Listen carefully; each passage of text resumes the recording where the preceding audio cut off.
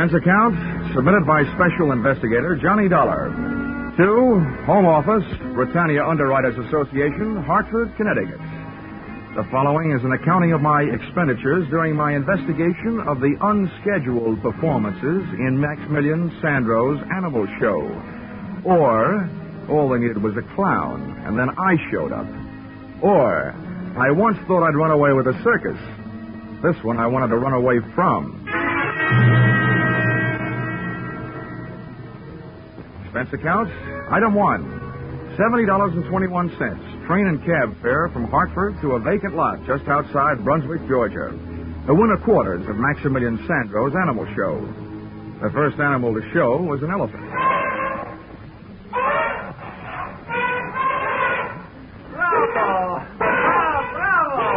Mister, where can I find Maximilian Sandro? Come on. Hey, mister, I want to ask you a question. Please, you're not so loud. You upset the Blanca. I'm going to try to teach you an aria for next season. An aria? Well, that should set opera back 10 years.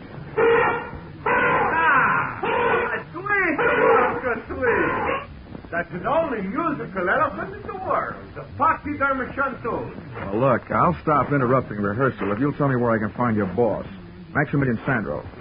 My boss? Yeah. It is I. I am Maximilian Sandro. Oh, good. I'm Johnny Dollar from the insurance company. Oh, let's make it something else. Blanca, you rest. I'm going to come back when I'm through with Mr. Dollar. Well, as I understand it, Mr. Sandro. Oh, that's a poor Blanca. She don't like to see me go. You know, she's like a puppy to me. But this is the new black leopard. That's the beginning of all of my trouble. I'm going to show you to her. Someone has tried to steal her. And that's what I don't want, Mr. Dollar. Well, since Britannia Underwriters insured her for $20,000, that is what they don't want, too. You see, it cost me too much to get her from Africa. To lose her, that would ruin my financials. Everything would go. Ah, this is my monkey. Yeah. Hi. Look, Mr. Sandro, how does anybody go about stealing a neat little package like a black leopard? And why? Why? Mm-hmm. Because she's a very special leopard. She's a very big, very shiny. I'm going to name her Ashanti. She's going to be my prize attraction. There's a lot of animal shows would like to have her. Oh, you suspect your competition? Oh, gee. Well, when was the attempt made? One night last week, they make with a truck. They tried to pull her cage away, and we saved her just in the time. Oh, see, my finches, the parakeet, and the toucan, and this is my crow. Yeah. Very nice. Colorful. Did you try and trace the truck? No, you know what to trace. They went away, whoosh, no lights. And it's something else that's not right at all. So, yeah, what's that? I'm going to make a big plan. I'm going to get all the money I can put a hands on to buy her from this man at Tex Randall. And then now he said the money that was enough before is not enough now. He thinks he cheated me, this Randall. Well, I'd like to help you with that, too, Mr. Sandro, but I'm afraid that's your problem. My job is to see that your leopard isn't stolen. I see, I know. You get to pay for your job, but you do it. And then... Oh, no. There is the shot. There is my leopard.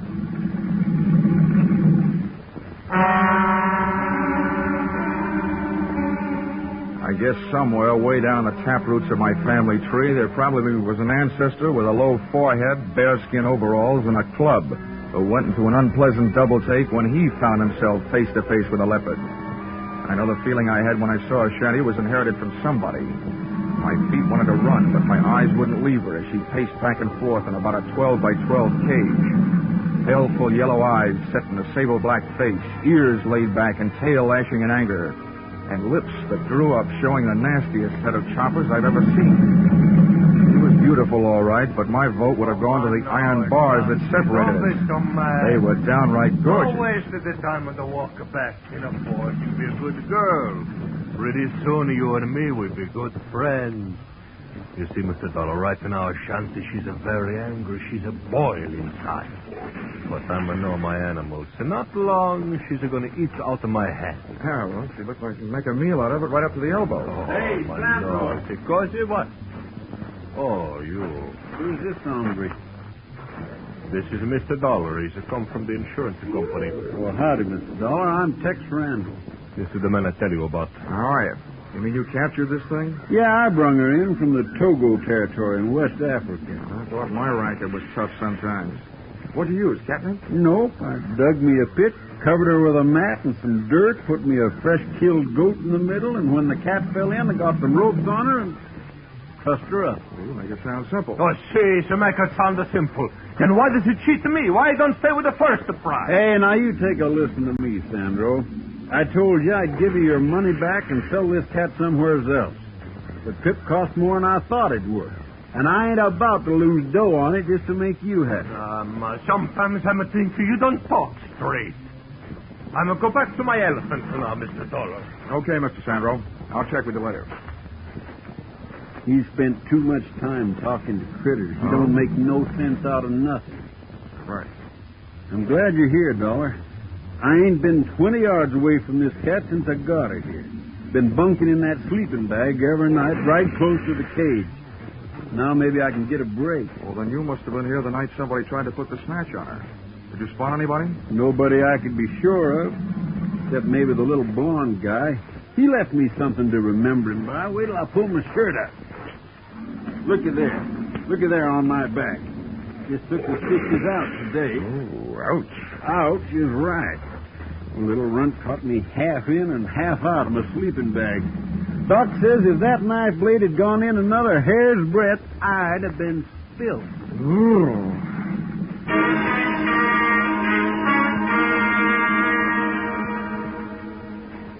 And with that happy thought, Tex Randall, a hard man to kill, left to go into town.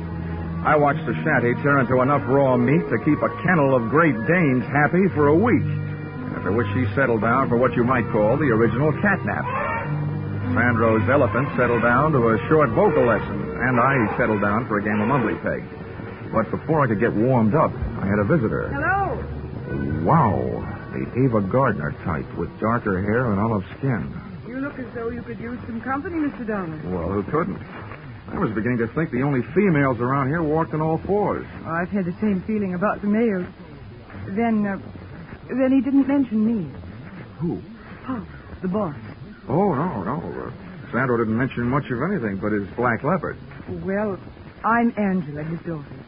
Oh, I see. He probably forgot to mention you on purpose, hoping to keep my mind where it belongs, on my work. Well, that's what I came to talk to you about. What can you do? You can't stay with the shanty for the rest of her life, can you? And before I found out about you, I would have said no. Please be serious. All right. There's only one thing to do. If the leopard isn't safe here, and from what I've seen and heard, I don't think she is, I'll just have to take her someplace else until this is all cleared up. Take her someplace else? Mm-hmm. Well, that would break Dad's heart. It would break the heart of the company that hired me if a shanty turned up missing. Look, he can't take her on the road until next summer. We'll keep her safe until then.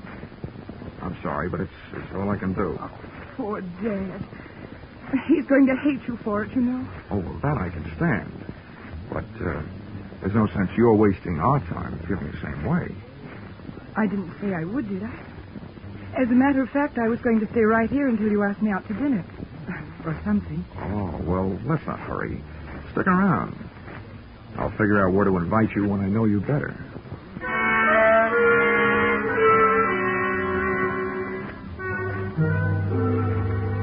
And there, during the waning hours of the Georgia day, I learned that, up to a point, Angela was an easy girl to know. She liked cocktails, dinner, and dancing, so that's the schedule we set up for later. As soon as Tex Randall showed up to temporarily relieve me of my duties as leopard sitter.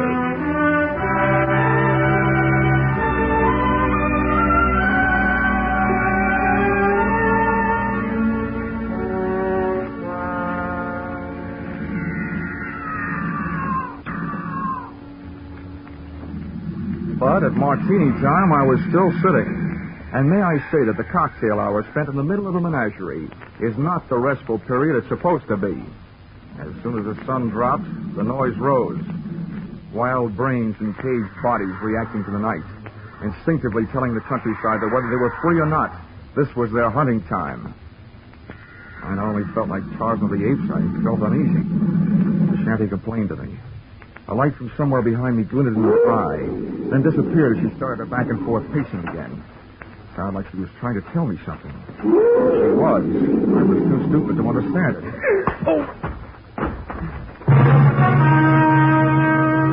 Whatever hit me from behind didn't land hard enough.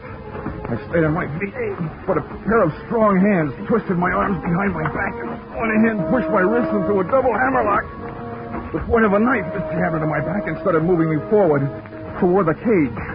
The leopard stopped her pacing as she saw me coming. She reached out between the bars for me, her great paw spread, claws extended. The last thing I saw was her snarling face and the paw reaching. Then there was a lunge behind me and something hit my head again. The cocktail hour was over. I'd passed out without a drink.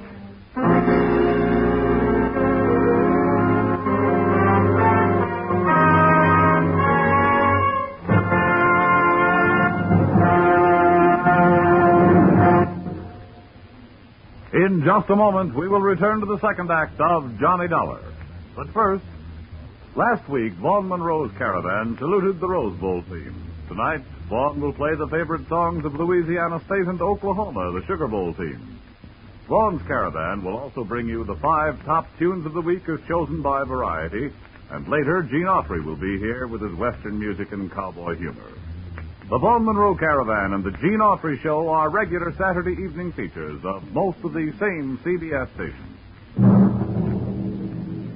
Now, with our star, Charles Russell, we return to the second act of yours truly, Johnny Dollar.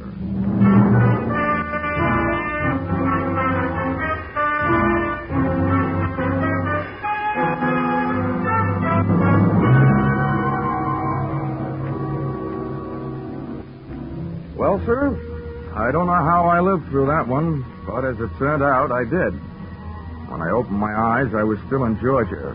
But that condition was about all that hadn't changed, for the worse. My head was not only aching in the back, but a new lump had been born above the bridge of my nose. But nothing else had been added.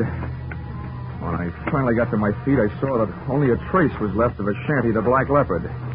A pair of ruts in the dirt made when her wheeled cage had been hauled away. I started out to find Sandro and a telephone, but one of my feet found something else before I'd taken 3 steps. I didn't know how he had gotten where I was supposed to be, but he'd made it. Tex Randall, his neck twisted and the marks of claws on the side of his battered head.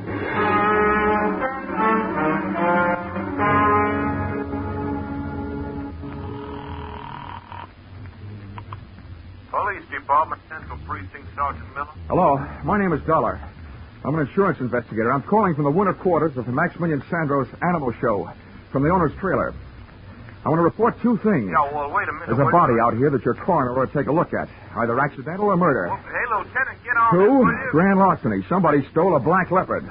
Oh, now listen, if this is your idea of a joke, fella, It's too late to joke, Sergeant. Just send some men out. I'll give them the rest of the story when they get here. Joke yet? What passes for humor in Georgia, anyway? Hey, Sandro! Sandro, come home!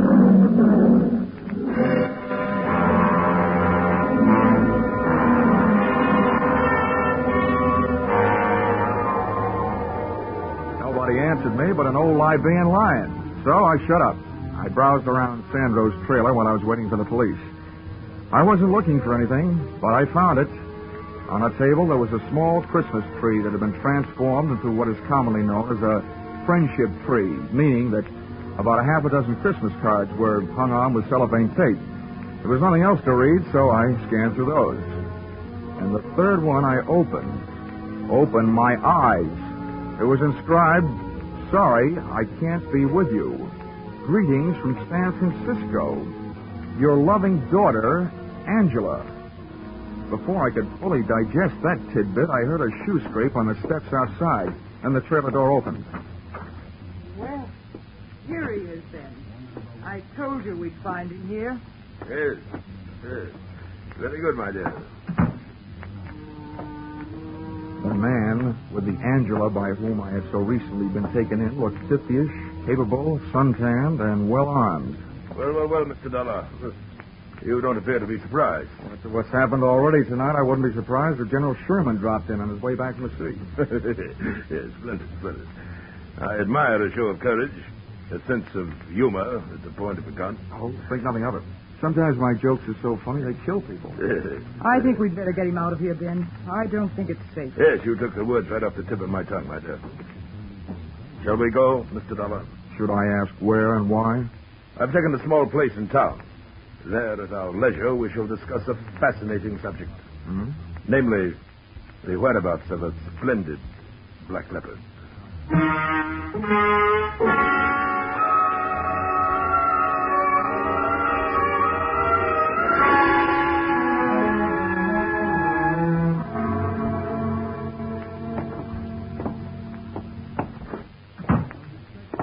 Move right ahead, Mr. Dollar.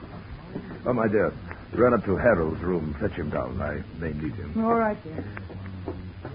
Into this room, Mr. Dollar. And, please be seated. If you don't mind my asking, Ben, how do you manage... My dear sir, it just so happens that my full name and title is Sir Bennett Mountford. The term of familiarity, Ben, is to be used only by my closest friends. Now, if you will couch your question properly... Oh, it wasn't important. I just wondered, since that gun seems to be so much a part of you, how do you manage without shooting yourself while shaving? You've a ready wit, haven't you? I know the proper time and place for a weapon, my boy. I've learned from experience. I chose early in youth as my avocation the hunting of big game. If you had faced the last desperate charge of a wounded lion or a maddened rhino as I faced them, you too would realize that a good weapon, properly aimed, is man's best friend. Which brings us to the subject of our mutual interest, the black leopard. Where have you hidden her? What makes you think I have? No. Let's have no deception, sir.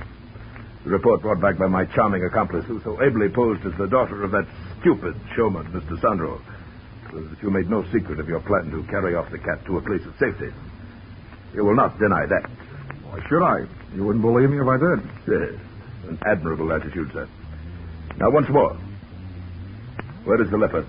If I told you, it wouldn't be worth much as a hiding place, would it? If you do not tell me, your life will be worth very little. Come now. Perhaps your loyalties are misplaced. What did that market hunter, Mr. Randall, tell you about the cat? Not much. Except that he got a knife in the back, put there by somebody who was trying to steal her. Well then, sir, I'll spin you a tale that'll set your blood to pounding. What would you say, my boy, if I told you that that black leopard is worth a king's ransom? Well, I don't know. I'd probably ask why. Well, she is, sir, and I'll tell you why. She was captured in the Togo territory, West Africa. I am quite familiar with that section. I've hunted there. A district par excellence for elephant, buffalo, and situtanga. As a matter of fact, I was there before and shortly after Randall's infamous trapping of that fine beast. Did he tell you that? Well, if he did, it didn't make any impression. I hear there are a lot of people in Africa. Well, to continue. The Togo territory is inhabited by the Awe tribe, a group of long-headed patrilineal people whose most interesting characteristic at this moment is the fact that they are animal worshippers. Now, does the point sink home? Vaguely. That leopard Randall snagged is important to them. Is that it? Yes, precisely. You struck it. And they'll pay a veritable fortune for her return. $100,000 in gold. And now that I've let the cat out of the bag, so to speak. And do you have a price in mind? In return for which you will share with me the hiding place of the animal? Yeah, you go on back to Togo, and I'll cable you the address. It's obvious, sir, that you are not in full command of your senses. Harold! Harold! Yes, hold your horses. I'm coming. Look, if Harold is your violence department, Ben, you can save your breath and his muscles. I'm not having any. Stay where you are, sir. I give you fair warning. I'm nuts to your fair warning. You want to find that black leopard, and I'm the only one that knows where she is. You're not going to do it by puncturing me. Come back here, you fool. Come back here. Take it easy, Ben. I'll get him from the stairs. That's far enough, Mr. Dollar. You better call off your infantry, Ben. All right, wise guy. In it comes. Harold, wait. Let him go. What's the matter? You crazy? He's going to tail me. Let him go. Let Randall have the upper hand. Oh, brother.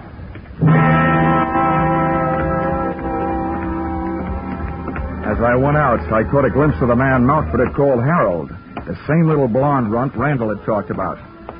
That wrapped up the question of who had played tic-tac-toe with a knife on the Texan. But 10 yards of Sir Ben's front walk later, I suddenly remembered Mountford's last words.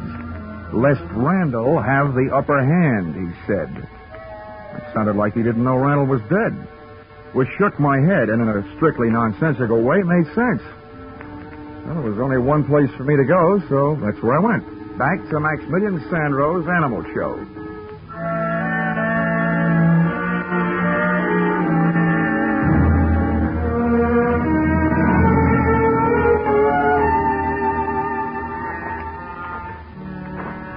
When I got there, I was awake, but all the smart animals were asleep. Maximilian Sandro hailed me from the lee side of a tent. Come in, Mr. Dollar, into the shadows.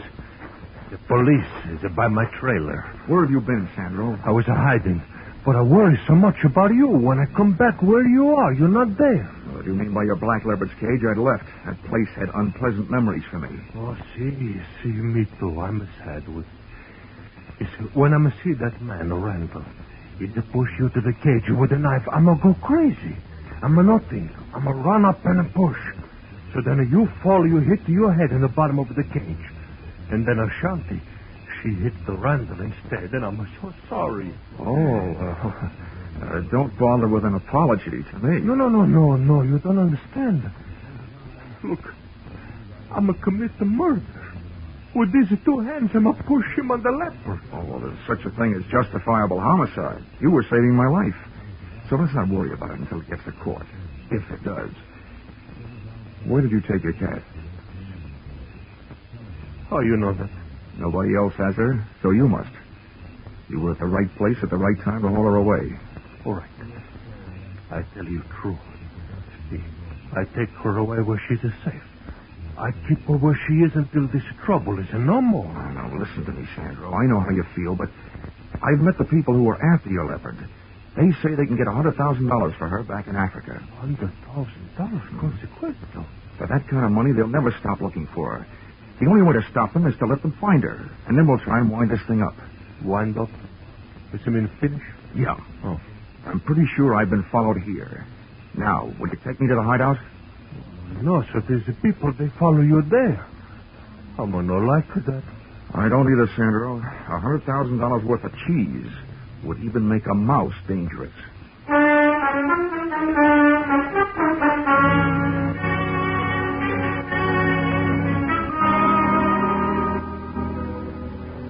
Sandro was a hard man to convince. I wasted more words than a Republican campaigner, and then I used blackmail. Then I told him I'd turn him in for Randall's killing and testify against him instead of for him. He saw things my way.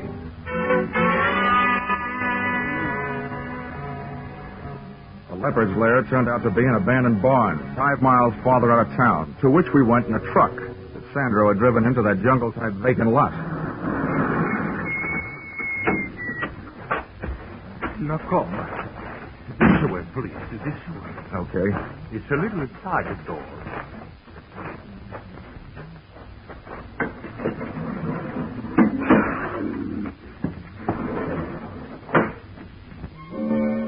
Ashanti was performing that old dance of hers again, pacing the length of her cage back and forth, her head swinging rhythmically each time she turned. We'd made ourselves easy enough to follow on the way out, but my neck was getting stiff from helping my eyes follow the leopard's movements before I heard a sound outside the door.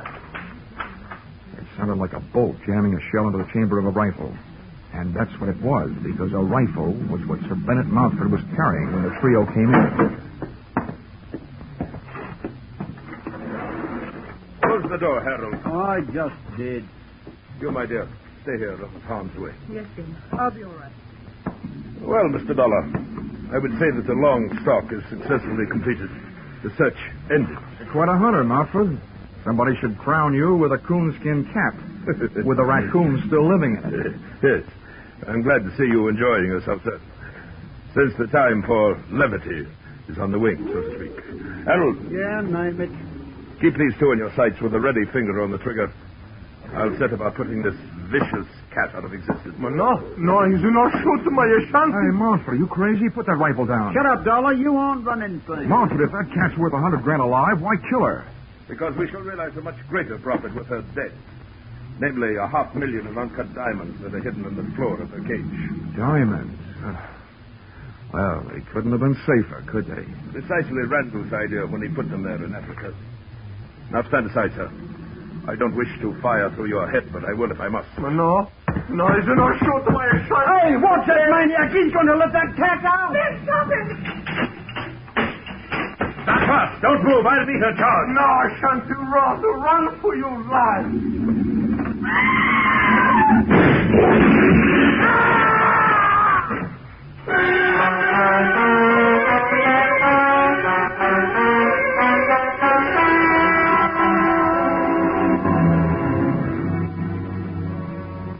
Montford had a lot of guts, but sometimes luck helps, and that night he didn't have any. Ashanti sprang straight to the little door of her cage. She was still in the air when she went past him, head high, and as she did, one of her fatal front paws reached out for him. It looked almost delicate, but the force of the blow sent Montford clear across the barn, and when he landed, he didn't move. Ashanti streaked toward a square of night sky showing through a window, and she was gone. Ashanti, come back. I turned back, away from the window, to check on the rest of our guests, but they were gone. Apparently, there was something about a leopard on the loose that had made $500,000 in diamonds not as important to Harold and the phony Angela as distance between them and that barn. So, there I was, suddenly left with nothing to worry about. If you can call enough diamonds to stock the Kimberley mines, nothing.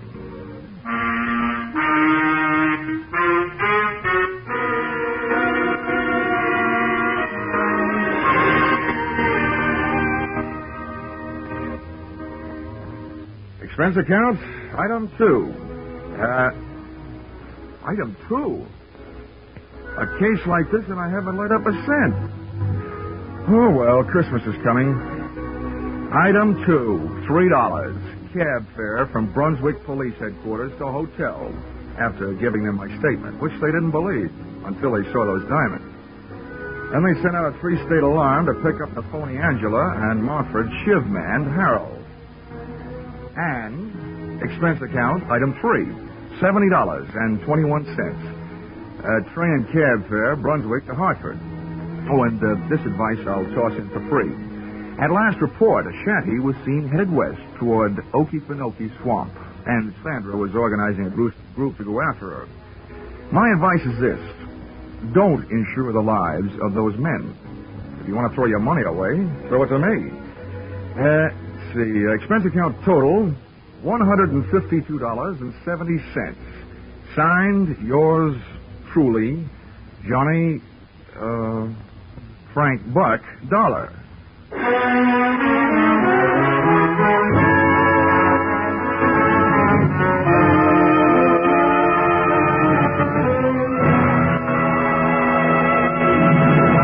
Wikipedia says that the island of Haiti can be called San Domingo, Santa Domingo, or Hispaniola. Well, after my visit there, I could suggest a few more things they can call it, but they probably wouldn't get past the censors.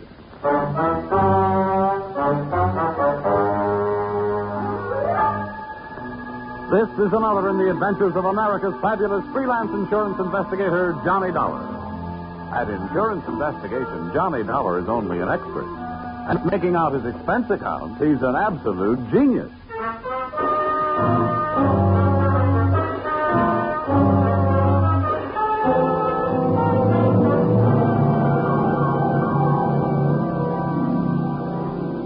Expense account submitted by Special Investigator Johnny Dollar. To Home Office, American Federated Life Insurance Company, Hartford, Connecticut. Attention, Harvard Huntington, General Manager. The following is an accounting of my expenditures during my assignment in Port-au-Prince, Haiti. Or, the nights may be black down there, but the magic is blacker. Expense account, item 1, $15 for a pair of tickets to see the show Detective Story at the Hudson Theater, New York, which I never got a chance to use. Come with your Hartford home promptly at certain I want times. to thank you for coming out here. Why, that's all right, sir. Sorry to break into your evening like this, but since I have, I'll get right to the point. Fine. Perhaps you've heard of the Gordon family here in Hartford. Well, what I see of the society page is while I'm flipping back to the sports section. But I've noticed the name. Diamond-studded, aren't they? Yes, immensely wealthy. Pillars of society and, surprisingly, quite a proper family. It is all but one of the sons, Ralph. A heavy drinker, complete wastrel, ne'er-do-well. A blot on the old escutcheon, eh? Yes, continually getting into one scrape or another. Now he's done it again. I take it that you're not worried about Ralph the man, but about Ralph the policyholder. Well, to put it bluntly, yes. I don't think it's unethical for a company to protect its interests. In this case, the policy is in the amount of $150,000, payable to his death to charity or to his wife if he's married. Yeah, that's quite a piece of paper. Yes, to be quite candid, I rue the day it was issued. But the point is this. Ralph Gordon, at last report, is dying aboard his yacht at Port-au-Prince, Haiti. Oh, you don't need me, Mr. Huntington. You need the Mayo Clinic. Dollar, I hesitate to even mention this in the presence of a sane man, but from everything we can learn, young Gordon is not dying from any known malady. He's dying as a result of a... Well, it's pure nonsense. He's supposed to be dying as a result of a voodoo curse. Now, anyone with any sense... Now, wait a minute. Where'd you get your information? From his older brother, Thomas. He's a doctor. He's down there in Haiti with Ralph. I want you to go down and debunk this thing, Dollar. Find out what's wrong. Why, any sane man knows there's no such voodoo. You don't believe in it, do you? No. Not unless I see it working.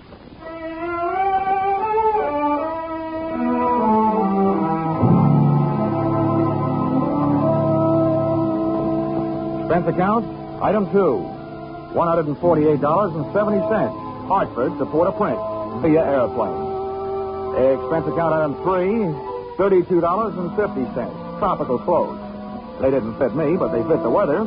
And item 4, $25. Spent while I browsed the waterfront bars in Port-au-Prince, looking for somebody who knew where the Gordon yacht was moored. Know about this? When I found him, he not only knew that, he knew everything. Ask me first. My name's Cap Reagan, and I've been here since before repeal. Give up my citizenship, I did. With the help of a couple of prohibition agents. Oh, you don't say. Uh-huh. And I figure on sailing out in the final days right here. What do you want with the Gordon craft? I want to see the owner, Ralph Gordon. How do I get to it? Oh, I reckon you pay me to row you out to her. My dinghy's down at the foot of the pier, just a short hill from where we're at. Oh, well, good. Come on, let's shove off then. Just wiggle it down my ration here.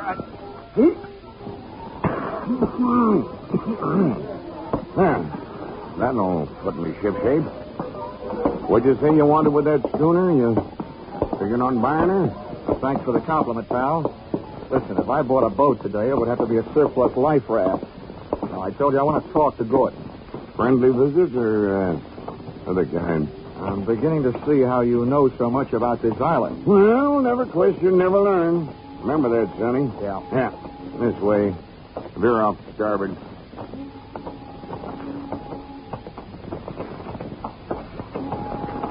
No, sir. Never question, never learn. Yeah.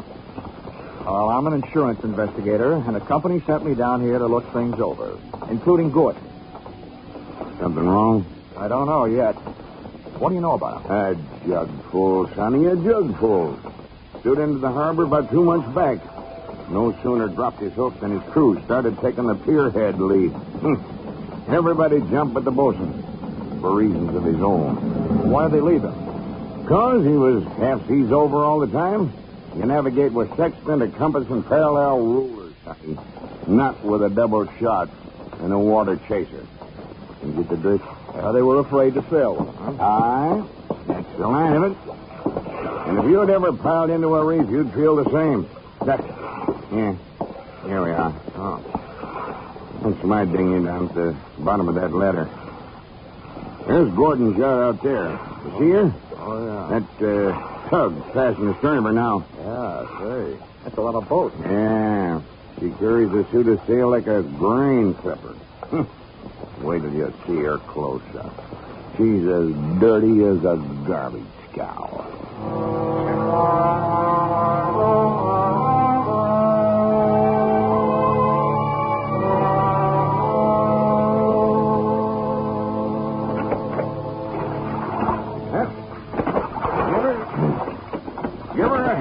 off, Sonny. They're close enough. Hey! Anybody aboard? Hey, aboard the yacht. Anybody home? Yes? What do you want?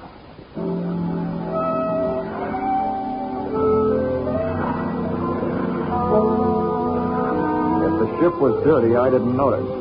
It may have had good lines, too, but it couldn't have touched what stood at the rail wearing clam diggers, an off-the-shoulder T-shirt, and a Caribbean tan. There's a rim hull for you. Yeah. That'll be his wife. His wife. Oh. Can I come aboard? Who are you? What do you want? I'm Johnny Dollar from Hartford. I want to talk to Ralph. Oh. Why, yes, and I guess you'll have to come aboard. Yeah. I'll swing the stern into the ladder. Okay. There you be. Oh, steady now. Steady. Okay, Cap. You wait for me, huh? Yeah.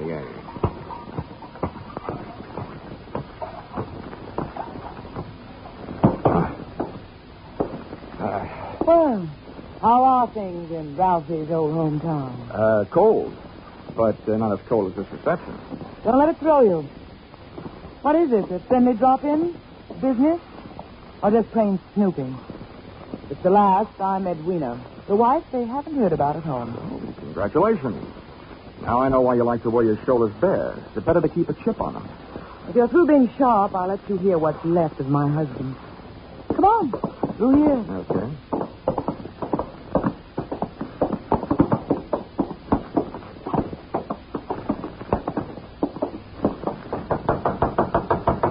Hey, Ralph. Ralph, you've got a visitor from Hartford. Get away from this cabin, you dirty-nosed gold digger, and take your visitor with you. Wine's all gone. Why don't they send another case of wine? There you are, John. You've got the door locked. It'll stay that way till he runs out of wine. You heard enough? Yeah. Enough to know how you acquired your charming attitude. Forget it. I walked into it with my eyes wide open. Let's get back out on deck. The light's better for throwing bobs at each other. Yeah, sure. Sounds like fun.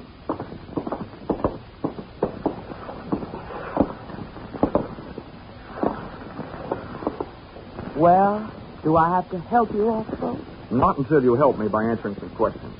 I'm an insurance investigator, and I was sent down here by the company that holds a policy on your husband's life. Oh, what should I do, Frank? The story they got was that Ralph was dying from some kind of a voodoo curse. They don't believe it, and neither do I. Why not? That might be true. Huh?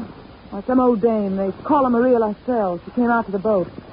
She yelled some things at him, and when Ralphie threw a bottle at her, she swore she'd put a curse on him. How'd they hear about that back in Hartford? Ralph's brother, Dr. Thomas Gordon, told them. You know him? Yeah, we hate each other. I wonder why he told them. Maybe because he thought somebody who'd be better off with Ralph dead was using Maria Lascelles' curse as a cover-up. How would you stand as his widow? Get off the boat. Never mind the act. You're his beneficiary. Or didn't you know? I said get off. What's the trouble, Eddie? Oh, him. Yo, come here, will you? All right. Who's the boarding party? Just get him off him. I'll see you in my cabin. Sure, honey. Anybody gets you this upset, it'll be a pleasure. Well, mate, do you walk or dive? Save your strength for the last scene, Goliath. I was just leaving.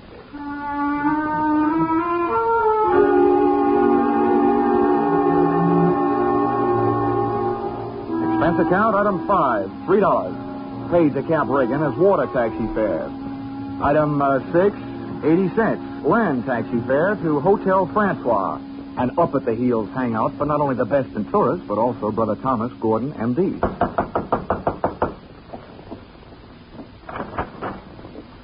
Yes? I'm Johnny Dollar, Dr. Gordon, from Hartford. Oh, yes, Dollar. I've been expecting you. They wired me you were coming down. Come in. Thank you. Oh, please make yourself comfortable. Could I offer you something? Nothing but some brotherly advice. Why, certainly. You know, I feel like a stupid fool for not being able to handle this thing myself. So now that you're here, you call on me for anything. Have you seen Ralph? I tried to, but he locked himself in his cabin. Tell me, as a medical man, how do you digest this voodoo curse story? Why, it's ridiculous. Good heavens, this is the 20th century. I do think that Science doesn't know everything it would like to know about voodoo and black magic. There are stories supposedly true, but any victim would have to have a highly susceptible mind. Now, I know my brother, Mr. Dollar. His mind is susceptible only to his own whims and fancies. Well, then what's the matter with him? Well, that's it. I don't know. He's drawn within himself. He seems to be searching almost insanely for escape through alcohol. Hasn't anybody thought of putting him on the wagon? It's a horrible idea, but I've heard it works. I don't think this is the time for it. He's suffering mentally and needs release. Well, that leaves us with only one thing to think about. No matter how thin you cut it, it's still voodoo. I'm a man of science, Mr. Dollar. I'd make hypocrisy out of all my knowledge and training if I attacked the problem from that direction. But please, you let me know what you learned, huh?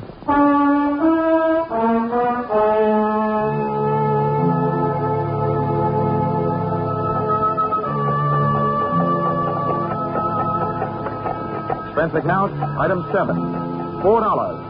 Rental of horse and cart in which my walking tourist guide, Camp Riggin, and I jolted out of town in search of Maria LaSalle. Something made me feel like I was riding my last mile in a tumbril en route to the guillotine. The moonlight was fighting a losing battle against an army of storm clouds that were sweeping in. And then to make it worse, I heard a drum. You there, Sonny? Yeah, sort of a tired Gene Krupa. Means we're getting close to Maria's headquarters. Is she the only one around here? Yep. None of the good Hoogans performs in her territory. She's too mean. Oh, great. What's the matter?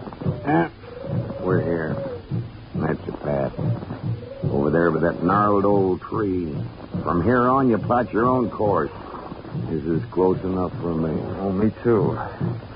Well, how do I know I can't put a curse on her? I've never tried.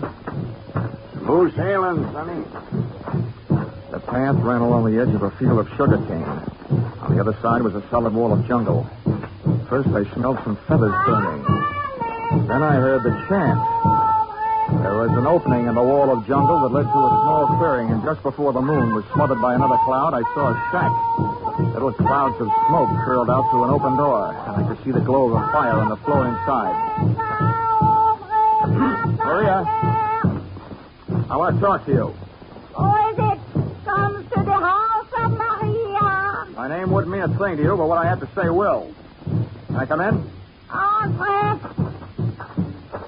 what is this word of so great importance to stop Maria? All I know about voodoo is I don't believe it. Upon me, I've come to you because I haven't got any answers from anybody else. I want to know what's behind this so-called curse you put on Ralph Gordon. You don't believe? You like me make you believe, eh? Ralph Gordon, he died tonight in the wind and rain. And for you, I have magic now. Look, regard my fire. You will see, you will believe this book. Voila!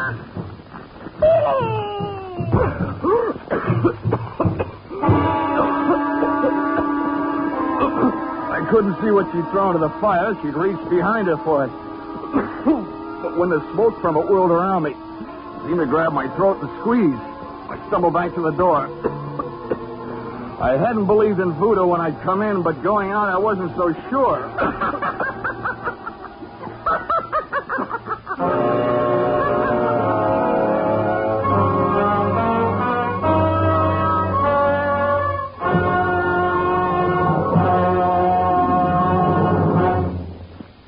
In just a moment, we'll return to the second act of Johnny Dollar. But first, the two Orange Bowl teams, Santa Clara and Kentucky, will be honored by Vaughn Monroe and his CBS Caravan tonight. Vaughn and his great band will play favorite songs of the two Orange Bowl teams. Be sure to hear Vaughn Monroe's Caravan, followed by the Gene Autry Show on most of the same CBS stations tonight and every Saturday night. Now, with our star, Charles Russell, we return to the second act of Yours Truly, Johnny Dollar.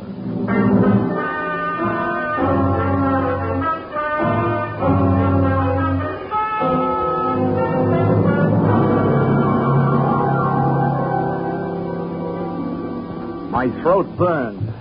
My eyes were looking at each other. My lungs felt like a pair of deflated footballs. And the blood in my head was pounding a better and louder rhythm than that drum. I staggered around the heavy jungle air, and when I could breathe again, I gulped in enough to lift the Graf Zeppelin. By that time, I was cool enough to get hot in anger.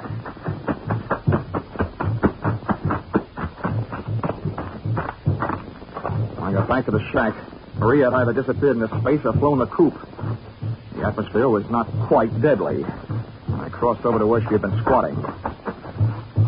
She hadn't left much of what she'd smoked me out with, but she left enough to swing things back from the world of black magic into the world of logic. A few shreds of photographic film on the dirt floor. And film, made of cellulose and nitrates, not only takes pictures, it puts out nitric oxide and nitrogen dioxide when it's burned. A combination that would live up to the demands of any gas chamber. The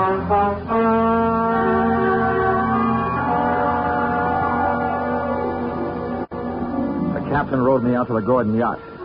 This time I boarded without a hail. Ralph was still in a bad mood as I started to pass the cabin. Why don't they send the wine? Empty! Empty! His antics inside the cabin sounded interesting, but not half as interesting as the conversation coming from Edwina's cabin. Dear Edwina, the little wife they didn't know about at home. I'm telling you, if we can't go on with it. Well, it's tough. You having a change of heart. Well, that's what happened. Not so sure that makes any difference. Maybe you're in too deep to back out. How would you like it if I spilled the whole thing? Well, what difference does it make? You're better than landing in a Haitian prison with your motives showing. Think it over, Angel. I'll be in my sack when you make up your mind. How wrong can you be? See you later, hon.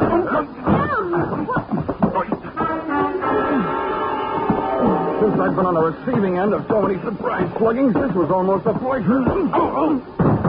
What are you doing on this ship? Get off. Oh, no. Not of that intriguing conversation I just heard. How much did you hear? If I added it to that gas assault Maria Lascelles threw at me, it'd be enough to nail you and Loverboy here for conspiracy to commit murder. Well, I don't know what you're talking about. And the point is, I know what you two were talking about. Oh, listen to me. You've got to believe me. I don't have to. Well, try me anyway. Well, I admit to him, and well, it was because Ralph turned into a wino after we were married. Oh, this probably marks the first time in history that an icicle melted in Port-au-Prince. Please let me finish. When my marriage went to pieces, I had to do something or go crazy. You see, Ralph drinking up all the champagne on the island was just more than I could take. I was going to divorce him and leave with him, but we weren't going to murder him. Chapter 1 had so many holes in it would have been printed by a punch press. You don't worry about landing in prison with your motive showing when all you're planning is divorce. Oh, yes, you do when people are waiting for your husband to die under mysterious circumstances. That's why I was trying to make them go away. If Ralph died, who'd look in his father's mirroring wife? Can you lock this cabin from the outside? No. What are you going to do? You're not going to lock me in? No, just your playmate. You're coming with me. Where? To Maria Lascelles. I want to catch your reaction when she sees you. You don't believe me. No. With $150,000 at stake, I don't even believe myself.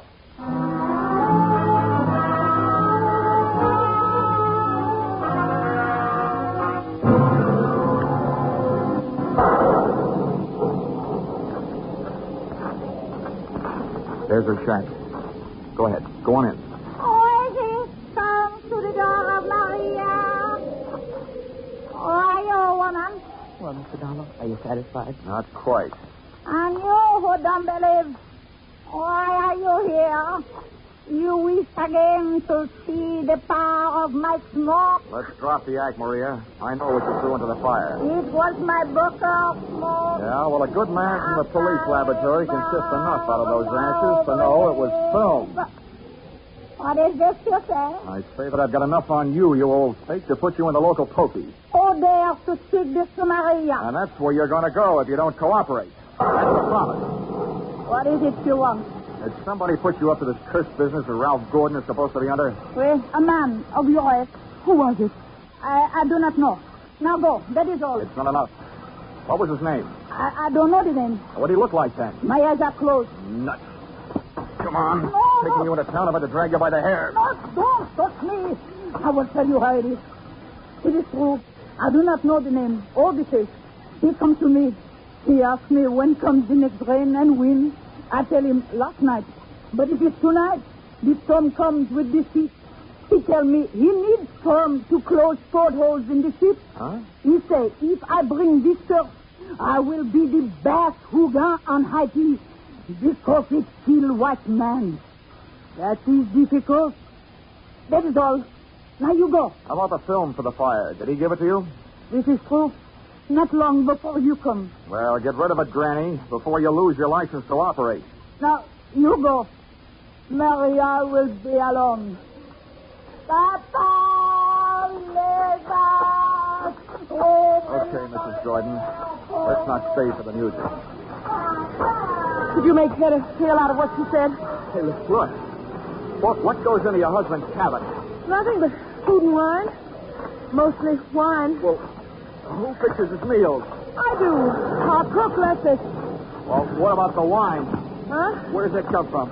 You said it was champagne, didn't you? Yeah. So it comes from the same place. Liquor shop in town. A case at a time. Oh, nothing makes any sense. What are you going to do? All I can do. Try every angle. But that's not all I'm going to try in that liquor shop.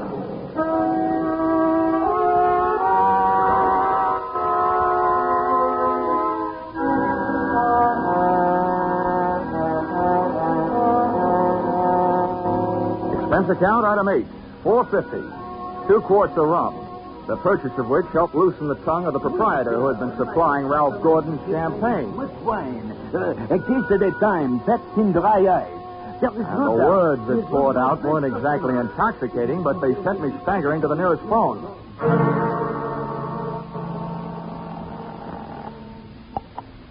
Yes? Hello? Hello, Dr. Gordon. This is Dollar. Good heavens. Dollar, I've been wondering about you. What have you learned? First, tell me this. What would happen to a man if he was in a ship's cabin on a stormy night with all the portholes closed and there was a lot of dry ice in there with him? What? What was that? A small room, no ventilation, a lot of dry ice. A lush, maybe passed out. What would happen? Oh, good Lord. Dry ice is solidified carbon dioxide. If enough of it evaporated into the room... The lush would not be bothered by a hangover the next morning because he wouldn't wake up, right? Exactly. The gas, although not toxic, would force the oxygen from the atmosphere, and the result would be asphyxia. What are you getting at, Dollar? That curse your brother is suffering from is very scientific. The champagne he's been getting has been chilled by dry ice, about 5 pounds per case. And 1 case went out to the yacht just before the storm broke. Good Lord. Well, it may be just coincidence, but Ralph's wife and that bosun. Yeah, I know. For a bosun, he'd make a very good chemist. Well, send for a pulmotor, will you? If it's too late for your brother, maybe I can use it.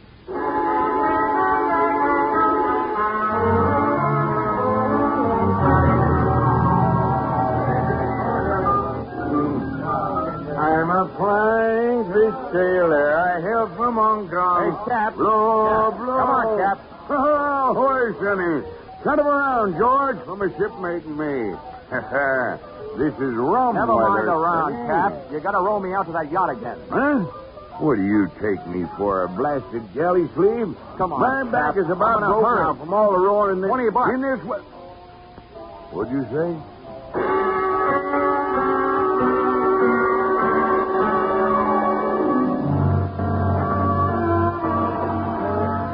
I didn't think it could rain any harder than it had, but it did. We would have been drier swimming. And the visibility was so bad, I would have had to have a seeing eye seal to find the ship. But about 20 minutes out, Cap spotted a riding light. Here's your letter, Sonny. We were on target. But so was somebody else. The searchlight stabbed out of it. Hey.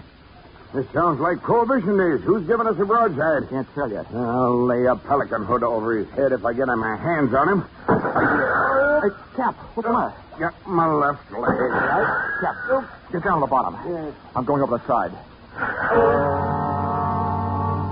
To me, swimming is a pastime to be practiced only under ideal circumstances, in a pool, and preferably in the company of a well-filled bikini suit.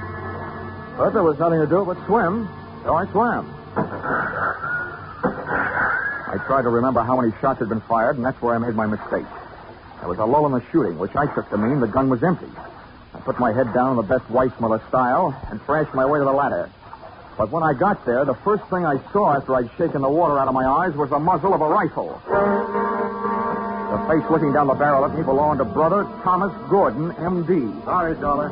Killing you wasn't in my plan. But now it'll have to be done. I wasn't surprised at that, but I was surprised at what happened. I was waiting for a bullet to come my way, but instead the doctor did. Are you all right, Dollar? Yeah, here I am.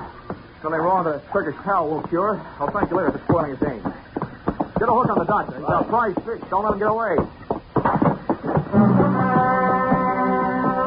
I grabbed the fire axe out of its case on my way to Ralph Gordon's cabin. If it needed ventilating, I knew one quick way to do it.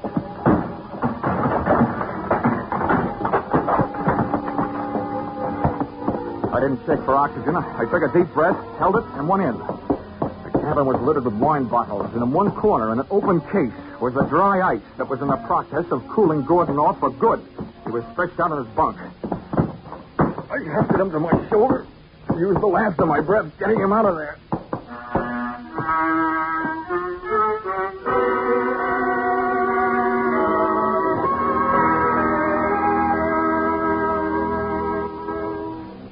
Expense account, item 9, $30. Cover charge at a hospital where I put the revived Gordon under the care of a doctor, not his brother, who happened to be resting in a jail cell at the time. His motive hadn't been the insurance money. He figured to gain quite a chunk as the only heir to the Gordon fortune, if he could have taken care of Brother Ralph. Item 10, same as item 9. Same hospital where they tacked up Cap Riggin. Item 11, $148.70. Return trip to Hartford. And expense account item 12, $40. An ounce of voodoo perfume for the lovely but sometimes chilly Edwina. Maybe if she tries that kind of magic on her husband, he'll spend less time with a bottle joy and more with her kind. Expense account total, $424.70. Signed, yours, truly, Johnny Dollar.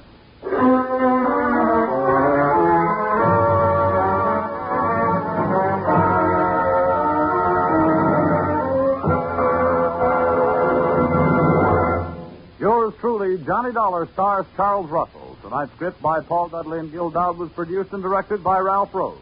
Featured in the cast were Betty Lou Gerson, Sylvia Sims, Ben Wright, Ken Christie, Howard Culver, Dawes Butler, and Tim Graham.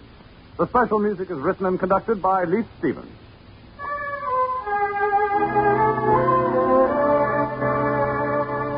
Be sure to be with us at the same time next week when another unusual expense account is handed in by Johnny Dollar.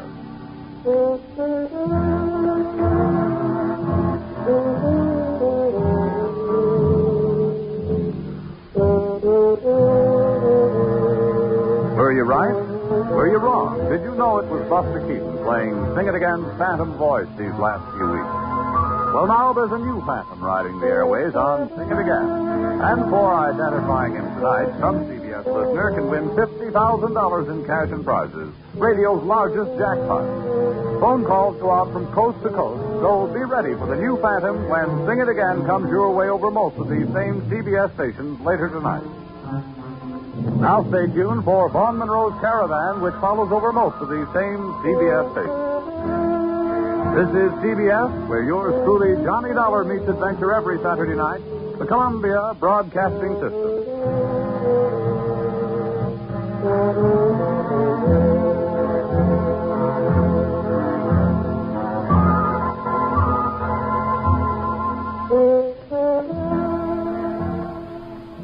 You're listening to HOJO Radio. More classic old-time radio coming your way next. There was a man with a bad heart.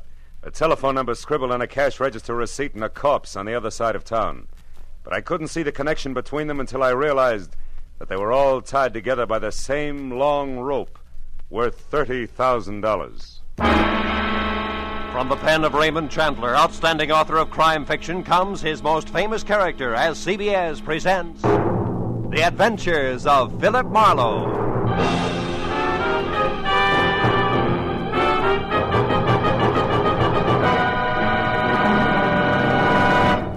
And now, with Gerald Moore, starred as Philip Marlowe, we bring you tonight's exciting story, The Long Rope.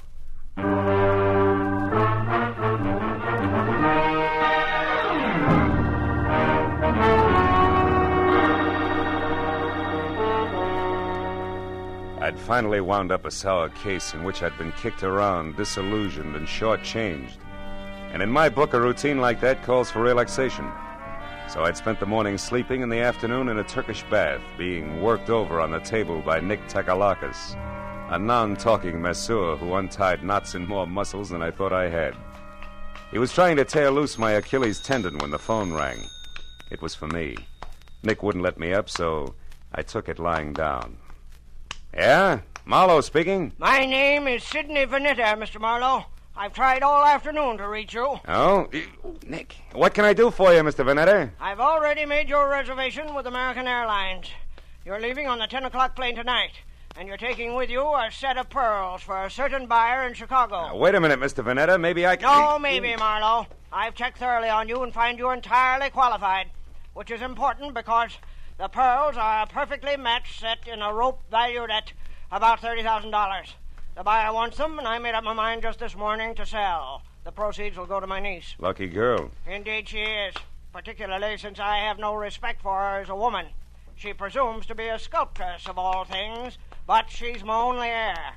I'm selling the pearls simply because I know she would, and I can get more for them. Yeah, Hey, Nick, wait a minute, will you? Why all the hurry, Mr. Vanetta? First, the buyer is leaving Chicago tomorrow. Second, my heart may fail me at any moment. That's the hurry, Mr. Marlowe. I see. Well, I'll take the job, conditionally. But suppose I come out and talk with you. Telephones are deceptive. Very well. Come to 7241 Adams, just below Western. I'll expect you in an hour, at 6, sharp. Side door will be open, so let yourself in. Sounds like you're alone out there. I am. I just fired my nurse, a Miss Drew, and as stupid a woman as the earth was ever cursed. But I shouldn't get excited about it. I've engaged a new one due here at 5:30, but who will no doubt be late. So as I say, Marlowe, when you get here, just let yourself in. Goodbye. Goodbye. Well, Nick, you better hurry it up. I got to see a man about a rope worth $30,000. Yeah, that's right. A rope worth $30,000.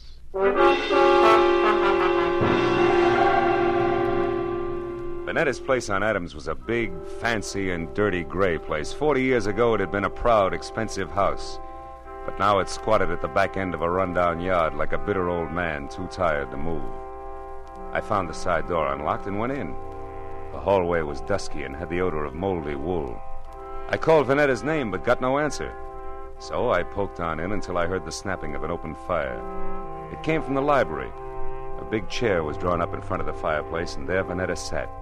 His chin sunk deep in his chest and his eyes closed.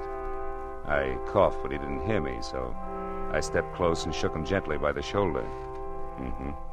All it took was a gentle shake. He sagged forward and poured out of the chair like stiff syrup. Mr. Vanetta was dead. I started for the phone to report the body, but then I heard gravel crunch in the driveway. Someone else was coming in that side door, so I stepped out into the hall and waited. Mr. Vanetta, it's... Oh. Who are you? Philip Marlowe. Who are you? Steve Temple. I'm Mr. Vanetta's business agent. Here on business now? Yes, I am. It's all the same to you. I came to see Mr. Vanetta regarding some pearls. So if you'll excuse... Oh. Yeah, the pearls can wait. Their owner's dead. So it finally happened, huh?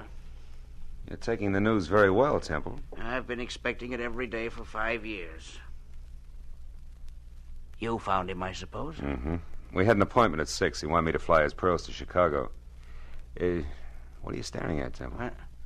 Why, this bottle of medicine here. What about it? Well, for years he's kept this stuff beside him in case of an attack. Yet, when he actually needed it, it was over here on the sideboard out of his reach. Ironic, isn't it? Very. He fired Miss Drew, his old nurse, today, and didn't expect the new one until 5:30. Say, do you happen to know her name? No one.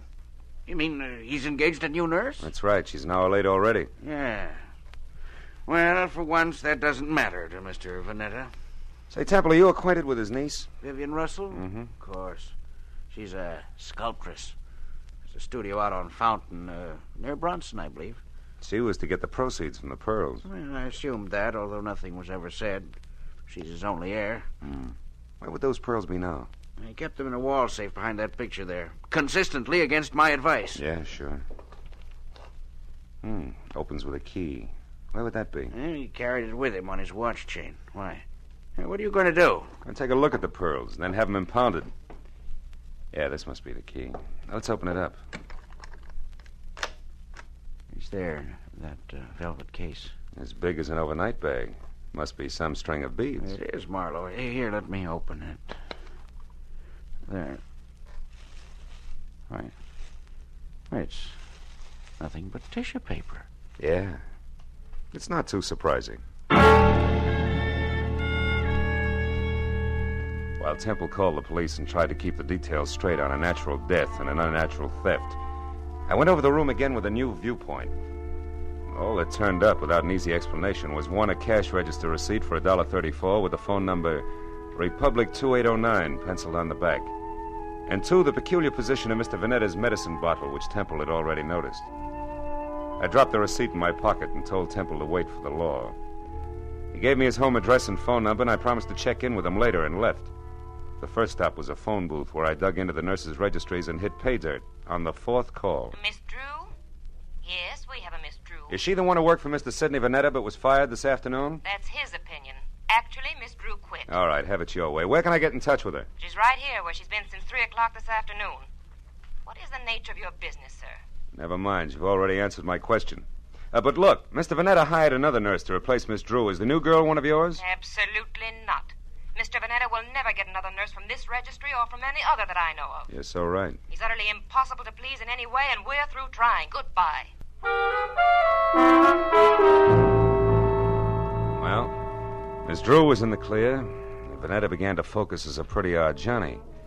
But I was still trying to figure why the new nurse hadn't shown up when I reached for a cigarette and brought out the cash register receipt with the phone number on the back. So I tried it. Republic 2809. It rang, but nothing happened. I got in my car then and drove up to Hollywood and out Fountain to Bronson, where the only Vanetta heir, Miss Vivian Russell, had a studio. It was a converted double garage with a lot of north windows, so her new close-to-the-ground Hudson sat outside in the driveway. The adjoining four-room apartment looked cozy enough, if you liked wading through chunks of marble and eating off of last week's newspaper. Yeah, I was braced for a dowdy Amazon with broken fingernails as I rang the bell. That's why the dainty 118 pounds of taboo-scented blonde, who was clad in 10 chartreuse yards of whispering silk cut like lounging pajamas, caught me as flat-footed as a duck when she opened the door. Hi. Did you want something? Yes. Yeah. My name is Marlowe. I'd like to speak to Miss Vivian Russell. You are. So go ahead and enjoy yourself, Marlowe. May I come inside? I have some bad news, Miss Russell. Oh, sure. Come on in. Now, shall I sit down or just hang on to something? Suit yourself. Your uncle, Mr. Vanetta, died this afternoon. Oh, his heart finally gave up, did it, huh? Yeah, but you shouldn't go all to pieces like that, Vivian. Now, wait. He meant nothing to me, but I'm glad his suffering is over. The pearls are missing, too. Well, really? What happened to them? They were stolen, and don't tell me that means nothing to you, because you're getting the money, $30,000 worth. What? Uncle Sidney intended to give me the money from those pearls? How do you know that? I'm a private detective, he told me. He was my client. Oh, then you're out of a job. Say, how would you like to work for me, Marlowe? I'm serious. Now I want those pearls back, you know. Now, for $25 a day in expenses, it's a deal. Now, you tell me something. Who did your uncle hire today to replace Miss Drew? The nurse? Why, I didn't even know Miss Drew had been fired. How did you know she didn't quit? With Uncle Sidney? Try me again. Republic 2809. That doesn't mean a thing. You know, Marlowe, you've got an awfully good head. Are you speaking as a sculptress or just an ordinary chiseler? And what is that crack supposed to mean? You didn't know you were getting the money legally. You might have taken the pearls yourself. Oh, stop it, Marlowe. Okay, client. Well, I'll run along. I've got work to do. All right, but don't forget that all work and no play makes for a dull companion. Yes, and it also makes $25 a day. I'll be seeing you. All the way down Sunset to Vine Street, I kept telling myself $1 a buck regardless. But the idea that I'd been grabbed at stayed with me. Vivian Russell had plenty of motive as a dry land pearl diver, and if that's true, she'd need a patsy just to keep her abreast of the situation. I turned north on Vine and twisted up Beechwood Drive to 2000, the number Steve Temple had given me. He had 2 hours of playing 20 questions policeman style, and I figured it was time to check his score. Also, Temple was the man to fill in a few blanks on my new client for me. His place was dark, but I got out anyway and started up the walk to his door. I'd gone about a dozen steps into a tunnel of overhanging shrubs when I heard it. Psst. Hey, you. I turned as a man stepped out onto the walk and came toward me slowly. He was tall, wiry, with a thin, arrogant face that sneered out from under an expansive forehead big enough for 3 sets of eyebrows. All shaggy. We're going to have a talk, Mr. Hey, you're not Temple. Now we both know that. I'm a friend of his. What do you want with Temple? I've got a message for him, but it's personal. Who from? Like I say, it's personal, mister. I'll be back later. Come here. I said I'm a friend of Temple's. If you got a message for him, I'll see that he gets it. Well, okay, then. Tell him that some of his friends are too blasted nosy. Go! The guy with the forehead had a great left jab and a pair of hurdler's legs, and by the time I untangled myself from the brush and got out on the walk again, he was gone. Well, I know it was a waste of time, but I tried Temple's doorbell twice before I went back to my car. Nothing made sense, except that somebody who knew his way around had stolen a long rope of pearls, and somewhere in the city was a nurse who hadn't shown up on a new job. Beyond that, it was all question marks. Well, I drove down to the filling station on the corner and went inside to the phone. I started to call police headquarters, but instead dropped the nickel in and dialed Republic 2809 again, just on a hunch.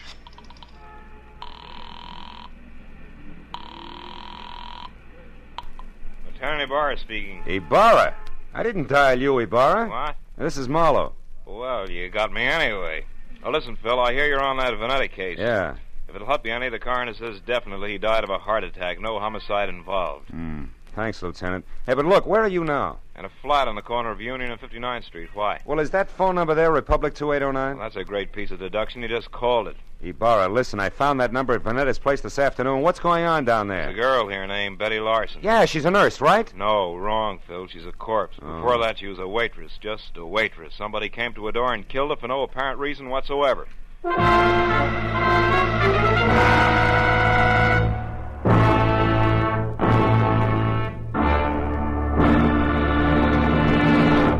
In just a moment, we will return to the second act of The Adventures of Philip Marlowe. But first, Jack Benny will be along on CBS tomorrow night with one of his funniest shows ever. In addition to his regular hecklers, Dennis, Don, Phil, Mary, and Rochester, Claudette Colbert and Vincent Price will pay a call on Jack. And with Don Wilson still wanting a raise in pay, and with Jack still trying to starve him into talking terms, you're sure to find the situations full of the hilarity and fast-moving fun that have made CBS's Jack Benny Show the top-rating comedy of all. Yes, remember, CBS also means Catch Benny Sundays. Now, with our star, Gerald Moore, we return to the second act of Philip Marlowe and tonight's story, The Long Rope.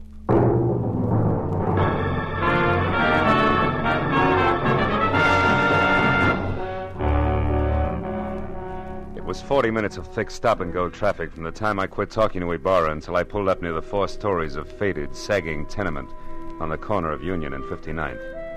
But even then, the crazy question that had been weaving in and out of my mind like a 2 a.m. drunk looking for the way to go home was still with me. Why was the telephone number Republic 2809 bracketed by a couple of dead people who, as far as I could see, should have had nothing to do with each other in the first place? And right there, for the 10th time running, I drew a complete and unabridged blank. But a minute later, when I climbed out of my coupe and over the bumpers of the half-dozen squad cars that were jammed into the narrow street like so many toy autos that a kid had forgotten about, I quit asking myself riddles and started looking for Detective Lieutenant Ibarra, a quiet man who always preferred fact to fancy. I found him in a cheap but clean uniform-crowded room on the 2nd floor, standing a few feet away from the body of Betty Larson, a girl in a bathrobe who had once been something pretty in her early 20s. Well, Phil, the coroner says she was shot twice in the chest at close range, died instantly. Is that where she fell, Lieutenant, there near the door? Yeah, looks like she'd just gotten home and into her robe and someone she didn't know knocked on the door. The safety chain was still on when we got here. The windows lead no place. Those chains let a door open just wide enough for the barrel of a gun, is that it? Yeah, but how does all this add with those missing pearls and the rest of that business over on Adams, Marlowe? Not like 2 and 2, believe me. So far, Ibarra, the only question is the telephone number. Tell me, where did this Betty Larson work? Well, we haven't gotten that far yet. So long, Lieutenant. Yeah, so long. Right now, we only know that she was a waitress who stayed here with her brother, who was some kind of a student. They got along pretty well together. She was single, too, lived here since... Oh, wait a minute. Tiny Bar. Oh, yeah, Mooney. Ryan's Cafe, huh? Ryan himself runs it. Okay. I'll check it personally, right? Hey, is that where she worked, the bar, Ryan's Cafe? Yeah, but it's funny, Phil. She lived here since early 1947. And Mooney tells me she worked that 24-hour hash house just as long, yet it's way over on the other side of town in Western. Western and where, Ibarra? The 2300 block. Should be near Washington. Washington, which is only 1 block from Adams, and that starts to close the big circle. What do you mean, Marlowe? Well, that the Vanetta place is on Adams near Western. Look, Ibarra, how about letting me huddle over a cup of Ryan's coffee before the law steps in, huh? Oh, I got a hunch you want to check, Phil? Yeah, that and a cash register receipt. What do you say? All right, but play it close, fellow. Ryan probably doesn't know about this yet. No? Unless, of course, he squeezed the trigger. Goodbye, Ibarra.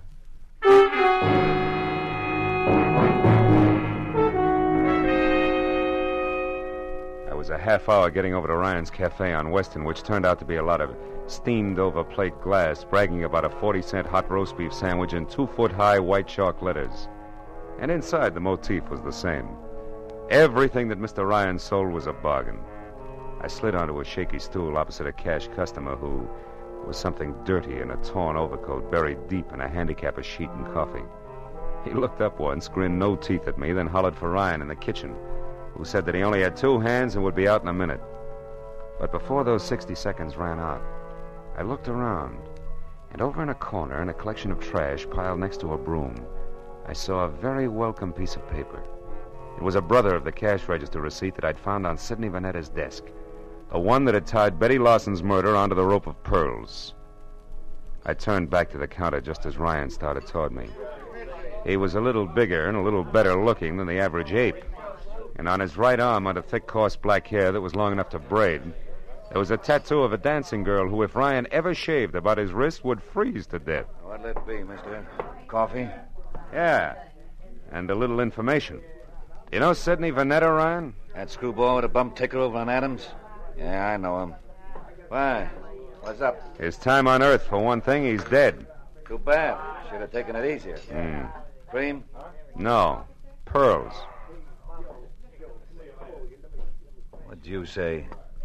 Nothing. Ryan, who brought that tray up to the Vanetta place this afternoon? I did. Sure it wasn't Betty Lawson? I'm positive. None of the girls would go near that place. Vanetta was hard to get along with. Now you tell me something. What are you, mister?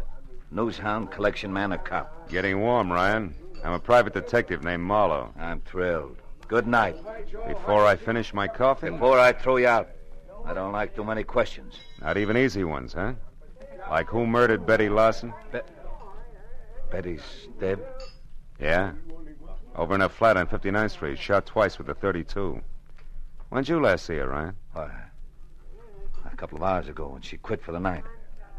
Marlowe, the cops got any idea who did it? I don't know. Right now they're looking for a boyfriend. You're crazy. Betty didn't have a boyfriend. Outside of you? Outside of me. So I'm going over to straighten them out now. Mitchie! Mitchie! Yeah? Get out here and take over. Okay. I gotta move fast. No, you don't, Ryan. Betty's dead, remember? Yeah, but whoever did it ain't. Now, don't try to stop me, Marlowe. You'll get hurt. Look, Ryan, why don't you play smart and... what's the use? Go on, start running. You won't get very far.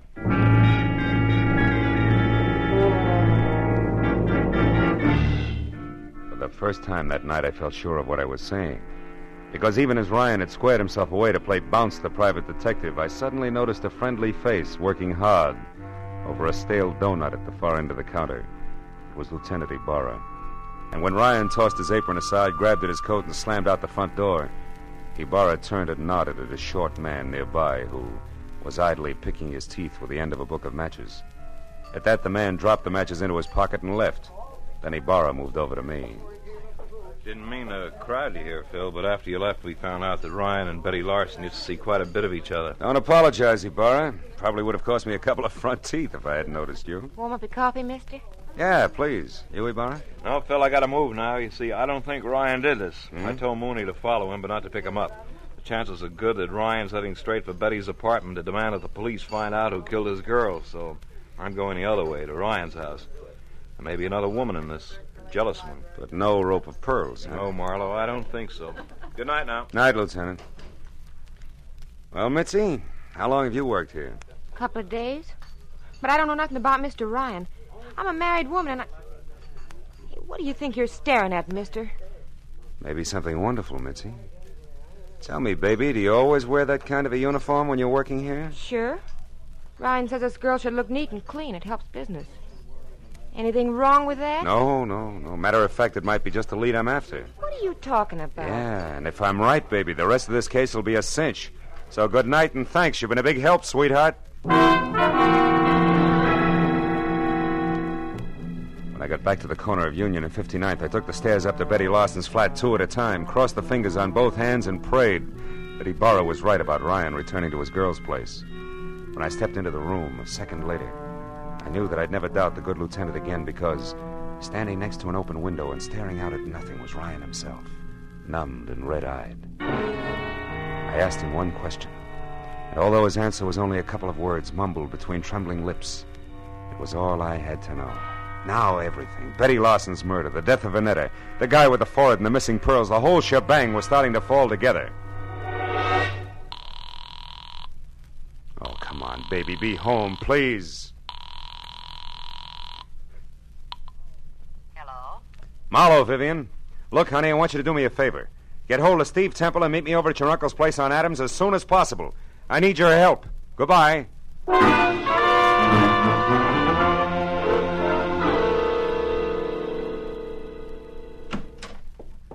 Marlowe, what took you so long? I understood you needed our help and in a hurry at that.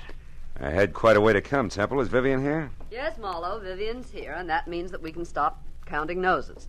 Now, why do you need our help? Catch someone who stole once and murdered twice? Murdered twice? That's right. You know, it's my guess that whoever stole that rope of pearls also moved Vanetta's medicine out of reach when his heart started skipping beats. Can you prove that? No, I can't, but it doesn't matter, really, because the guilty one also killed a party named Lawson. And when you pay for one, Vivian, you paid for them all. I don't follow you, Marlowe. Who are you talking about? I'm not sure, but this much is certain. Vanetta called me at 5. When I got here at 6, he was already dead and the pearls were gone.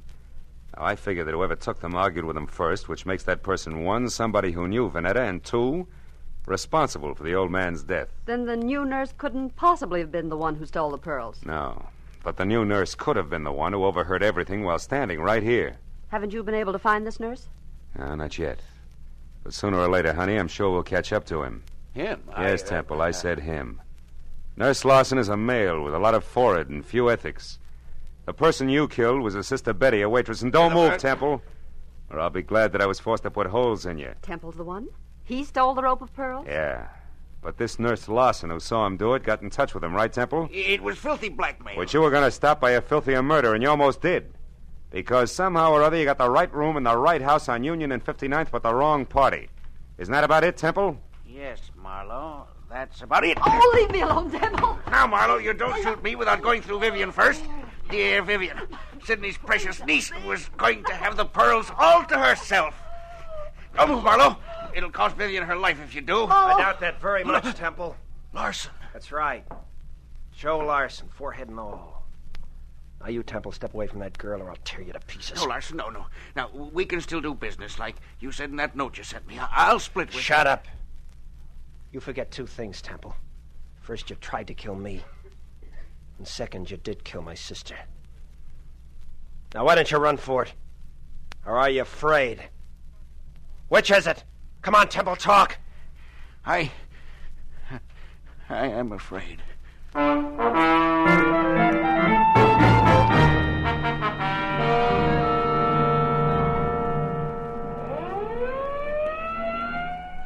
Marlowe, that just about winds things up. Yep. Joe Lawson sent up for attempted extortion, and Temple... Sent up for good. Mm-hmm. Say, Marlowe, when you called a while ago and said that you wanted Temple and me to help you, did you know then that Temple was the murderer? No, I didn't, Vivian. Then I only knew that whoever had killed Betty Lawson had mistaken her for the new nurse, and that the actual nurse was Betty's brother, Joe. Where'd you get hold of that, Phil? Well, it started in Ryan's Cafe, Barra, just after you left. I had nurses on the brain, I guess. And when I took a good look at the waitress there, I suddenly realized that her white uniform, white shoes, and white cap could easily confuse a guy like Temple, who also had nurses on the brain. Well, I can see a killer making a mistake about appearances, all right, but I still don't understand how it is that the telephone number of my uncle's nurse turned out to be Betty's apartment. Because a nurse did live there, honey. Betty's brother was a medical student, part-time male nurse, and full-time bum. You see, Ryan, who brought food to Uncle Sidney, knew that he needed a new nurse, and he sold him on the idea of Joe Lawson, because he wanted his girlfriend's brother to have a job. Oh, I get it. Say, I know what I'm going to do with those pearls. Sell them? To the highest bidder. Oh, no, I'm going to break up that set. Break up the set? Yeah, I'd like very much to get a pair of earrings out of them. Oh, and for each of you, a set of cufflinks. Good night, gentlemen.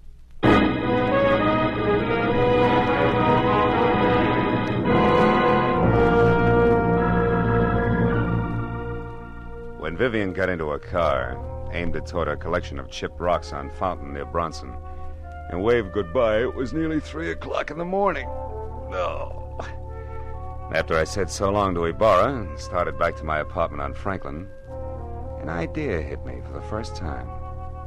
A pearl is the result of the irritation of an oyster, a disease. And when you string a lot of diseases together, the result is frequently a plague. But it's from plagues like that I make a living. That's what I get for reading books. I wonder if I'll ever go any place where I can wear pearl cufflinks.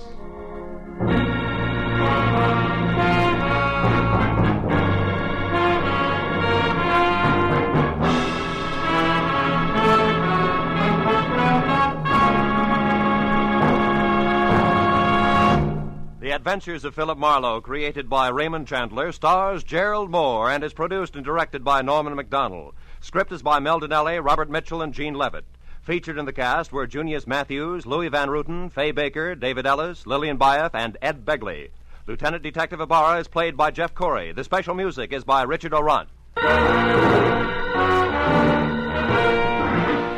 Be sure and be with us again next week when Philip Marlowe says... A corpse that wouldn't stay dead, a pistol with a silencer on it, and a fortune in a black satchel spelled death for the big city boys when they finally got together in Lonesome, Arizona. Population 802.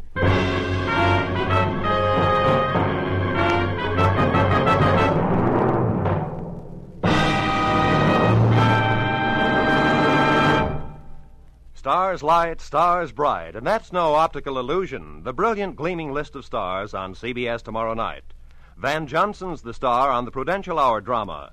Spike Jones will positively appear in a sketch getting the war paint off Bob Hope's latest movie. Jack Benny will have Claudette Colbert and Vincent Price as his special guests. Amos and Andy, Dashiell Hammett, Sam Spade, and Lum and Abner are the next bright stars in line. Then Helen Hayes, First Lady of the Stage, starring on her Sunday night Electric Theater, followed by Hollywood's own Eve Arden in the wonderfully comic series Our Miss Brooks. In the next to closing, another bright comedy, Life with Luigi, and the whole star lineup, topped off by the world's most brilliant addlepates, the experts on It Pays to Be Ignorant. Jack Benny's program will come to you over all of these same stations, and the others in this vast array of stars will be heard over most of them. Top writers, top directors, and top stars of American show business come to you on CBS. Now, stay tuned for Gangbusters, which follows immediately. This is Roy Rowan speaking for CBS, the Columbia Broadcasting System. A corpse that wouldn't stay dead, a pistol with a silencer on it, and a fortune in a black satchel. Spelled death for the big city boys when they finally got together in Lonesome, Arizona. Population 802. From the pen of Raymond Chandler, outstanding author of crime fiction, comes his most famous character as CBS presents The Adventures of Philip Marlowe.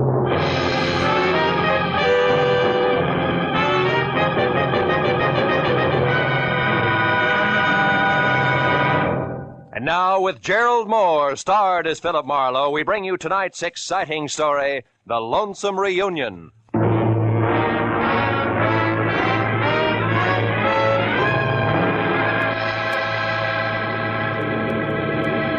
8,000 feet on a clear afternoon, you can see enough Arizona real estate to become an authority on the subject. And as I huddled around a circle of window aboard an American Airlines flagship and gaped like a 2 weeks with pay vacationer at the carpet of sand, stone, and cactus unrolling a slow inch at a time below, I was impressed. Also, I was thinking about a job which was providing both the switch and scenery and 2 crisp $100 bills, less the cost of a round-trip ticket from L.A. to the capital city of Phoenix. But then, at the thought of money, I stopped sightseeing and started to think about the work ahead and how easy it had sounded that morning in my office when Kay Gordon, who was something pretty and blonde but slightly tarnished for 28, had hired me, all in one breath. Marlowe, my brother Joe Gordon is in a room at the Granada Court Hotel in Phoenix, Arizona. In one hand, he no doubt has his usual smelly cigar. In the other, a small suitcase filled with a mess of papers, all legal, all proper. You fly there, pick up the suitcase, fly back. For that, $200 cash. Yes or no? Yes, on one condition. The papers, do I get to see them? If I look, I go. All right, you look. Good, I go. Goodbye. That was the way it had started an hour after breakfast. Lunch was alone and at the airport. Dinner would wait until I'd seen Mr. Joe Gordon, a man who was willing to pay a lot for a little. My plane dropped out of the sky over Phoenix gently at 3. At 3:15, I was in room 111 of the Granada Hotel and only 36 smelly inches away from the usual cigar. The man behind it was heavy, pale, and maybe 40. And like his sister, Joe Gordon was overbearing in a hurry. This, Marlowe, is the bag. These, the papers. Stocks, bonds, and mortgages. In themselves, worthless to anyone else. They're non-negotiable. But as information to my competitors, they're priceless. Satisfied? More or less. Meaning what? Exactly what is your line, Mr. Gordon? Oh, I'm a broker. One who bets on long shots. When they come in, I don't like to split with the boys who sit on their hands. Anything else? Yeah. I've got some time to kill before I fly back. Do I take the bag now or later? You take the bag now, Marlowe. Okay. And, don't let go of it until you're with my sister in L.A. I'm paying you money to stay away from my enemies, not to shop for trinkets. Oh, and, incidentally, my enemies also play rough. So watch your step and act smart. Real smart.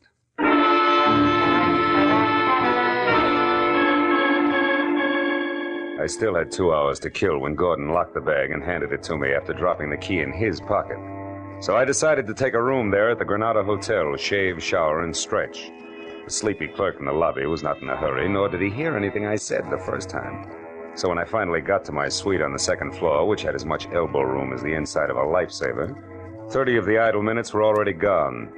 I locked and bolted the door, checked all the windows carefully, and then peeled off my shirt, broke out my shave master, and reached for the knob on the bathroom door. But I never made it. Because as the door swung open, I caught a glimpse of a fist the size of a cantaloupe starting for my jaw. Oh! Now, stay right there, Buster. The first time I swing, the second time I shoot, and I do both good. Equal nice, huh? Everything all figured out ahead of time. Yeah, but it ain't very hard, Marlowe. Especially when the guy you're after shouts it all to a desk clerk. My error. Yeah, which leaves just the 3 of us. Real cozy like. 3? You, me, and 120 grand here in this bag. You're way off base, brother. This bag's got papers in it, nothing more. They belong to a businessman.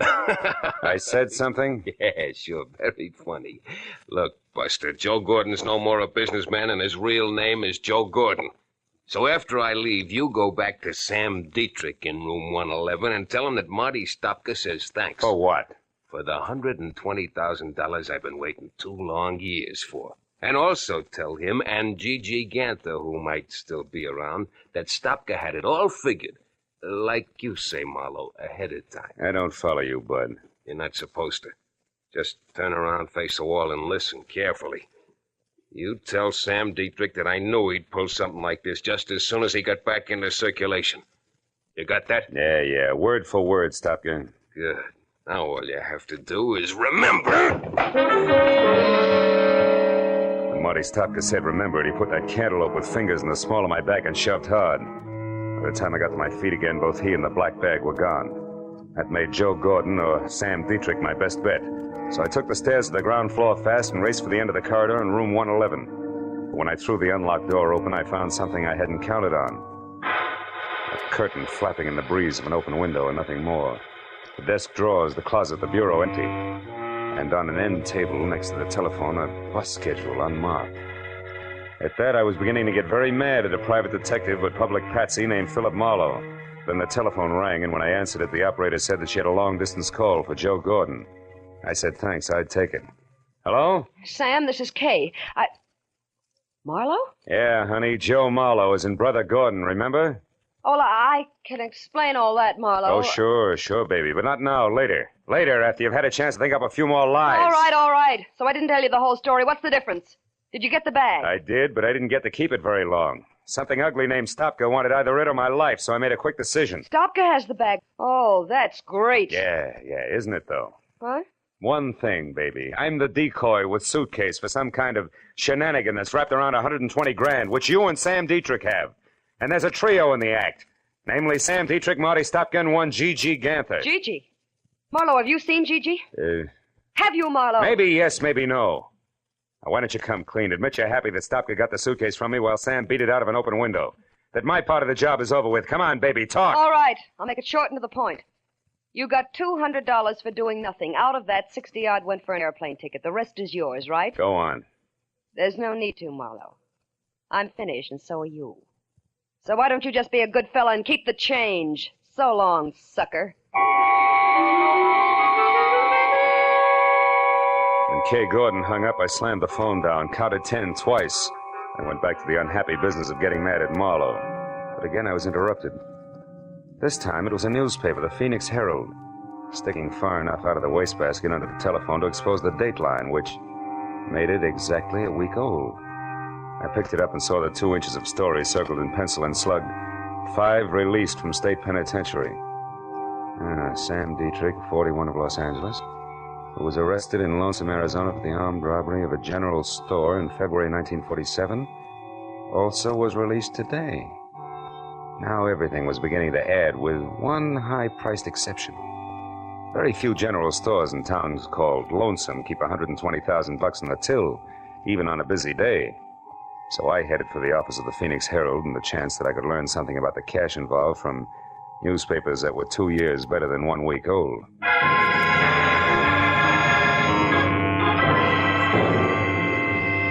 Minutes later, I was in the back shop of the Herald receiving facts willingly supplied by a sandy-haired linotype operator with a sad face who had never heard the word forget. That's right, mister. It was the Second National Bank and Land Company here in town. Held up at 1:10 p.m., February 7, 1947, by 3 men who took $120,000 in unmarked 10s, 20s, and 50s. One was badly wounded in running gunfight, but they all got away clean. No arrests, no suspects? Other than the usual rigmarole of trying to pin the job on every 2-bit stick-up man hauled in the next 6 months, no. Anything else? No, thanks. I don't think... Say, wait a minute. Lonesome, Arizona, that unmarked bus schedule. Tell me, do you happen to know where something called Lonesome is, and if so, how a guy could get there if he doesn't have a car? Sure. It's 87 miles west of here, and the bus will do the trick. But not anymore today. Oh. The only bus left an hour ago. Now, young fella, you tell me something. What in Sam Hill is Lonesome and a bus departure got to do with a bank robbery was pulled 2 years ago? Where I stand right now, Dad, I can't say. But when I get to Lonesome, ask me again. I may have the answer for you.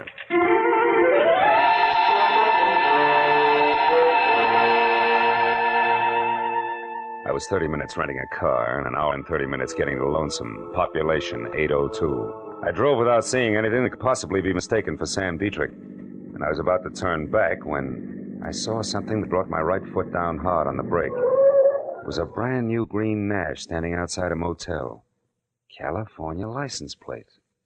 I got out of my car and got a look at the registration card wrapped around the steering wheel. It said Catherine E. Gordon. The motel only had 3 cabins that showed any light. The first belonged to the manager and the second to Kay. Close to an open window, I saw the man Kay was talking to. He was an ex-convict and part-time broker named Sam Dietrich. All right. So Marlowe knows he was set up for Marty Stopka. Who cares? We're here, and so far Stopka isn't. And if and when he does show, we'll be gone. But the real black bag's safe in our hands. Yes, but what about Gigi, Sam? I told you Marlowe mentioned his name. And I told you to forget it. Marlowe must have been swinging in the dark. Gigi can't be alive, Kay. He was badly hurt when Stopka and I got clear of the bank. But why wasn't his body found? I don't know, Kay. I've told you that 1,000 times. Now, look, honey, why don't you just relax and think of us a little, huh? Gigi's dead, baby. There's only you and me. Sam, you know how I feel about that. I love Gigi. It's the only reason I'm helping you. I don't want anything to do with this money. I only want to know for sure about Gigi. Okay. Hey, did you get a line on Leland Mills, the name that was on that mailbox 2 years ago? Yes. He owns the place and lives there alone. A once-upon-a-time small ranch on the last block in town, coming apart at the seams. Mm-hmm. What about Mills himself? He's an old duffer, maybe 50. Lives close to the fireside, day in and day out. Good. That means I can handle him without any trouble. And now, look, baby, it's 7 now. At 9, this town will be fast asleep, and at 10, I'll take care of everything. So, why don't you just curl up there on the couch and think about nice things? Oh, nice things like what? Well, like the money I hid at Leland Mills' place 5 hours after the boys and I took that bank. The $120,000 that's soon going to be back here with me where it belongs. I took my cue and left because one Leland Mills was a man to be forewarned while 10 o'clock was still 3 hours away. I was 10 minutes finding his place, which was on the edge of town, and another 2 locating the doorbell, which was the kind you pull to start a bunch of jingling inside. It was 3 pulls later before the door creaked slowly open, and what had to be Leland Mills stood in front of me. He was shaggy, gray hair curling on the sides of his neck, a face with 1,000 crisscrossed wrinkles and dirty old clothes. Everything I'd expected with one exception. Gripped firmly in both hands and pointed directly at my head was a long, long rifle. Who are you? Mr. Mills? Maybe. Well, I'm a private detective named Philip Marlowe, also someone who knows that there's $120,000 in cash hidden here on your grounds. $120,000? To the penny, yes. 2 years ago, Mr. Mills, a Phoenix bank was robbed by 3 toughs named Dietrich, Stopka, and Gigi Ganther. Gigi? That's a queer name. It's not important, old man, but this is. Now, somehow or other, that stolen money was hidden here, in or around your place. And tonight, one of those men is due back to collect. That, of course, means trouble for you. You think we should call the law? No, not yet. If we play it smart, we can get the dough spotted first in at least one of the 3. All right, Mr. Marlowe. If you're sure of what you're saying, I only hope you are. Oh, I'm sorry about this gun here. I don't like poachers on my land. Yeah, we all have our pet peeves. Now, Mr. Mills, I want you to sit tight till I get back, and no matter what happens, don't open that door for anyone. Have you got that? Mm-hmm. Yep. Where are you going? To town. To check on the only 2 things that can possibly give us any unexpected trouble. One a nasty man named Marty Stopka, and the other a guy I've never even seen. The elusive Mr. Gigi Ganther.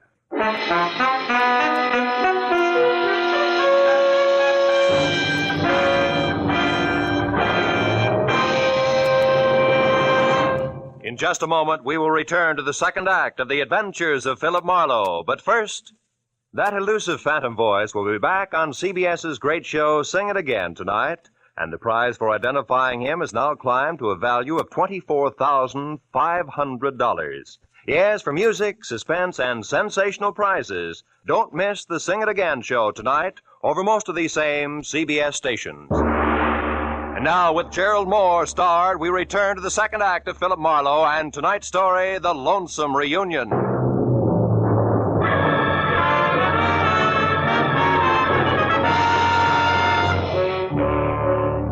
I left Leland Mills standing in the doorway and worried my way back to town.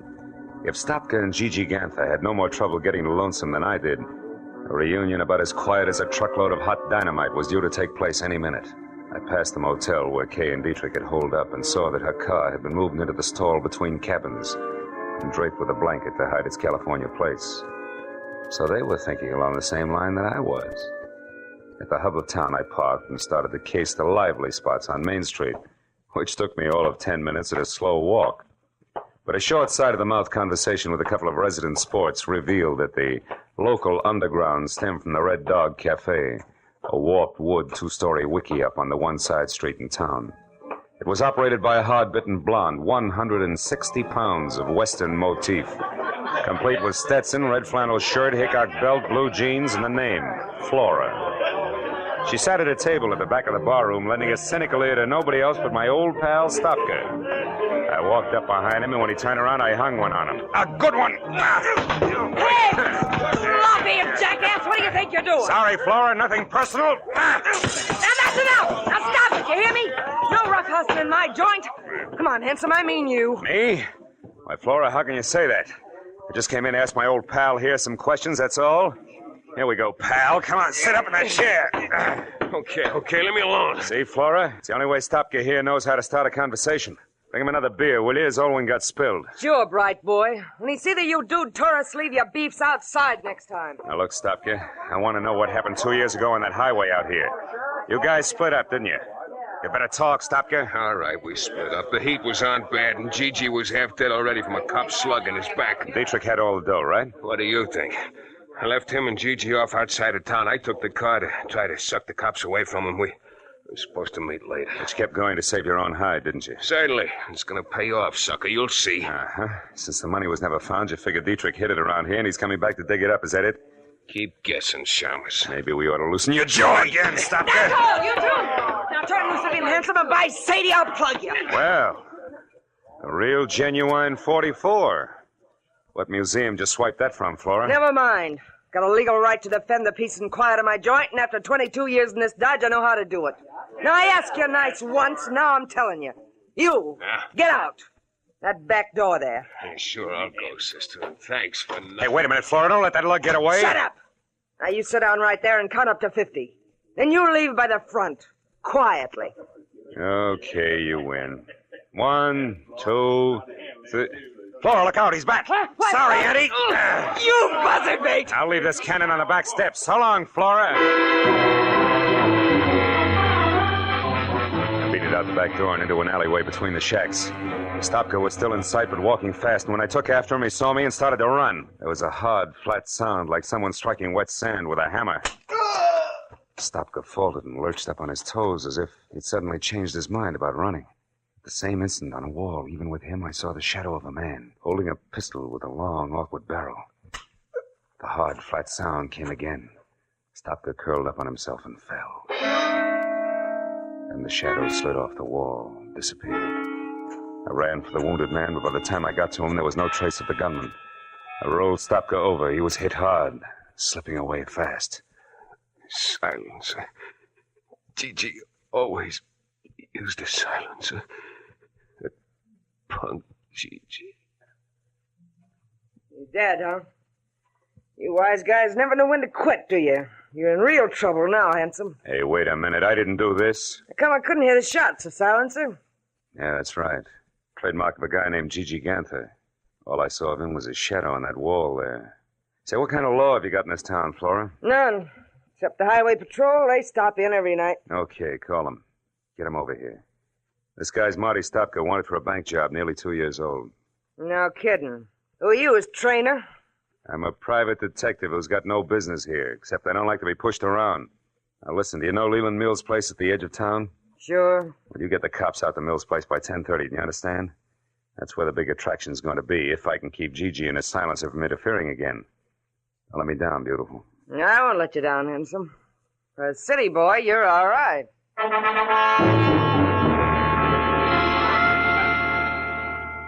I stuck to a back road and drove with my lights out until I was a good, safe distance beyond Leland Mills' ranch.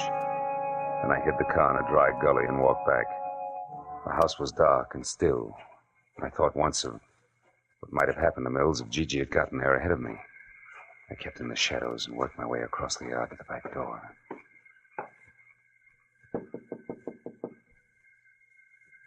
Who's there? Marlowe, open up. I was beginning to worry. It's pretty near 10 o'clock. Yeah, I know. Seen anybody so far? No. Nope, not a soul. Been watching close, too. Did you find them men, that GG, that Stopka? Yeah. Stopka's dead and his killer's due to show up here any time now. Oh. We're going to have our hands full. Wait a minute, is that a car? Sure sounds like one. Yep. There, you can just make it out. Turned in down by the culvert and stopped. Yeah. I think a man got out. Yeah, there he goes, across the field there behind your shed. It's Dietrich. I'm going out now, Mills. You stay here. No, I'm going too. That fellow's heading right for my water tank. All right, he's heading for your water tank. Don't get excited. You'll tip our mitt. Now get this, Mills. You've got to stay here and watch for Gigi. He's bound to show up, and when he does, you better have that rifle of yours handy because he's a killer. Do you understand? Yep. Sure, I understand. Don't worry, Marlowe. I'll keep my eyes open. Don't you worry about a thing.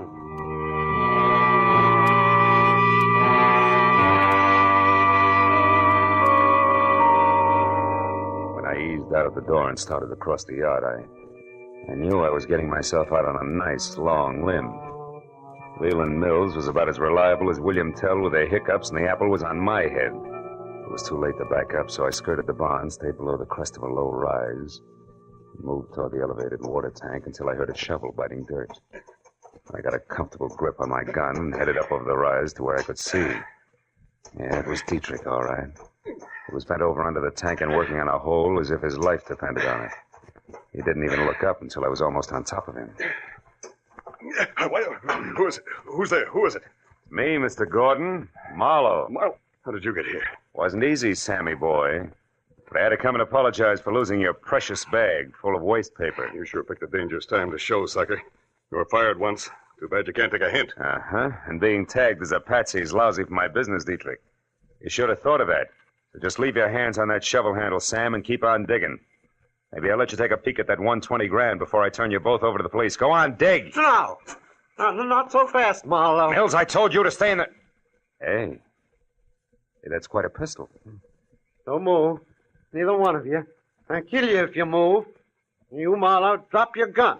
Drop it. So this is where it's been all the time. $120,000. I've looked everywhere, every day, for 2 whole years, but I never thought of looking here under the water tank. You mean you knew where the money was all the time? You lie. I'm the only one that knew that. Oh, no. One night 2 years ago, I heard a noise in my barn. It was a man groaning. I looked in and I saw him. He was wounded. And I saw you when you come back from burying the money. I overheard the whole thing. You wouldn't tell them where you'd hidden it. You said you'd never tell anybody. But I was sure I could find it. And I looked everywhere except... Yeah, Mills, everywhere except here, under the water tank where you buried Gigi's body after you killed him. And with his own gun at that. Oh, no, I didn't kill him. Dietrich here did. I only buried him so nobody would find out that him and Dietrich had stopped at my place. I almost went crazy looking for that money, but now I know where it is, and I'm going to have it. Oh, you fool. You don't think I'd come out here with nothing but a shovel, do you? A friend of mine is right behind you with a gun in her hand. Now, come on, drop yours, Rube.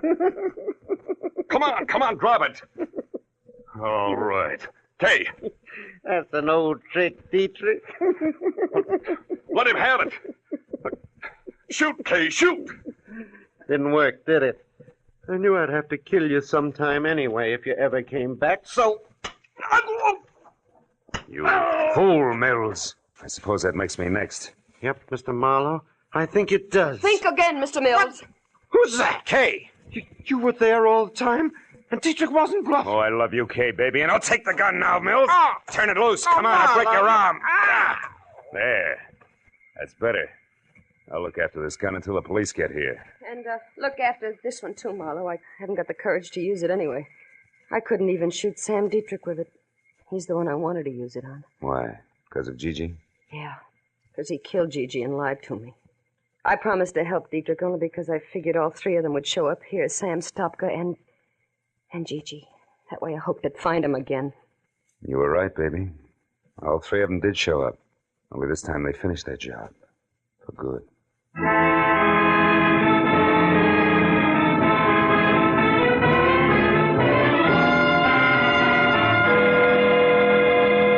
It was 10:30 on the nose when we got back to the house. And the highway patrol had just pulled up.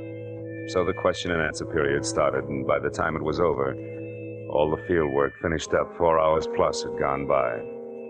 It took some fast conversation and a lot of promises to stay handy, but finally, Kay was left with me. After all, her only real mistake had been falling in love with the wrong kind of a guy. When the last patrol car drove away, the desert was suddenly very still. The stars were small and sharp in the clear sky. The air was cold. Maybe that was why Kay Gordon trembled. Marlowe, I'm sorry about all this. I got you into it, remember? Mm-hmm. You also got me out of it, Kay. Well, I can forget about Gigi, now that I know for sure what happened. And all because of a jerk named Leland Mills. No, Mills was a desperate guy, Kay. After he buried Gigi, he just about went nuts trying to find the money. When he finally realized Dietrich was the only one who could lead him to it, he shot Stopka and would have killed anybody else. Keep him from interfering with Dietrich until he uncovered the hiding place. You know, in a way, Marlowe, it was a horrible trick of fate. They both picked the same place to bury things. Not really. Mills and Dietrich had the same jobs to do, under the same conditions. They each had to bury something in a hurry and in the dark. So both of them picked the spot where the ground was soft and One that was clearly marked at the same time, under the water tank. Yeah. And it... Marlowe, I'm kind of scared. I don't like this place. This spooky little town. It's the end of nowhere. Yeah. I wouldn't be caught dead here myself. Let's go, baby. I walked Kay to her car. Started her safely on her way. So long, sucker. She waved once, then drove down the road and out of sight without looking back. Soon even the sound of the motor was gone. A long night, and a strange reunion. And now 2 lonely lights were the only sign of life in lonesome Arizona. I stood on the empty highway for a few minutes and listened to the immense quiet of the desert. Then I went back to my rented car and headed for Phoenix and a plane for home.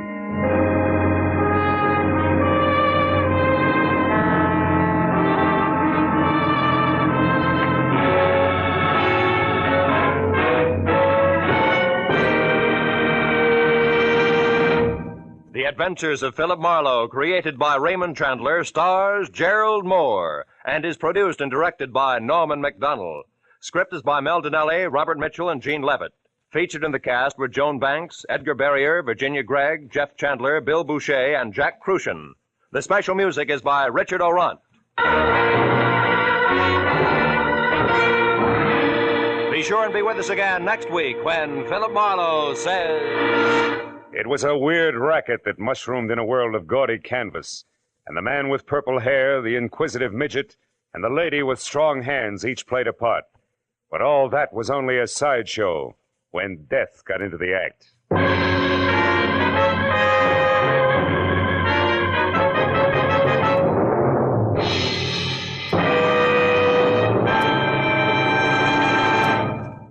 Across the nation, communities and the parents of Boy Scouts are observing Boy Scout Week, agreeing with the boys themselves that adventure, that's scouting. Now stay tuned for Gangbusters, which follows immediately over most of these same CBS network stations. This is Roy Rowan speaking for CBS, the Columbia Broadcasting System.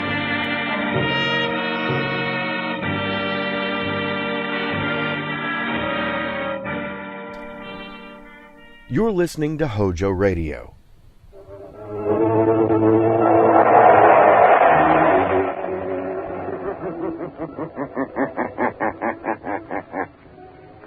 The shadow knows.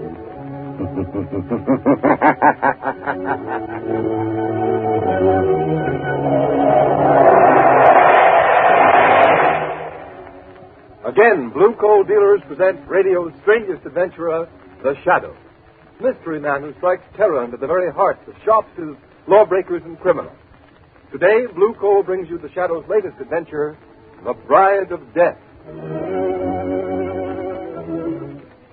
The Shadow begins his exciting adventure in just a moment. Meanwhile, I'd like to make a suggestion to all you homeowners. To protect your family's health and save real money in the bargain, burn Blue Coal. For Blue Coal gives you uniform, helpful, economical heat all winter long. Its harmless blue coloring is your guarantee of better heat at less cost. So when you're buying fuel, insist on Blue Coal. It's Pennsylvania's finest hard coal. Order a trial ton from your nearest Blue Coal dealer tomorrow.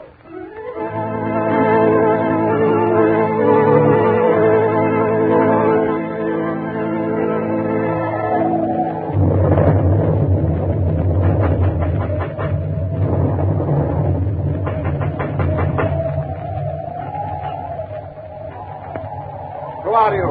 What do you want to Casa Money at this hour of the night? May I come in? Oh, all right.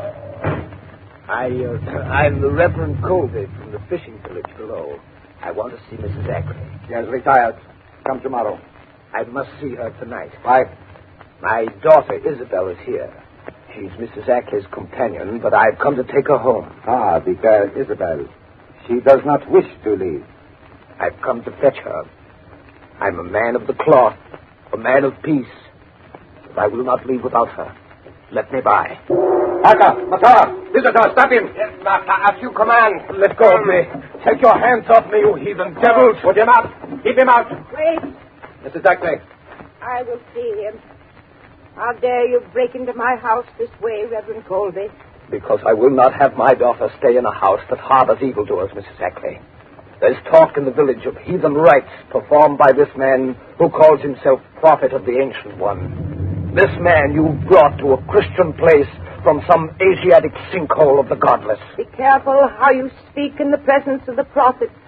You mean that man there? Yes, Minister. I am the prophet. Prophet? Where is my daughter Isabel? She is leaving this house on the cliff tonight. Tell Reverend Colby she does not wish to go. Tell him, Mrs. Ackley. Your daughter Isabel does not wish to go. Good night, Reverend Colby. I do not believe you. Let me see her. Let her tell me herself. She does not wish to see you. Get beyond the iron gates quickly, for in 5 minutes my servants will release my trained guardians. I'm not afraid of that unholy pack of black panthers of yours. They are dangerous, Minister. Trained in my native land. Trained to hunt and kill animals or men. Go now. Very well. I'm going, but I'll be back. I'll be back. Prophet, why do the panthers scream? It is an omen of death. Whose death? Tell me. The future is so plain to you. Tell me who is going to die. I see the minister, Reverend Colby, standing in the pulpit of his church, turning the simple fishing folks against you, Mrs. Ackley. Reverend Colby is going to die. But how? The wrath of the Ancient One will strike him down with the voice of thunder and the tongue of fire.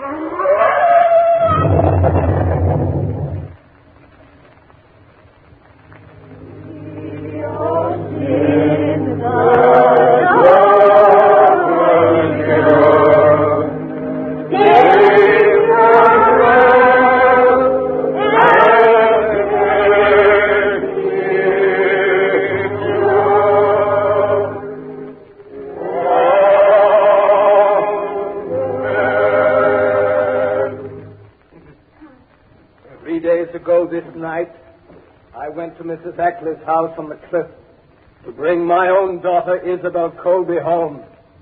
But I could not see her, could not speak to her. She is lost to me, and therefore let my own sorrow be a warning to those of you in this village whose sons and daughters may go to that house of the devil, to this man who dares desecrate the name of prophet. Now, let us offer a prayer for the mistress of Casamane.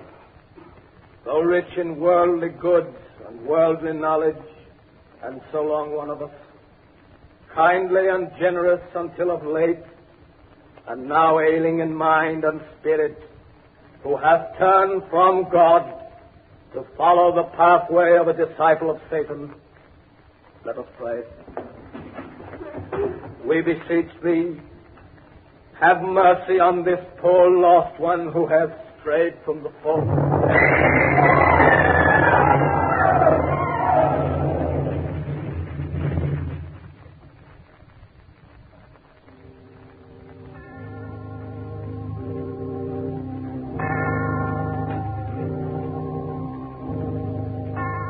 And so in the midst of those who perished with him, and whom he loved so well, we return the body of our beloved minister, Reverend Colby. Return him to the earth, ashes unto ashes, dust unto dust.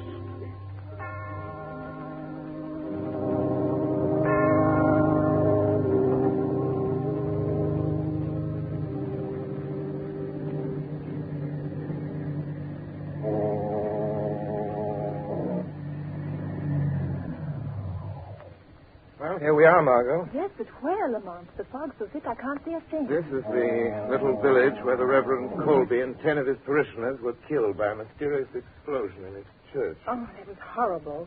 But, Lamont, it happened days ago. What can we do? Murder has been committed, Margot. Wholesale murder, and the killer or killers are still at large. But according to the newspaper report... Yes, I know. The paper said the authorities have been unable to uncover a possible motive. Investigation is hampered by the refusal of the fisher folk of this quaint little village to cooperate. Perhaps they're afraid to talk, Lamont. It's surprising what superstition can do. What about this rich Mrs. Ackley you were talking about, Lamont? Where does she fit into the picture? I don't know, Margot. All I know is that about 3 months ago she returned from the Far East with a man who calls himself the Prophet. This man claims to be the leader of a cult worshipping a deity known as the Ancient One. Is there such a cult? There was, but it was stamped out nearly 5 centuries ago because its ceremonies and rituals included human sacrifice. Human sacrifice? Yes. Oh, how horrible. Then you think there is a connection between this so-called prophet, the destruction of this Christian church, and the murder of Reverend Colby? Margot, I don't know. I'm going into that cottage down the road. There are some Christians. I'll wait in the car. Oh, that awful foghorn. It gives me the creeps. You'll be safe here, Margot, but don't get out of the car. All right.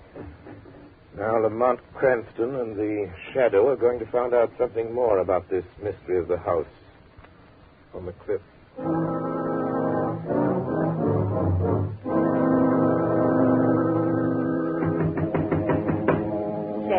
Yeah? Someone's at the door. Don't answer. And why not, Marthy? You think it's a ghost from the marshes or that devil from the cliff house? Who's there? Don't open the door, Seth. Stranger, I've lost my way in the fog. Well, tell him there's but one road back to the mainland. Leave this to me, Marthy. Where are you heading for, stranger? Can you tell me how to get to Mrs. Ackley's place, Casa Mane? Yes, I could, but I won't. Wait, don't close the door. I'd like to ask a few questions. Questions, huh? Well, ask them, but I'll not warrant an answer to anybody going to that house. You needn't be afraid of me. I'm Captain Seth. 50 years I've sailed before the mast, and I'm not afeard of man, devil of the sea. Who be you?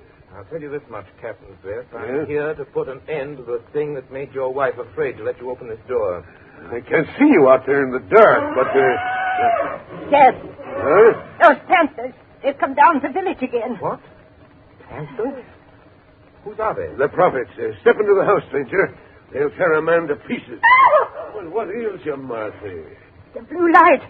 It's him coming in the gate. He always carries... Well, let him come. Get in the house, stranger. Well, Marthy, there's nobody here. Where's FUNKO? He was here a second ago. Oh, I don't know. Maybe he run for it. Seth, what do you suppose that prophet fella wants of us? Get away from the door, Marthy. I'll deal with him. Good evening, my good captain. Stop where you be. I'll not have the likes of you in my house. A stranger came here. His car is down the road.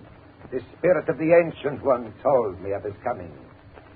Who was the stranger? Where has he gone? To all your questions, I'll give you one answer.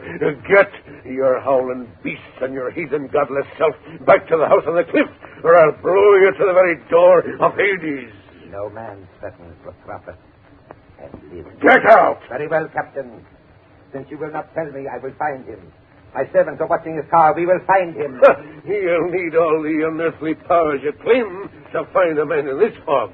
Good night. I'll find him. He can't be far away. No. Not far away, but close to you. In the dark shadows and the swirling mist. Who speaks? I am looking for a man with blood on his hands. The blood of a minister and 10 innocent people he murdered. Are you a man hiding in the fog? Do not try so hard to pierce the fog. You cannot see me, for I am the shadow. The shadow. A voice without physical presence. Only a voice. No, my friend. In my native India, such things are known. But not here. The powers of mesmerism have spread beyond the gray monastic walls of the yogi priests. Modern science has advanced their ancient art. Perhaps. But I am still stronger than you. Strong enough to do what I have set out to do. And what is that? I will not tell you, Shadow. And no one, not even you with your borrowed powers, shall stand in my way, for I am the prophet of the Ancient One.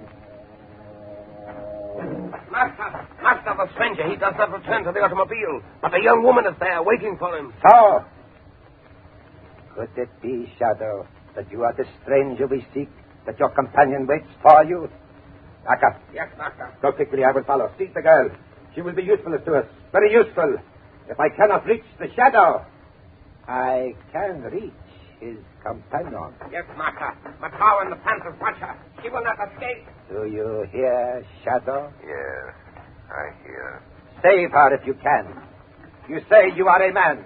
If that is true, then my Panthers will smell you out whether they can see you or not. There's the car. Aka, seize the girl. Macau is a girl. Macau. Cover him up, you fools. Take her to the house on the cliff. We will keep her with Isabel Colby.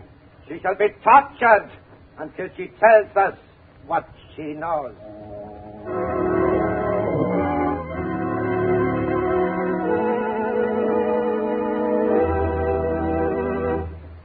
At the beginning of this program, I made you a suggestion. To protect your family's health and save real money in the bargain, burn blue coal. Now, here's the reason for blue coal's superiority. This fine home fuel is selected Pennsylvania anthracite, an American product mined by the Glen Alden Coal Company. And anthracite supplies clean, uniform, healthful heat from cellar to attic, burned steadily, completely, down to a fine, powdery ash. So you see, anthracite combines all of the essentials necessary for perfect heating results.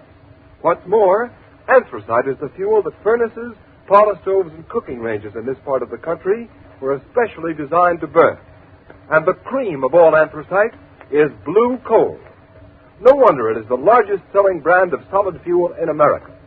No wonder blue coal sales in Auburn, New York this winter show a 15% increase over sales for the same period a year ago. Blue coal is especially prepared for home use. Every carload is laboratory tested for purity and uniform size before shipment from the mine. And every piece of blue coal is trademarked with an unmistakable blue tint so that you can identify it at a glance. So when you're buying Auburn, New York homeowners, ask for blue coal by name. You can get it in 4 popular home sizes: egg, stove, chestnut, and pea. Order a trial ton from your nearest blue coal dealer tomorrow. You'll find him listed in the Where to Buy It section of your classified telephone directory under the name Blue Coal.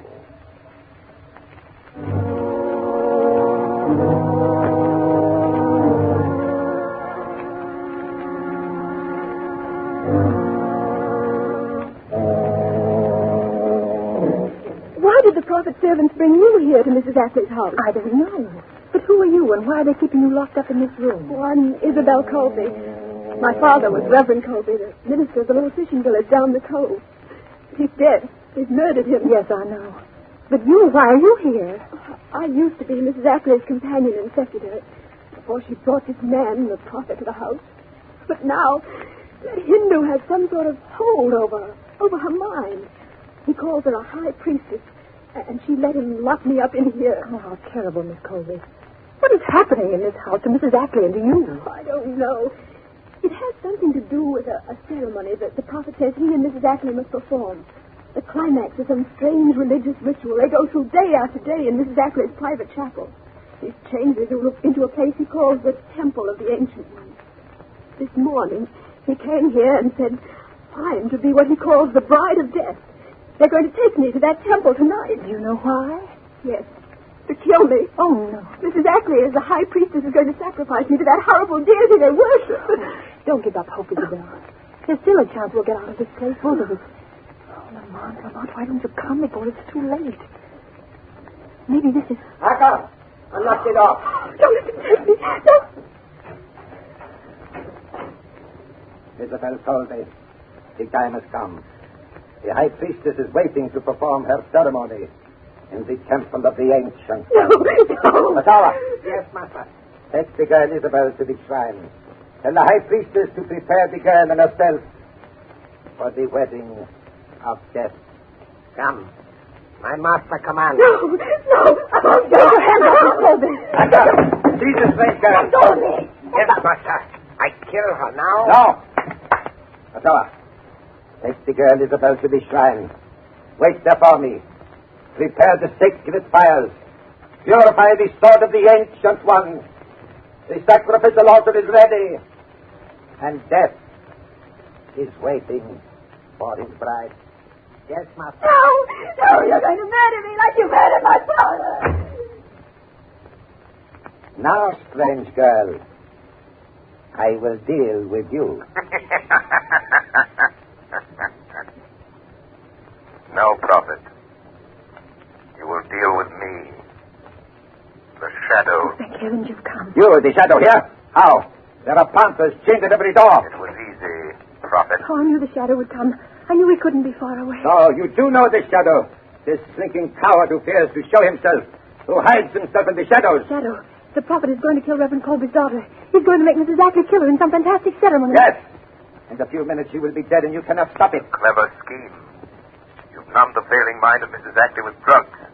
Made her do your will, sign a fortune over to you. Your knowledge will not help you now, Shadow. You plan to have Mrs. Ackley commit murder, turn her over to the police, blame her for the death of Reverend Colby, and with her fortune in your hands, discard your role of prophet and disappear. You are clever, Shadow. Yes, that is my plan.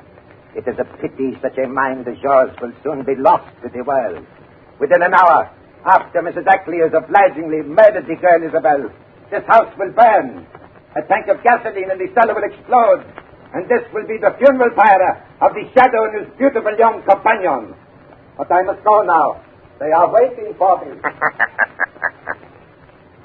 You are not going through that door.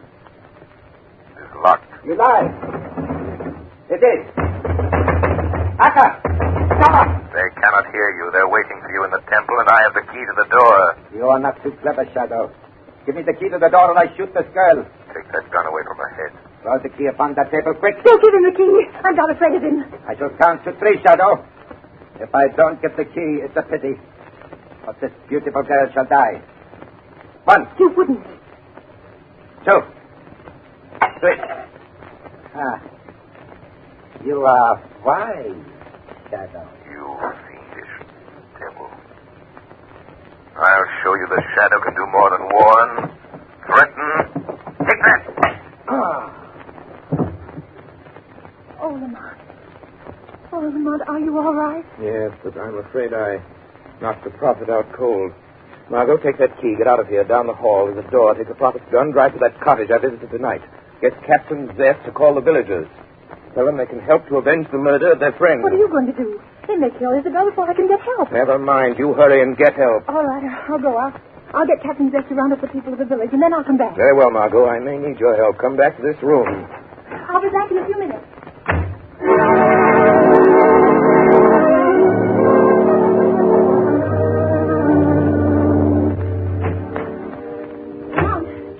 Lamont. Yes, Margot? I saw Captain Zeth. The people of the village are coming. He's calling them together. You can't wait for him, Margot. Beyond that door, at the head of the stairs, Death is waiting for Isabel Colby. The prophet's followers are there awaiting his appearance. But the prophet's still lying here unconscious on the floor. Nevertheless, he will not disappoint them. Lamont, I don't understand. Margot, I'm going to ask you to do a very dangerous thing. I want you to put on the prophet's robe, cover your face with a hood, and walk in there as the prophet.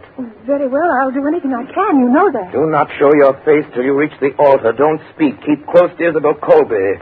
Watch Mrs. Ackley and leave the rest to me. Yes, Lamont, I understand. I'm ready.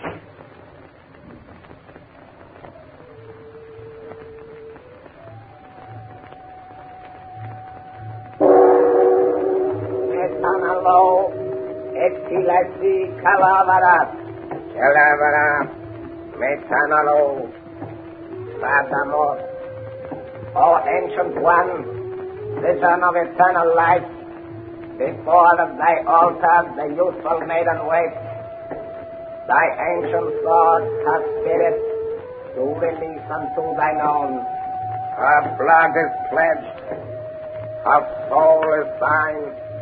Metanalo etilasi, Calavara Sadamor. All is in readiness, master. Metawa, look. The hood covers the master's face. The hour has come for the ritual to begin. See, master.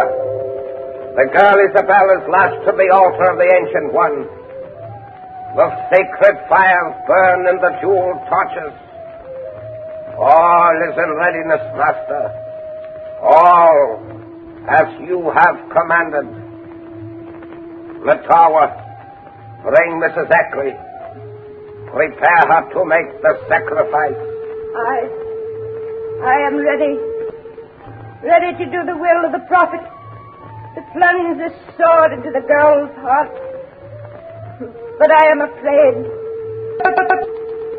Take the drug to give me strength. Will to do the things you have told me I must do. If I am to be high priest to the Ancient One.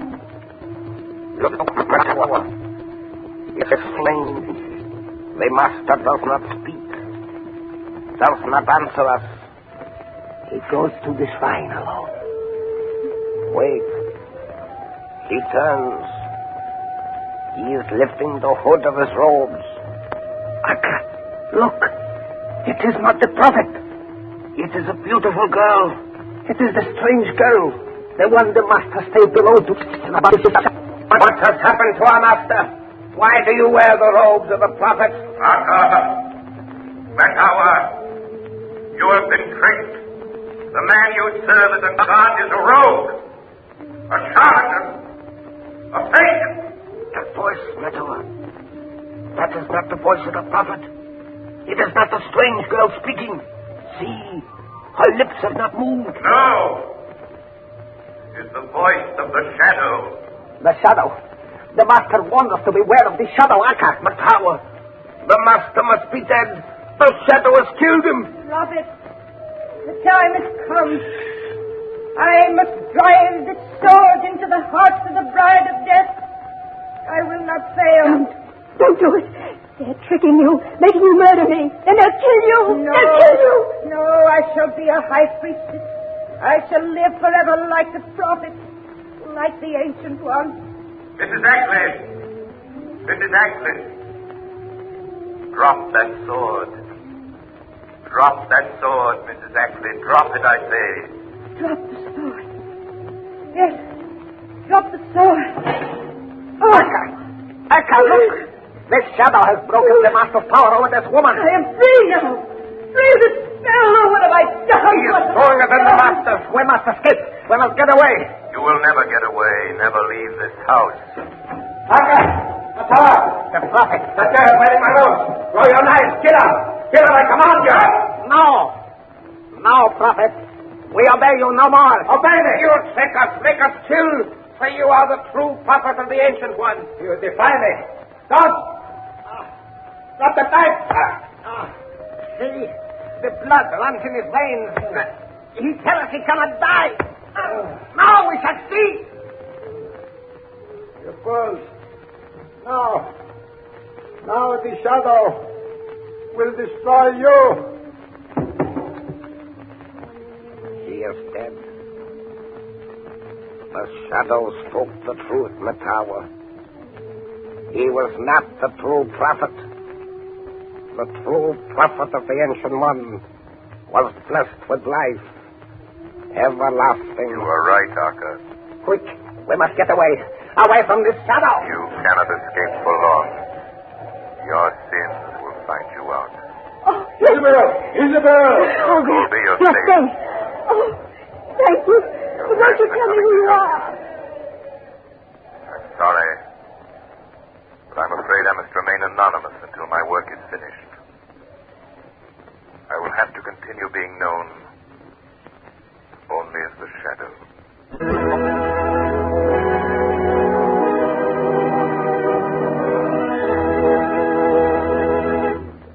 Now here is John Barclay, Blue Coal's heating expert, with a few words of heating advice for you.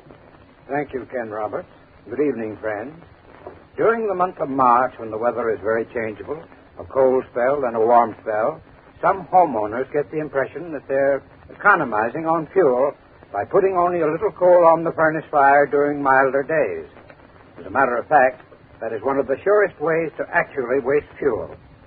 Shallow fires burn coal quickly, have a tendency to go out easily, can't deliver sufficient heat, and make repeated refueling necessary. The truly economical way to fire a furnace is to keep a deep fire bed at all times. It should always be up to a level with the bottom of the fire door. In mild weather, if you like, you can leave a little heavier layer of ash on the grates. This will keep the fire burning very slowly, yet keep enough coal burning to provide sufficient heat should the outside temperature drop suddenly. Let me impress you with this important point.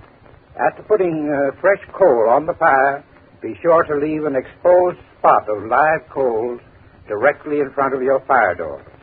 The hot spot will act as a pilot light and ignite the gases that come up from fresh coal. Allow these gases to become ignited before checking the fire. If you follow this method of firing throughout the changeable March weather, you will get the utmost in efficiency and economy from your furnace. However, if you still have difficulty in properly heating your home, call your nearest blue coal dealer and ask him to send a John Barclay serviceman to inspect your furnace. This service is free to blue coal customers. I thank you. Thank you, Mr. Barclay. And friends, don't fail to take advantage of the free John Barclay service. Phone your nearest blue coal dealer tomorrow. You have just heard a dramatized version of one of the many copyrighted stories which appear in the Shadow magazine. All the characters and all the places named are fictitious, and a similarity to persons living or dead is purely coincidental.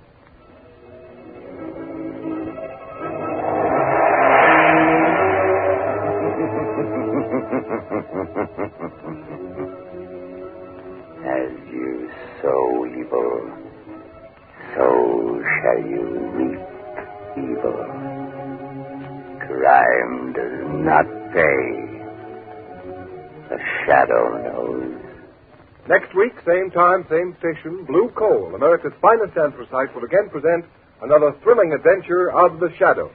Be sure to listen, and be sure to burn Blue Coal, the solid fuel for solid comfort.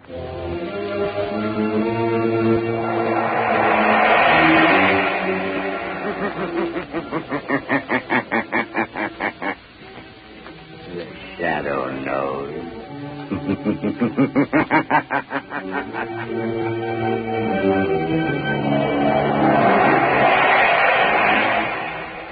Again, Blue Coal dealers present radio's strangest adventurer, The Shadow, mystery man who strikes terror into the very hearts of shopsters, lawbreakers, and criminals.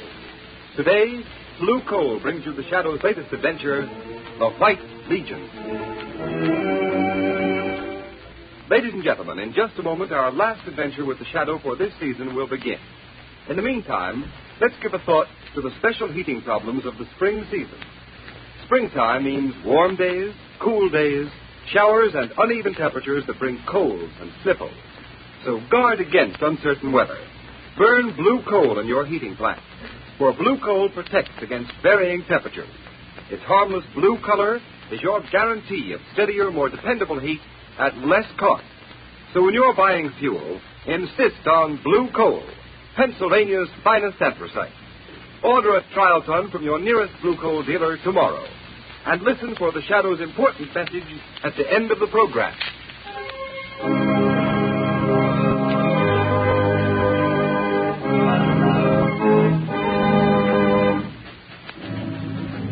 Smith, will you bring me those papers? Yes, Mr. Devons.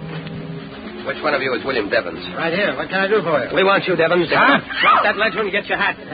I've got you all covered. Stand up against the wall. Oh, they've got that so. Let go of me. What do you mean barging into my office? Do as you're told. The White Legion wants you, Devons, and we go in wherever we have business. Move. Why, you... Shut up. Now, the rest of you stand back. We're the White Legion, and Mr. Devons is going to learn a lesson he'll never forget.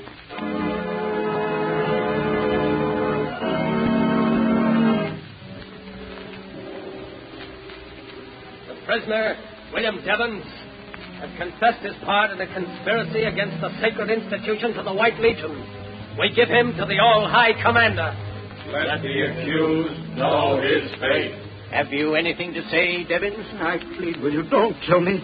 I've got a wife and children. Silence. Please, let me go. Give him another taste of the whip. That's better. Now secure the prisoner and stand him over the trapdoor. Don't. Open the trap.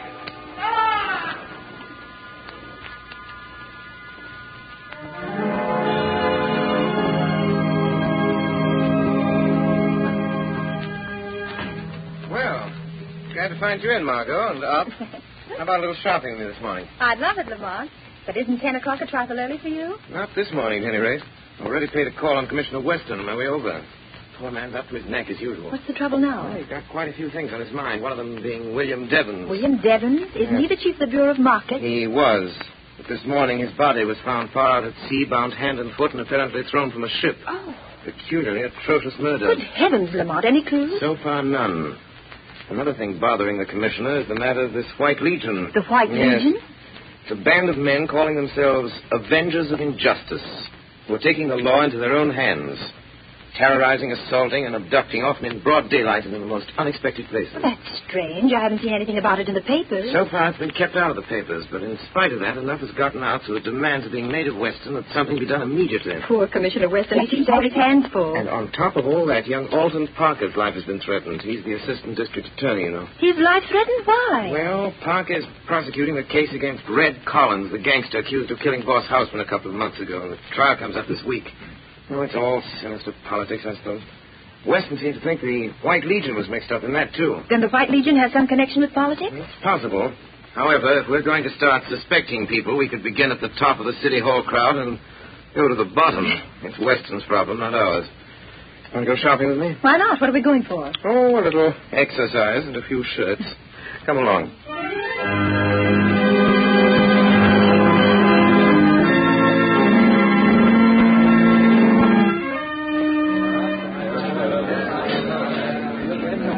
Linens and embroidery the next aisle over, madam.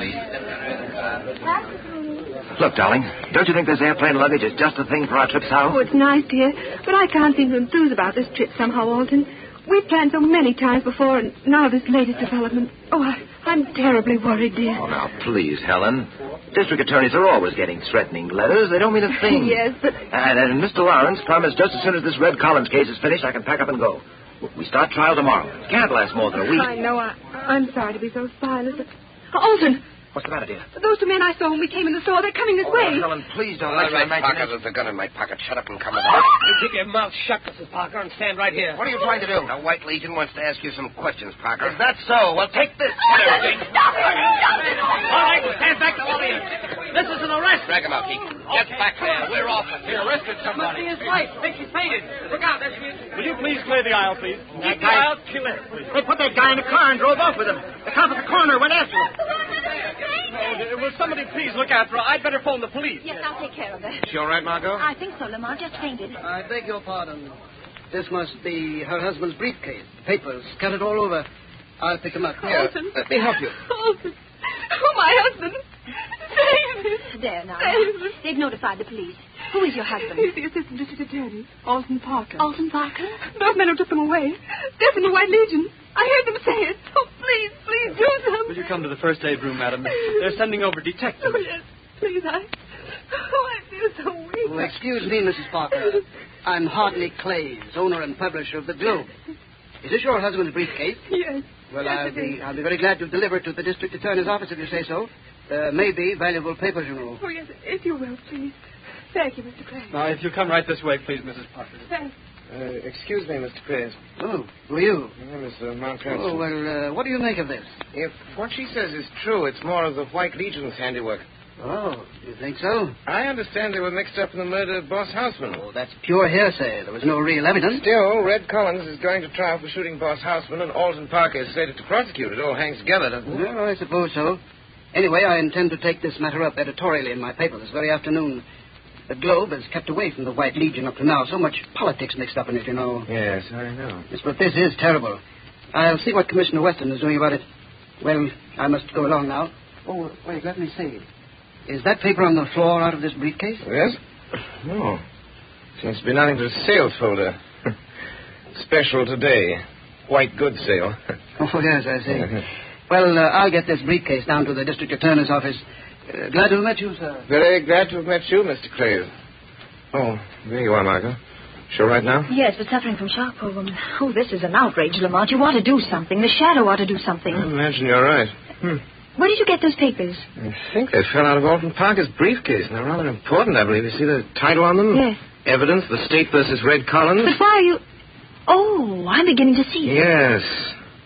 The Shadow is doing something about the White Legion, Margot. What's more, I expect to have a very busy afternoon.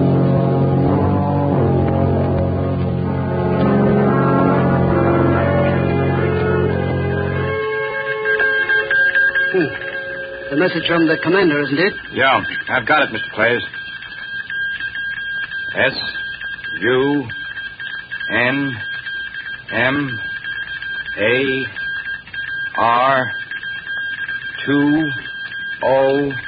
SUNMAR2011. There you are, sir. I'll put it on your desk. Thank you. Oh, see who that is at the door. Yes, sir. Telegram, Mr. Clays. Right here. I'll take it. Thank you. A telegram for you, Mr. Clays. Telegram? Well, what can this mean? Oh, yes. Congratulations on your splendid editorial in this afternoon's Globe. It was almost convincing. What? Signed, The Shadow. What? The Shadow? Stop trembling, you fool. But if the Shadow is after us... We'll take care of the Shadow just as we take care of the rest of them. He can't bluff me. Wait. The door's opening.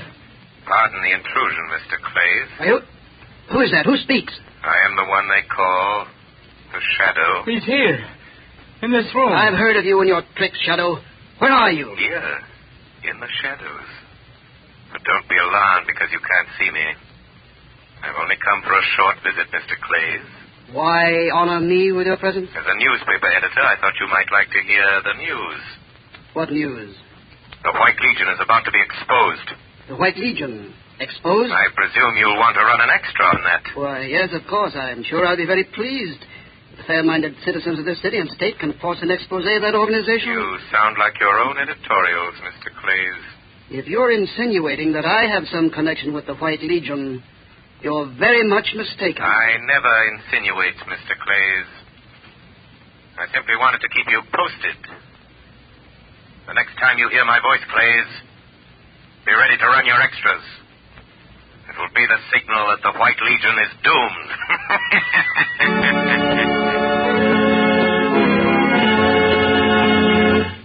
Before the Shadow continues its adventure, I want to give you a message from blue coal dealers throughout the country.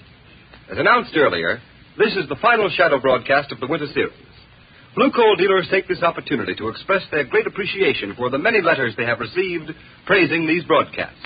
They are also deeply grateful to New England families who have favored blue coal with a volume of business which has created a sensation in the fuel industry in New England this winter.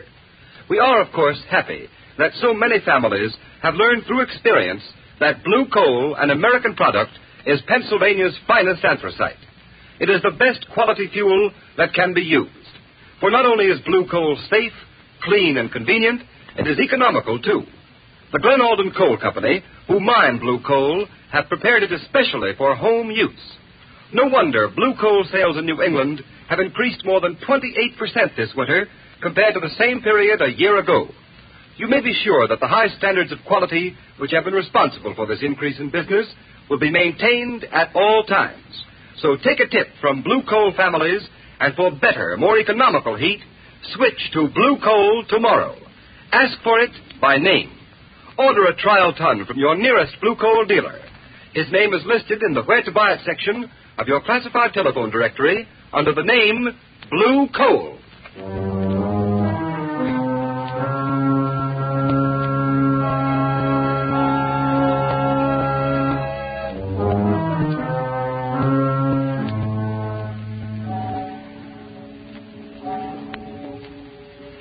Let me see those notes, Margot. What makes you think Hartnett Clays is mixed up with this White Legion, Lamont? A little deductive reasoning, Margot. I've noticed that since this White Legion stuff has broken the papers, Clay's paper, the Globe, has been deliberately playing it down.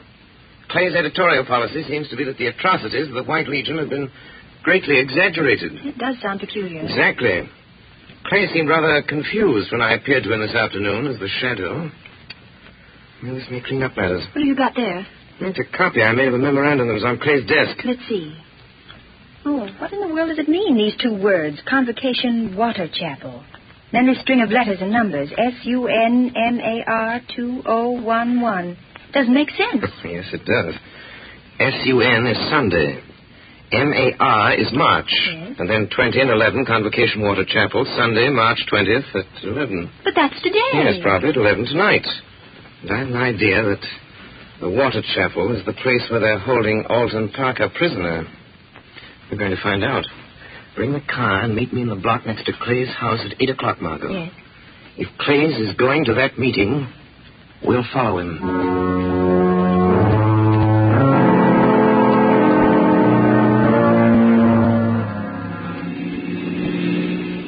Slow down, Margot. I want to get too close to Hartley Clay's car. This fog rolling in. We'll be lucky if we don't lose them entirely. Can you see their car through the field glasses, Lamont? Yes, it's turned down that side road toward the bay. There's a small shack on the edge of the water. The fog's getting heavier. Makes it hard to see. That shack must be the place they call the Water Chapel. Yes. It's apparently right on the edge of the channel. It goes out to sea. You better stop here, Margot. Let's get out. All right, Lamont. There's a small inlet here. Yes. We can see better now. So that fog doesn't get any thicker. There's a motorboat tied up the wharf. 3 cars parked nearby. Wait. Clay's and the man with him are getting out. They're going toward the shack. I don't see any light in the place. Someone's opening the door. Yes, there's a figure dressed in a long white robe and a mask with a white cap on his head. Oh. They're going inside. Blood, that fog is getting so thick I can't see the prison any longer. What are you going to do now? Somehow I've got to get out there. And I'd just as soon not go by the front door. Oh, look, Lamont. There's a rowboat lying in the inlet. Good idea, Margaret. There seems to be only one oar, but I can paddle with that. This inlet apparently leads down into the channel. Oh, Lamont, please be careful. There's a terrible current rushing out to sea, and in that fog you won't be able to see anything. Oh, I'll be all right, but if you don't hear from me by 6 o'clock in the morning, get in touch with Commissioner Weston. Give him the location of this place and warn him to bring a few men with him. Yes. If I get what I expect, I won't need him. What do you expect to get? Enough evidence to wipe out the White Legion from top to bottom.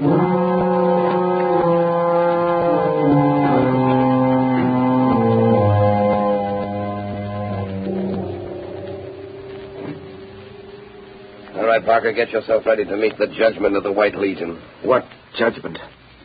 The judgment of death. I'll be back for you in a minute. Judgment of death. Alton Parker. Who's that? Quiet. I am the Shadow. I've come to help you. The Shadow? Keep your chin up and do what they tell you. We'll see this through. Careful. Step out, Parker, and follow me.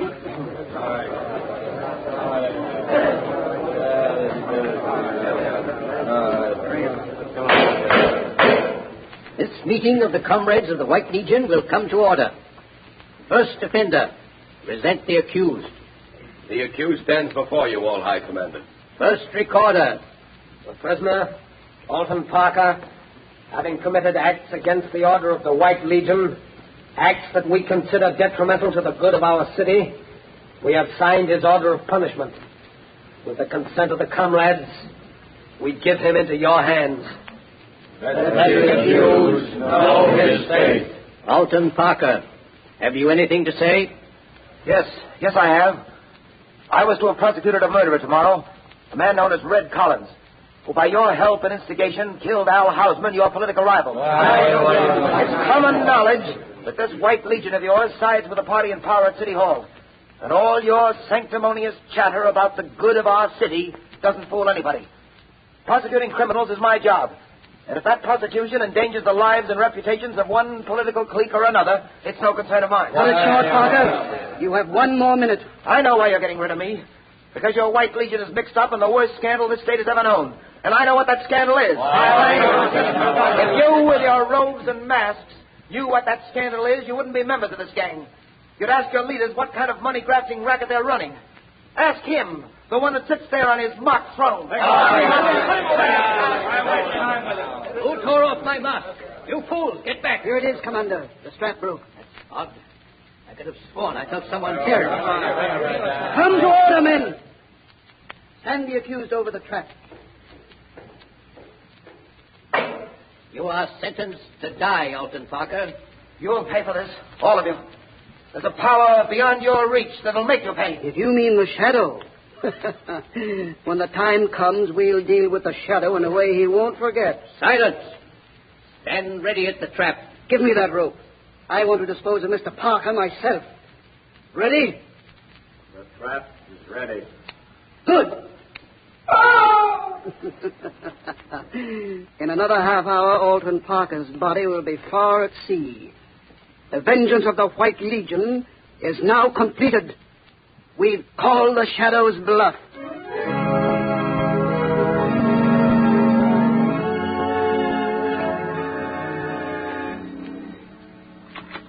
Commissioner Weston speaking. Good morning, Commissioner. Oh, it's you, Shadow. This morning they're bringing Red Collins to trial for the murder of Boss Houseman. You think I don't know Wait, about... Commissioner, this is urgent. When the trial starts, have a man stationed at each entrance to the courtroom. Don't let anyone in or out without your authority, and wait yourself by the main entrance. I think you'll have a surprise. What's the idea? I'll do it if you tell me what... I can't tell you anything more now, Commissioner, except this. If you don't do it, you'll regret it the rest of your life. Well, I don't know what you're planning, but it better be good. Oh, it'll be good, Commissioner. I'll promise you that. It'll be good.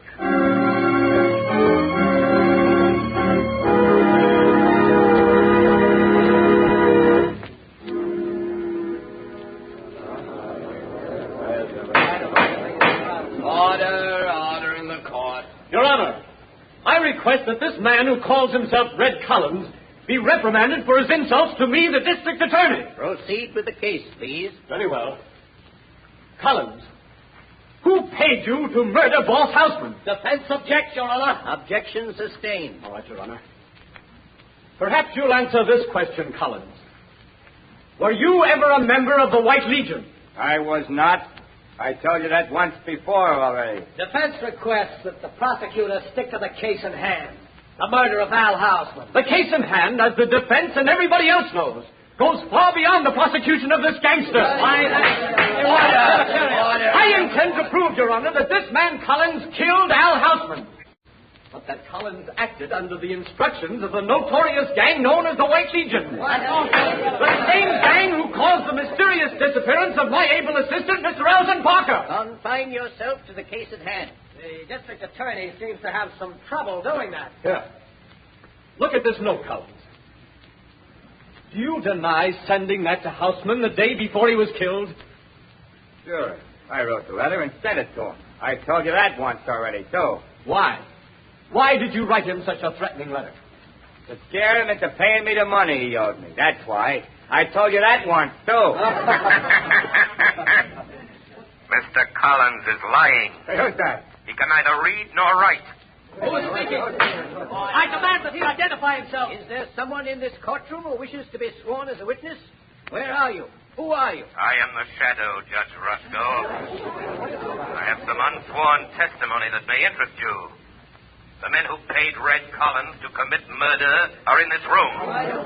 They are the leaders of the White Legion. They have secretly milked the city treasury of over $10 million in the past 3 years. Their hands are red with blood. I protest at this ridiculous procedure. One of those men is sitting here in this courtroom. His name has been honored in the past. But he is a murderer. Silence, I tell you. Who is it? Tell us who it is. His name is Hartney Clays, a sanctimonious crusading editor who used his influence and position to learn the movements of the law and keep suspicion away from himself. If there is any further disturbance, I will order the courtroom clear. Judge Roscoe. Yes, Mr. I insist this part be concluded. If this Shadow accuses me, let him present evidence. The evidence is ready. Order. You are making a fuss of this court of justice, whoever you are. If you don't stop, I will suspend the hearing. Let the Shadow talk. Yes, I have talked enough. I now call your attention to the young man who is just entering the door with Commissioner Weston. Parker. It's Alton Parker. It's Parker, the assistant district attorney that disappeared. I demand the suspension of this trial. No. This trial won't be suspended until I present the evidence for conviction. You couldn't find that evidence, could you, Mr. Clays? It wasn't in my briefcase. Killing me wouldn't have destroyed it, because it's right here. After I was kidnapped in the store, these papers were sent to Commissioner Weston. Enough evidence to send Red Collins to the electric chair, to put an end forever to this murdering gang of hypocrites who call themselves the White Legion. I order the arrest of Hartley Clays. Commissioner Weston. Right here, Mr. Parker. Stick out your hands, Clay. You realize what you're doing? Yes, I'm slipping a pair of handcuffs on you, mister. You'll be locked up and charged with the murder of William Devons, among others. Go to it, Parker. Run out the rat. I relinquish the bit. Just a moment, sir. Now I move a suspension for the presentment of new charges to the grand jury. Those charges will show that the city funds have been tampered with. They will name the 6 leaders of the White Legion, including its all-high commander, the brains and moving force of its murderous atrocities, the man who sits on the bench at this moment, Judge Matthew Rusco. Here you are, all of you. The doors are guarded. Sergeant, have your man place Judge Rusco under arrest, and all 4 men at the defense table. Right, sir. Quiet, please. Quiet. There's one thing more. I want to pay this public tribute to the one who, more than any other, is responsible for this triumph of justice. The one who calls himself the Shadow. My fellow citizens, I thank you. But let me remain a voice that wakes the guilty conscience, brings terror to the wrongdoer, and comfort to the oppressed. Know me only as the Shadow.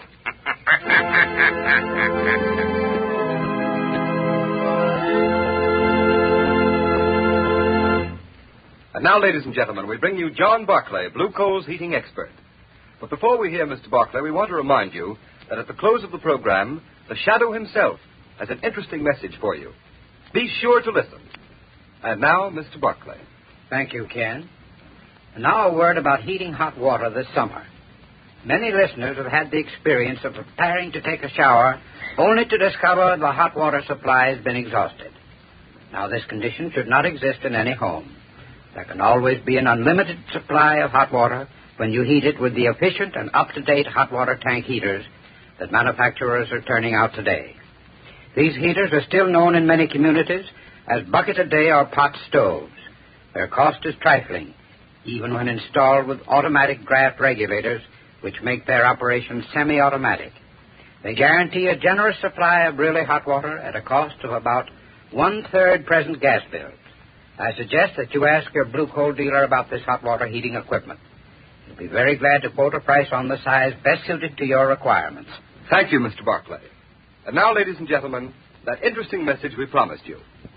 The part of Lamont Cranston and the Shadow has been played by one of the most distinguished figures in the theater today, Mr. Orson Welles, famous for his production of Shakespeare in Modern Dress, a director of the Mercury Theater, producer of Broadway hits like Julius Caesar and The Shoemaker's Holiday. Mr. Welles, still a very young man, is making for himself a unique place in the field of dramatic art. We have been indeed fortunate in having Mr. Welles on our Shadow programs. And now I know all of you would like to hear a few words from Mr. Welles. Good evening, ladies and gentlemen. Words can hardly express my great enjoyment in doing this program for you. And now, before I leave you, I want to thank our sponsors, Blue Coal, for giving me the opportunity of doing this show. I want to thank our cast for the wonderful work they've done throughout our entire season. But above all, I want to thank you, our listeners, for your loyalty. We all hope you've enjoyed listening to the shows as much as we have playing with it. You know, in the theater, we can see our audience. We're able to tell how well we're received by the applause we get. But unfortunately, we have no way of knowing how much you've enjoyed us over the air. Wait, Orson, may I make a suggestion? Why, certainly, Agnes Moorhead, or should I say Margot Lane. There is a way. If you've enjoyed this program and would like to let Mr. Wells and all of us know about it, simply phone your nearest Blue Coal dealer and tell him so tomorrow morning. Tell him how much you've enjoyed the adventures of the Shadow. A very fine idea, Agnes. And now, ladies and gentlemen, good night and goodbye. Thank you, Mr. Wells. And let's all take Agnes Moorhead's suggestion and give the cast the volume of applause they deserve. Phone your nearest Blue Coal dealer tomorrow morning. Tell him how much you've enjoyed the adventures of the Shadow, and that you'd like the Shadow programs to resume again in the fall.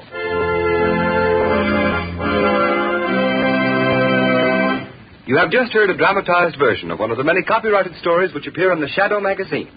All the characters and all the persons named are fictitious. Any similarity to persons living or dead is purely coincidental.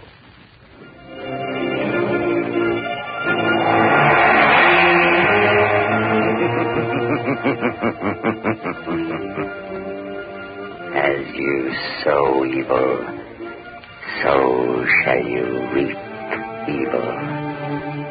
Crime does not pay. The shadow knows.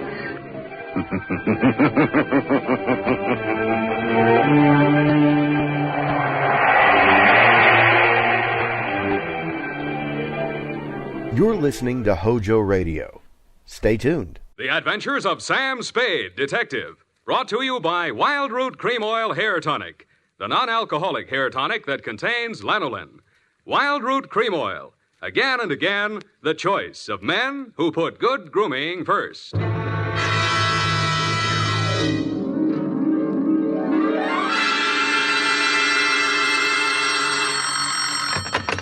Spade Detective Agency.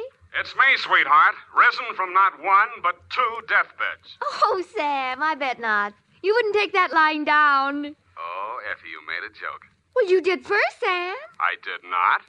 Oh, you mean you actually Now, don't pin me down. Anyway, I was present at 2 dying declarations. Would you believe, Effie, that a man could say something that wasn't true at a time like that? Oh, no.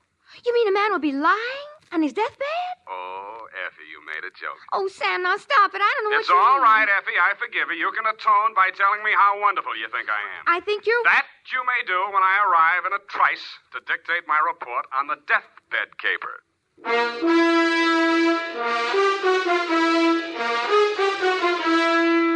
Dashiell Hammett, America's leading detective fiction writer and creator of Sam Spade, the hard-boiled private eye, and William Spear, radio's outstanding producer-director of mystery and crime drama, join their talents to make your hair stand on end with the adventures of Sam Spade. Presented by the makers of Wild Root Cream Oil for the hair. Tell me, mister, how many times a day do you have to comb your hair? Not many, I'll bet, if you groom it right, first thing every morning with Wild Root Cream Oil. For this famous hair tonic grooms your hair neatly and naturally and helps it to stay that way throughout the day. Wild Root Cream Oil also relieves dryness and removes loose dandruff. With Wild Root Cream Oil, you don't have to keep combing your hair every 2 minutes. That is, unless your gal can't resist running her hands through it. Get Wild Root Cream Oil Hair Tonic. Again and again, the choice of men who put good grooming first. And now, with Howard Duff starring as Spade, Wild Root brings to the air the greatest private detective of them all in the adventures of Sam Spade.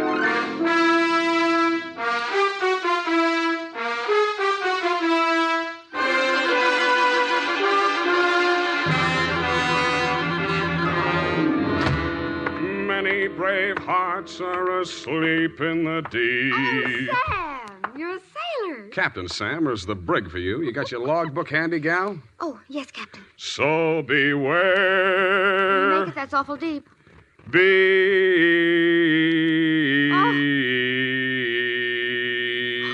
Date, June 20th, 1948. Where? Oh, Sam. I have no shame.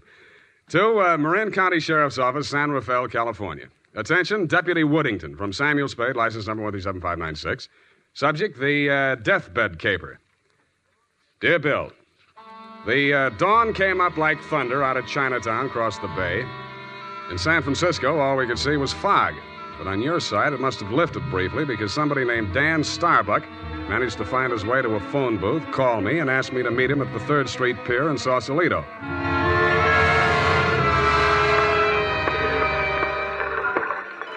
I didn't see him when I first got there. I didn't even see the pier. It was too foggy. But in the glow of the neon lights in front of the Viking Saloon, I saw a man who seemed to be waiting for somebody. He was a big guy with a good face, but plenty of worry on it. Mr. Spade? Yeah, Mr. Starbuck? Dan Starbuck. Come on down to the end of the pier. I'll explain as we go along. We gotta hurry. You act hot. You wanted for something? Well, not yet. What's the caper? Well, my brother's out there on his yacht, the Marguerite. He's dying.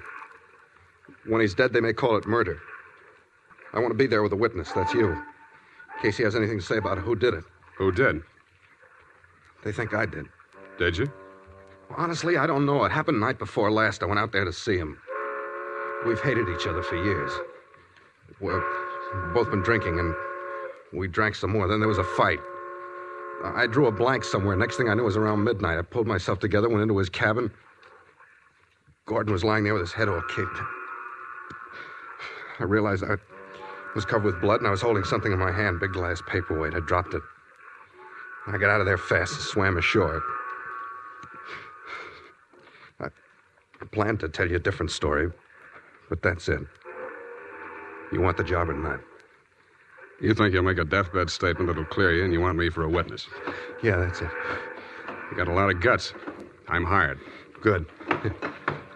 Halverson? You down there? Halverson! Who's Halverson? He's a boatman. He'll row us out. Halverson? Hey, Nils? Donnie? Yeah. Is that you, Casino? Sure. Can I do you some favor? I want to go out to the Marguerite. I can't find Halverson anywhere. Well, I guess I can take you. Are you sure that I'm sure. Sam Spade, Del Casino. He's the bosun of the Marguerite. Glad to meet you. Sam. Any friend of Danny's. Hey, listen, Danny, you sure you want to go out there? Any reason why he shouldn't? Well, it's up to him. In his place, I would be on a freighter for China, way out there where the fog is more thicker. No, it's all right, Casino. I know what I'm doing. Well, your friend, you excuse me, your name? Spade. Pardon me, I better ask. The police don't want you for nothing? Not yet, but don't make book on it. Push us clear, Danny. All right.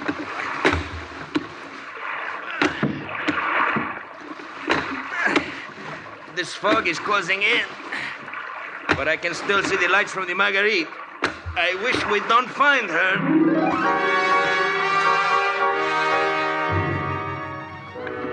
But we did. She was wearing clam diggers, an off-the-shoulder T-shirt, and was leaning against the rail as the dinghy pulled past a police launch and nestled in under the ladder of the yacht. Del? Del, is that you? Yes, Miss Starbuck. Who is that with you? Keep quiet. Del, what are they saying ashore about... Oh, I thought you... You're Mrs. Starbuck? Yes? I'm Sam Spade. I'm from San Francisco. I'm a detective. Your brother-in-law's in the boat. You captured him? He wants to come aboard. He wants to... Why? He's hoping your husband will say something to clear him before he dies. Is there any reason why he shouldn't come aboard? Oh, there's every reason in the world why he shouldn't. The police are in there with my husband right now. Yeah?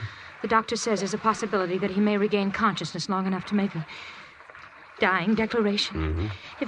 If he's face to face with Dan, there's no telling what he'll say. I wish Dan wouldn't... My husband is dying. Dan? Yeah. What'd she say? I don't know, but I think you better come aboard.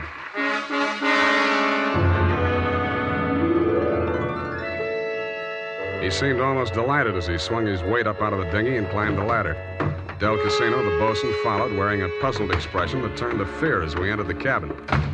The yellow glare from the lamp swinging overhead was almost blinding to walk into out of the foggy night. The first thing I focused on was the bunk that held the dying man.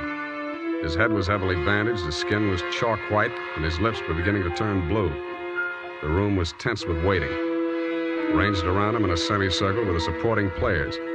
2 doctors, 1 family type with a nurse, 1 police medic without, 1 sheriff with cigar, 1 police stenographer, female with pencil and notebook poised, 9/10 of a widow, and us. At 18 minutes past 7, somebody moved. It was the dying man. The 2 doctors rushed forward, took his pulse and blood pressure. The scarf. Adrenaline 3cc, Carmine 1, saline solution. All right, Sheriff, he's conscious now, but you'd better hurry. Margaret. Mr. Starbuck, you can hear me all right? Take that down. Can you hear me? Affirmative answer. Now, Mr. Starbuck, we have to ask these questions. 1, what is your name? Please try to answer. What is your name? Gordon M. Starr. You got that? What is your name? Gordon M. Starr? That's close enough. Fill it in later. Now, Mr. Starbuck, where do you live? Where do you live? I'm dead. You got that? 1277 Marymount, Pasadena. Hey. Now, Mr. Starbuck, let's try a little harder, This is a long one. Have you been injured, and what was the cause of your injury? Yes. Hurts my... You got that? Affirmative. Now the second part. What was the cause of your injury? Head. Huh? Hit on the head. Do you believe that you're about to die as a result of your injuries, and have you no hope of recovery? I know. No hope. Now let's get to the point. Who inflicted said injuries? Hey, Mr. Starbuck, please. You haven't much time, you know. Go away. Doc, is there anything you can do? I'm afraid not. Oh, this is ghastly. Can't you leave him alone? Can't you let him die in peace? What are you afraid of, Maggie? What are you afraid he'll say? All right. All right, tell them, Gordon. It was Dan that struck you, wasn't it? He was jealous. He always hated you for marrying me. It was Dan. Now, Mrs. Starbuck, I know how you feel, but we can't allow this sort of thing. Please step aside so we can finish up here. That's it. Mr. Starbuck. Doctor? Very low pulse. I'm not sure whether... Is Dan here? Here I am, Gordon. Tell him the truth. Do you identify this man, Mr. Starbuck? Yes. He's my brother. Dan. Yeah. You got that, Brother Dan? He's the one. He's lying. Gordon, you know who did it. Why don't you tell the truth? What do you got to lose now? Nothing. I'm finished. You got that? You finished me. Gordon! Gordon, not yet. Now come back. Doctor, can't you... He's dead. Well... Okay, Doc. Dennis Starbuck, it is my duty as sheriff of this county to take you into custody on suspicion of murder. And I must tell you that anything you say may be held against you. You'd better come along, too, Spade. Routine questioning, you know. Okay, Sheriff. And I don't think we'll need the handcuffs, will we, son? No, I'll go with you.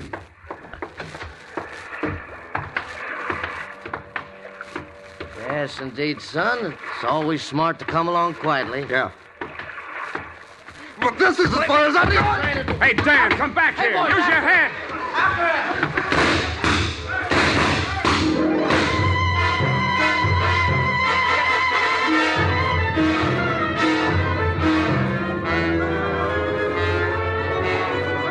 He only had one friend. He was the best friend in the world for a man on the land, the fog. The searchlights on the police launch spun frantically as the craft heeled around in a half circle to head him off. Instead of cutting the fog, the beams from the powerful lights bounced back from it and blinded the men behind them. After 10 minutes of that, they gave up. The sheriff had a theory. Don't worry. Between the fog and the currents, I doubt if we'll make it. We'll probably recover the body in the morning. And they did. But it wasn't Dan Starbuck's body. It was the bosun, Del Casino. And he was found in Richardson Bay, adrift in the dinghy from the Marguerite. Somebody had creased his skull with the same type blunt instrument that had been used on Gordon Starbuck. But Dell hadn't lived long enough to make a dying declaration.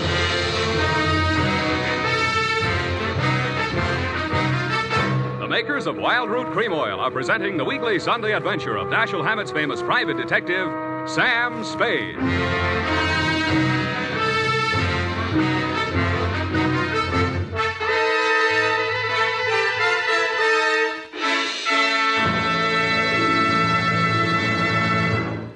Now, here's important news on good grooming.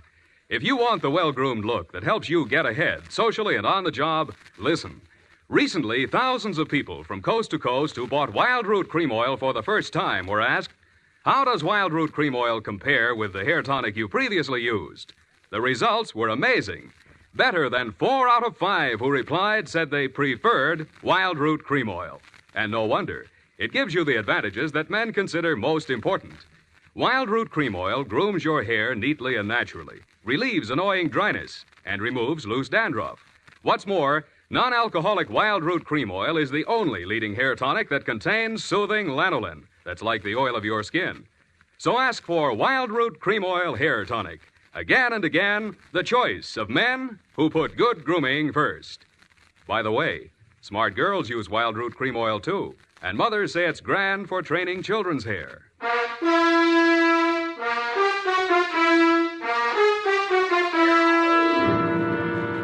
now back to Caper with Two Deathbeds. Tonight's adventure with Sam Spade.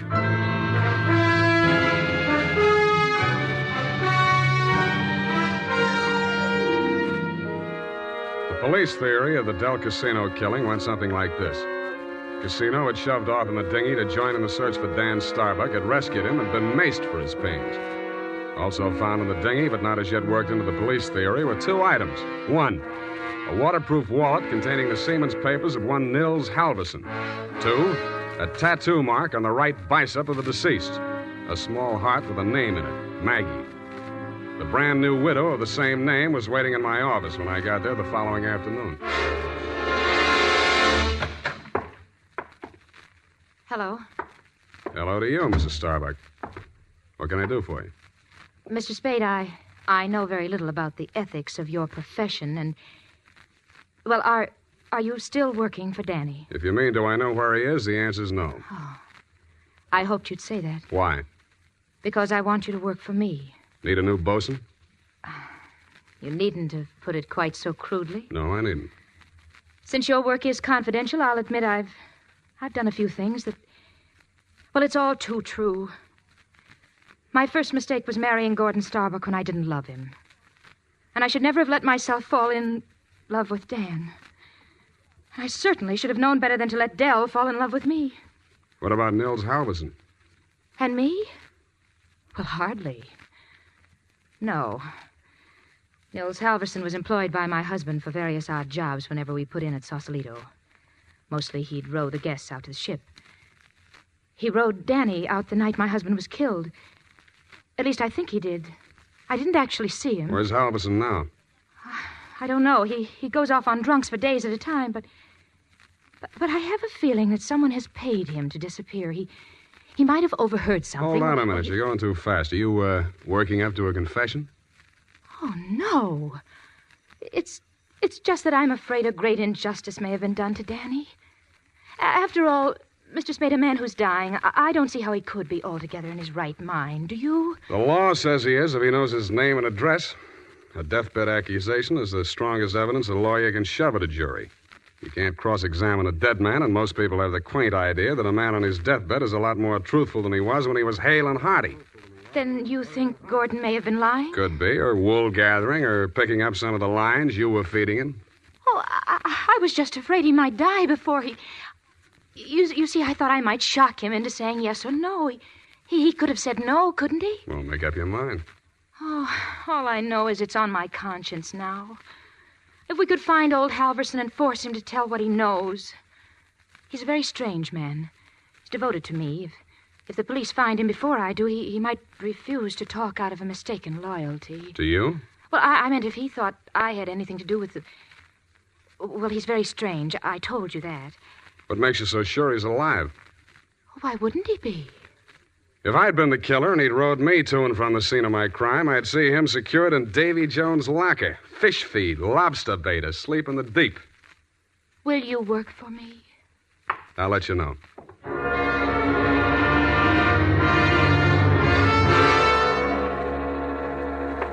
I didn't have time to get tattooed, but the rest of me was marinated enough. On my head, I was wearing a dirtied-up yachting cap. And the rest of me, I was wearing a pea jacket, dungarees, and sea boots. I was also wearing clamshell number 5 as I rolled up to the Viking saloon. Well, what'll it be, mate? Akavit and Varta. Have you seen my cousin? Your cousin? Who's your cousin, Prince Valiant? No, my cousin Niels Halverson. Niels Halverson. Oh, no. You're Niels' cousin, are you? Yeah. Well, coming from the old country? Yeah, Minnesota. By Yemeni. Well, no, he'll be right glad to see you there. Where is he? I don't want to say this too loud. Yeah. Bend over there. Yeah. He's in trouble, you know. Oh? Yes, I got him holed up down below. Oh. Yeah, come on. Well, by golly, I sure been glad to be going to see my cousin Niels. Niels Halverson. Drop the act and get down there. Hey! Okay, Joe, I'll take over from here. Easy. Okay, Danny, my boy. I got his gun. But watch him now, watch him. He's full of smorgasbord. Well, Spade, you're the one person I didn't expect to see, but I'm very glad to. Yeah, I wish I hadn't found you. I wanted to find somebody else first. Halverson? Yeah. He's here. Want to see him? That's what I came for. In under here. Watch your head, low bridge. Yeah. Here we are. Where? A boathouse under the pier. Halverson used to hole in here to sleep off his schnapps. Where's he now? Over here. Uh-huh. Yeah, he's going to be a long time sleeping this one off. He'd been missing since that night. Nobody knew he was here till last night. I headed for the saloon when I swam ashore. Joe hid me out here. He could still talk then. What'd he say? I wrote it down here. But it's no help. Let's see it. Well, it's just a jumble of words. Marguerite. Merry Christmas drink. My beautiful Helga. Row, row your boat. Now throw me back. Row me back. $20 good and drunk. Fog rolling in. Good and drunk. Gonna be 5 days, no business. Oh, my head. Paint the boat. All crazy stuff. $20. Did you give him $20 to row you out? I didn't even see him. I swam out. My loving brother wouldn't have let me on board if he'd heard me arriving like a gentleman. $20. Did you frisk him? No. I'll have a look. Oh, I don't... Hey, wait. Uh-huh. Real soggy, but a 20. I don't care. I'm sticking to my story. I swam out there. I didn't give him that 20. Maybe you didn't. Maybe you didn't. You gotta believe me. I didn't even have $20. That's why I got... Shut up. What's the matter with you? What are you gonna do? Come over here, Dan. What? I don't believe a word of your story, and even if I did, it wouldn't make any difference. What are you... Shut up. You're going to stop talking and listen for a while. I stuffed a gag into his mouth and muscled him over to a piling and handcuffed him to it. He didn't even look surprised. He just stood there staring at me as if he'd lost his last friend in the world. But I wasn't looking at him as much as I was listening to those footsteps in the boards overhead. I waited for them to come back. They did. I walked across the soggy planks to where Nils Halverson lay in the shadows. Nils, I want you to answer these questions again. Now, this time, I'm going to take them down. You get lots of $20 and lots of drink. Now then, I know you don't feel so good. You don't have to talk if you don't feel like it. Just nod your head for yes and shake it for no. Okay, Nils? That counts in a court of law as long as there's a witness. Okay. Now, your name is Nils Halverson. Your address is 213 Bayview, Sausalito. That's correct, is it? Nod your head. Good. Good. That proves you're in your right mind. You know you were injured. Yeah. You know the cause of your injury. Hit on the head and thrown over the side of your boat. What? Huh? Not from... Oh, dinghy. Well, it's the same thing. All right. Now, you know you're dying. You have no hope of recovery. That's obvious, but nod your head. That's the boy. Now, Nils, on the night of the 18th, around 10 o'clock, after your usual working hours, you rowed somebody out to the yacht Marguerite, in return for which this person gave you a $20 bill. This person is also the person who killed, who inflicted your fatal injuries. It is. Now, the name of that person, if you can possibly speak even in a whisper, so there can be no mistake. Can you hear me? Just say it close to my ear. Yeah? Yes. Yes, I got it. That's all. Now, I know you don't write, Nils, but make your mark here. Come on, I'll guide your hand. There. Now we're going to take... Nils. Nils. Well, anyway. All right, Maggie. Come on in and join the party. Don't try anything. The light's on you. I'm a better shot than you, and if there's a ruckus, the whole saloon will be down on us. They're all friends of Danny's, too. Stop there. Toss the gun. Okay. What's the matter, Angel? You look kind of scared. No. Just disappointed, that's all.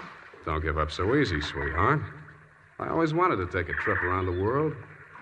We might go on the Marguerite. Together. Yeah, sailing into the sunset. Sleeping with our deathbed statements under each other's pillows. I see what you mean. I guess it wouldn't work. How much for yours, and what do we do about him? Dan? I'll take care of that. Throw it in with a deal. Okay. But I want it in writing. A little statement to the effect that I can keep under my pillow. Fair enough. Now, all I want from you is a little statement from you to this effect. That you, Marguerite Starbuck, employed Nils Halverson to row you out to the yacht on the night of the 18th, that you there overheard a quarrel between your husband and brother-in-law, and that taking advantage of said brother-in-law's inebriated condition, you sneaked up behind your husband, hit him with a paperweight, and decamped, leaving the murder weapon in Dan's hand. You then started back for shore in the dinghy, and realizing that the only witness who could testify you were aboard that night... All right. All right, I'll sign it. Okay. We'll have plenty of time to put in all the legal decorations later. I'm afraid we won't, baby. You're going to be spending all your available time at Tehachapi and points west. What are you talking about? You just made a full confession in front of a witness. You heard it, didn't you, Dan? Every word. Oh, if I... Honest. An honest man. Well, I did tell a fib. Now, this is really going to hurt, I'm afraid, Maggie. You see, we didn't actually have any deathbed statement to match yours. No? No. Nils Halverson was a good deal too dead to have made a deathbed statement just now. He's been stiff for 12 hours.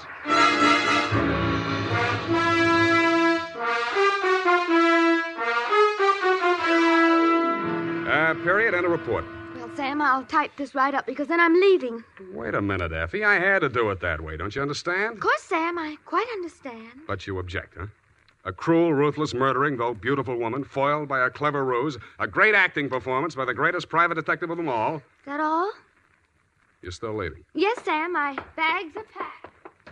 Well, pardon me for having feet.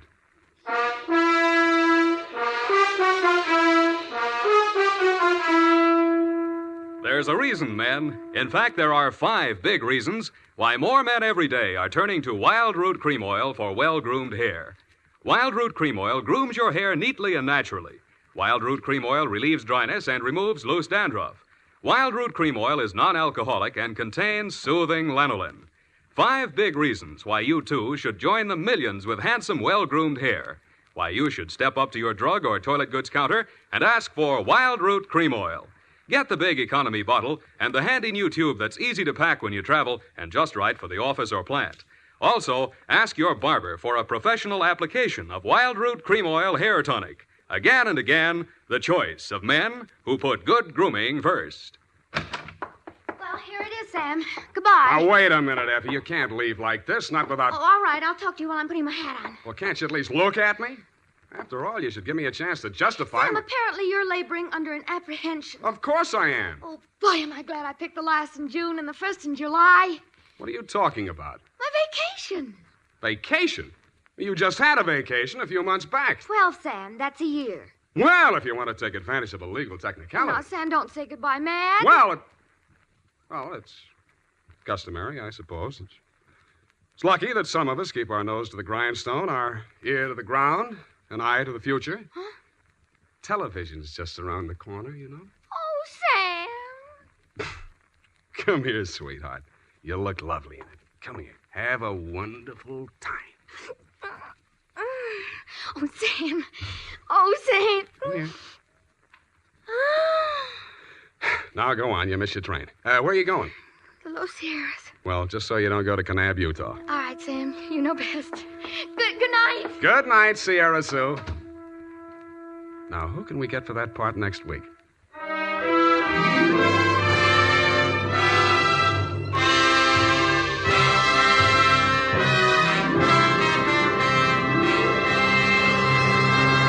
The Adventures of Sam Spade, Dashiell Hammett's famous private detective, are produced and directed by William Spear. Sam Spade is played by Howard Duff. Lorene Tuttle is Effie. The Adventures of Sam Spade are written for radio by Bob Tallman and Gil Dowd, with musical direction by Lud Gluskin. Join us again next Sunday when author Dashiell Hammett and producer William Spear join forces for another adventure with Sam Spade, brought to you by Wild Root Cream Oil. Again and again, the choice of men who put good grooming first. This is Dick Joy reminding you to... Get Wild Root Cream Oil, Charlie. It keeps your hair in trim. You see, it's non-alcoholic, Charlie. It's made with soothing lanolin. You better get Wild Root Cream Oil, Charlie. start using it today. You'll find that you will have a tough time, Charlie, keeping all the gals away. Hiya, Baldy, get Wild Root right away. This is CBS, the Columbia Broadcasting System.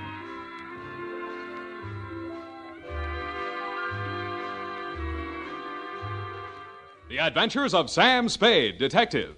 Brought to you by Wild Root Cream Oil Hair Tonic, the non-alcoholic hair tonic that contains lanolin. Wild Root Cream Oil, again and again, the choice of men who put good grooming first.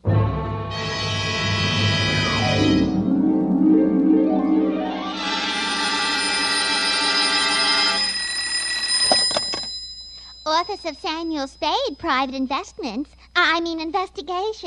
Good morning. Evening. Effie? Miss Perrine is on a vacation. Perhaps I may be of assistance, no doubt. I don't know. To whom am I speaking to? I am sorry. I cannot divulge that information to an entire stranger.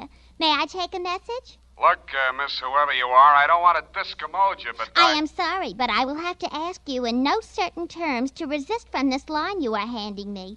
I am not the type secretary. Forget it. I'll just call Miss Perrine long distance and dictate my report over the phone. Oh, my stars and garter, how utterly gouch of me, Mr. Spade.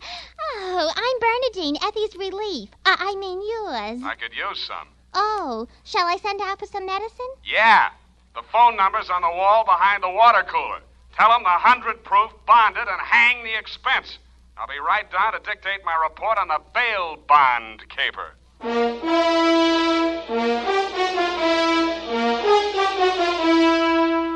Dashiell Hammett, America's leading detective fiction writer and creator of Sam Spade, the hard-boiled private eye, and William Spear, radio's outstanding producer-director of mystery and crime drama, join their talents to make your hair stand on end with the adventures of Sam Spade. Presented by the makers of Wild Root Cream Oil for the hair. Only 3 days left, gals, and June, the month of weddings, will be over. But don't worry, there are still 187 days left in leap year.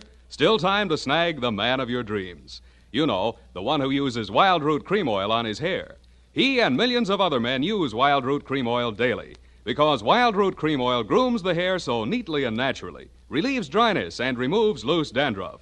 Any smart man who wants to look smart always insists on Wild Root Cream Oil Hair Tonic. Again and again, the choice of men who put good grooming first.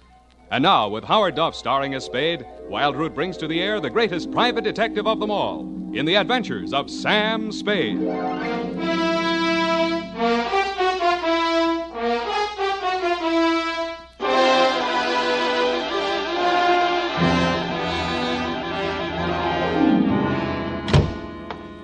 Oh, Mr. Spade. You are Mr. Spade. You just gotta be. Yes, but why? It was fate. I knew it was going to be like this. I had my qualms, too, Bernadine.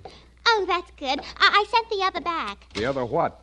I called that number, but it was euphonious. They sent whiskey. Is something the matter? No, nothing at all. I'm perfectly calm. Well, I'm glad. My previous employer was very nervous, which is why I just happened to be tentatively at large when Effie reproached me about being a relief to her. Figures. Bernadine, now I'm not being fresh. Honestly, I'm not. But do you take shorthand? Yeah, but I don't speak it. What is that you speak? Don't answer. Ready? Rodney. I mean Roger. Yeah. Date? I'll have to ask my mother. Down, Bernadine. Date June 27, 1948, to Miss Effie Perrine, care of Perry's Lodge, Kanab, the Pearl of the West, Utah. What? Oh, wrong letter. I'll get to that later. Date June 27, 1948, to Leo M. Scarlett, care of Leaf, Branch, Root, Knox and Wood, attorneys at law, 333 Pine Street, San Francisco, from Samuel Spade, license number 137596. Subject, the bail bond caper. Dear Leo, I'm sorry things turned out the way they did, Leo, and I'd like you to know how I got into it. It wasn't for the reward. I don't take rewards. I'm not in love with your wife, no matter what she says, and I wasn't sore at you about anything. I was just sitting in my office, minding my own business, when the door opened, and Vivian walked in. She looked every bit as beautiful as she did when she lived under me in Ma Tuttle's boarding house in 41. In fact, I didn't recognize her until she slithered out of her mink. Hello, Sam. Surprised to see me? Yeah, but I'm trying not to show it. What's on your mind? Is that all you've got to say to me, Sam? Well, you're here on business, aren't you? All right, I don't blame you. It all happened pretty sudden, Leo and me. I should have written or phoned you, I suppose, but somehow... Forget it, Vivian. Now, what do you need a detective for? You, thinking of divorce already? Oh, please don't, Sam. If it was a mistake, I'm the one who has to live with it, and I made up my mind when I married Leo. This time it's for keeps. No matter what. Mm-hmm. What's the what? He's in trouble, Sam. Well, that's nothing new. Well, this time I don't think it's his fault. When Leo went legit, he meant it. What's he say he's doing now? He's a bail bond broker. Judging from your new look, I'd say he's a success. Sam, a man called him on the phone today. I answered.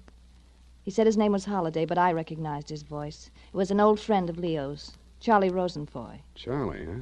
When did he get out? A couple weeks back. He was paroled.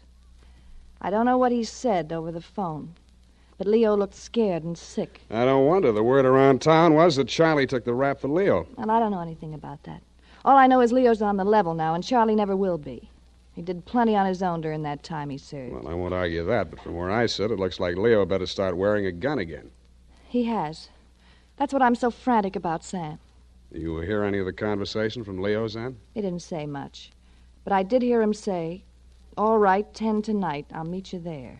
That wasn't very smart of him. I know, but that's the way he is. It might be only for a payoff. I thought of that, too. But Leo hasn't got that kind of money. He's been dropping a lot at the racetracks lately. And even if he had it, he's not the type to pay blackmail. I don't like it. Why should I stick my neck out? Why did you have to come to me anyway?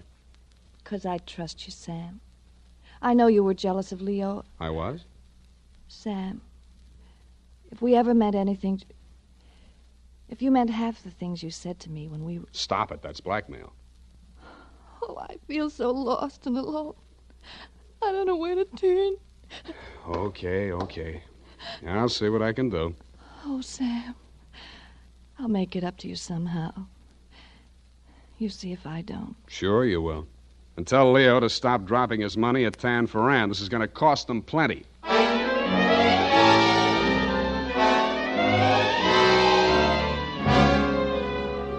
Vivian had said that your rendezvous with Charlie was scheduled for 10 in the p.m. and that you were too upset to go to work that day, so you'd be at home, 1246 Dunbar. I took a plant in your apartment building from a Sleepy Lagoon-type cocktail bar across the street called, you guessed it, the Sweet Leilani. Your wife joined me, and after a while, we got around to talking. At least she did. I bet you can't guess what I'm thinking about. Huh? Listen, Sam. You remember that night we drove to the Half Moon... Bay. Oh, you do remember. Oh, we used to do the craziest things. I should have married you, Sam. Please, not while I'm drinking. You know what? The trouble with crooks... They have to work day and night. Yeah. Hey, you're not listening. No, but everybody else in the place is. Let's talk about you, Sam. Did I ever tell you how I met Leo? No, and please don't. And then he opened a bucket shop. You know what a bucket shop is? Yeah. It's brokerage. Yeah, that's right. Only it's crooked. That was the first business Leo started when he went legit. Mm-hmm. He had to shut it down on account of those securities. Somebody was always stealing out of the safe. Were they insured? Yeah, but they wouldn't renew his policy. So after the second nightclub burned down and he couldn't get any insurance at all, even on his own life. That's why I'm so frantic, Sam. Hey, give me a nickel. I want to play Sweet Leilani.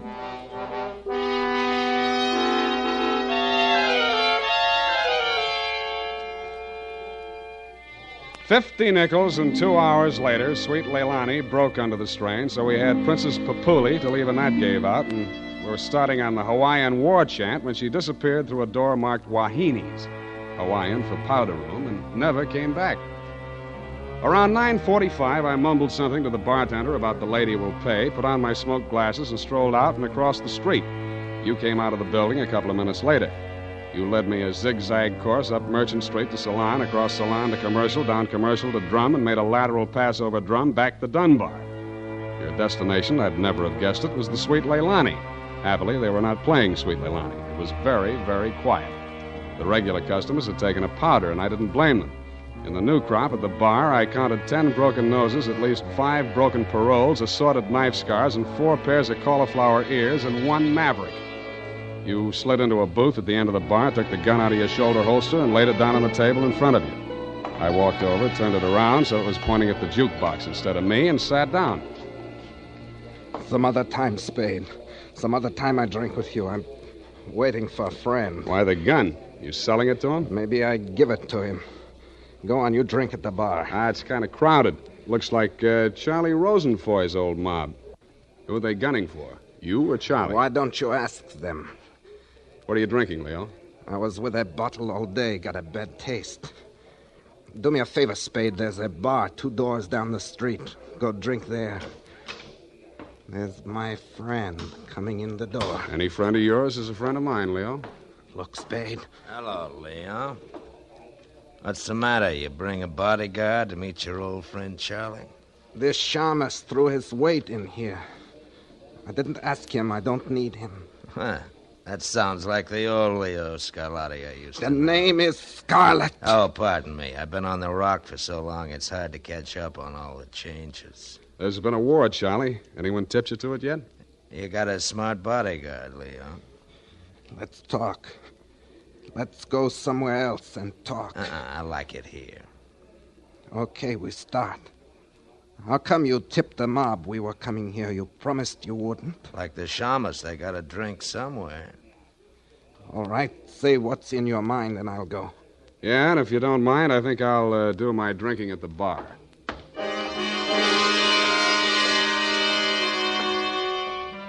Both of your guns were on the table. It didn't look as though you were going to use them on one another, and I figured that neither of you was going to do much talking in front of me anyway, so I strolled back to the end of the bar to look at the television. The 10 o'clock news roundup was on, and the ticker tape that was moving across the screen said ... in Atlantic City today, period. I ordered a highball, and then the ticker tape started again. This time it said San Francisco, $1 million bail bond robbery. $1 million in negotiable bonds is tonight in the hands of a group of daring hold-up men who commandeered an armored truck at the very portals of the police department and the Hall of Justice.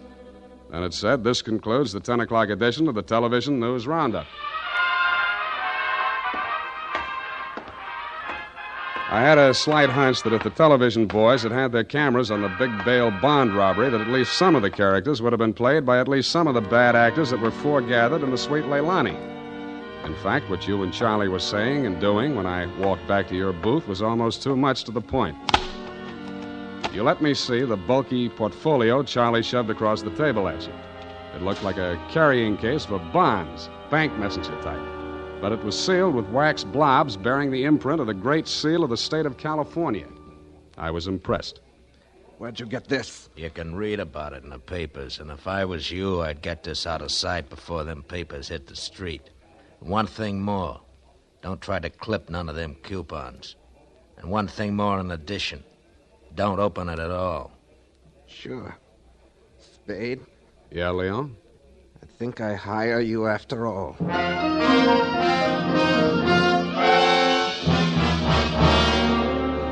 I took the job, and you handed me the portfolio. Outside, we flagged the taxi, and you gave the driver an address on Portsmouth Square. Your office, I hate to remind you, was behind one of a bunch of neon-lighted storefronts across from the Hall of Justice. The sign on the door said, press the button and let freedom ring any hour, day or night. The only bell in sight was a stop-press-type burglar alarm. You unlocked the door and we went in. You paused in front of a big green safe with a combination lock and started twirling the knob. The tumblers clicked into place. I picked up an inkwell and waited for the safe to open.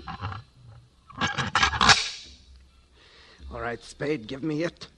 I did, with both hands. With my left, I handed you the portfolio, and with my right, I pitched the inkwell at a well-wired slab of plate glass window. When the burglar alarm went into action, so did you. You dropped everything and were out of the door and out of sight before you could say, let freedom ring. While I was waiting for the cops to arrive, I helped myself to a $500 bearer bond I found lying loose in your safe. I had a feeling I might be needing some bail myself.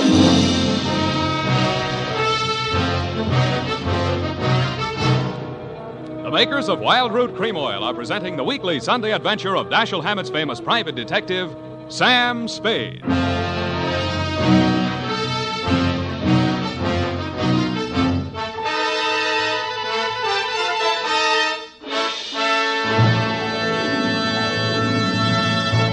Now, here's important news on good grooming. If you want the well-groomed look that helps you get ahead, socially and on the job, listen. Recently, thousands of people from coast to coast who bought Wild Root Cream Oil for the first time were asked, how does Wild Root Cream Oil compare with the hair tonic you previously used? The results were amazing. Better than 4 out of 5 who replied said they preferred Wild Root Cream Oil. And no wonder. It gives you the advantages that men consider most important. Wild Root Cream Oil grooms your hair neatly and naturally, relieves annoying dryness, and removes loose dandruff. What's more, non-alcoholic Wild Root Cream Oil is the only leading hair tonic that contains soothing lanolin. That's like the oil of your skin. So ask for Wild Root Cream Oil Hair Tonic. Again and again, the choice of men who put good grooming first. By the way, smart girls use Wild Root Cream Oil too, and mothers say it's grand for training children's hair.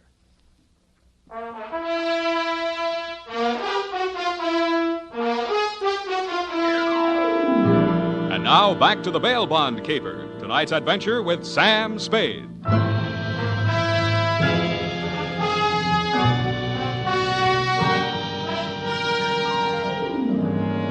I had hoped, Leo, when I made my spectacular move in your bail bond office and set the bells to ringing, that I'd get the caper off my neck and onto the capable shoulders of the police, where it now belonged. Then I told myself I could go home and get some sleep. I had never been that fond of Vivian anyway. I was holding the $1 million portfolio, complete with its big official seals still unbroken, ready to hand it over with a flourish to the first boy in blue that rushed in. But then I saw something that dashed my hopes. There was a strip of Scotch tape across the bottom of it. It wasn't up to me to tamper with important evidence, but I didn't have to. It was only a question of what magazine had been cut up to replace the $1 million in bearer bonds. That question was answered at headquarters 20 minutes later. It turned out to be the last 52 issues of Radio Life, which even Captain Walsh of the robbery detail admitted was no help. Neither was Captain Walsh.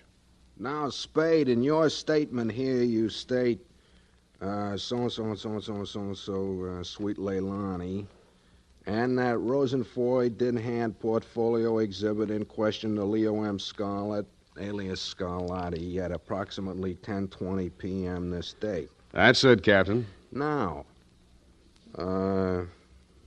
you sure you want to stick with this? You don't want to change any part of the statement? No, I just want to go home and go to bed. I'm afraid you're going to stay with us for a while. Who, me? Statement of Jordan Joyce, M.D., statements of Hilda Sackwriter, R.N., and Mildred DeVille, Biss, R.N., day and night nurses, respectfully. Who's sick? Rosenfoy. He's been quarantined in his home in Daly City since his release from Alcatraz 4 days ago. Chicken pox. Sorry, Sam, I'll have to book you. You sure you don't want to add anything to that statement? Only this. Kelsey Walsh, if you continue to do such brilliant police work, you will be waving a stop sign at a school crossing in time for the fall semester. You are a hangnail on the finger of justice.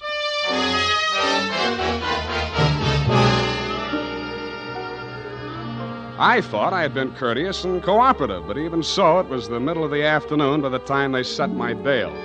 $1,500. That made it life. But I hadn't had time to hang the curtains in my cell when I got even worse news. My bail had been posted by who? Vivian, a banana peel, and the steps of progress. She met me outside. Well, aren't you going to thank me? What for? Getting me in jail or getting me out? Getting you out, of course. It was all the money I had in all the world. Leo's money was impounded, you know. But, Sam, when I thought of what you and I once meant to each other, and maybe we still could... Yeah. Well, you'll get your money back. I'm not really guilty. Oh, I know that. What else do you know? I guess it's safe to talk. Leo phoned me today. Where is he? He wouldn't say. Some pay station. He kept putting in nickels. Sam, you've got to talk to him. You've got to convince him it's best to give himself up. Now you're beginning to make sense, sweetheart. But how can I get to talk to him? I've arranged it. He's to meet us at the Club Leilani. You know, where we had our reunion yesterday. That place on Dunbar? Yeah. Oh, that's great. A crowded saloon less than a block from the police department. Besides, the place has lousy memories for me. By the way, did you ever get out of the ladies' room? If you don't mind, I'd rather talk about something else. Okay, let's talk about how do we bring this big secret meeting off in a crowded cafe. Is Leo coming in a false beard? You really think I'm stupid, don't you? I didn't say so. Well, it so happens that the place is closed on Tuesday. See that sign in the window? Closed Tuesday? Mm-hmm. Now, how do we break in? I was counting on you. You're a detective. Can't you use a glass key or something? Did you say that bail bond you bought for me was all the money you had in the world? That's the truth. Then get ready to forfeit it. It's a risk I've got to take. You've got to take. Sam, please, if we ever meant anything Yeah, to... I know. Half Moon Bay. But sometimes I wish we hadn't been childhood sweethearts. Wait here. I'll case the alley.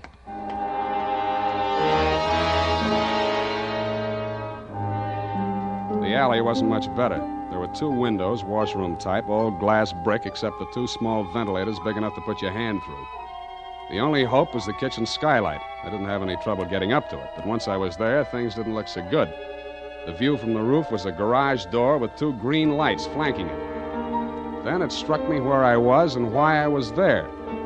The Club Leilani backed directly on the Hall of Justice where the big bail bond robbery had taken place at 5 p.m. the night before.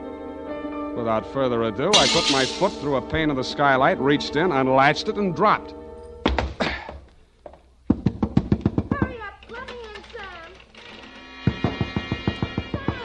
Up at the front of the building, I could hear Vivian clamoring for admittance. I decided to let her clamor for another minute or 2. It isn't a thing I often do, but I walked resolutely into the ladies' powder room. It was very well equipped. It had furniture, a telephone, and more clues than I needed. The magazines were there, the razor blades were there, the Scotch tape was there. There was even a scraping of red sealing wax on the steel frame of the window slot. But best of all was what I found in the paper towel dispenser. I lifted it out and moved it next door to the men's washroom. Then I let her in. What kept you so long? You'll spoil everything. I was afraid you'd... Here comes your husband. Come on, let me in. What happened, Leo? You're early. Any objections? I just got itchy, that's all. How are you, baby? Don't, Leo. I'm so nervous. Strained. What are we going to do, baby? What's Spade going to do for us? Tell him, Sam. I'll leave you 2 alone to talk it out. I'll freshen up a little. Haven't had my face on all day. Poor kid. Well, Spade, let's have it. Yeah, she's right, Leo. I can do a lot for you. But you've got to do something for me. Spade, this is level. I never saw those bonds. I know that. Then what are you after? The truth. It's the only thing that can save you, and if you take this rap, I take it too. I'm in clear up to my neck. Okay. Charlie Rosenfoy came around to Vivian and made her this proposition. He was going to pull this bail bond job and plant the goods on me to get even for the rap he thought he'd taken for me. Mm-hmm. Vivian pretended to play along with him, only she got hold of the package long enough to take the bonds out and put the old magazines in instead. Yeah. The idea was the mob would think Charlie had double-crossed them, taken the goods for himself, and delivered a phony packet to their banker, which was supposed to be me. Cute. Only you had to get smart and set off that burglar alarm. Now I'm getting the squeeze on all sides. The mob, the law, Charlie are all gunning for me at once. Don't worry about the mob and the law, and don't worry too much about Charlie. What are you driving at? That'll be him now. Who tipped him I was here? Get back in the corner. It's dark in here. He'll never see you. I'll take care of him. All right. Hello, Charlie. Oh. Come on in. Good boy, Spade. Get his gun. You're my friend. Sure, I'm your friend. Come here. Yeah, sure, Spade. Pleasant dreams, fellas. Now I act. Hey, Charlie! No, Leo!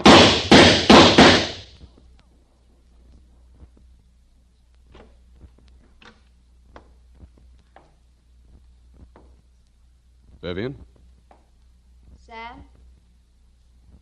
That you? Yeah. The last of your boyfriends. You mean Leo? Charlie? Yeah. They just knocked each other off. Oh, Sam, I can't see. It's dark.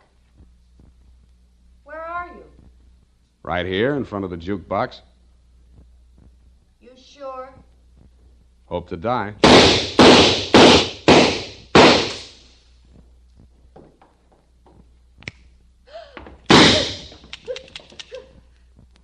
Drop it, Vivian. It's empty. Grandma. Susan! Vivian, how could you? After Half Moon Bay.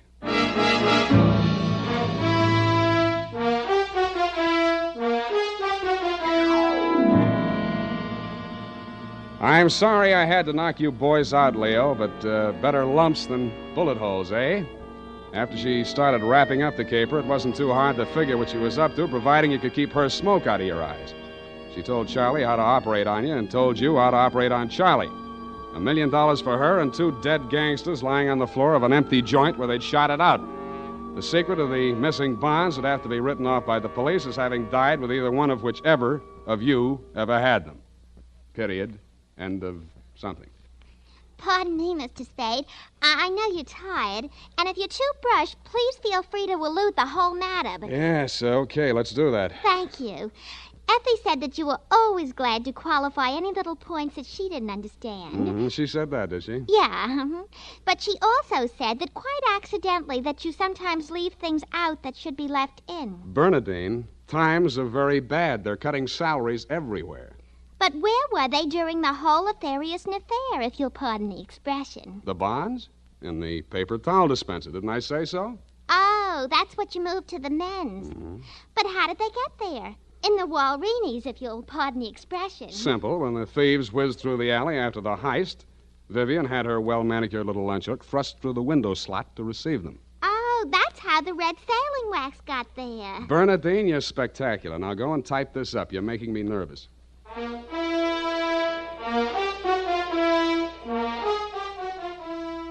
You know what they say about people who like mysteries? Once a mystery fan, always a mystery fan. And that goes for hair tonics, too.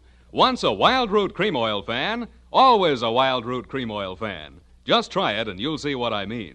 Wild Root Cream Oil grooms the hair neatly and naturally, relieves annoying dryness, and removes loose, ugly dandruff.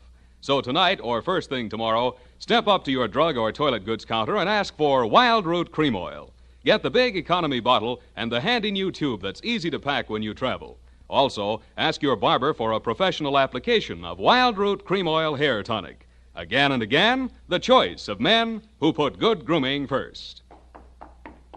Well, here it is, Mr. Spade. I hope it's not too erroneous. Oh, I'm sure it's quite offensive. Don't you mean inoffensive, Mr. Spade? Have it your way. I don't want to sound imprudent, Mr. Spade, but I must say that your conduct through the whole thing was very brave and outrageous. Don't you mean courageous? Now I've got you doing it. You're going to be just like Mr. Cummel. Your previous employer, no doubt. Yeah, poor man. You know, he finally became completely erasable. They had to take him away. Mm-hmm. What were his symptoms? Well, when he ordered the puppy biscuits, I thought he was just being concentric. But after a while, he wouldn't answer to anything but Rover. I had to sprinkle his flea powder in the morning, you know? And then he had his little tricks. He always wanted to show off, you know, sitting up and rolling over. He could shake hands, too. What's so great about that? Any dog can shake hands. Yeah, but can you scratch your ear with your foot? If I set my mind to it. Now go home, Bernadine, or I'll report you to the SPCA. You can't frighten me. Effie told me that your bark is worse than your bite. Good night, Mr. Spade. Effie, in far-off Kanab, come home, sweetheart.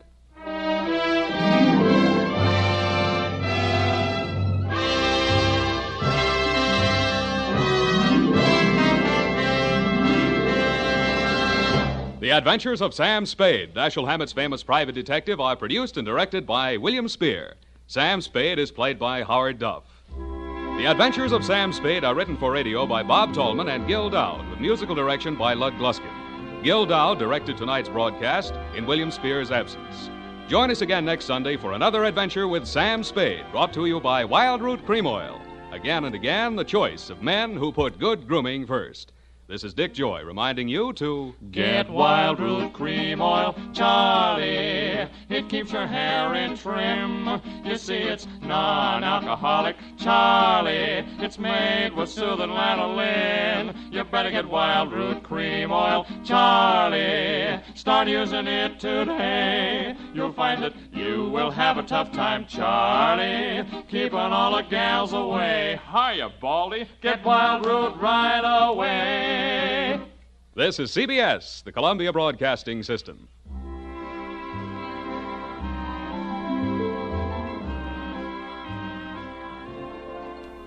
You're listening to HOJO Radio. Stay tuned. It was the week before Christmas, and all through the house, a creature was stirring. And boy, what a rat.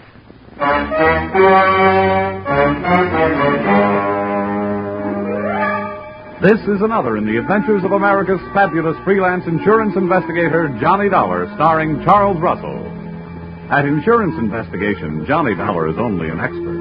At making out his expense account, he's an absolute genius.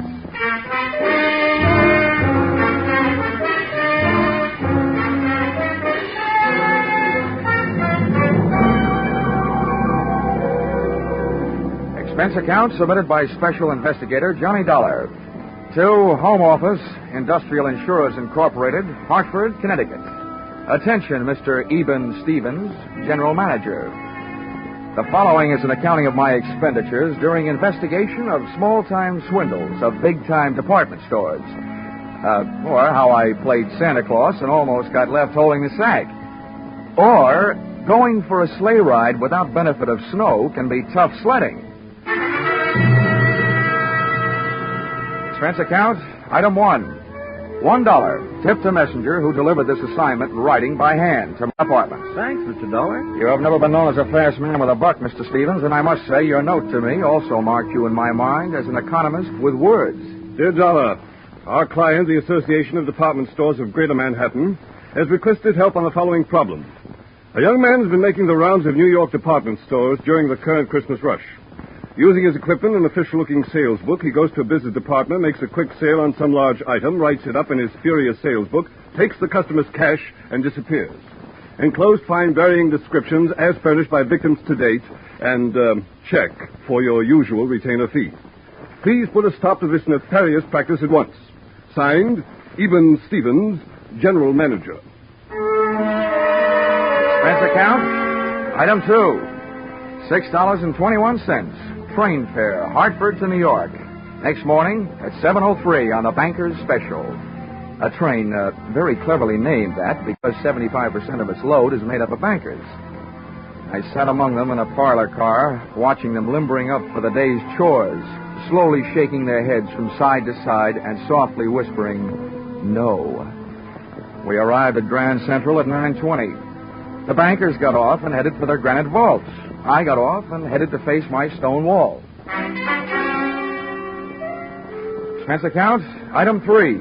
4 bits, cab fare to offices of the Association of Department Stores of Greater Manhattan. There, things got brighter right away.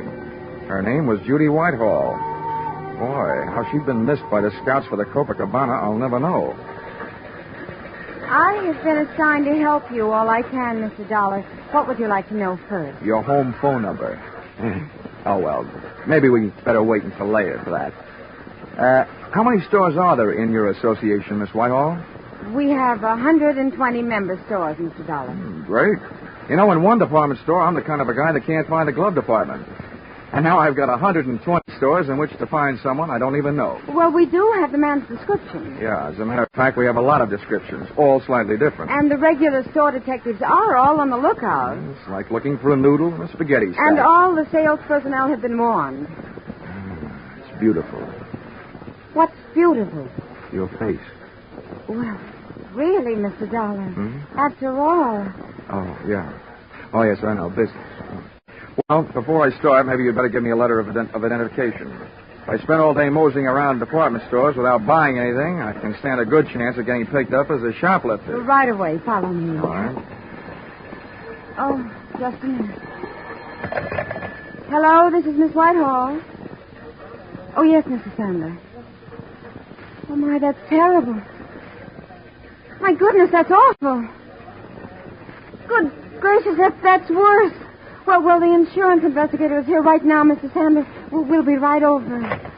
What's so terrible? Well, that man, the one we're looking for, he was in the Miller's store making a phony sale in the camera department. Well, you also said it was awful. It was. A little girl picked up a camera and snapped his picture, and the man tried to take it away from her, and the girl yelled, and then her mother screamed. And what made it worse? Well, a store detective came running, and the man shot him. Then he grabbed the little girl, camera and all, and ran off. They called the police. Really? I can't imagine why.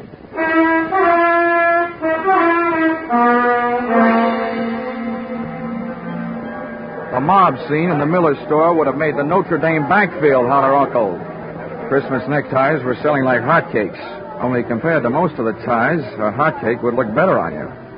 The camera department was on the mezzanine, and the store manager, Mr. Santa, was on a rampage. Why doesn't somebody do something? Why can't they find him? I've got men posted on every door. He's in this store somewhere, and... Oh, Miss Whitehall, it's about time. Who's this? Oh, this is Mr. Dollar, Mr. Sandler, from the insurance company. Well, I don't know what you can do, Dollar. I've already got 20 policemen running all over the store. It's absolutely ridiculous, preposterous, and fantastic. That's what it is. Also amazing. Now, tell me, Mr. Sandler, about that little girl who picked up the camera and snapped the culprit's picture. Did they find her yet? They certainly did, in the rug department. She'd been shoved in the middle of a pile of 9 by 12 Orientals on sale at $123.50. She was scared, but not hurt. Now, the girl was found without the camera, I suppose. Naturally, but the camera wouldn't do us any good. After all, I'm sure the camera didn't have any film in it. They never do when on display. Well, how about the store detective, the one who got shot? In the hospital, Miss Hall. They'll call me here as soon as they find out how badly he's been hurt. Well, look, getting back to that kid, was she able to give you a good description of the guy who grabbed her? She hasn't stopped crying long enough. Well, how about her mother? Neither is she. Well, where are they now? They're in my office. That's why I'm staying right here. Where is your office? On the 8th floor, right next to the credit office. Well, this may be the first time I ever got past the credit office. Come on, Judy.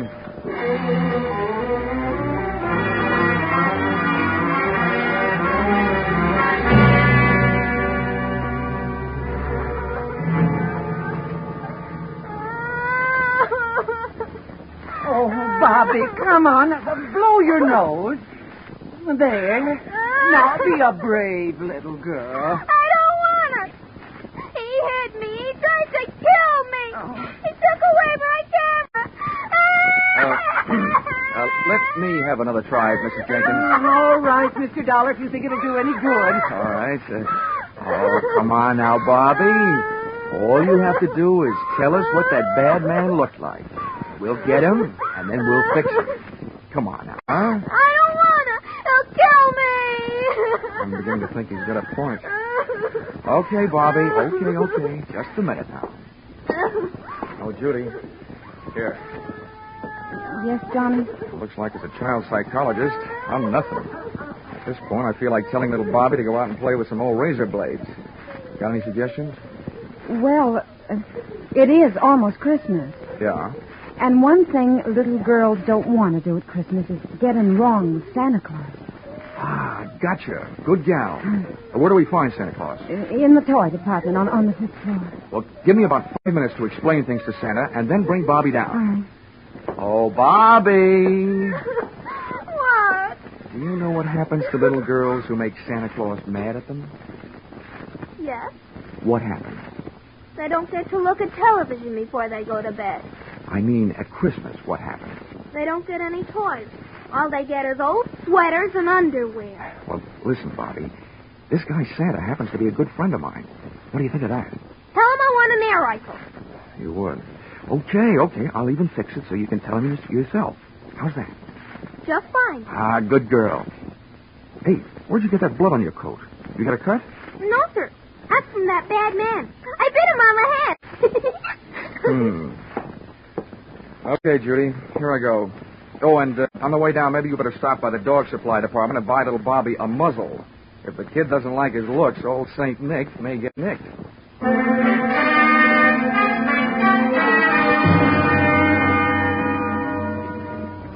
Department stores should have some kind of a congressional medal for salespeople who work in the toy department just before Christmas. I took the elevator down to 5, and when that door slid open...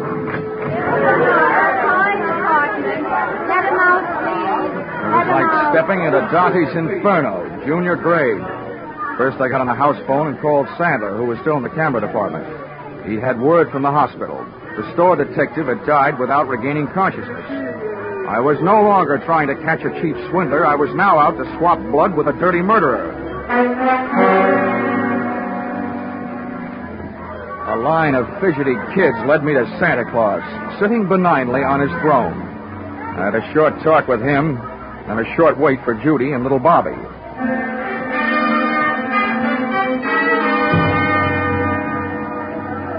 Okay, Santa. Now we've got to make her talk. That is, you've got to. All right, Dollar. All right now, kiddies, you'll have to wait for a moment. We have a special little visitor coming to see me. Hello, Johnny. All set? Yeah, all set. Okay, Bobby, my girl. Now just let me give you a hoist up into Santa's lap. He wants to ask you a few questions. I want an air rifle. Now, you be a good little girl and answer all Santa's nice questions, and you'll get it. But not where I'd like to give it to you. Now, up you go. Yes. Well, there we are, honey. Now, tell me, what do you want for Christmas? I want an air rifle. Well, we'll see what we can do about that. Tell me, have you been a good little girl? Yes, sir. Well, first we'll just have to look up your name in my little black book and make sure. Pretty good. All but one little thing. What'd I do? I didn't do nothing. Well, that's just it. You see, Bobby, I have a note here that today some people asked you what a certain man looked like and you wouldn't tell them. Is that right? I'm afraid. I don't want to tell. They can't make me. Well, Bobby, maybe you and I had better talk this over. If you won't do something for us, now how do you expect to do that?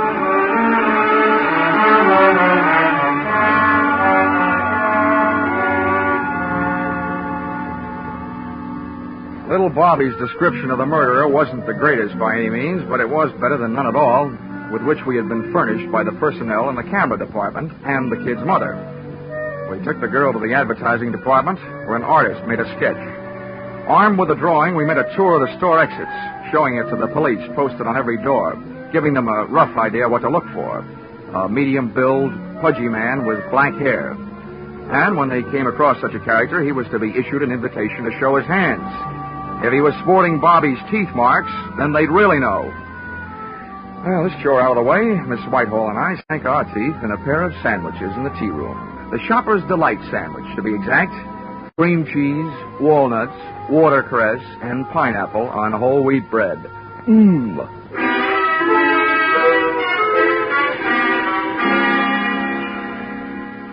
We found the store manager, Sandler, back in his office. He, too, was eating, but he was on a diet of straight fingernails. Oh, terrible, terrible, terrible. That's what it is. Now, don't worry, Mr. Sandler. He'll be caught. As a swindler, he might have gone on for years. But as a murderer, it won't be long, believe me. Oh, what to do? Well, I've got several ideas. And the first is to get out of your office and start at the top of the store and work my way down. They're already doing that, and not a sign of him. Well, I once found a mouse in a hayloft, so be not disencouraged. And a pretty little mouse she was. Oh, dear, oh, dear. Oh, please, try to relax, Mr. Sandler. Everybody's doing their best. Yes, I'm sure they are. It's just that Oh. Hello? Yes, it's Mr. Sandler. Oh, no. Where? How long has he been there? Hello? I'll be right down. What's the matter now? About an hour and a half ago, our store Santa Claus stepped out into the employee restroom for a smoke. He was slugged from behind. When he came to, he was all tied up in a broom closet, and somebody has stolen his Santa Claus suit. They just found him. About an hour and a half ago. Judy, you know what that means? Oh, no. Oh, yes. 45 minutes ago, when little Bobby was giving Santa Claus the murderer's description, he was giving it to the murderer himself. Oh, good gracious. Instead of a kid's air rifle, it could have gotten us a revolver, size 38.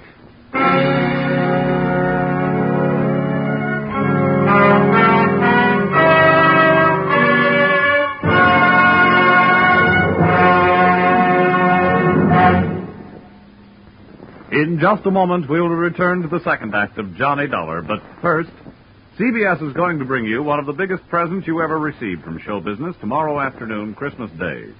For a full hour on the entire CBS network, you're going to get all the comedy, all the laughs, and one of the greatest Broadway and Hollywood hits of recent years, The Man Who Came to Dinner. And the man who came will be played by none other than Jack Benny, plus Charles Boyer, Gene Kelly, Dorothy McGuire, Gregory Peck, and Rosalind Russell, plus Henry Fonda and John Garfield as narrators. You'll hear them all on CBS's special holiday hour tomorrow afternoon. Jack Benny, playing the man who came to dinner and breaking a leg, had to stay on and on and on. Now with our star, Charles Russell, we return to the second act of yours truly, Johnny Dollar.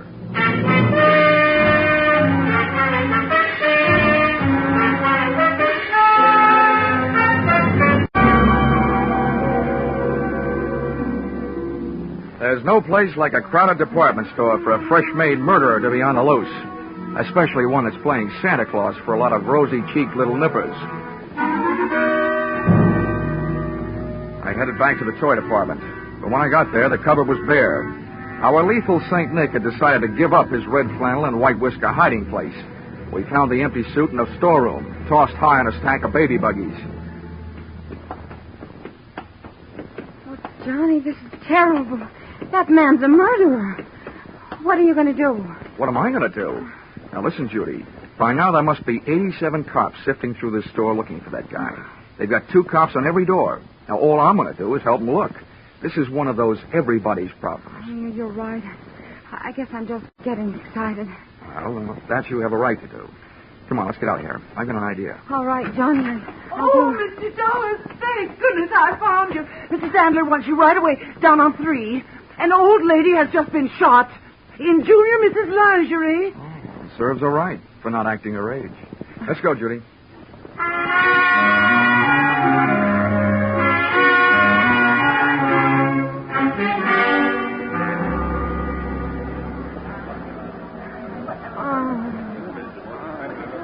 Right over here, Dollar. All right. Let him through, please. Let him through. Lady, please stand back now. Well, Dollar, congratulations. Before, this store was only going to sue that company of yours for $1 million.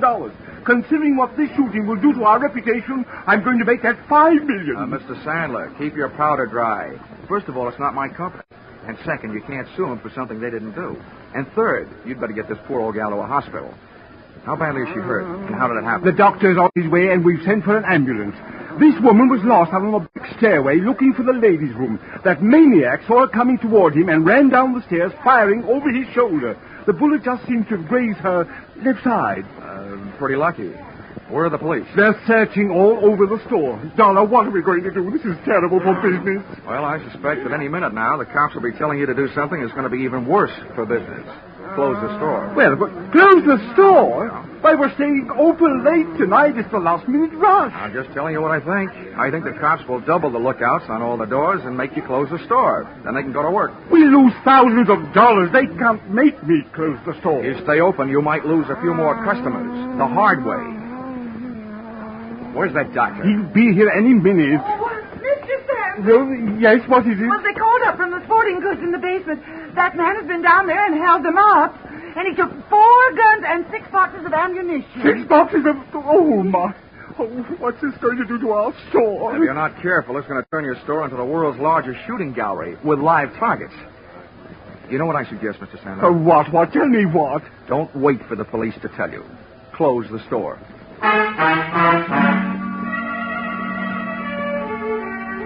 Sandler didn't like it, and neither did the customers, as they filed out of the store past the scrutiny of the police officers, still clutching their unfinished Christmas shopping lists. The process was slow, and while the customers were leaving, the clerks finished up their business, put the white shrouds over their counters, and they too filed out into the early night. The boys in blue, watching the doors, came up with several men answering the general description of our friend with a loose trigger finger, but none of them had little Bobby's teeth marks on his hands. That made it a 50-50 chance that Mr. Killer was still in the building.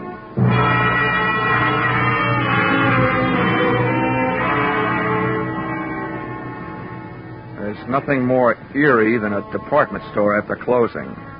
And its white sheets, the whole joint seemed to be playing ghost. I sent Judy over to a steakhouse, Pietre's, on 3rd Avenue. Told her to wait. Then I had Sandler get me a gun from the sporting goods department. For that lonely, scared feeling, there's no medicine that quite takes the place of a piece of cool steel in your little hot hand.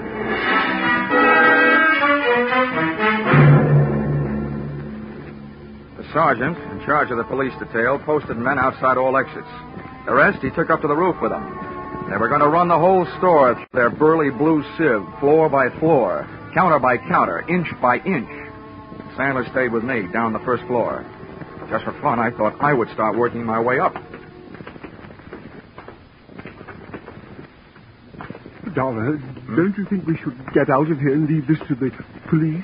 Well, I have several goosebumps that agree with you, Mr. Sandler, but I have a very dangerous habit of trying to earn my money. Oh, this is terrible. Well, look, every counter and post in this store is just the kind of hiding place a sniper would pray for. I get paid for this kind of work. You don't. Now, why don't you go out for a night safe walk? It's my duty to stay here. I'm sticking with you. Okay. But remember, two of us give him twice as much to shoot at. Don't hit! I had to go and open my big mouth. Get down!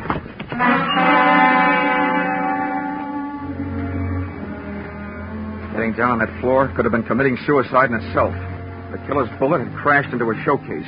A sea of broken glass is a risky place to practice diving. Having to swim out of it was twice as bad, but that's what I had to do. Oh, Mr. Dollar. Now, Sandler, keep your head down. Bury your face in that glass, but keep your head down. Yes, Dollar. Tell me what to do, anything but get me out of here. I have a wife and 3 kids. Well, if you'll do what I tell you to do, your wife will go on having a husband and your kids will still have a father. Yes, just tell me. I don't know exactly where that shot came from, but from the looks of this glass, it must have been from behind us. Now, I'm going to leave you and crawl over near those elevators. While I'm on my way, you rattle around this glass. Let them hear where you are. Give me about 2 minutes, and then do something to draw its fire.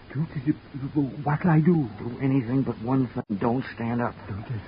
I'll think of something. You'd better. But don't take any chances. No. But what are you going to do? Take some chances.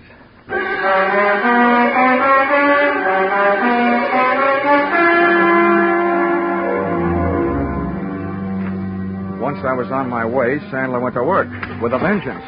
I could hear him thrashing around in that glass like he was trying to corner the Band-Aid market. I made it over to the elevators, scooting flat along the floor till I hit a car with an open door and slithered inside. Behind the protection of the elevator's front wall, I stood up, peered over at the edge of the door, and waited for Sandler to make the move that would draw the murderer's fire. I must say Sandler was dead game, and the way he made his move, he also stood a good chance of becoming plain dead. First, he stopped wiggling around on his bed of glass, and then he just stood straight up. The shot missed, but my eyesight didn't. The killer was shooting from high up, behind a pole. He was standing up on a glass showcase, hoping for a better view. And it didn't take me long to decide to give him a better view of the inside of that glass showcase. I started deliberately shooting his foothold out from under him.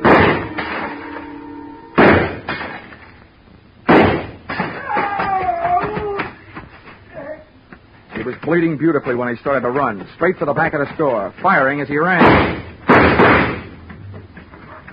As one last souvenir, he threw his empty gun over his shoulder at me. People who live in glass houses shouldn't throw guns. I decided to join the track team and went on the chase. Back out of the main floor, through the employees' entrance, out to the dimly lit shipping department, and its loading dock filled with packages ready for shipment. I could hear him moving around among them. Okay, get your hands up and come out. I'm giving you a chance, but it's not going to last long. Get moving. I don't need your chance. I've got something better. Okay, so you want to play. I think I'll give you a couple of Yuletide presents early, and I'm sure nobody will mind if I open your head before Christmas.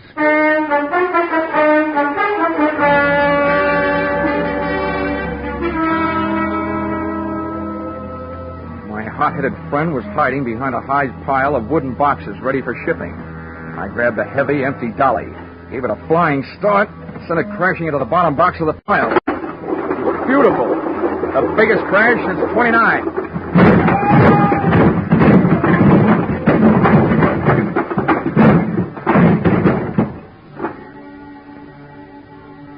It was a tough fight, but, Mom, I don't think I won. At best, it was a draw. About the 15th time I belted him, he belted me right back. Then he got his hands on a hammer, laid it across the side of my head. I got the hammer, did the same for him, and made a hole in one. He fell squarely into a man-sized packing case lying at the foot of the packing bench. I was getting weak, dizzy. I had to hold him. One thing to do. Top a case lying right there. All ready. Nails part way in. Put it on right over him. Nail it on. Good tight. Good tight. Good tight. Everything is turning black.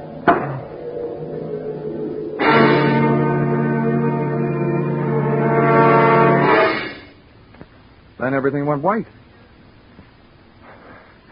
Hey, corny as this may sound, where am I? You're in the hospital, Johnny, darling. Hmm? But don't worry. It's only a slight concussion.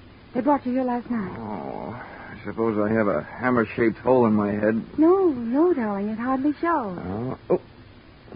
How could it? The bandages covering it up. Well, at least I got him. Hmm? You what, dear? I got him. The killer. Oh, no, dear. You couldn't have. They're still looking for him. Oh, no. Oh, my gosh. What time is it? 11 in the morning. I gotta get out of here. Why? Johnny, please. Johnny, you're not supposed to get out. Oh, nurse!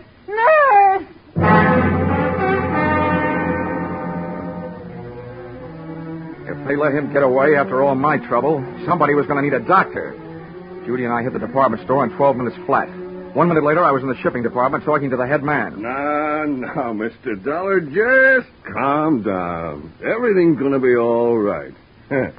Now, exactly what is it you want to know? That big packing case, the one that was lying right here in front of the bench last night. Where is it?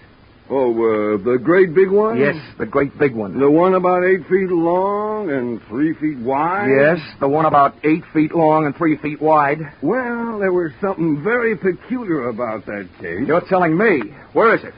Well, this morning we came to work. The boys saw it all packed up, so they put it on the truck for upper New York State. Oh, no. Oh, indeed they did. But what was peculiar about it, even though they found it all ready to go, later on they found all the merchandise that was supposed to go in it lying around loose. It had never really been packed. Well, then quick. The least you can do is tell me where it went. Well, now that I can do. That box was the boss's big annual charity shipment of goods. That particular box is on its way to some of the unfortunates who'll be spending this Christmas away from home. All right, so where is it? By now, it should be at the New York State Prison, up in Ossining.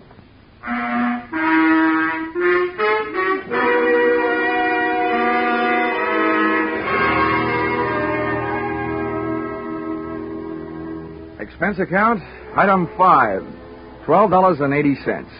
Dinner check at Pietro's, where I had asked Miss Judy Whitehall to wait for me the night before, and where I inadvertently stood her up. Although how a gal can stand up after eating $12.80 worth of food, more than I can figure out. Let's see. Expense account, item 6, $10. Medical supplies for those poor CBS sound men, Vern Surrey and Billy Gould, who had to break all that glass during the show. Expense account total, $511.50. You may think this amount is a little high, but isn't everybody at this time of the year? Signed, yours, truly, Johnny Dollar.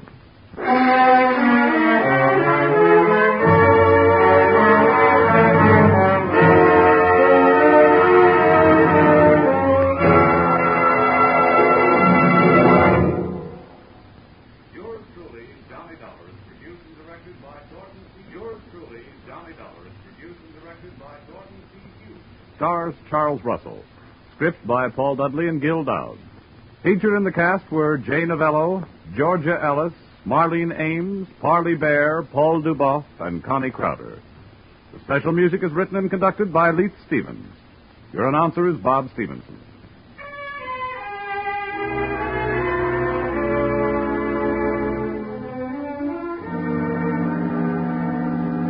Be sure to be with us at the same time next week when another unusual expense account is handed in by yours truly, Johnny Dollar.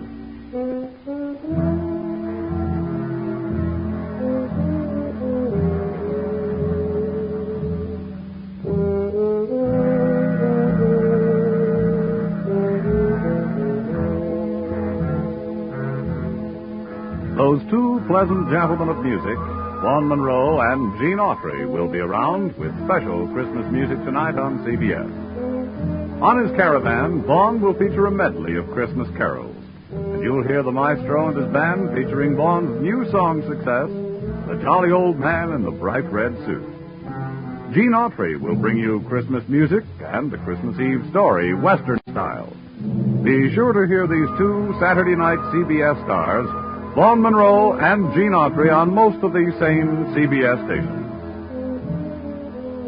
Now stay tuned for Vaughn Monroe's Caravan, which follows on most of these same stations. This is CBS, where yours truly, Johnny Dollar, meets adventure every Saturday night. The Columbia Broadcasting System.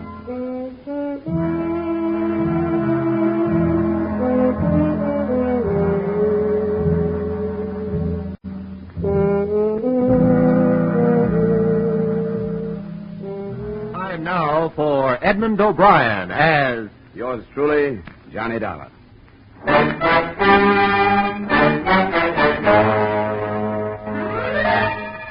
Edmund O'Brien in another of the adventures of the man with an action-packed expense account, America's fabulous freelance insurance investigator, Johnny Dollar.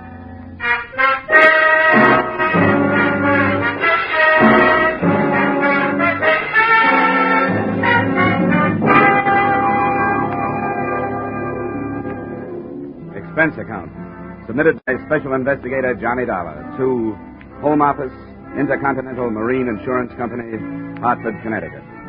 The following is an accounting of my expenditures during my assignment aboard the SS Malay Trader, the ship with no port of call.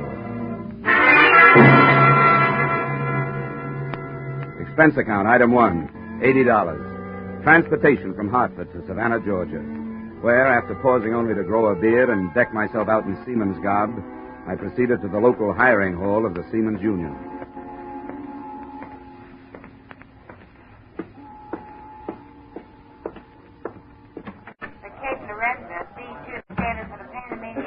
Bound for Rio de Janeiro, leaving tomorrow morning, 9 a.m. The call is for 1 baker, 1 galley boy, 1 carpenter, and 2 ABs. Yes, okay. All right, we'll put the call right through right away. Sam, what is it? The name is Dollar. I'm signing on the Malay Trader. Ordinary seaman, special permit. Special, huh? Well, let me see now. Oh, yeah, here it is. Insurance deck, huh? Well, I'm glad to cooperate, Dollar. Thanks. Where do I find the ship? Pier 8. The directions will all be here on your assignment slip. What's the beef? A hot cargo? Well, maybe.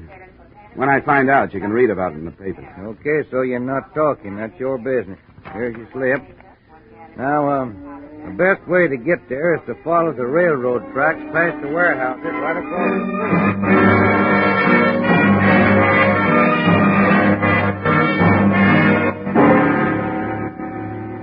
My new home, when I found her, looked neither pretentious, comfortable, or even seaworthy.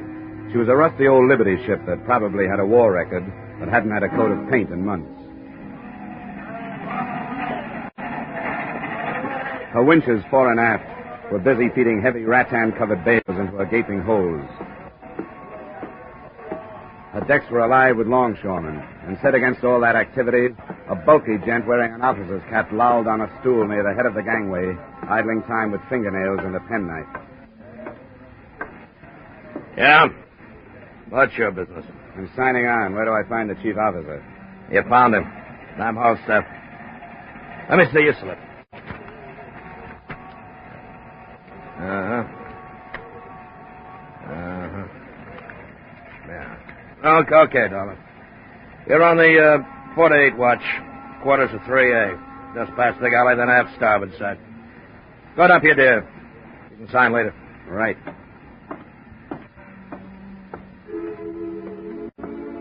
So far, the spy story method seemed to be working. I was aboard the ship as a seaman, and a few seconds later, I was shaking hands with the man who shared my quarters, Al Rhoda, on a salary for 4 years as Intercontinental's marine investigator.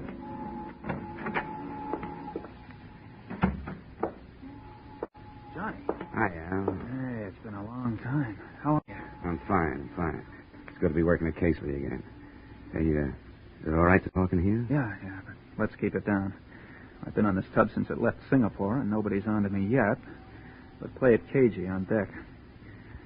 How much did they tell you in jolly old Hartford? Well, they gave me just the basic situation, that Intercontinental insured a bunch of crude rubber from British Malays before the devaluation of the British pound sterling. Half that, I understand, burned in a warehouse in Singapore. I bet, to the tune of over 100,000 insurance bucks. I flew out there. Signs of arson, but no proof. I followed the other half of the crop here to Savannah. Say, this company that owns it, Malay Traders, kind of an outfit, is it? They aren't angels. Been up against British customs a few times. Never nailed. They own their ships, and the branch here, headed by a Mr. Pila, imports basic commodities, like the rubber and minerals. Mm-hmm. Well, the point is that since this crude was insured before the British pound dropped, they can bring in more loot destroying it than they can selling it. Yeah, I guess that totals. And I take it the policy covers until they do so, huh? That's it. I thought we were getting rid of it here. They packed it away in their warehouse, but then 3 days ago they started loading it aboard again. That's why you were sent down. What's the matter, Al? Don't you think the company trusts you? I guess they figure I need help. And they're right. Where do you think we're bound, Johnny? Well, my paper said Corpus Christi. The scuttlebutt is that Corpus is just a stop. That we clear there for Mexico, Veracruz, where arson investigation isn't what it could be. After that operation in Singapore, what else would they do? Hold it. Dollar, are you in there? Yeah? Hold staff. Ship's articles are in the company office, corner of the warehouse. Go ashore and sign them. Yeah, okay, right away. Sir? Nice try, sailor. Oh, and if you'll take a word of fatherly advice... Well, practically anything you say. Go ahead. That girl in the office, the Malayan half-caste, she's the boss's daughter. Amai. Amai. Is that for appreciation, or is it her name? Both. But save your dreams. The chief, our friend Halstaff, is as possessive as he's big. And you know something? I don't blame him.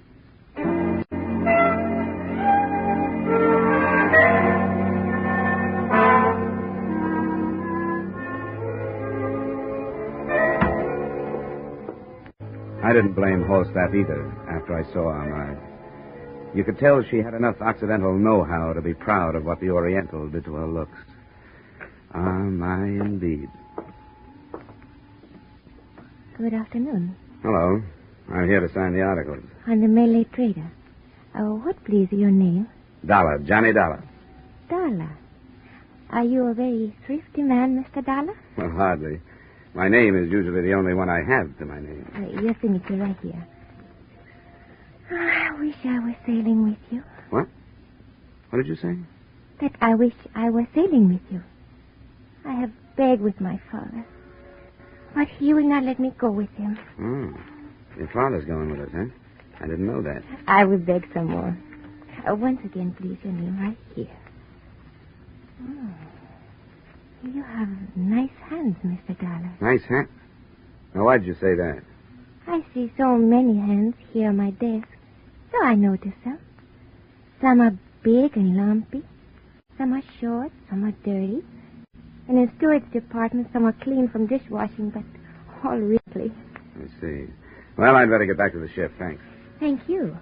We hope that conditions during your voyage will meet with your approval, and that you will accept employment with Malay traders again.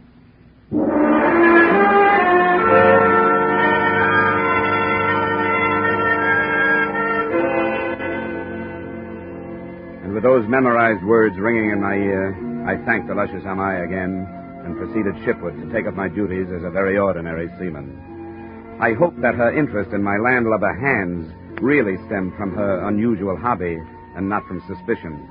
And I wondered why Mr. Pila, her father, and the local head of the suspect company had decided to go with us. Had his doctor ordered a sea voyage for his health? Or did he want to enjoy in person the odor of burning rubber?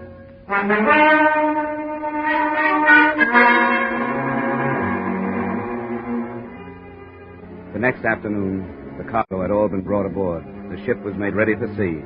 And I had sustained, along with multiple cuts and bruises, the ire of the boatswain because I didn't know the difference between a preventer and a topping lift. But by the time night fell and the Malay trader was plunging down the Atlantic coast, I knew one thing. The sailor's life is not for me.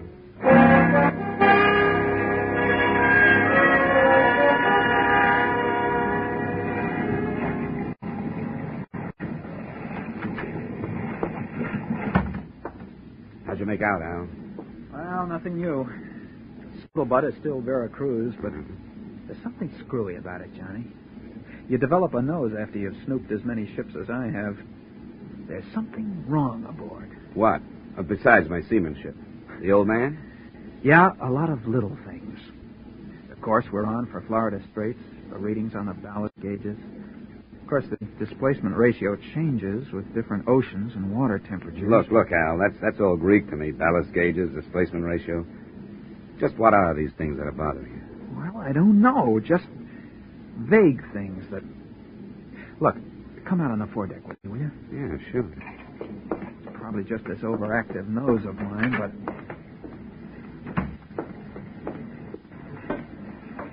I want to get a look in one of these holes.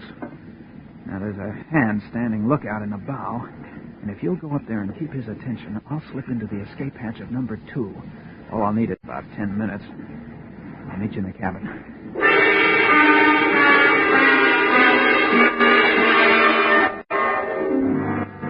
I made small talk with the lookout for 10 minutes, then started back towards the cabin. Suddenly, I heard a scuffle behind me. Hey, Al, is that you? Then I heard someone running, and I started after the disappearing figure. But I didn't get very far.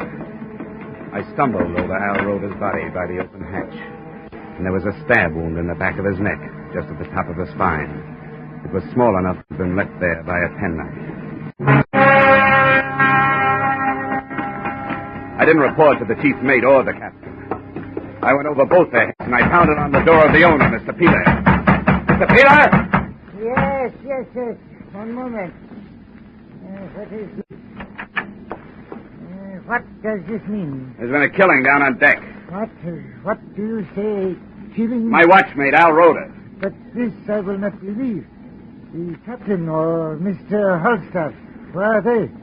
Why do you come to me? Because I think a request from you is in order. I think Sparks ought to radio the Coast Guard. The sooner the better. But a killing on my ship. To believe this from you. No, I do not. What is that? Man overboard, Mr. Peeler. A murder has just been turned into an accident.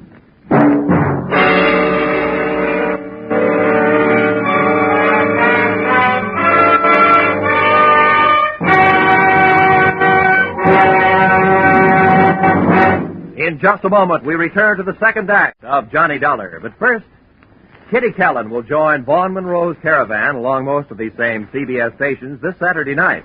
And on the CBS Gene Autry Show, the King of the Cowboys will bring you Ramona, When the Bloom is on the Sage, and many another Western favorites. The Vaughn Monroe Caravan and the Gene Autry Show are heard every Saturday night. Hear them tomorrow night in an hour of Top Pops and Sagebrush Symphonies. Now, with our star, Edmund O'Brien, we return to the second act of yours truly, Johnny Dollar.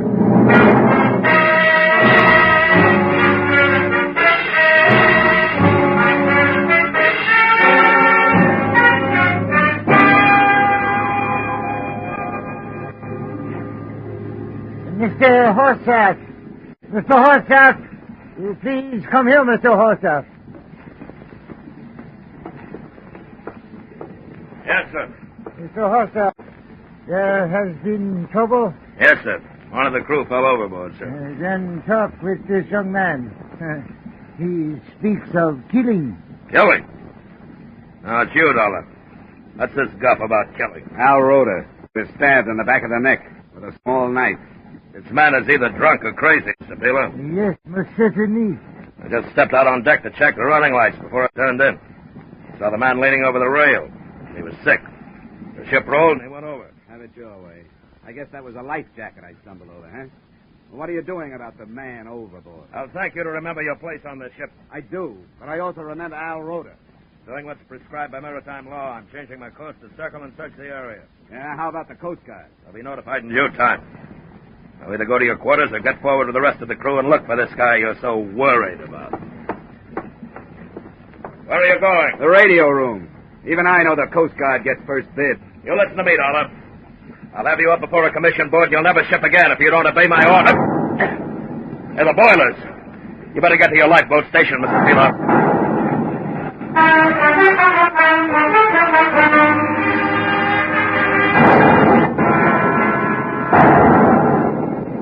Every time an explosion lifted the Malay trader up off the water, it lifted my stomach up with it. My heart must have been pounding, too, because I felt it high in my throat. And feeling that big seagoing box of steel plates and bolts shuddering on my feet, painted sweat on my forehead, and big sticky splashes of real fear on my soul. This would be getting dead the hard way.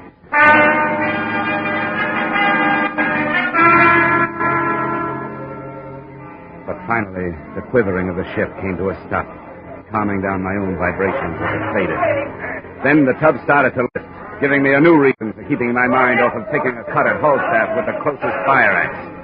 The crew got panicky as a bunch of kids in a burning school. And while they fumbled with the lifeboats, I took a last running look at number 2 hold.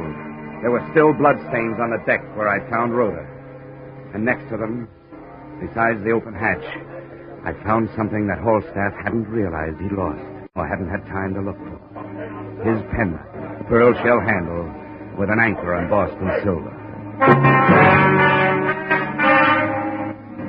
I pulled back the tops further, moved a few of the sectional hatch covers, and got a look into the hold. There was enough light to see the cargo, and enough smoke curled out to tell me the explosion had not been in the boilers. Yeah, I had a fine case, except it was going down under my feet, and I'd end up with everything but proof.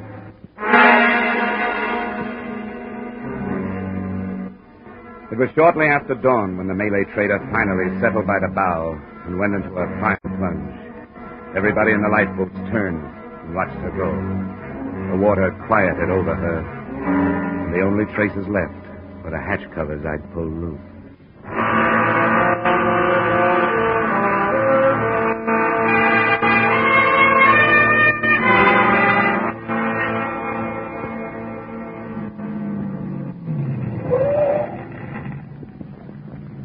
Place, mister. Yeah, this is it. That'll be, 280. Yeah, here, I'll keep it. Oh, right. Thanks.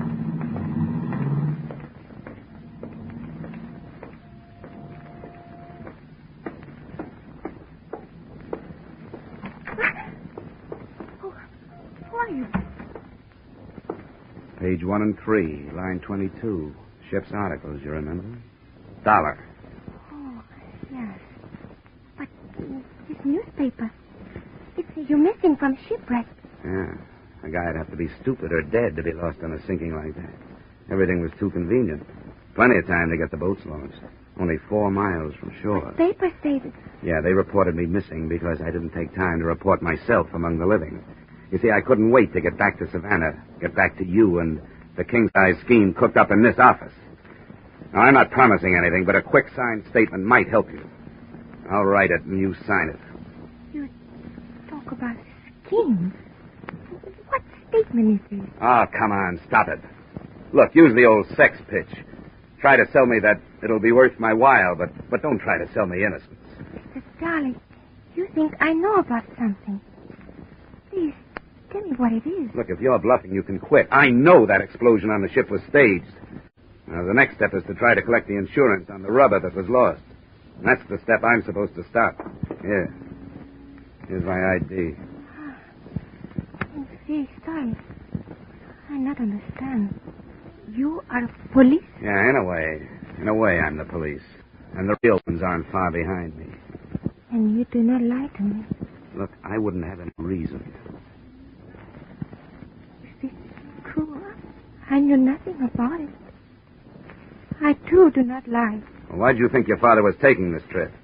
I did not question. Neil told me he had business in Corpus Christi. Well, then Halstaff lied to you.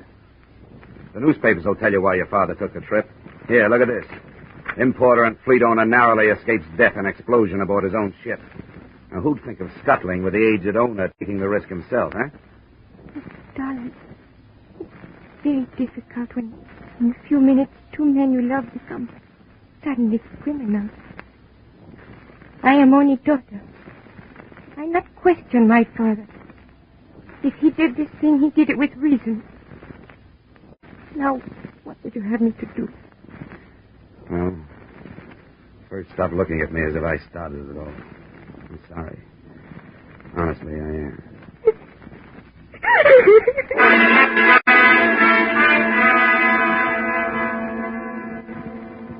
It was clear to me now that she wasn't lying. And to hide my embarrassment, I read through the newspaper accounts of the sinking again while she recovered herself. There were air photographs of the huge oil slick the sinking ship had left on the surface, the only reminder now that the hatch covers had drifted away. The lack of wreckage was mentioned in the stories, and I remembered Al Rhoda worrying about ballast and displacement. I looked up the number of a local chemist, and I made a phone call.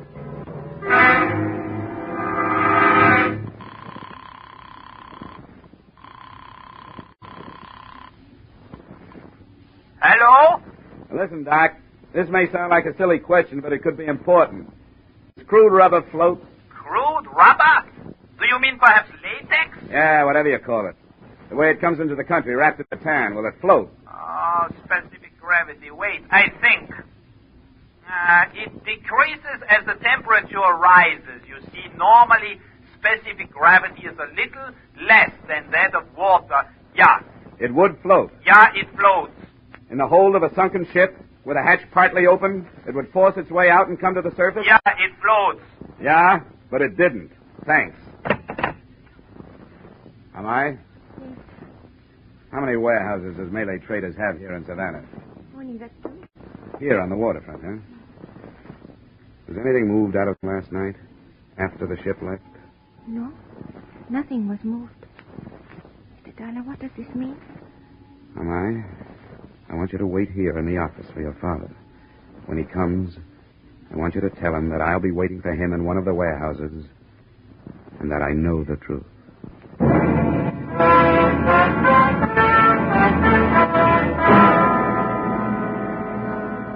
The Malay Trader warehouses were closed for the day, but my foot in a window opened them. Both were stacked high with imported goods, and I picked my way through everything from lychee nuts to ivory back scratchers. In the second one, hidden behind a wall of cotton Ceylon tea, I found what I was looking for. They were unlabeled wood crates. I opened one, and the resilient mass inside was crude rubber, still on dry land and still insured. All right, Dollar, hold it. Hold what, Holstaff? There's nothing left to hold. What do you mean by that? That for me, everything is finished, wound up. It's time for the law. Unless you can make another switch with that rubber before they get here. You mean that rubber in the crates? Yeah. Been here for over a year. Ah, come on. Let's not waste time. You and Pila and I know there wasn't any rubber in number 2 hold.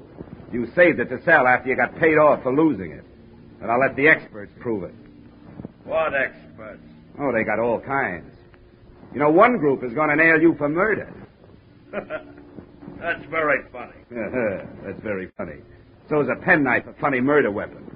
But I found one on the Malay table on the deck near number 2 hold. So you got a penknife, huh? Yeah. With a pearl handle and a silver anchor on it. You know, I guess at least 100 seamen would testify under oath that it's yours. I know I will. I only wish I could be 15 people when you hit the courtroom. The jury, the prosecuting attorney, the star witness, and the sentencing judge. Well, you won't see me in a courtroom. How do they execute down here, huh? Gallows, electric chair, gas chamber, what? Come on, tell me. Or do I have to look it up? They'll have to have more than they've got. They got plenty. All they have to do is match up the weapon with the wound. Look, Dollar, I don't scare easy. I could make a confession, and it still wouldn't hold without a body. What do you mean without a body? They gotta have a body. Anyone knows that. You're getting ahead of yourself, Holstaff. Did I say they didn't have a body? Huh? Do you think those Coast Guard helicopter and blimp crews are blind? Keep going, Dollar. You think a guy who's been a Marine investigator as long as Al Rhoda had went around without figuring how to do his job even after he was dead? What are you talking about? What do you think he wore around his middle? A money belt or a life belt that would keep him afloat? You're stupid, Holstaff. Give me the knife, Dollar. It's not only a knife. It's Exhibit A. And the prosecution will want it. Give me the knife, Dollar. I'll kill you if I have to. You don't want to shoot me, Holstaff. How do you know I've got the knife with me? Huh? How do you know I haven't left it someplace with a note to the police? Stand still. Now get your hands off to the side. Now hold them there. All right, now keep your hands still. Now just turn around. Don't move.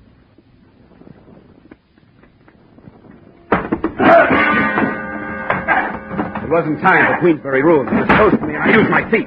The first one landed on his shin. In the same movement, I fell forward on my hands and kicked out with both feet.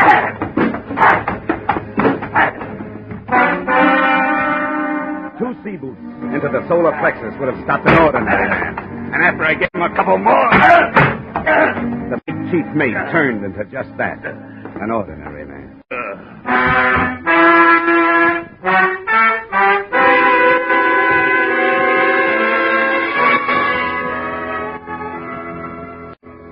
I turned Holstaff over to the police along with the murder weapon and the results of my bluff.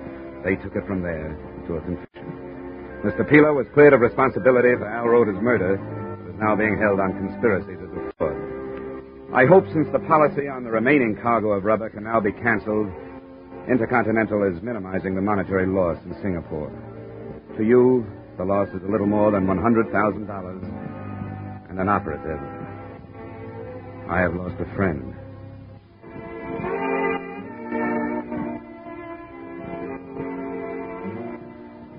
Expense account item 2, $63. Getting my foot on a bar and my chin off the chest while waiting for a train to take me out of Savannah. Item 3, $80. Transportation Savannah to Hart. Item 4, $10. Public stenographer who took the dictation on this expense account. Item 5, entertainment. Same public stenographer who spent the evening proving that socially she didn't take dictation. Also that she was no good at making me forget what I want so badly to forget. The face of Al Roda. Expense account total? Skip it. This one is on me. Yours truly, Johnny Dollar.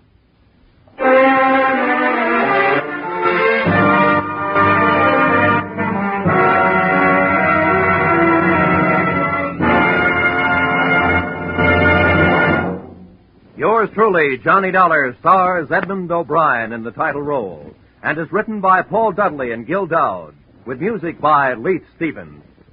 Edmund O'Brien can currently be seen starring in Harry M. Popkins' United Artists production, DOA. Featured in our cast were Lillian Byatt, Barton Yarborough, William Conrad, Elliott Reed, and Robert Griffin. Yours truly, Johnny Dollar, is produced and directed by Jaime Del Valle.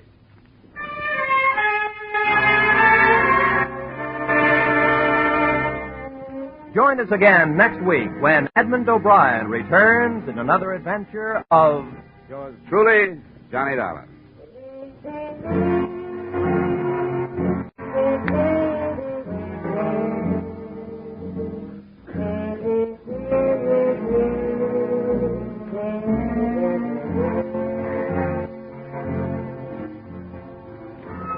The Case of the Oblivious Angels, a true story of manhunt in Tennessee and Georgia, is to be dramatized on Gangbusters this Saturday night. The story will have narration by the chief of police who directed the successful search for the bandits. So for a half hour of real adventure, as experienced by our forces combating crime, listen in this Saturday on most of these same CBS network stations to Gangbusters' story, The Case of the Oblivious Angels. This is Roy Rowan speaking.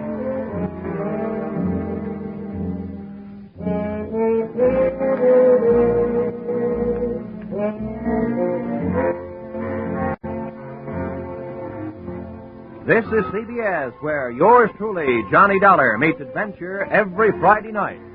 The Columbia Broadcasting System.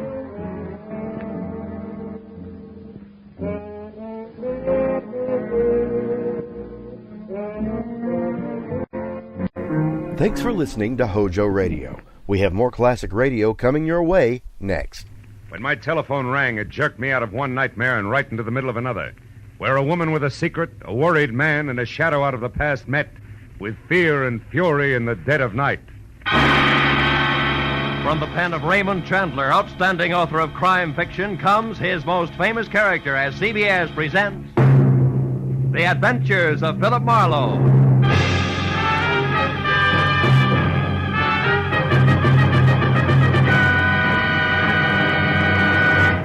And now, with Gerald Moore, starred as Philip Marlowe, we bring you tonight's exciting story, The Friend from Detroit. There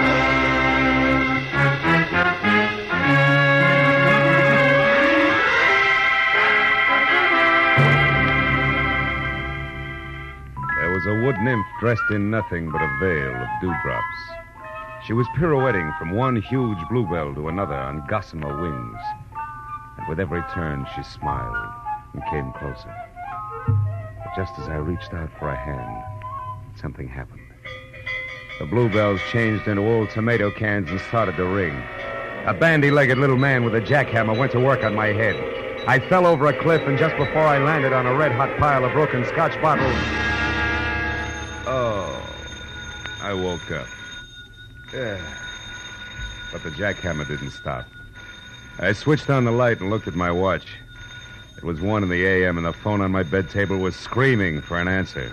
Hello? Marlowe, this is Dave. Betty's gone. She's in trouble. You gotta help me, Marlowe. You gotta come over to my apartment right away. Wait a minute. Who is this? Dave Pryor. I run the coffee joint on the corner. You know me. Yeah, sure, Dave. I remember. What's the matter? My wife, Betty, she's gone. You gotta help me. Dave, it's 1 o'clock in the morning. I'm in bed. Besides, you know I don't monkey with family quarrels. It's not like that, Phil. Believe me, I'm scared for her. Phil, please, come over to the apartment. 2000 Beechwood right away. It's a matter of life. Okay, I'll be there in 10 minutes.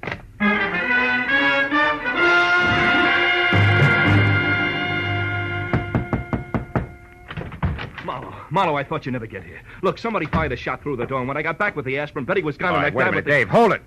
I'm not even awake yet. Look, sit down. Take it from the top. Slow. Yeah, okay. Maybe it started this morning at the coffee joint when a fancy guy came in and talked to Betty. She waits on the table. Yeah, I know. What do you mean fancy? Well, a slick dresser, cufflinks, stick pin, all that. I didn't know him, and Betty tossed him off to me as a masher. Maybe he was, but she seemed upset. Slower, huh? Oh, yeah, sure. Well, tonight about 9, another guy came in, a chunky bird with a deep voice. Betty had just got back from shopping, and I was in the kitchen. See, when I heard a tray of dishes fall and Betty came back white as a sheet, she was scared, Phil, scared stiff. Hey! Oh, I'm sorry. All right. Go ahead. I looked out, and that chunky guy was leaving. Betty insisted he had nothing to do with it, that she was just nervous. Was somebody else in the place at the time? Let's see. Yeah, some Tribune reporter that comes in every night was up at the counter. He was the only one. And Betty stayed on the job till you closed, huh? Yeah, till midnight. But, Phil, she was in a bad shape. Mm-hmm. After we got home here, she sent me out with some aspirin. I was only out for 15 minutes, Phil. When I came back, she was gone. And look, this bullet hole in the glass door to the backyard. Somebody out there shot at her. And maybe hit her or something. All right, Dave, steady. Now take it easy. You and Betty have a gun? No. Why? Well, in the first place, the bullet went out through this glass. It didn't come in. And another thing, Dave, who did you call tonight after you phoned me? Why, nobody. Phone directory on the dresser here is open to the B's. Boone to wardrobe. Mean anything to you? No, I didn't even realize it was over there. I looked you up in the classified. Mm-hmm. Okay, come on. Let's take a look in the backyard. Any light out there? Yeah, I rigged one up for the barbecue.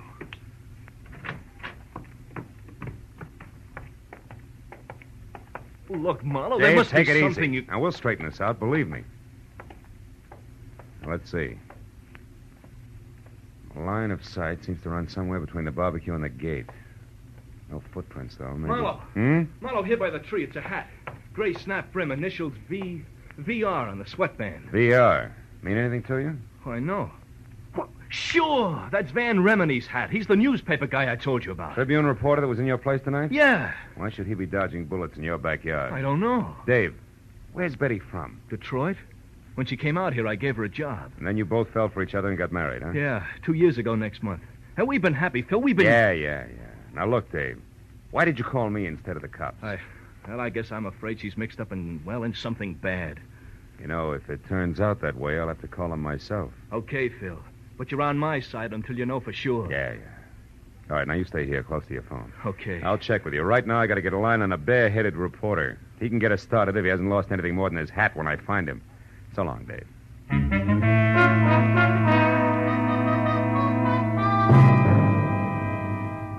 reporter's hat, 2 strangers, and a bullet hole somehow added up to the fast fate of a hard-working kid named Betty, whose husband's only claim to fame was selling the best cup of coffee in town.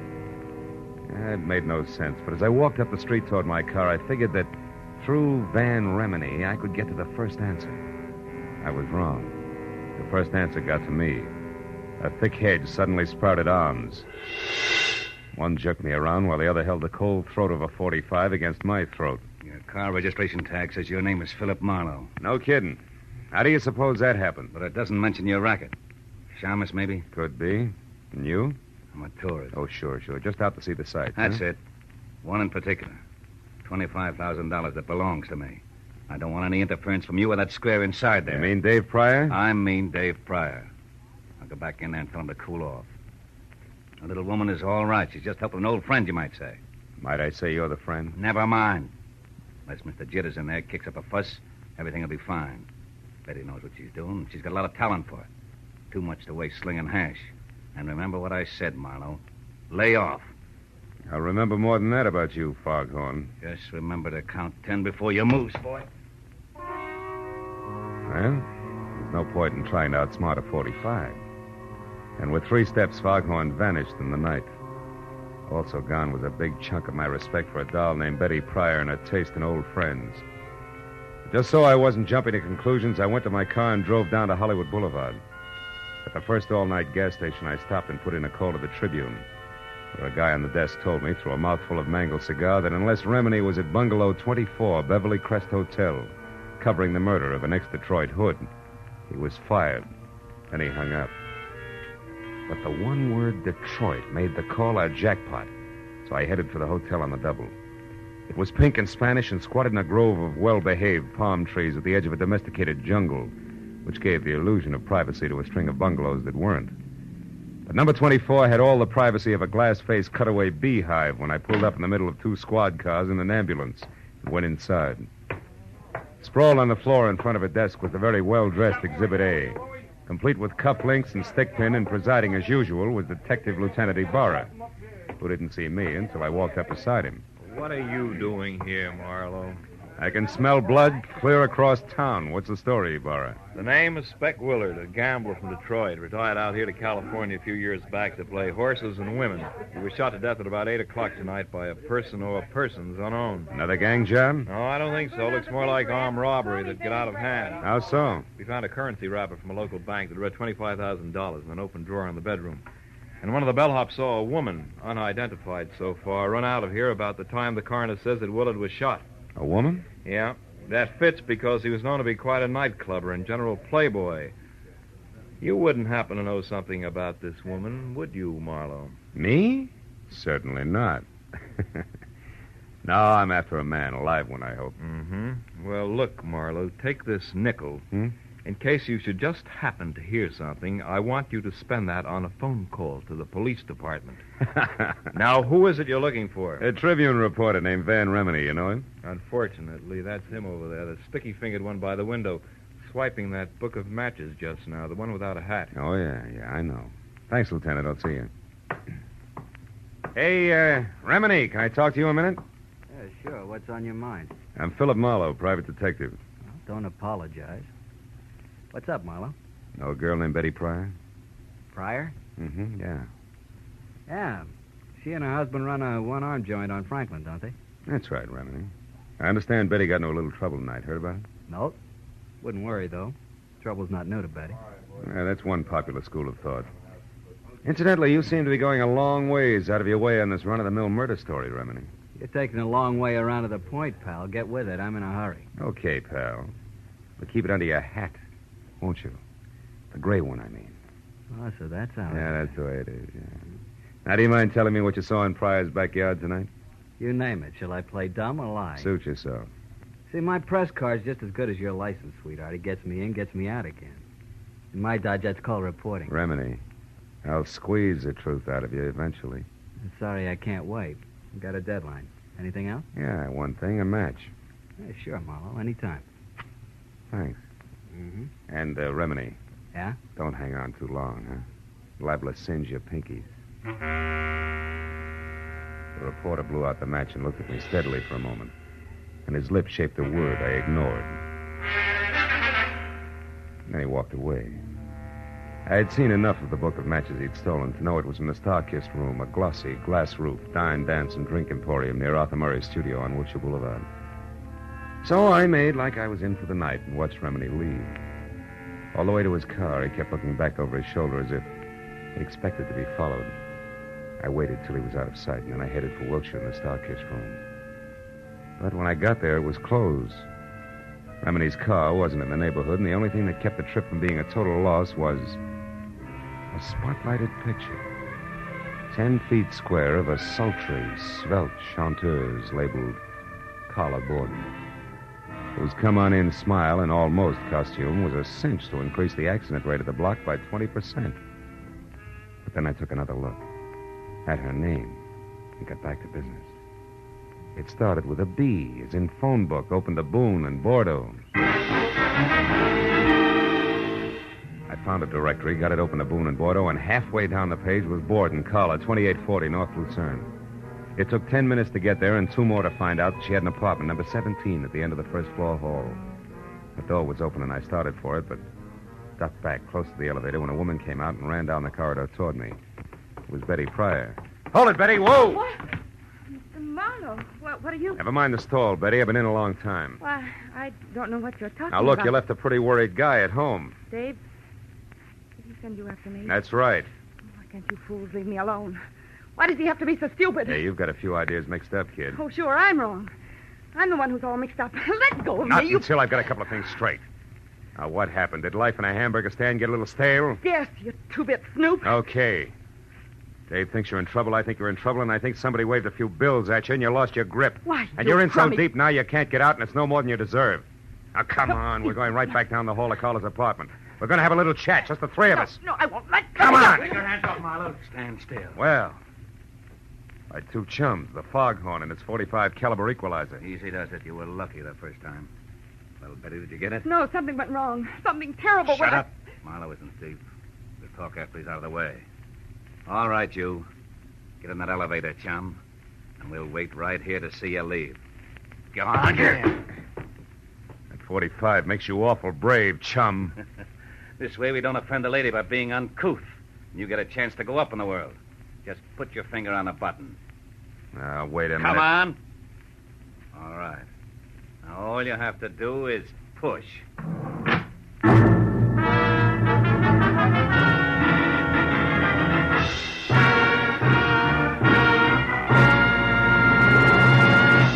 In just a moment, we will return to the second act of The Adventures of Philip Marlowe. But first, the most famous neighbors in radio, the Ronald Colemans, will pay Jack Benny a visit again tomorrow as CBS's Great Sunday Night gets underway with another star-studded group of famous entertainers. Amos and Andy, Lum and Abner, Eve Arden as the gay schoolmistress, our Miss Brooks, and Helen Hayes as a hillbilly. These are only 4 more of the 10 great entertainments which will come your way tomorrow night. Go visiting with the Colemans on all of these same stations on The Jack Benny Show and hear the rest of CBS's Great Sunday Night 10 as they come one by one over most of these stations. And now, with our star, Gerald Moore, we return to the second act of Philip Marlowe and tonight's story, The Friend from Detroit.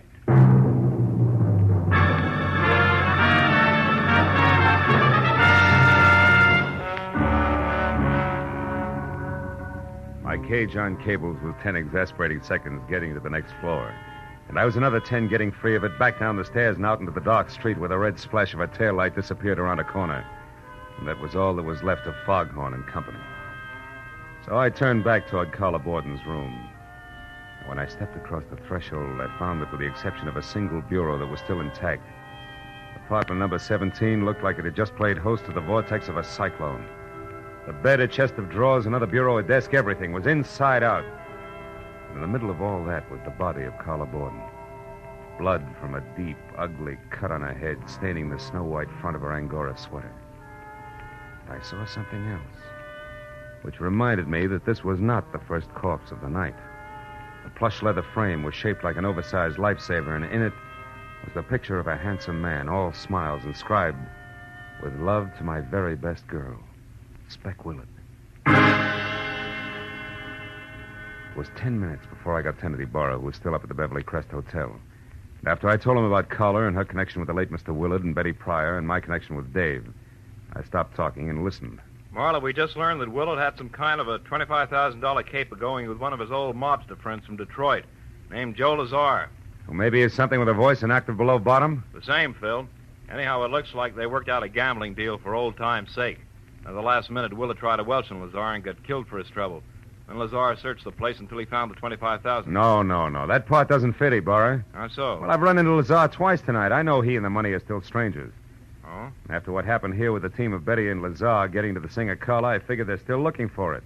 Also, I figured Carla was somewhere near when Lazar killed Spec Willard, and that she took the money and... Call you later, Ibarra. I got clumsy company in the hall outside.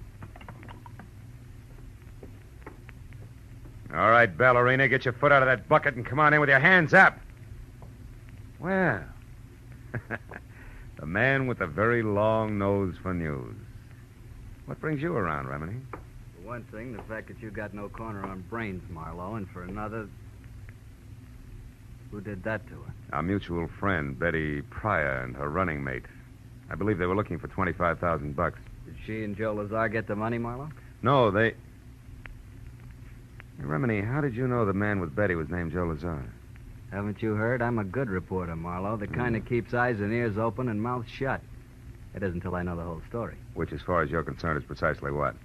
That I happen to be... You happen to be? That I happened to be in Dave's restaurant early this evening, where I recognized the only other cash customer as Joe Lazar, an out-of-work mobster from Detroit. He said something to Betty that scared her right out of a tray of dishes, so I figured I'd find out what was going on. I've been in on the show ever since. Yeah, including a corny blackout up at 2000 Beechwood Drive where you lost your hat running away from a bullet. That's right. Yeah. And just so you don't toss and turn when you get around to going to bed tonight, I'll fill in the rest. I followed Betty and Dave from the restaurant to their apartment. I watched her get rid of Dave, and then when I saw Lazar come in, I moved up close to the window. And stayed there until Lazar spotted you and threw a bullet your way? You're very clever. Yes, I am, man. But before that happened, I heard him tell Betty that Spec Willard had talked about a girl singer at the Starkiss room named Carla Borden. And that since he didn't know Carla on sight, she could have been the lady he'd seen running out of Spec's apartment with a 25 gram. Oh. Now that phone book of Dave's open to the bees ties in. I'm so glad. Now, Marlowe, lest we digress too far, how come this one bureau here hasn't been turned upside down along with everything else? I don't know. Any more than I know why you're holding back so much from the law. Well, maybe it's because I don't like cops, Marlowe. Oh, a black one. Or maybe it's because I'm in the same kind of racket as you. Chin way out and a lot of fast talk, just so papers can know what's going on an hour ahead of the rest of the world. Well, there's no 25,000 in here. I got to blow. Before Ibarra shows? Before Ibarra shows. He always arrives with an entourage, Marlowe, one that includes other news hounds. So it's me for a fast cab and downtown to my paper with his story. So on, fella. I'll see you around. Hey, wait a minute, Remini. Yeah? I'll give you a lift. I'm going that way myself. Okay. I got a story, too. A lousy story I've got to tell a nice guy named Dave. Come on.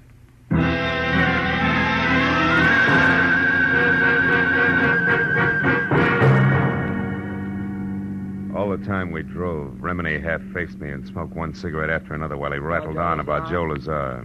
A great story he had and a lot of other things I didn't hear because from here to there. I was busy trying to find the right words with which to tell Dave Pryor that his wife was no good.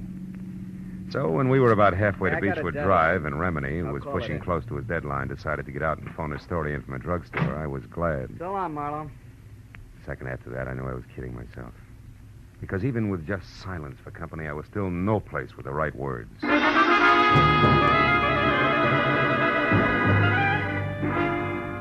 minutes later, when I stood in front of Dave on the steps to his house and stammered out the facts just as I had run across them, I forgot about words, right or wrong.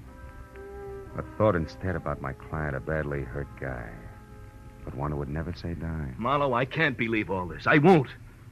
Tell me, where's Betty now? I don't know, Dave. Now, look, maybe we ought to head for police headquarters because sooner or later we're each going to have a story to tell Lieutenant Ibarra. Come on, my car's over here. Oh, okay, Phil. I guess that's the only thing to do, all right. Yeah, I guess so. Here. Better have a cigarette, Davey. Oh, thanks. Kid, we'll try to make this as painless as we... As we what, Marlowe? What is it? What are you staring at? Front seat. But I don't see anything, Phil. What is it? What Shut are you up, staring Dave. Shut up. Give me a minute, will you? Yeah. Yeah, sure. Come on, Dave. Pile in. But why, Marlowe? Where are we going? Starkist room to play a long shot. Slapped my foot down hard on the accelerator and kept it that way right through a string of I didn't care what color traffic lights until 5 minutes later when we screeched to a stop, away from the side entrance to the Starkist room. I left Dave in the front seat, piled out fast, and ran a dozen yards to an abrupt halt. At the sight of something that turned the long shot I was playing into an odds-on favorite. It was the stage entrance door, open a couple of inches, and in front of that, and unconscious on the hard sidewalk where he'd fallen, was the clad in blue form of a private patrolman, his pistol holster conspicuously empty.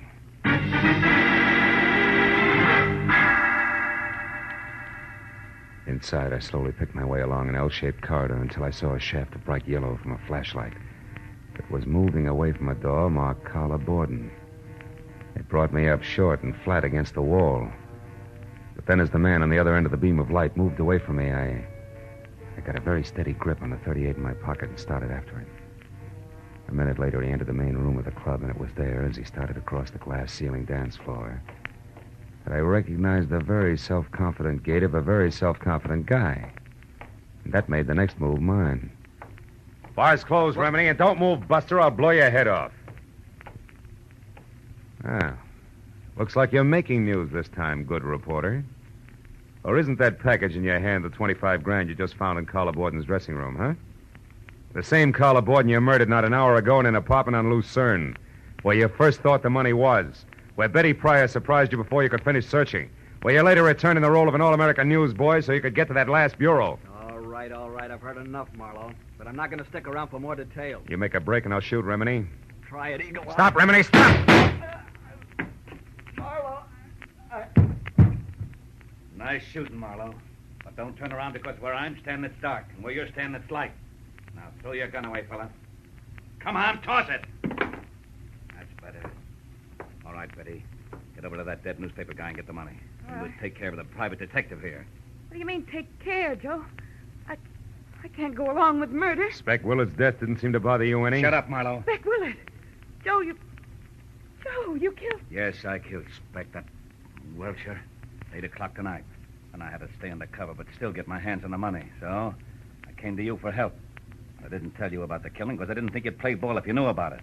Now, all that's history now, and I'll still go to your dear husband, Dave, and talk lots about the kind of cheap kid you used to be in Detroit if you don't get moving. Now, what do you say, Betty? I say no, Joe. I also say I made a mistake in the first place, letting you use me to run your filthy errands.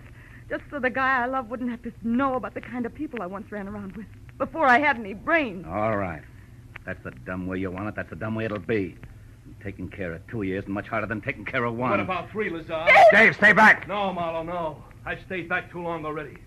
I've stayed back while Betty has been risking her life to protect what we've got. If you take another step, I'll shoot, kid. I warned you for the last time. Stay back. No, Lazar, I won't. You thick scum, Lazar! Oh, Dave, you're hit. Yeah. But I'll be all right. I'll be all right now, Betty.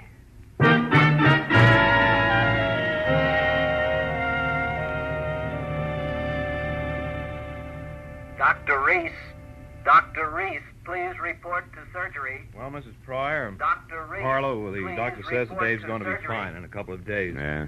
Caught one on the shoulder, the other on the hip. He certainly had courage, didn't he? Yeah, and you did all right, too, Betty. Mixing in this whole mess just to keep the home fires burning.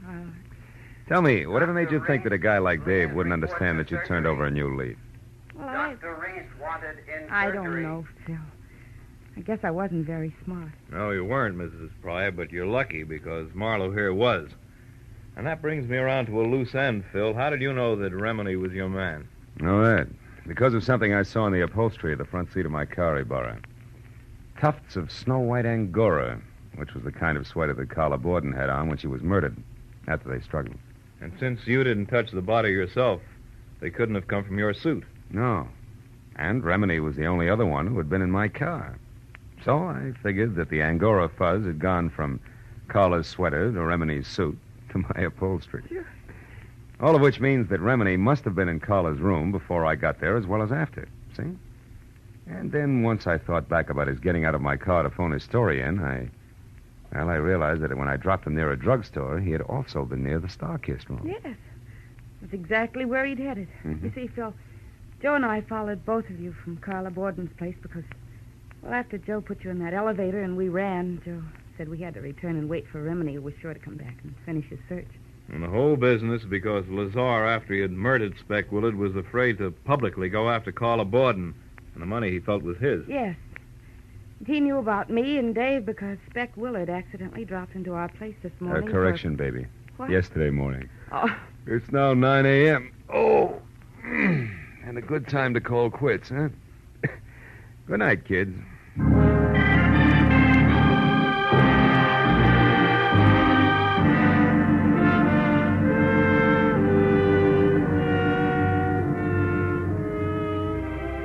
Well, by the time I got back to my apartment on Franklin, it was 10:30 in the too bright morning.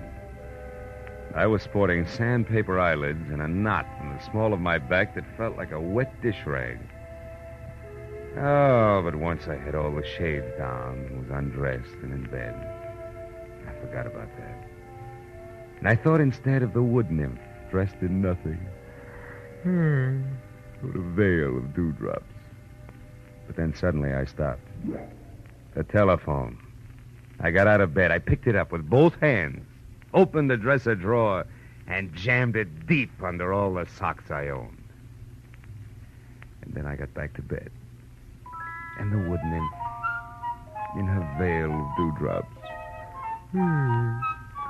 she was pirouetting from one huge bluebell to another.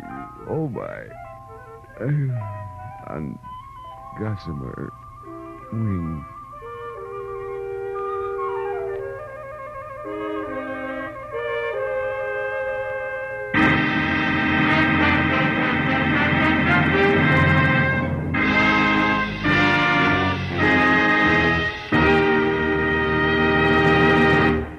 The Adventures of Philip Marlowe, created by Raymond Chandler, stars Gerald Moore, and is produced and directed by Norman McDonald. Script is by Mel Donnelly, Robert Mitchell, and Gene Levitt. Featured in the cast were Virginia Gregg as Betty Pryor, Peter Leeds as Dave Pryor, Harry Bartell as Van Remini, and Ed Begley as Joe Lazar. Lieutenant Detective Ibarra was played by Jeff Corey. The special music was by Richard Orant. Be sure and be with us again next week when Philip Marlowe says...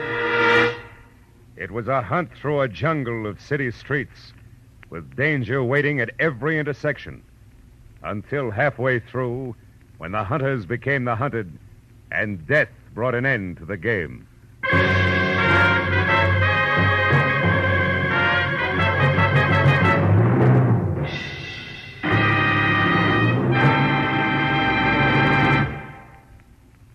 The Colemans visiting Jack Benny, plus Amos and Andy, Eve Arden, and Helen Hayes as a hillbilly.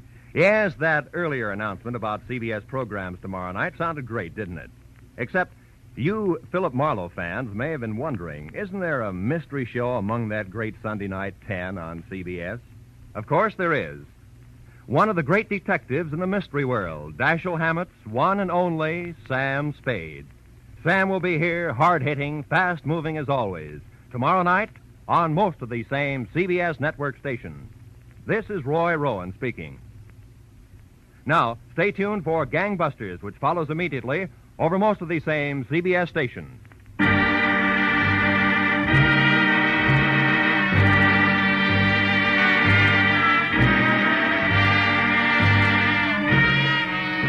This is CBS, the Columbia Broadcasting System.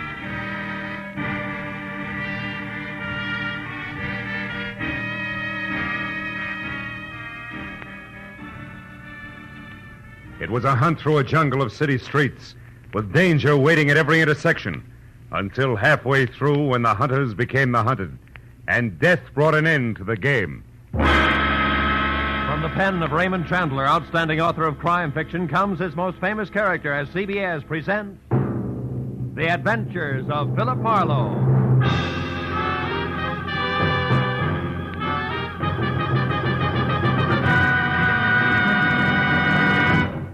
Now, with Gerald Moore, starred as Philip Marlowe, we bring you tonight's exciting story, The Grim Hunters.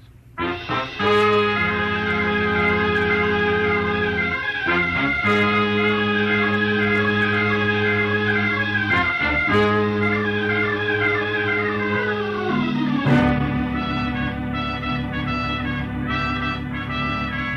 morning paper had headlined prices rising. My bank statement in the afternoon mail had warned balance falling, and I had wasted the evening on behalf of a client who ran out on me when I tried to collect.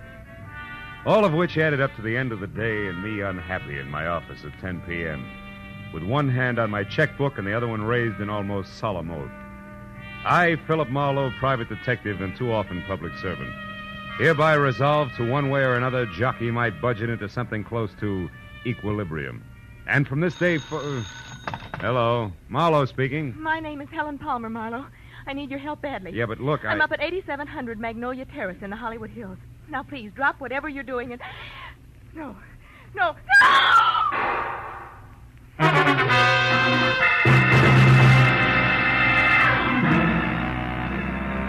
I must have let go of the phone, grabbed my hat and coat, opened and closed the office door, piled into my car outside, and raced up into the Hollywood Hills because the next thing I remember after Helen Palmer's scream was swinging off North Bronson Drive onto Magnolia Terrace. But a minute later, when I screeched to a stop away from number 8700, scrambled out from under the wheel and started on the run for the front door, I was no longer sure of anything. Because the house in question, a stock southern mansion complete with stable boy statue and a gravel driveway, which, according to the book, should have been as dark and as quiet as the inside of a coffin, was anything else but. And when I got to the oversized bronze door knocker and dropped it hard, I was beginning to doubt that I had the right address. Can I be of some assistance, sir? I don't know. I'm looking for a woman named Helen Palmer who called me at my office. Said she needed help. And a second after that, she... Screamed, huh? Tell me, sir, what is your name and occupation? In that order, Philip Marlowe, private detective. Good for Helen, good for... Happy, aren't you? What's going on here? What is this? Why, it's a party, sir. A scavenger hunt. It looks like Helen Palmer's the winner. Now, wait a minute, laughing boy. I had a call that was interrupted by pistol shots, and I... All just part of the play, sir. Yeah, Helen Palmer had to bring back one private detective. Yeah, you see, Marlowe, each list, aside from the usual hard-to-find objects, had a human being on it. That's right. I had to bring back a Hoover vacuum cleaner salesman, and believe it or not, he's already sold our good host, Thaddeus Grover, the deluxe model. Yes, sir, he did it bad. You see, Mr. Marlowe, Helen Palmer wasn't permitted to actually hire you. That's why she had to pretend to be in trouble. With the net result that I nearly broke my neck getting up here. Mr. Grover, where is Miss Palmer? Well, I don't know for sure, Marlowe. She called just a bit ago and said that she only had to catch on to you and one other item and will be back after that. Which makes her the winner, Mr. Marlowe, because none of us did better than half our list. By the by, you don't happen to have the breech lock of a 57-millimeter anti-tank gun with you. At the moment, no. Nor do I have time for scavenger hunters. Not even when they most cordially invite you in for the finest serving of party-style Southern fried chicken imaginable. Come on, Mr. Marlowe. No, I'm sorry. Come on. Come on. It's delicious chicken. Well, okay, the chicken did it.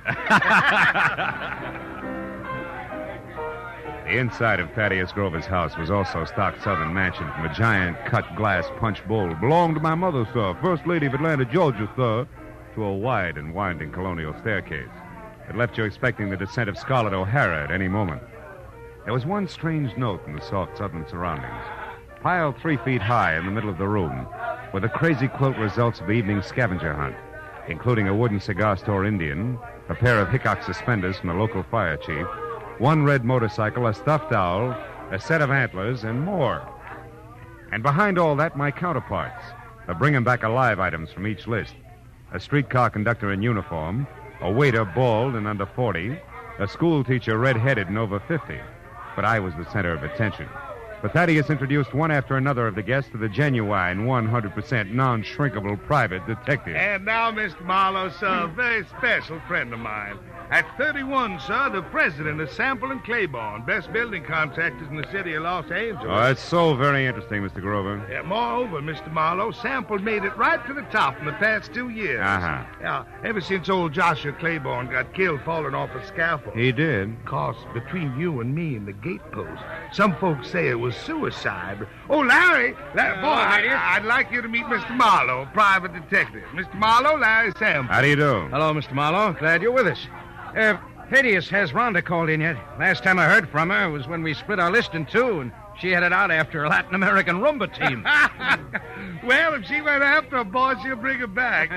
That's Rhonda Langley we're speaking of, Mr. Marlowe, Larry's lady friend. Oh? Nicest person I know.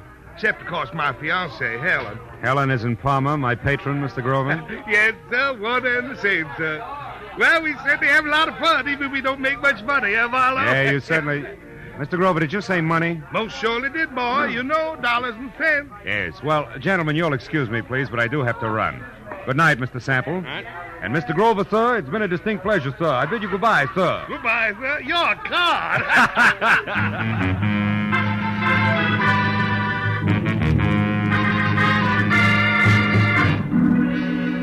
When I got back to my office, which I had left lights on and unlocked, my telephone was ringing. At this late hour, gullible me took faint hope that it could be a client who might still save the day. When I picked up the receiver... Marlowe? I let go of that straw fast. Marlowe? It was Detective Lieutenant Ibarra. Marlowe, do you know a girl named Helen Palmer?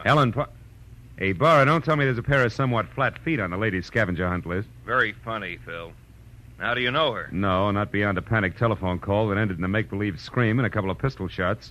All designed to bring me running to a party at 8700 Magnolia Terrace. Mm-hmm.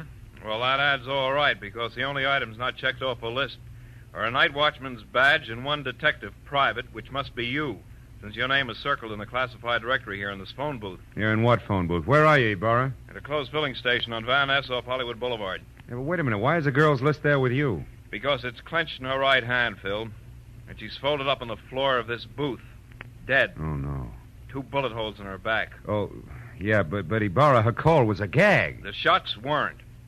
Anyhow, it looks like a stick-up since the lady's purse is gone, and a wino we picked up saw what he calls a curly-headed guy with short legs do it and run.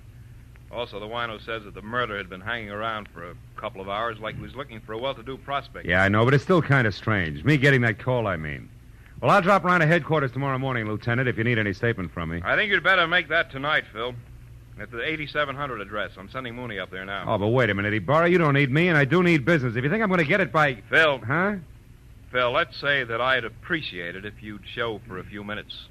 Okay? No. Well, okay, a few minutes. Just so long as you appreciate it. Goodbye.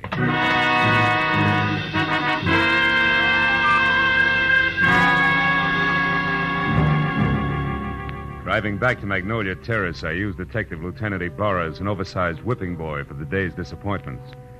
So when I finally braked to a stop behind a half-parked squad car, which meant that Police Officer Mooney was already on hand, I was about back to normal.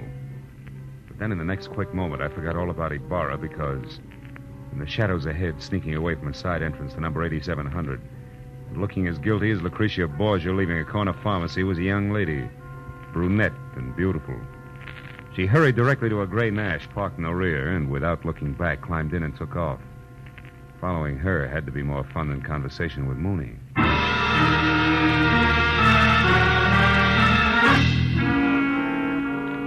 10 minutes later, the lady came to a stop in front of a dark, politely landscaped cottage on North Ogden Drive. In another 2, she was inside and the light was on. When I got to the front door and leaned against the bell, a card over it said that this could be one Rhonda Langley, Mr. Larry Sample's girlfriend. But that same card also gave another name, Helen Palmer, the lady dead in the phone booth. I rang again. When the door opened, it was the brunette, still beautiful. Only this time, something had been added. In her right hand, a .45, ugly and pointed straight at my head. What do you want?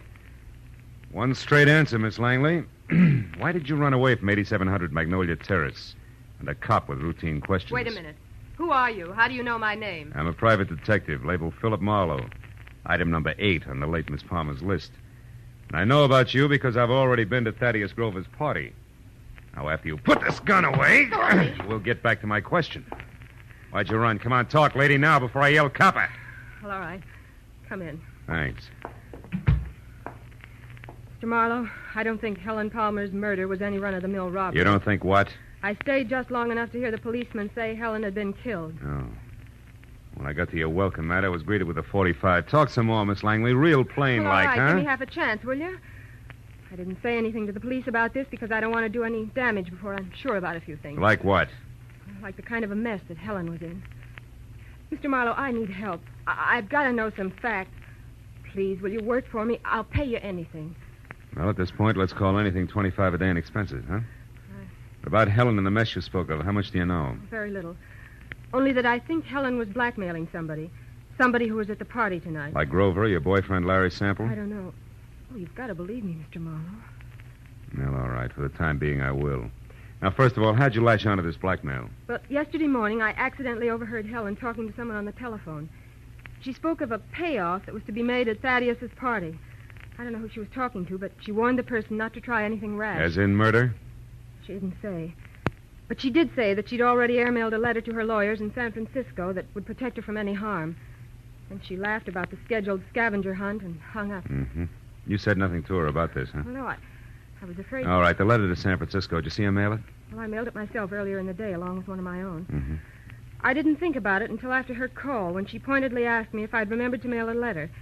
My letter, that is, which she knew that I'd written to an aunt I have in Passaic, New Jersey. Well?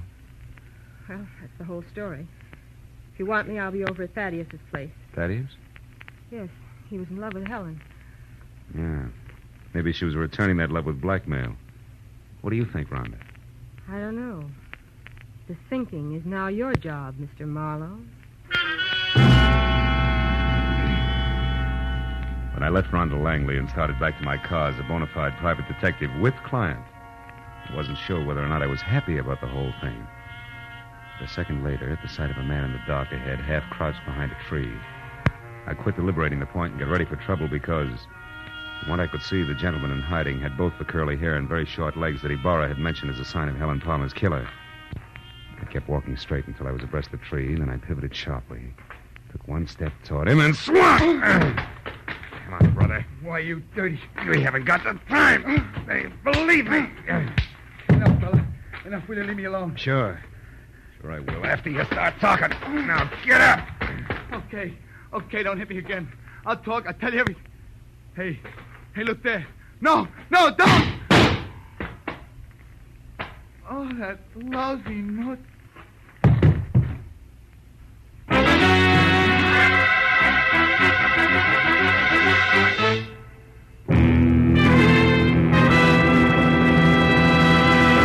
In just a moment, we will return to the second act of the adventures of Philip Marlowe. But first, you can do a lot of singing for $14,500, so they say. And tonight, some CBS listener may be able to speak with authority on the subject because $14,500 is what's waiting for whoever can solve the mystery behind the new Phantom Voice on CBS's great Saturday night quiz game, Sing It Again. Listeners from coast to coast will be quizzed by telephone about the new Phantom's identity. And they'll also be given a chance to win one of the other famous prizes for solving the riddle songs which feature Sing It Again's hour of Saturday night fun. Here's Sing It Again on most of these same CBS network stations tonight and every Saturday night. Now, with our star, Gerald Moore, we return to the second act of Philip Marlowe and tonight's story, The Grim Hunters.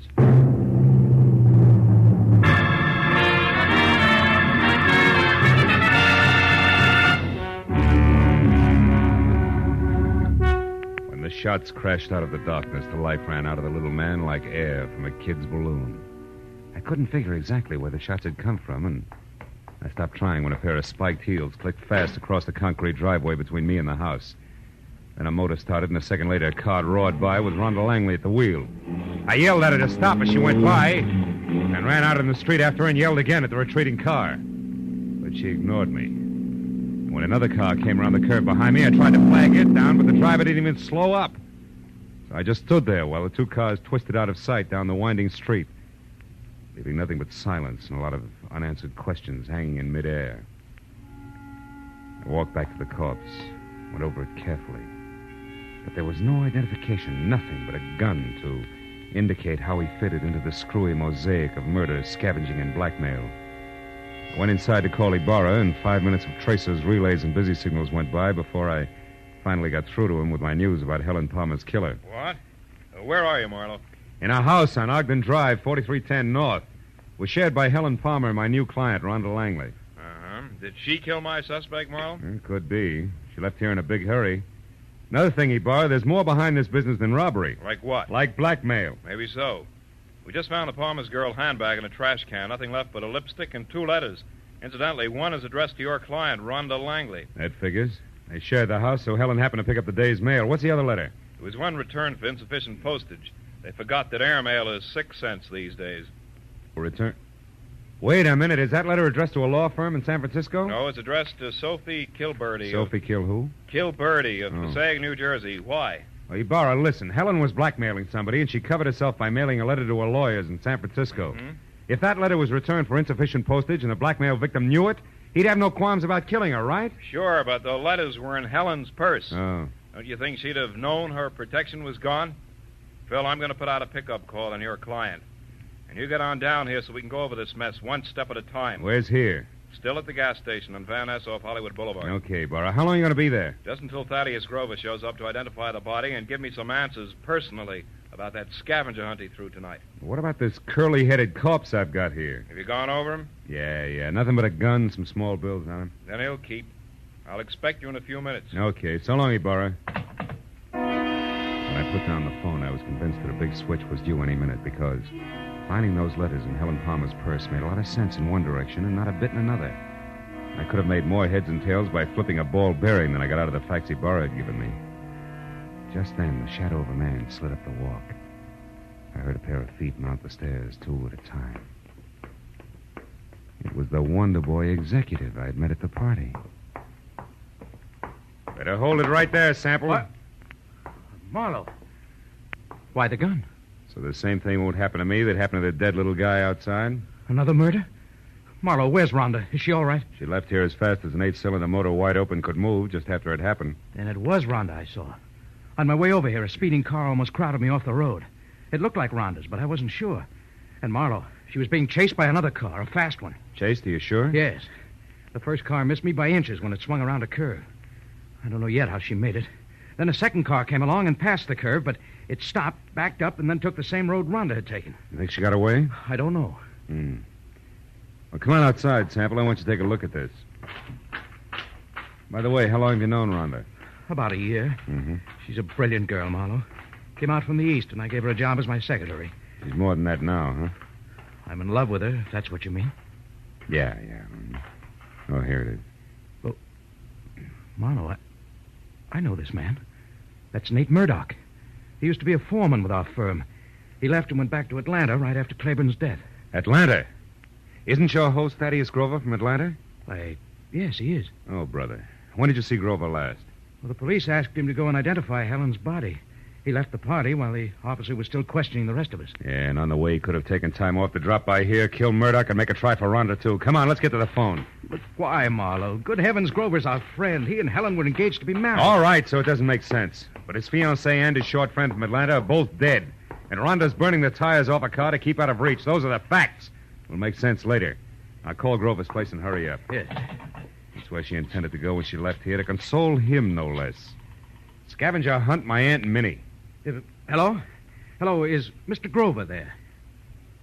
No? Well, has Miss Langley arrived yet? Oh, it's the maid, Marlowe. Mm-hmm. Rhonda, what's that? She's coming up the walk now? Hold the line a minute, please. She just got there, Marlowe. What'll I tell her? Tell her to leave again. Tell her... No. Where do you live? 4406 Ardmore. All right. Tell her I said for her to wait outside in the back of the house until you can get over there to pick her up. Take her to your place, and I'll pin Grover down. Right. Where are you going now? See Lieutenant Ibarra, and I can get there faster than I can call him on the phone. Good luck, Sample.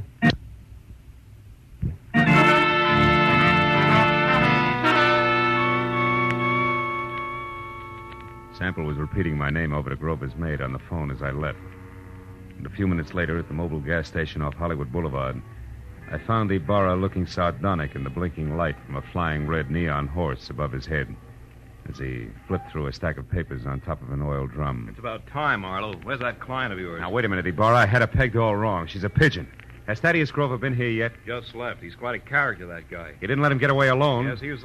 What do you mean, get away? Ibarra, there's a big connection between Thaddeus Grover and Murdoch, the guy who killed Helen.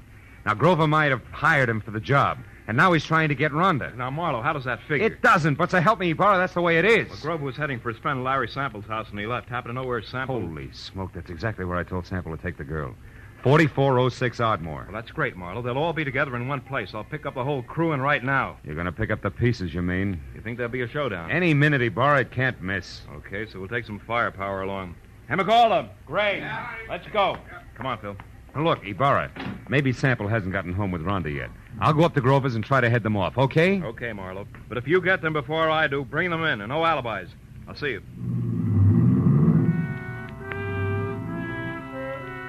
Ibarra was grim as he climbed in his car and drove off fast. I headed for my car. Then, as I turned, my arm swept the scavenger lists Ibarra had left on the oil drum off onto the ground. When I picked them up, Rhonda Langley's name was on top. Her list was as goony as the others, but near the bottom was an item strangely familiar to me, which hadn't been checked off. It was a canceled ticket from Woodhaven Ballroom. All at once, I realized why it was familiar. The sign I'd been half conscious of on top of the big squat building across the street read, Woodhaven Ballroom, closed tonight. On a hunch, I dug for Helen Palmer's list. Yeah, Ibarra was right. Everything but a night watchman's badge and one detective private had been checked off. And that gave me half of the switch I knew I had to show up. I ran to my car and headed for that southern mansion in the Hollywood Hills, the end of a very complicated frolic. And with every turn of the road, I gave myself another whack for being such a nearsighted sucker. When I got there, the big house on Magnolia Terrace was dark, except for a light in the servants' quarters. I stepped down the block, walked back, and edged around to the patio where the garage, the hothouse, and the king-size barbecue loomed only as shapeless lumps of shadow. I stood still and watched. Then I saw him move, walking slowly, gun in hand along the fence toward the hothouse. I started toward him quietly, just as he found out what he was looking for. Oh, you're clever, my dear. But it's all over now. I know you're in there, so come on out with your hands up. Oh, no. You're hanging yourself for murder right now, Larry Sample. I've got all the proof I need. I don't know what good it'll do you, Rhonda. I'll never pay you a cent for it, you blackmailing tramp. I'll kill you first. And that protection letter you wrote to your lawyers was returned, darling. I found it accidentally in Helen's purse tonight at the party. So no one will know. Now, come on out, or I'm going in after you. I wouldn't try that if I were you, Sample. Marlowe's due here any minute now. He called me and told me. That was I, dear. You? I used his name when I talked to the maid. Oh, I should have done this myself in the first place instead of trusting that stupid Murdoch. Are you going to come out of there? No, and I've got a gun. You can't see me, and I know it. But your white dress makes a perfect target, you little fool. Drop it, Sample. Now let's have that gun. Marlowe, I'm glad you got here. No, he's not dead. Oh. And he won't be from bullets. Give me your gun, too, huh? Come on. All right. I was too scared to use it anyway. Thanks. Now sit down and shut up. We're going to wait for Lieutenant Ibarra, then you're both going to the pokey. What? But... Listen, you, I don't go for blackmailers, male or female. Even the cute ones are ugly, lady. Very ugly. No, Phil, wait. You've got to understand something. 2 years ago, Larry Sample killed his partner, Joshua Claiborne. I knew it, but I couldn't prove it. So I pretended I could and blackmailed him. Don't you see, if he paid off or tried to kill me, that would be proof of his guilt. And he did, Marlowe. Mm-hmm. Why should you pull a stunt like that? I'm a divorcee, Marlowe. Langley is only my married name. Okay, so what? My maiden name was Claiborne. Claiborne? I'm Josh Claiborne's daughter. Oh. And I can prove that. Is that reason enough? Well, why didn't you level with me instead of labeling Helen a blackmailer? Helen was already dead, and I needed your help desperately. I thought I had to lie to get it. Okay? Yeah. Okay, baby.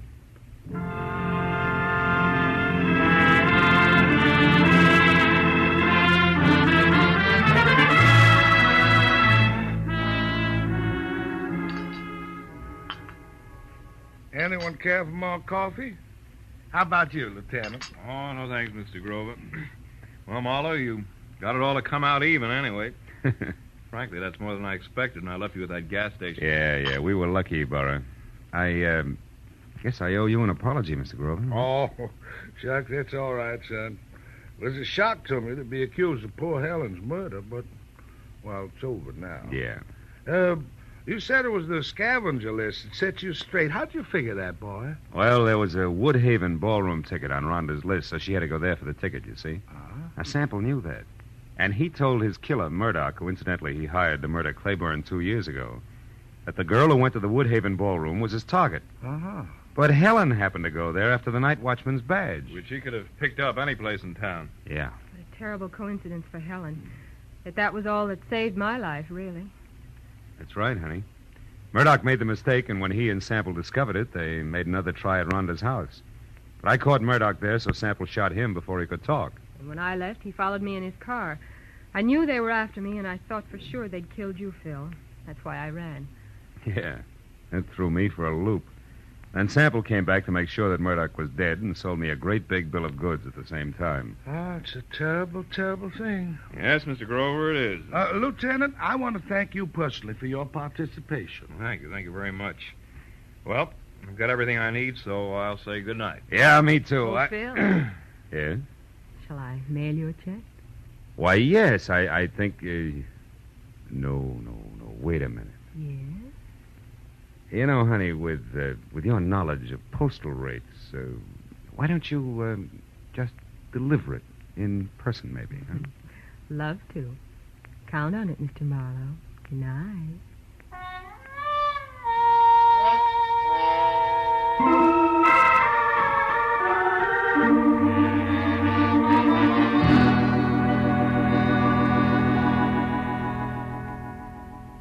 I drove down from the Hollywood Hills with a check warming my wallet and the echo of a soft invitation warming my imagination. You know, that was quite a party at Grover's house. Scavenger hunt. People determined to have a good time even if it killed them. You know what? It did. I know another game. Associations. It goes like this. Grover's party. Rhonda Langley. Rhonda... Date. I wonder if she likes baseball.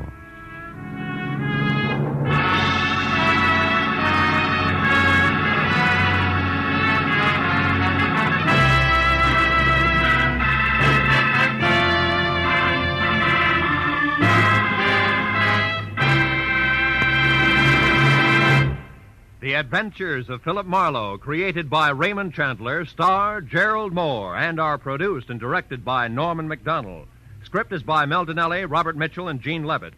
Featured in the cast were Ellen Reed, Mary Shipp, Jack Moyles, Richard Benedict, and Lorette Philbrandt. Lieutenant Detective Ibarra is played by Jeff Corey. The special music is by Richard O'Runt. Be sure and be with us again next week when Philip Marlowe says... They were born on the same hour on the same day of the same parents, and they were identical in beauty and talent. Only one was deadly, and the other was not. And I couldn't tell which was which until I found a green purse, a fresh corpse, and a pair of dancing hands.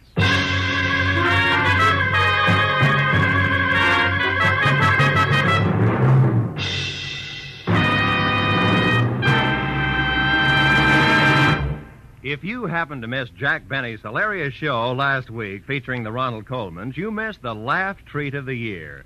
But Jack will be back again tomorrow on these same CBS network stations with his entire gang, including Mary Livingston, Phil Harris, Rochester, Dennis Day, Don Wilson, and the Sportsman's Quartet.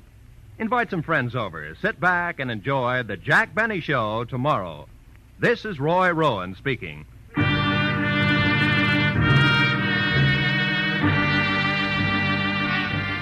This is CBS, where 99 million people gather every week, the Columbia Broadcasting System.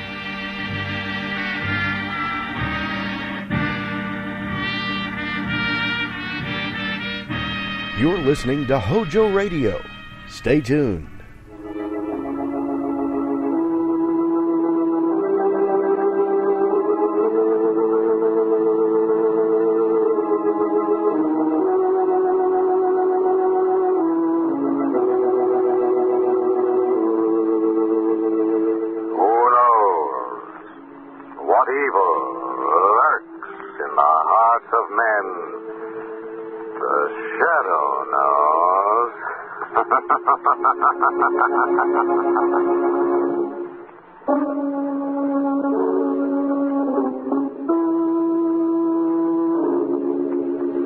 The shadow who aids the forces of law and order is in reality Lamont Cranston, wealthy young man about town.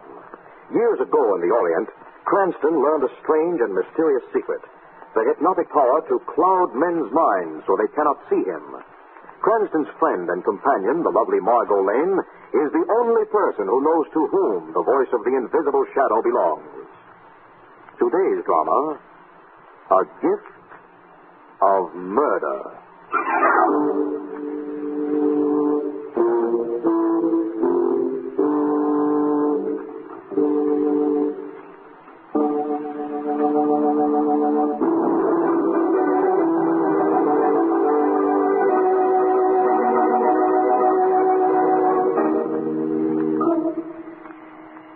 In late December, a fine flurry of snow is just beginning to fall from the darkening sky as a smartly dressed young woman knocks on the heavy door of Gerald Covington's country estate. Miss Eve. Surprised to see me, Baxter? Delighted to see you, miss, and I know your brother will be overjoyed. Come in, come in. Mr. Gerald was saying only last week that he hoped to get back from Europe in time for the party tonight. Party? Did you say party? Yes, miss. A party here? A little gathering in keeping with this glad season. As I remember Gerald, he considers all seasons equally glum. I know, miss, but this, you see, is in honor of your Aunt Frances. In honor of Aunt Frances? Do you mean to tell me that Gerald is giving a party for Aunt Frances? Indeed, miss. Why, where is he? In the drawing room, trimming the Christmas tree. Trimming the... This I've got to see. Gerald! Eva! What a happy surprise, I can't tell you. A Christmas tree. Yes, I did it all myself. And presents. For your Aunt Frances. Is it so strange, Eva, that I should want our aunt to have a lovely tree? Yes. My dear Aunt Frances is 72 years old. We may not have her with us long. Darling, last year she was 71, which isn't precisely adolescent. And all she got for Christmas was a dozen handkerchiefs and a cold in the head. Well, this year, things are somewhat different. So I noticed. Last time I was in touch with this little family circle, you and Clyde hated Aunt Frances like death and taxes. You may speak for our brother Clyde, but as for me, I've always adored the dear old soul. Really? Really? Shall I show you what I have for her? Do. Look, an antique music box, the sort of thing she loves, and in solid gold. Isn't it charming? Listen. God rest ye merry gentlemen. Expensive item, I'd say. I paid $500 for it, but nothing's too good for dear old Aunt Frances. It isn't possible, is it, that Aunt Frances has come into money? Well, that is... She has. Well, the truth is, an old admirer of hers, a Mr. Onslow Fraser, remembered her in his will. How distinctly did he remember her, Gerald? Quite distinctly, Eva. She's inheriting $1 million. Oh. And when did you hear of this? Only yesterday. Mr.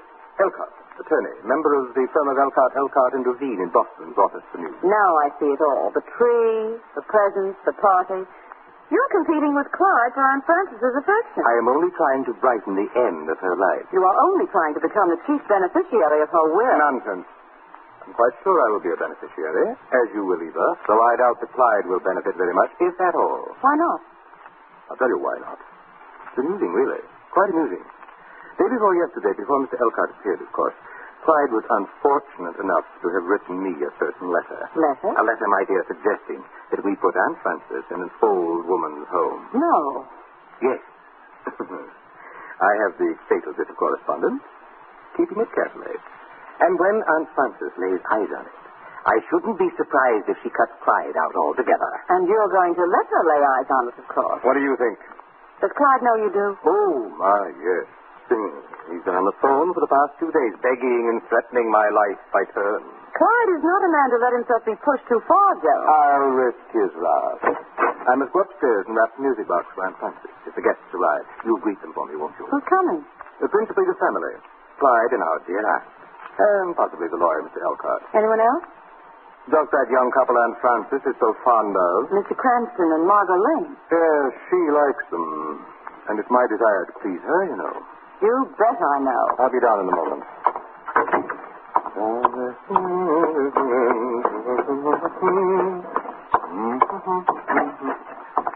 Oh, indeed.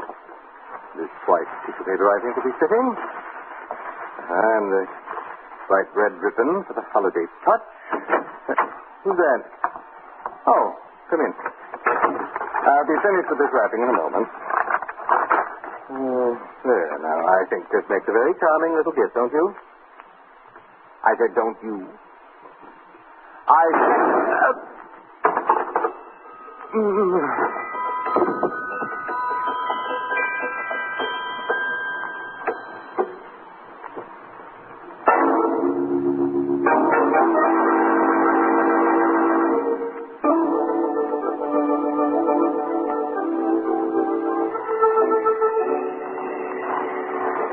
We're not too early, are we, Lamont? Well, Aunt Frances said 7. It's 1:15. Oh. The perfect night for a holiday party. Perfect. Rolling snowflakes by special arrangement with the weatherman. Just for Aunt Frances' sake. Of course. What do you say we lend the scene the crowning touch of a Christmas carol before we make an entrance? I'd be glad to try. Very good, my lady. We shall fill the night with music. Of a sort. Me. God rest ye merry gentlemen, let nothing you dismay. What was that? Sounds as if something has someone very much dismayed. Lamont. Ring the bell. Baxter. Miss Lane, Mr. Cranston. What's the matter? You ought to have seen a ghost. Not a ghost, sir. A corpse. Mr. Gerald has been murdered.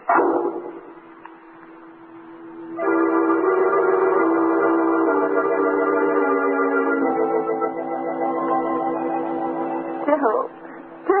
When did this happen? Not 5 minutes ago, sir. Mr. Gerald came up here to his study to wrap this music box. And the next thing we knew, the shot was fired. Anyone else in the house besides you and Miss Eva? No. Yes. What? Mr. Clyde was here, miss. He rang the bell just after Mr. Gerald went upstairs. Where did he go? He pushed me aside and followed Mr. Gerald to the study. Look at this in the ashtray. A cigar. Still warm, too. One of Mr. Clyde's brand. Clyde murdered Gerald. No. He looked angry, but when I tried to stop it, he said he had to see Mr. Gerald on a matter of great urgency. What sort of matter? Something about a letter. A letter? Yes, there was a letter. Gerald told me about it just before he came upstairs. It must have been somewhere in the study, probably the desk. He said he was keeping it to hold over Clyde's head. Yes, here it is. I'm afraid I'm a little baffled. It's only too simple. In this letter, Clyde suggested putting Aunt Frances in an old woman's home. What?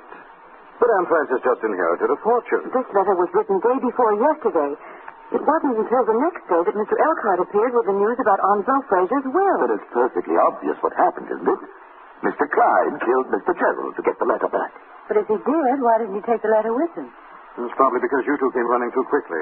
Yes. And not having gotten the letter, don't you think Clyde may still be somewhere in this house, waiting his chance? If he is, I suggest Baxter be very careful. Why, sir? Because you know too much, and he knows you do. You think He just killed one man, hasn't he? Listen. Someone moving about downstairs. Clyde, what are you going to do, Lamont? Don't worry, darling. Who's down there? Who is it? Answer me or I'll shoot.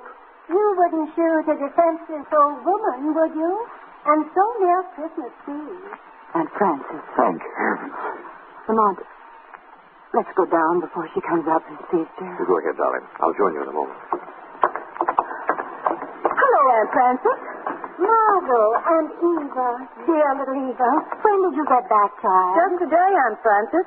Surprised to see me? Surprised and happy. But then all the surprises I've gotten lately have been happy ones. Which reminds me, Miss Lane, Miss Covington, this is Miss Elkhart, of Elkhart and WV. How do you do? Charmed, Miss Lane. You're the lawyer who brought the news about Onslow Fraser's will, aren't you? One and the same, Miss Covington. And happy I was to bear such tidings, just at this joyful season. I should say. Speaking of this joyful season, isn't there something in the drawing room that Aunt Frances should see, Eva? There certainly is. What? Now, you're not to ask questions. Just stand where you are. Mercy me. Now then, Margot, open the door. Merry Christmas, Aunt Frances. For me? All for you. A lovely tree. Indeed, a very lovely tree. It's so beautiful. It's really so beautiful. Now then, my dear. It's been so long since I had a real Christmas. I've forgotten how wonderful it can be. Yes, one does forget how wonderful things can be. You rang for me, Miss Eva? Yes, Baxter. Merry Christmas, Baxter. The same to you, Aunt Frances. Let's have the eggnogs now, Miss Eva. I can't think of a better time. Shouldn't we wait for Gerald? Well, I don't think so, Aunt Frances. And Clyde. Where's Clyde? Right here, Aunt Frances. Clyde! You don't think I'd miss your party, do you? Merry Christmas, Aunt Frances.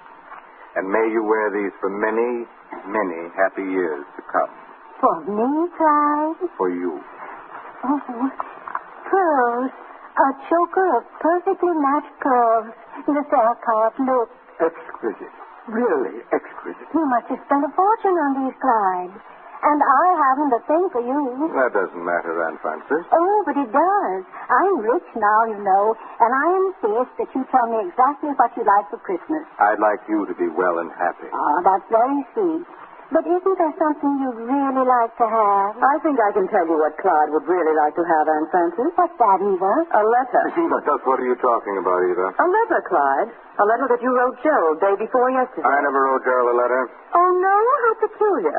And I have it right here, signed by you. May I see that? No, you may not. May I see that, Eva? You may not, May I see it now, Eva? Oh, Mr. Covington. he's got a gun. Hand it over.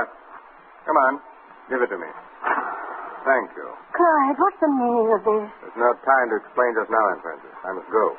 However, I beg you not to believe any of the poisonous lies these people may tell you about me behind my back. I want you to know that I do wish you the very merriest... Drop it! Don't throw on me! Drop it! Drop it! Pick up that gun, Baxter. Yes, sir. What do I do now, Take sir? Mr. Clyde up to the study and hold him there until the police arrive.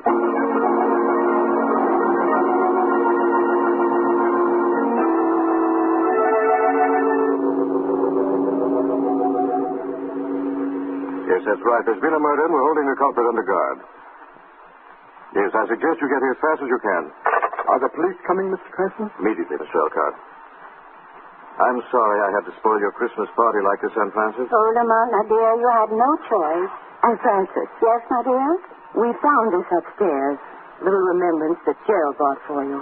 Oh, music, Bob. And a very lovely one. Listen. Oh, how charming.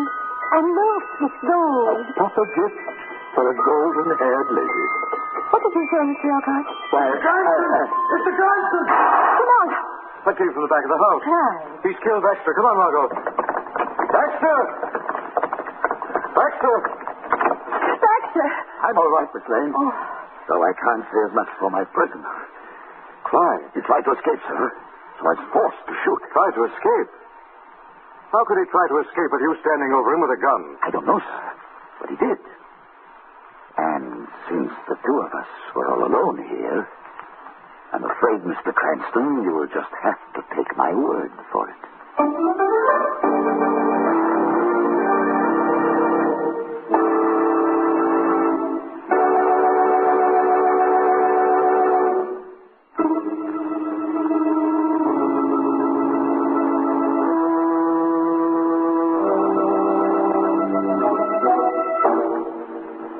When Margot and Lamont heard the shot from the rear of the Covington mansion, they found Baxter standing over Clyde Covington, a smoking revolver in his hand.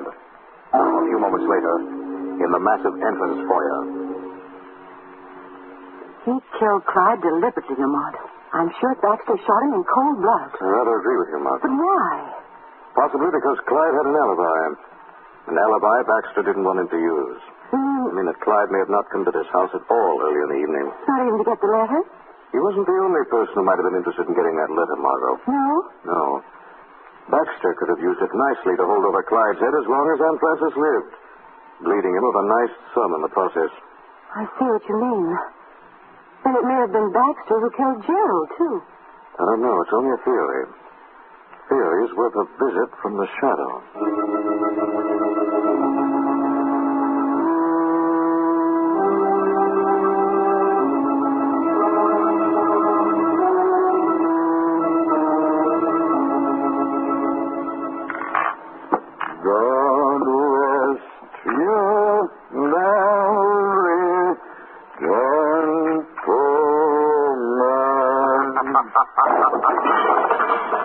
What was that?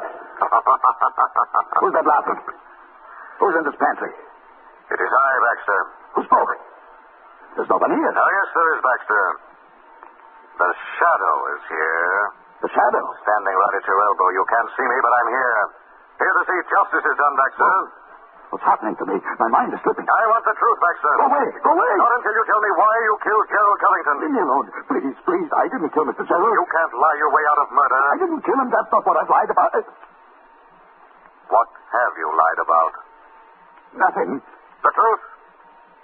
I lied about him. About the man coming in before Mr. Gerald was killed. Yes? It wasn't Mr. Clyde. No, then who was he? Will you let me alone if I tell you? Yes. All right, then. It was...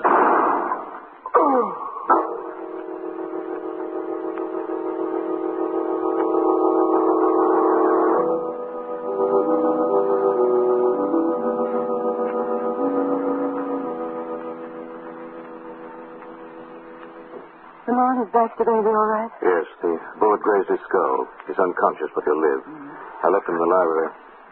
This case is getting more confusing every minute. Yes, isn't it? Take Mr. Elcott, for instance. I don't understand his position in this little mystery at all. Well, what do you mean? You remember what he said when I gave Aunt Frances the little gold music box? Yes, he said a proper gift for a golden-haired lady. Exactly. And how does he know Aunt Frances had golden hair? Her hair's been snow white for the past 20 years. An interesting question. And very confusing. It's all confusing. Margot, Yes? whose overcoat is this hanging in the hall tree? Well, I don't know. If it isn't yours, it must be Mr. Elcott's. Elcott. Why? I just saw this sticking out of the pocket. Clyde's letter. Oh, what's it doing in his overcoat? Must have grabbed it in the confusion. You know, it's just possible that our dignified old friend also saw the value in holding it over Clyde's head. Of course. After all, what do we really know about it? Not much. We're going to find out. Operator. I want to make a long-distance call to Boston, Massachusetts. To what number, please? Oh, I don't know the number. It's the law firm of Elcott, and Juvine. Yes, sir. I will place the call and ring you back. And make it fast, please. Yes, sir.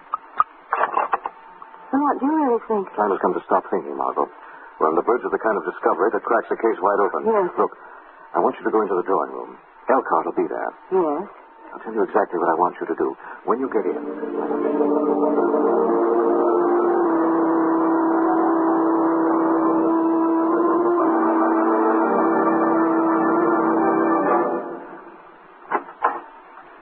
Come in, Miss Lane. Where's Aunt Frances? Lying down upstairs. She's had more excitement than she can very well stand. Sit down, Miss Lane. Thank you. Miss Eva and I were just saying that this case is becoming quite perplexing. It is indeed. This attack on Baxter is the most puzzling thing of all. Now that Clyde is dead, who could have done it? I don't know, but there's certainly no doubt that Clyde's guilty of Gerald's murder. Baxter saw him run up to Gerald's study just before Gerald was killed. I'm afraid that's not true, Mr. Elcott. Baxter admitted he was lying about that just before he was wounded. Is that so? But there's that cigar, the one that Miss Eva saw in the ashtray. Didn't that belong to Clyde? Yes, Mr. Elcott, it did. It even had his initials on the band. Do you really think Clyde would have been foolish enough to leave a piece of evidence like that behind, Mr. Elcott? Well, what are you suggesting, Miss Lane? I'm suggesting that with Clyde out of the way, the margin of guilt is narrowed down pretty closely, Mr. Elcott. To me, Miss Lane? Yes. But to you. I've been with Aunt Frances all afternoon. I was with her at the moment when Mr. Gerald was murdered. Can you prove that? Of course I can. Aunt Frances is right upstairs. You have my permission to ask her. Then it wasn't you? Obviously not. And obviously, Miss Lane, you can now draw the logical conclusion. Yes. I'm afraid we can. Before you do, put up your hand. Eva! Put that gun away. I'm sorry, Mr. Elcott. I'm really quite sorry that you two, who aren't members of this greedy little family, had to stumble on the truth. Do you think you'll get away with this? I can try. There's a very slim chance that you'll succeed. For $1 million, I'll take a very slim chance. The telephone. Sit right where you are. I'll answer it. Hello? Someone had just put in a call to the law firm in Boston, Massachusetts. Yes? We checked very carefully, miss. There's no such firm listed. What? There is no firm of Elcott, and Juvine. What's the matter? Who are you, Elcott? I'm almost sorry for you, Miss Eva. There is no firm of Elcott, and Duveen. I know. And there's no $1 million. What? But you came here about Onslow Fraser's will. And Onslow Fraser never made a will. In fact, Onslow Fraser isn't even dead. What? Although just at this moment he almost wishes he were. Then you... Yes, I'm Fraser. Oh, I think I begin to see. I fell in love with Anne Francis years ago, when she was as young as you are tonight, Miss Lane. And I never fell out of love with her. Why did you have to pretend to us that she was inheriting $1 million? Why? Because I knew how dismally you and Clyde and Gerald had treated her. I had no money to help her with myself. And then the idea came to me, I could make it appear that she'd become an heiress. And then depend on your greed and deceit to provide her with at least one really Merry Christmas. A very sweet idea, but... But a very dismal failure, I'm afraid. I'm afraid so, too. I'm afraid there'll still have to be 2 more murders before the party's over. Eva! There may not be $1 million, but I still have my life to think of. Don't you realize the police are on their way? But they're not here yet, and I have a gun, and the door is open. What was that? Who closed that door? I did, Eva. The door is no longer open. Who are you? I am the Shadow. What are you doing here? I've come to accuse Eva Covington of the murder of her brother Gerald. It's a lie. A lie. You can't prove it. I can prove you contrived a neat little plot to murder Gerald and convince the world that Clyde had murdered him for an incriminating letter. No. You took Baxter in on your plan, promising him a part of the $1 million you hoped to get. That's why Baxter killed Clyde when he realized he could easily alibi his way out of the charge. How do you know all this? The Shadow knows. When I confronted Baxter, who was about to get the truth out of him, it was you who shot him to save your own skin. And I still have a skin to save. Either you open that door or I pull this trigger. Don't be a fool. I warned you. Let him. Drop that gun. Drop it. Drop it. Let me go. Let me go. As you please, Miss Eva. She's going out of the window. Yes, Mr. Elcott. Straight into the arms of the police.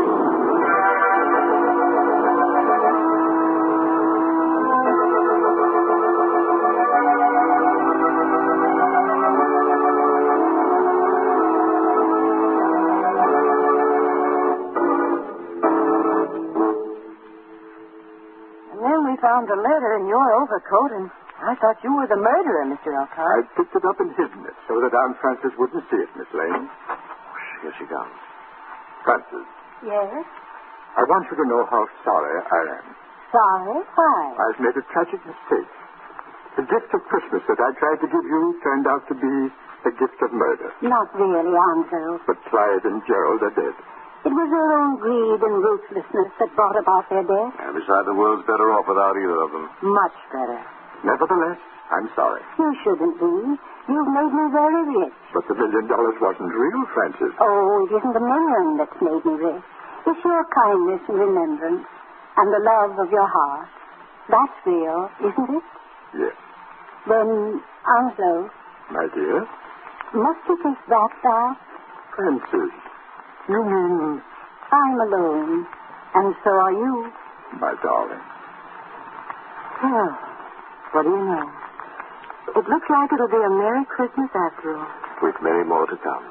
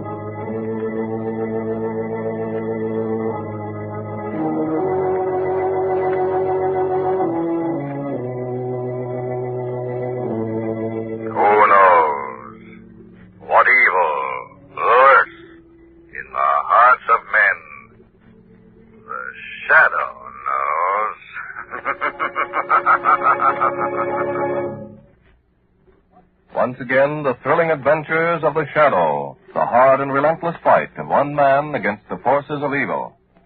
These dramatizations are designed to demonstrate forcibly to old and young alike that crime does not pay. The shadow in a moment. At first, motorists look out when it's dark out. National Safety Council records show that dusk to dawn hours have only 1/3 of the traffic, but 2/3 of the fatal accidents. So heed such nighttime precautions as these. Lower your headlight beam when meeting another vehicle, whether or not the other driver dims his light. It's safer for you if one driver can see, even if it's the other guy. Drive at such a speed that you'll be able to stop within the distance your headlight beam reaches. Don't be in the dark about safety. In the dead of light, be alive, be bright. Help cut night traffic accidents down. And now, to the shadow.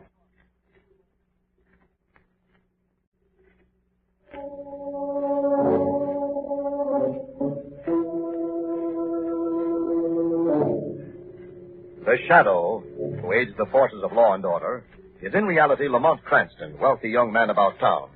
Years ago in the Orient, Cranston learned a strange and mysterious secret. The hypnotic power to cloud men's minds so they cannot see him. Cranston's friend and companion, the lovely Margot Lane, is the only person who knows to whom the voice of the invisible shadow belongs. Today's drama, A Mask for Murder.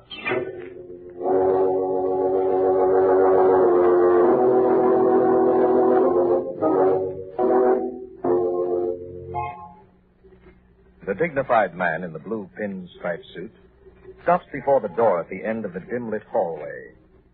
He stands there for a moment, looking around him nervously. Then he knocks. The door opens, and the man peers into a dead, dark room. Then suddenly, from the black recess of the room, a beam of white light stabs blindingly into his face. You're late, Garner. I couldn't make up my mind. I wasn't quite sure if I should go through with it. You're sure now? Yes. Come in. Close the door. That light in my face, I can't see you. That's the idea, Garner. I see you. You don't see me. That's the way I run my business. Sit down. Price is $500. Yes. So you said on the phone. First, I'd like to know something, Diano. About what? How you go about it. How you operate. I use a 38. One shot. If you miss? I don't. I follow them wherever they go. I don't let up. When I got them where I want them, then I don't miss. What if they should ask you for mercy? They don't know what's coming. They don't even know what I look like, any more than you do, Gun. I see. Who do you want to get? Where and when do I pick him up? You may begin tomorrow night. He leaves his office every evening on the dot of 6. It's in the Exchange Building. Exchange Building. Tomorrow. 6. How am I gonna spot it? What does he look like? Like me. Huh? You're looking at him right now, Diano. What? Is this a gag or something? No, Diano. It's no gag. I want to die. I'm hiring you to kill me.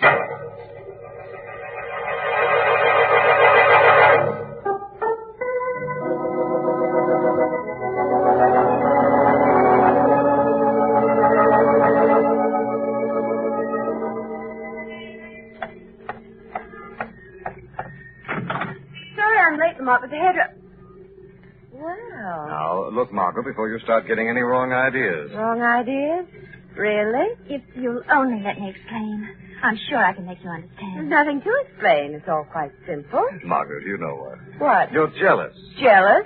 Me? Believe it or not, I was sitting in the car minding my own business, and just a few seconds before you came up, this young woman got into the car. Mr. Cranston drove off just as I arrived at his house. I followed him here. This is Mrs. Garner, Margot. She's in considerable trouble. Oh, I'm sorry. I'm afraid it's very serious. Serious? Yes. You can tell us all about it on the way over to your home. Your husband's at your apartment now, isn't he? Yes. Oh, I'm so worried. I had no idea that Frank was in such business difficulties. And the difficulties have something to do with his life being in danger, Mrs. Garner? He felt that he couldn't face public embarrassment. So he hired a professional gunman named Diano to kill him. He paid to have himself murdered? Yes. He just told me about it this afternoon. Now he sees how wrong it was. Now he wants to live. That's why I've come to you, Mr. Cranston.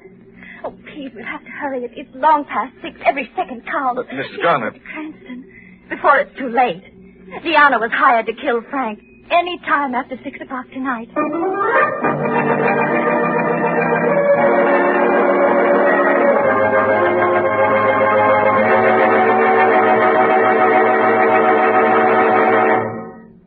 Frank!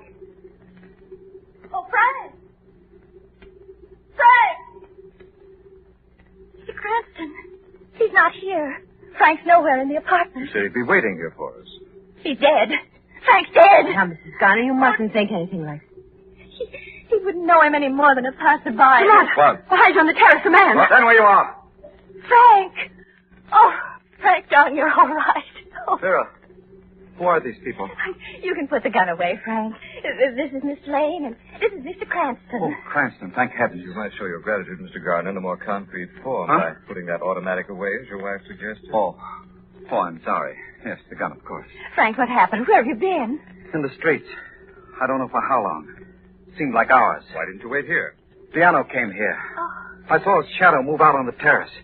I was almost out of my mind. I ran through the streets. I couldn't see him, but I could hear his footsteps behind me. I didn't know what to do, where to go. I ran down side streets and through back alleys. I finally shook him off. But he'll find me again. I know he will. Oh, Frank. There was only one sure place for Mr. Garner to hide until Diana's captured. I think I have just the spot we need for Mr. Gardner. He won't be able to get to me, Mr. Cranston, eh? That's right, Mr. Well, look here. Faced your own life in danger. It wasn't very brave, and it wasn't very wise of you. Your wife asked me to help you, and that's just what I'm doing. Sorry, Cranston. Right. Stay in jail until I notify you. Mrs. Garner will be down to... Right, Mr. Cranston. And thank you again. Hello? Mr. Cranston, this is Mrs. Garner. Oh, yes, Mrs. Garner. May I speak to Frank, please? What? Isn't he there? Here, of course not. Your husband's in jail. You know that. I had him put there last night. Then it's happened. Diano. What are you talking about? I'm at the jail now. I came to visit Frank this morning, and he's not here. That? They said he was bailed out less than an hour ago.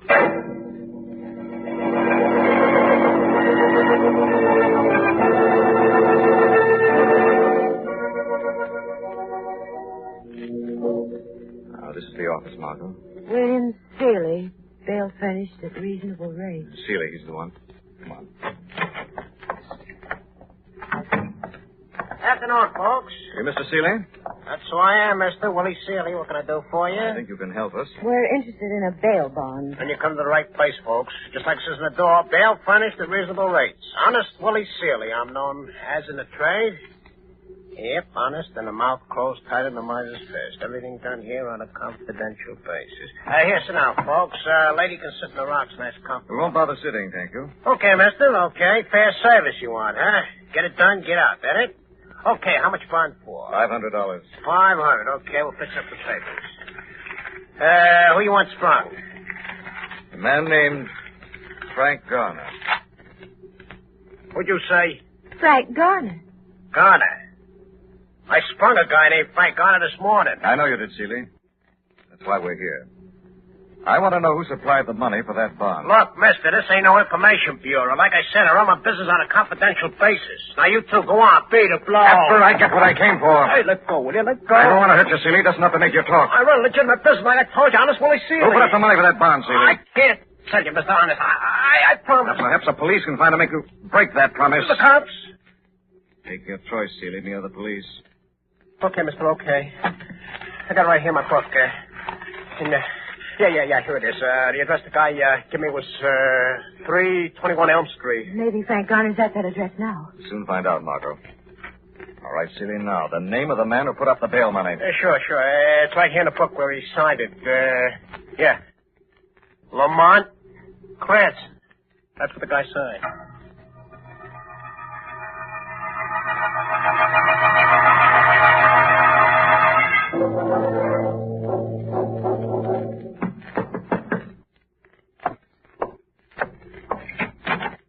Yes, what is... Hello. Who are you? Don't know the face. The voice. You remember the voice, don't you, Garner? Diana. That's right. Diana. How did you get here? I told you, Garner, I get around. Diana, wait, please. Put that gun away. You're a tough guy to keep up. Diana, listen to me. It's not supposed to be like this. It's all a mistake. In my business, no mistake. I don't want to die. I changed my mind. A deal's a deal. That's the way I run my business. You don't understand. I can explain. Diana, please. Please, for heaven's sake, don't.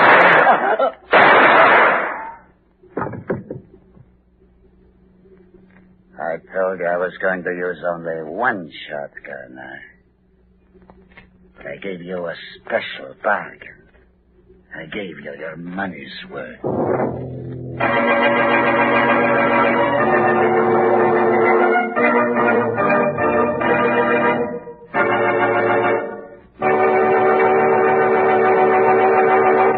Between now and Election Day, give a lot of thought to the men you're going to vote for.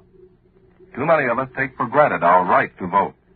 Either we don't vote at all, or maybe we vote without giving much thought to the men we put in power.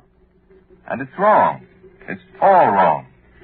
For we should be concerned as to whether we end up naked or clothed, fed or starved, deceived or trusted, protected or destroyed.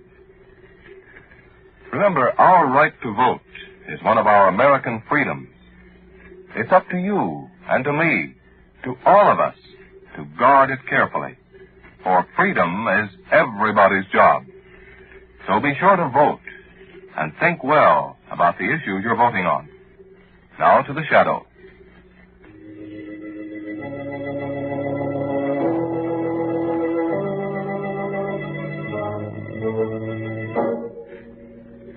When Frank Garner, who had hired a gunman to take his life, was mysteriously bailed out of jail, Lamont and Margot began a search for him.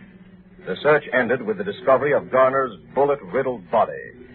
Now we find Lamont and Margot with Mrs. Garner in the bleak identification room of the city morgue.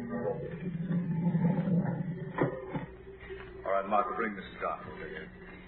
Please, Miss Kane. I can't. I just can't go through it. I know how you feel, Mrs. Garner. It isn't easy. But it's necessary. You'll have to identify the body. It'll just take a moment. Come along. All right.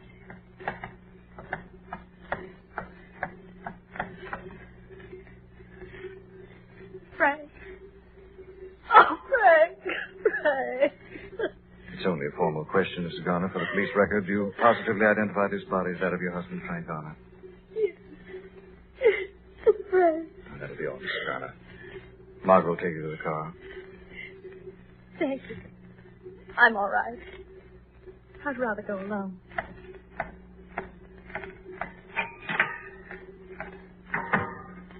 The poor woman. Must have been terrible for her to see her husband like this.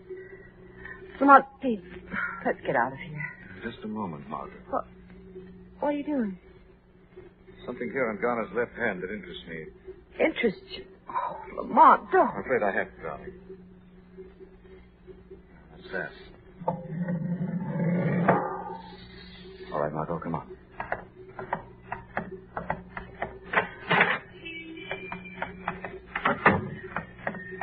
Did you find something back there? Maybe a clue, Margot. I can't say yet.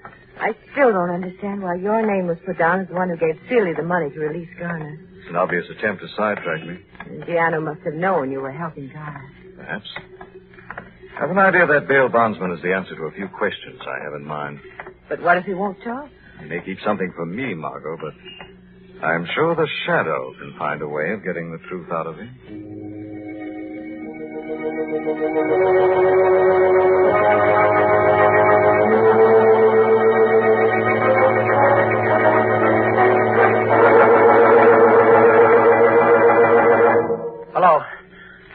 Willie Sealy. Hey, what about that plane ticket? Okay, good. 9 o'clock, huh? Okay, I'll come right down and pick it up. Yeah. Hey, the lights. Who turned them off? Who's in here? Who's that? Who is it? Going someplace, Sealy? Who's laughing? Who is it? Who's laughing at me? Turn on the light, Sealy. See who's laughing at you. Oh, too bad. You're over anxious, Sealy. You stumbled over that chair. Who's playing a trick on me? Come on. Will you tell me who it is? The light switch, Sealy. Then you'll know who it is. The switch, all right. There. There ain't nobody here but me. I hear things ain't there.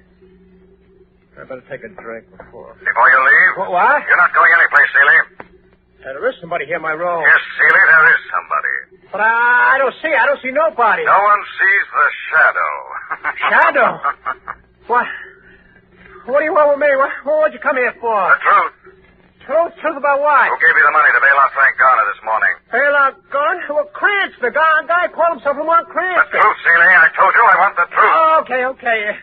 This guy just told me to put that name in a book. He said if I told anybody, he'd knock me off. He's a crazy kind of a guy. His room was dark and he kept the light in my face. And his name was Diano? Yeah, Diano, that's right. He gave me the money for the bond and he told me to beat it. I didn't know he was planning to knock off that Garner guy honest. Why are you running away, Sealy? Well, Diano. Maybe he thinks I know too much. Maybe he thinks I should get bumped off, too. You're not leaving town, Sealy. You're staying right here. But Diano... If you try to leave, you have more to fear from the shadow than Diano, Sealy.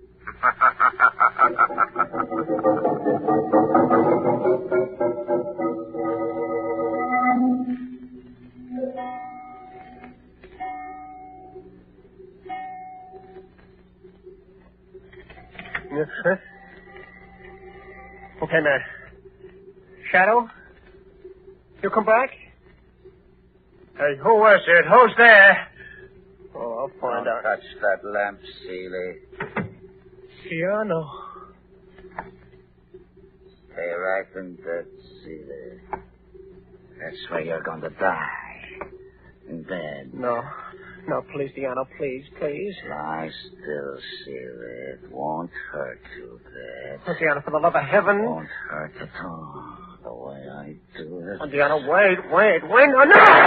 Oh! Switch on the light, Margot. Got it. Cranston. What is this? Drop that gun, Diano, or my next shot will be through your head. Yeah. Okay. Cranston, huh? How'd you get here? I had a hunch, Gianna, would pay you a visit, Sealy. Oh, that's for me. You're just gonna knock me off. Gianna's business is foreclosed as of now. I'm keeping his bankruptcy a secret just long enough for him to make a phone call for me. Phone call? What are you talking about? A business call, Diano. A very important one.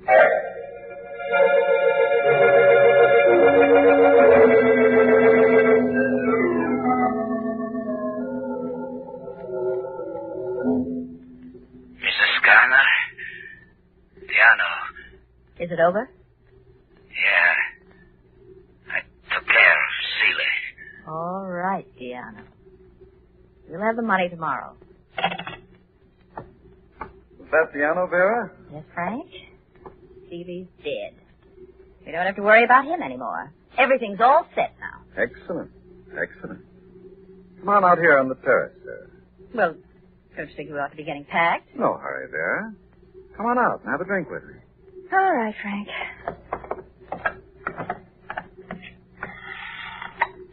There you are, Vera. Thanks. Now let's drink to us. If it's all the same to you, I'd rather not have a drink now. Why, darling, we have so much to celebrate. I know, but I'm frightened. I want to get away from here. I want to get away as fast as I can. Frightened? Why, we're on top of the world.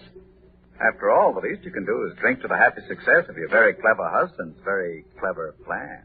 Just that I'm so afraid something will go wrong. What could possibly go wrong now? The actor I hired and trained to double for me is dead in my grave. He was hammy, but quite good. Particularly in the voice impersonation. But Cranston still might find out. What can Cranston find out? You told me yourself he was taken in all the way. Sealy's dead. And now that I'm legally dead, I'll be able to enjoy the $80,000 borrowed from the company. Yes, I'll be able to enjoy it all alone. Alone? Oh, I forgot to mention it, Vera. I did have a part of my plan I didn't let you in on. What are you talking about? You, Vera. I don't need you any longer. So what's the matter with you? You served your purpose quite well. Now, wait a minute. I had no intention of sharing the money with you. As a matter of fact, I've been rather tired of you for quite some time. You don't mean it, Frank. You're just saying that. You're joking. No. I'm serious. Dead serious. Stay away from me.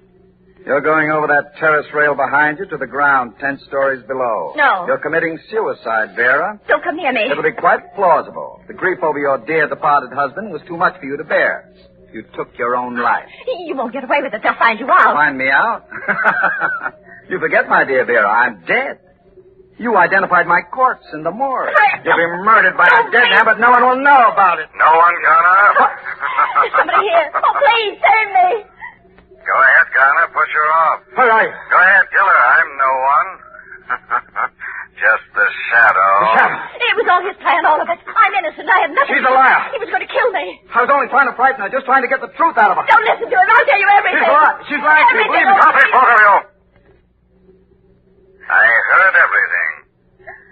You see, I was in your apartment before Diana phoned you a few minutes ago. You? No. Yes, Garner. The shadow knows. Now you'll pay for your crimes with your life. This time, your very own life.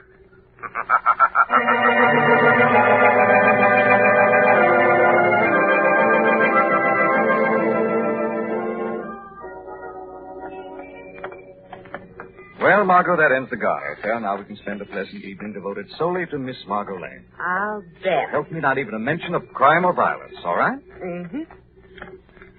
Lamont, Yes, dear. just one thing I'd like to know about the case. I promised you no shop talk. I wouldn't think of going back on my Stop word. acting so darn stuffy and tell me why Mrs. Garner came to you in the first place if she was in on her husband's plot. Well, they wanted the plan to look good. They needed an unofficial witness. But how did you know there were two Frank Garners, the real one and the hired one? Well, I didn't until I examined the left hand of the corpse in the morgue. Oh, yes, I remember that. The color of the skin under the wedding ring on the third finger was the clue. It was the same color as the rest of the finger. I see. And if the ring had been worn for a number of years, the skin underneath would be of a lighter color. Is that right? Right as a wedding ring. Now, Mr. Cranston, you've hit on my favorite subject. Car's parked just across the street there. It's a nice night for a drive. We're not taking the car, Lamont. Taxi! But Margot. I remember the last time you were going to drive me home, alone. Freeze the crowd, darling. Taxi! Taxi! Inside, you. Okay, you win. Where to, folks? Why, Around the park, driver. 100 times.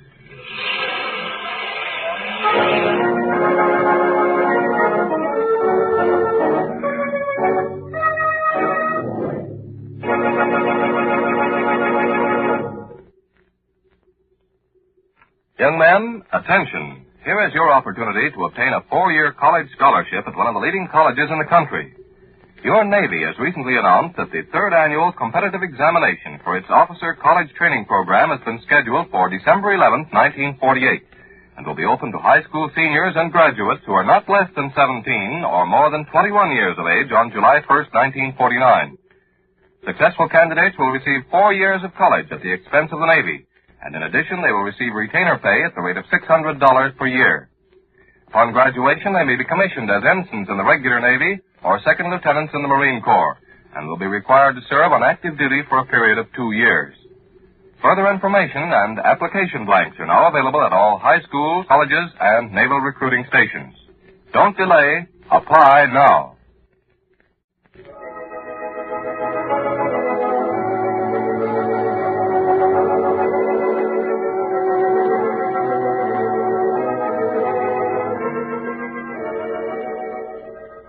This story is copyrighted by Street and Smith Publications, Incorporated. All names and places are fictitious. Any similarity to persons living or dead is purely coincidental.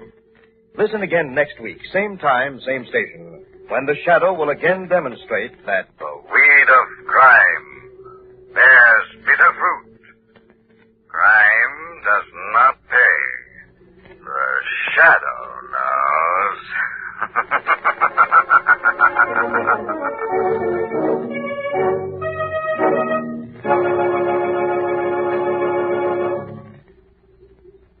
Next week, same time, same station, another strange and thrilling adventure in the Shadow's daring battle against the forces of evil. Remember, don't hold back this election day. Get out there and vote. Your vote, soberly, thoughtfully cast, really counts. It will help put and help keep the right people in office. You have the freedom to vote. Vote to maintain that freedom. Freedom is everybody's job. The part of Lamont Cranston was played by Brett Morrison, Margot by Grace Matthews. This program came from New York. Stay tuned now for Quick as a Flash. This is the Mutual Don Lee Broadcasting System. Thanks for listening to HOJO Radio. We have more classic radio coming your way next. The Adventures of Sam Spade, Detective. Brought to you by Wild Root Cream Oil Hair Tonic, the non-alcoholic hair tonic that contains lanolin. Wild Root Cream Oil. Again and again, the choice of men who put good grooming first.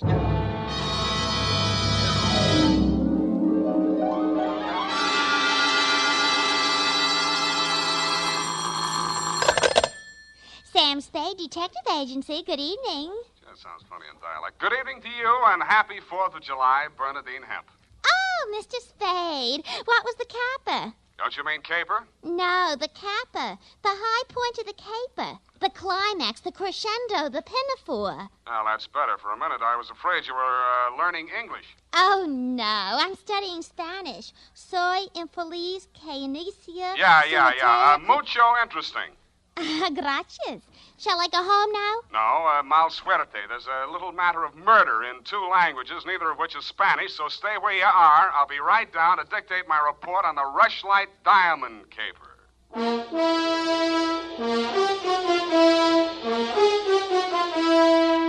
Dashiell Hammett, America's leading detective fiction writer and creator of Sam Spade, the hard-boiled private eye, and William Spear, radio's outstanding producer-director of mystery and crime drama, join their talents to make your hair stand on end with the adventures of Sam Spade.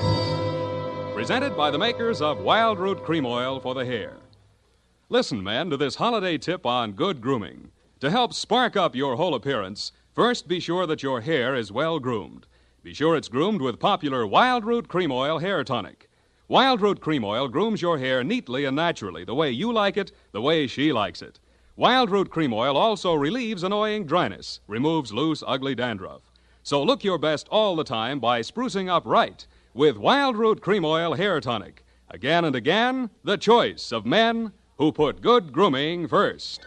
And now, with Howard Duff starring as Spade, Wild Root brings to the air the greatest private detective of them all in the adventures of Sam Spade.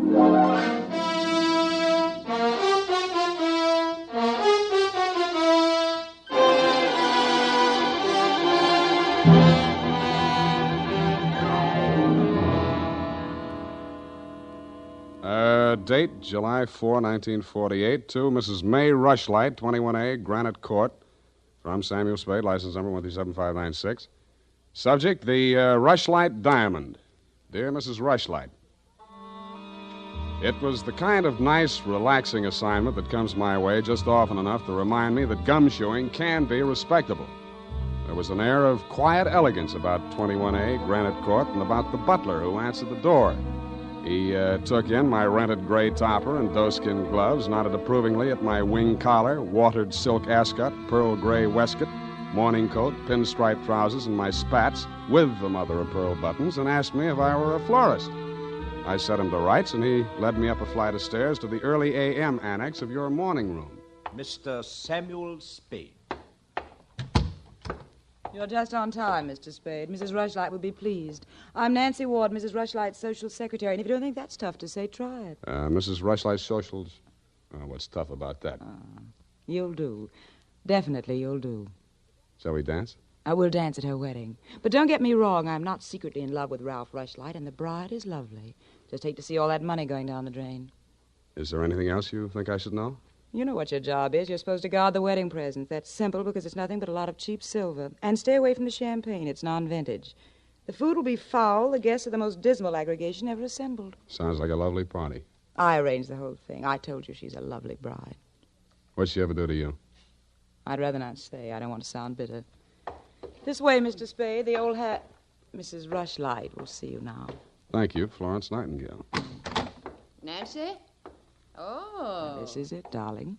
Mr. Spade. Come over here, young man, so I can get a better look at you. How's this? It's good. Turn around. Yes, you'll do. That'll be all, Nancy. Couldn't I be finishing up these place cards while you talk? Take them with you. Do them outside. Very well. Nosy girl. But nice. Nice nose. Oh, you too, eh? Well, I agree. That's why I'm marrying off my nephew to that wretched girl, Lotte Van Eyck. Have you ever seen Bugs Bunny, Mr. Spade? You don't mean They protrude. The ears? No, the teeth. Oh. As my late husband used to say of her mother, she could eat a tomato through a tennis racket. Oh. There's only one thing that'll prevent this wedding from being an utter disaster. She doesn't understand much English. Uh-huh. What's the matter with your nephew? A great deal, but it doesn't show. Suffice it to say, he has criminal tendencies and the mentality of a snail. Mrs. Rushlight, I don't like to seem forward, but why are you telling me all this? Oh, you're supposed to mingle with the guests. You'll need some conversation. Now, as to your assignment. The bride, being what she is, the wedding presents are hardly worth guarding, except for one. Ironically enough, it's from me. What is it, a machine gun? Oh, that's good. Oh, excuse me, I must write that down. And then tear it up immediately. Oh, dear. No, Mr. Spade. But it's bad luck, the Rushlight Diamond. You've heard of it? Something about it in the American Weekly a while back, wasn't there? Yes. It's not as large as the Hope Diamond, but there's not a flaw in it. My late husband, Roy Rushlight, bought it for his first wife. She sank with the SS General Slocum in Hellgate, the East River, 1904, over 1,000 lives lost. Luckily, she was wearing a paste copy at the time. I was only a young girl when I married Mr. Rushlight, and fool that I was, I signed anything his lawyers asked me to sign. After his death, I discovered that the diamond was to be mine only until the marriage of my husband's male heir, at which time it must go to his bride. Well, that's too bad. You say, though, that the Rushlight Diamond is bad luck. Oh, there's that, of course. I wonder if it's too much to hope. Well, I must go and help dress the bride. Go along downstairs, Miss Spade. Take this jewel case with you. Put it on the table with the other presents, and guard it well. So I took the old velvet-covered case you held out to me and checked the contents. It was an old-fashioned lavalier with a clear stone pendant only slightly smaller than an 8-ball. Didn't look like a diamond, but smooth-cut diamonds hardly ever do. It didn't look like bad luck either, but a mirror broke in the hall as I passed it, then I fell all the way down the stairs, and as I entered the ballroom, I knocked over a punch bowl. Nothing really terrible happened until just before dark when the guests began to arrive.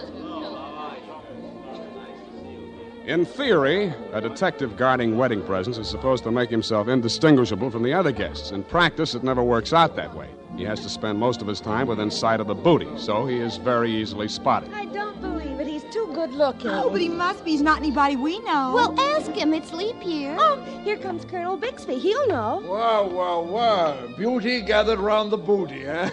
And much more beauty than booty, though. Say, when are they going to hang the diamond on that drip? No, there's no way to talk about the blushing bride. Is that it in the crummy old case there? That case is heirloom, young lady. The stone that reposes in it is worth a king's ransom. Now take your grubby hands elsewhere. Be off with you. Go on. Well, just because he's going to give the bride away, he thinks he can order everyone around. Mr. Spade, allow me to congratulate you, sir. These affairs, one all too often sees the detective on guard duty at the punch bowl.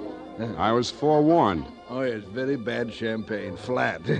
I'll be glad when these ill-starred nuptials are consummated. And by the way, Bixby's my name, Colonel Lysander Bixby. Colonel? It is my melancholy and thankless duty to give the bride away to the hapless groom, Ralph Rushlight. However, it's much better to give than to receive. You tell that to May Rushlight, eh? Quite a trinket. Mustn't touch. Grubby hands, remember? Oh, sense of humor as well as sense of duty, eh? Candidly, if I knew a place to fence it, I'd be the... Colonel Bixby. Oh, Miss Ward. How lovely you look. Poor Ralph. Mrs. Rushlight asked me to warn you to get ready. The bride will be down any moment. Good grief. Well, I suppose I must steel myself. Where did I leave my glass? Keep your eye on that old goat, Mr. Spade. I don't trust him. Who is he? He's the only one here who knows why this wedding's happening. He's the bride's foster father. You mean he's got something on the family? You'll never know how much until you kiss the bride. Look, Nancy, it's none of my business, but I... Oh, starving. I'll have to go in now. Oh, wait. What? How does it go? Speak now or forever hold your peace? No, I can't do that. Thank you for understanding.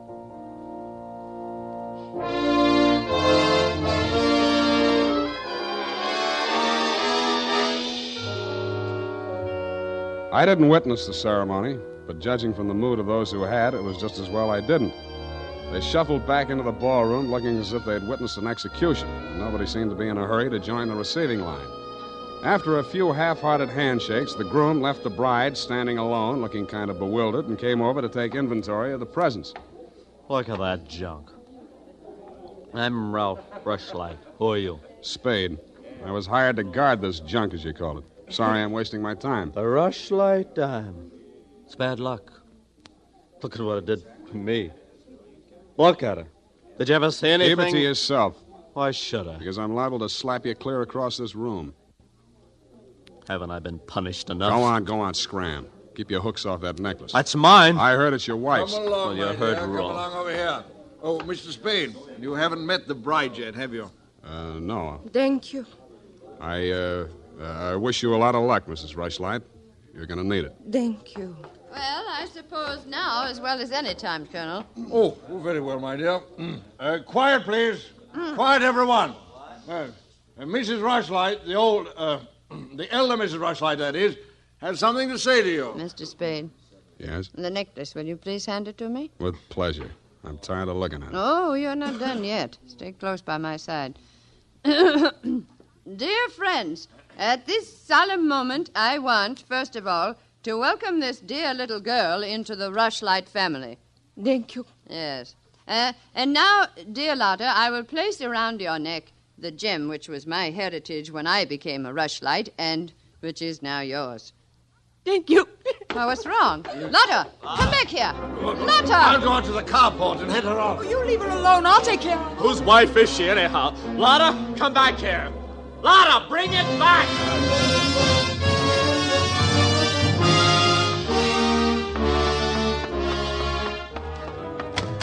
I was almost ashamed of joining the chase, but I had to because I'd been hired to guard the Rushlight diamond, and for my money, the best way to do that was to help her get away. Somebody got to her before I did. A strip of wedding gown satin marked the spot. The body lay crumpled under a hedge, but it wasn't the bride's body. It was the groom. He'd been stabbed to death with a pair of garden shears, which made sense. But what didn't make sense was that the necklace she'd been wearing was still clutched in his hand.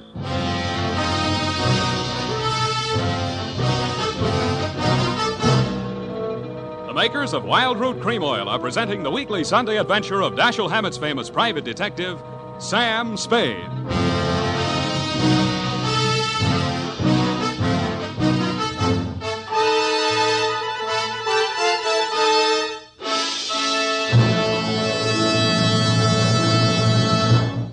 If you want the well-groomed look that helps you get ahead, socially and on the job, listen.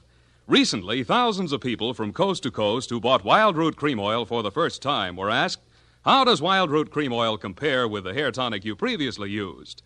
Better than 4 out of 5 who replied said they preferred Wild Root Cream Oil. And no wonder. Wild Root Cream Oil grooms the hair neatly and naturally, relieves annoying dryness, and removes loose dandruff. What's more, non-alcoholic Wild Root Cream Oil is the only leading hair tonic that contains soothing lanolin. So ask for Wild Root Cream Oil Hair Tonic. Again and again, the choice of men who put good grooming first. By the way, smart girls use Wild Root Cream Oil too, and mothers say it's grand for training children's hair.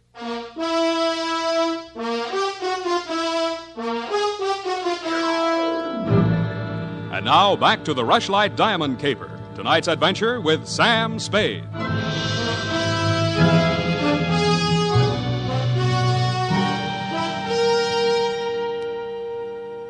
Number 21A Granite Court was teeming with motives and suspects. But the police were primarily interested in locating Lotta, the missing bride and widow of Ralph Rushlight. So was I. She looked like less work than the rest of you because if she had killed him, it was self-defense, if she knew enough English. By 10 in the a.m., when I checked in at my office, she was still successfully eluding the police dragnet. That was because nobody, including me, had thought of looking in my office. Wow. Good morning. Thank you. Is that all the English you know? Thank you, no. I want my necklace. The police have it. You go with me. Tell them who I am. Okay, but first I have to know who you are. Where you came from, what your connection with Colonel Bixby is. I am in Macassar being born. In Macassar? Dutch colony. Uh-huh. My father there 7 years ago dying is. When I 13 years old have arrived. I see. Colonel Bixby in San Francisco, the financial representative from my father was. I am adopted to him, not for a father, but so he takes care of my monies, which coming of age am I a rich Dutch woman. Uh-huh. But legally, he's your foster father. Yeah. Also, legally, I'm the wife of Rushlight. I want my necklace. You married him for the necklace? Yeah. Why did he marry you? For one half of necklace and resale. But all everything to take he wishes. You and Ralph were going to divvy the take from the Rushlight diamond, you thought. Yeah. And what was the colonel going to get? Money's for Mrs. Rushlight. Oh, no, wait, that doesn't make sense. Mrs. Rushlight stood to lose a small fortune by that marriage. Why should she pay the colonel to promote it? You the detective are. You said that. Where my necklace are. That I say. Yeah, well, look, I'm not as sure as I was. Wait just a minute. I'll check on it. Homicide, Lieutenant Dundee. Spade, Dundee. Yes, Sam. What's new on the Rushlight caper? Oh, you know I can't talk about the case, Sam. Oh? I got a line on that girl. Oh? Where is she? You know I can't talk about that, Dundee. Oh, you can't you? Well, let's see if this doesn't change your mind. The necklace we found on Rushlight's body was a phony, a paste copy. Uh-huh. Does that make her guiltier than she was before? Well, now she's got a motive. Throws all our previous theories into a cocked hat. Now, where's the girl? She's in my office, Lieutenant dear. Come and get her. Thank you.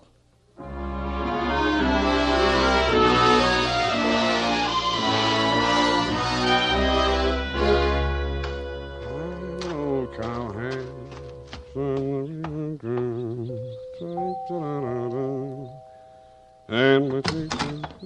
Oh, it's you, Sam. Back again? Yeah, do you mind? Well, that depends on who you came to see.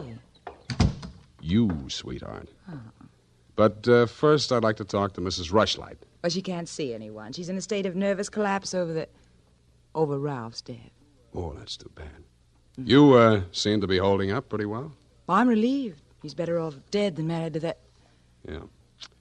Rushlight Diamond's still unlucky, you know. What do you mean by that?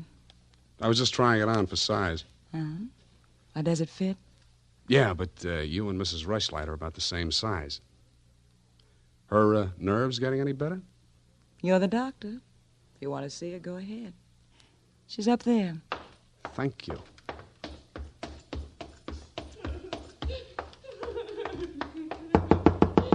Mrs. Rushlight. Go away, I'm ill. I'm sorry to break in on you like this, but I haven't got much time. How dare you? Nancy. Where's that girl? Mr. Spade, please leave me alone with my grief. Funny thing, yesterday Nancy was carrying a torch for Ralph, and you were holding the torch to him. Today it's different. Oh, good heavens. You don't think I'm grief-stricken over Ralph. Good, that's one less mystery. Mr. Spade, what do you want? Your nephew's killer. Oh, does it matter? It does to me. Somebody getting knocked off right under my nose is bad for private detectives everywhere. Oh. For a moment, I thought that... Say, wouldn't you rather make some more money? I refuse to marry Lotta. Oh, no, nothing like that. It's the necklace, Mr. Spade, the genuine. What is? I don't know. All I know is the other one isn't. Who told you that? Well, the police know. It's in the papers, isn't it? Not yet. Well, how else would I learn? The murderer's the only one who could have told you, unless you're the murderer. I see. Very well, Mr. Spade. I'll tell you what I know. I'm not as wealthy as you might think. In fact, I have for 4 years lived from pillar to post, from hand to mouth, ragtag and bobtail, struggling to make ends meet. What you mean is you're eking out a meager existence, keeping your head above water, one jump ahead of the sheriff, stalked by the grim specter of poverty. Is that right? Oh, how well you put it. In fact, Mr. Spade, I'm something of a crook. I've borrowed large sums of money from Colonel Bixby, putting up as collateral something that was not mine to forfeit. Don't tell me. Let me guess. It was the Rushlight diamond? Well, you seem to know everything. All but one thing. Why did you think you could palm off a paste copy on an operator like Bixby? He sent you here. I won't tell you another single thing. Well, then I'll tell you a few things. The only way the Rushlight diamond could be transferred legally into the hands of Colonel Bixby was by tricking Ralph into marriage with Lotta, since Ralph's wife automatically became the legal owner. With Ralph dead, Bixby would be in line to inherit the diamond from her. Inherit? California state law. Foster parent may inherit from a foster child in absence of any direct heir. Well, then he planned. He'd kill her, too. Mr. Spade, we must stop him. She's safe for the time being. I had her thrown into the pokey. They can hold her 48 hours for questioning, but they can hold you longer. They can even hold you as an accessory before the fact. Why, I didn't know he was going to kill anyone. Lotta was just going to hand over $1 million diamond to Bixby out of the kindness of her heart? Oh, no. Lotta wanted to become an American citizen. Marriage is the quickest way. For her, Ralph was the only way. Okay, I'll buy that. Now, tell me honestly, Mrs. Rushlight, what happened to the genuine stone? I honestly didn't know.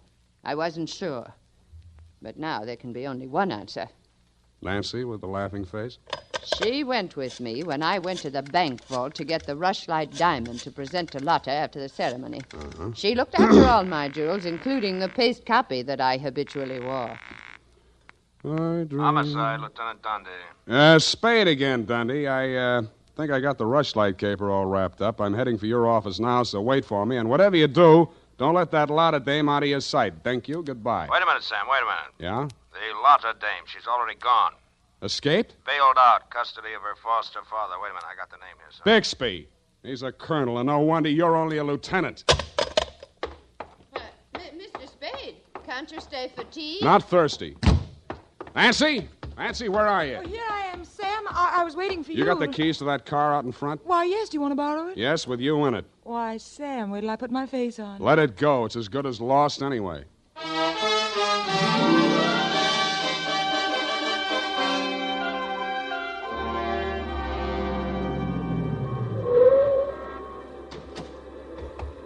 Come on. What is this place? Where are you taking me? Never mind. Just hang on. I'll fly you up to the second floor. Sam, that was the shot that sounded like Lotta. You stay here. Don't come in until I call you. Spade, what are you doing? Get back in there. Doctor. Drop it. No. Drop it or I'll crack your elbow. That's better. Now sit down. I want to look this over. Looks real cute.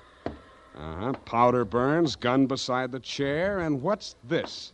Well, a note in Dutch. It's a suicide note. She killed herself. I can almost believe that. You've handled this very well, considering the bad breaks you've had. Only one thing wrong.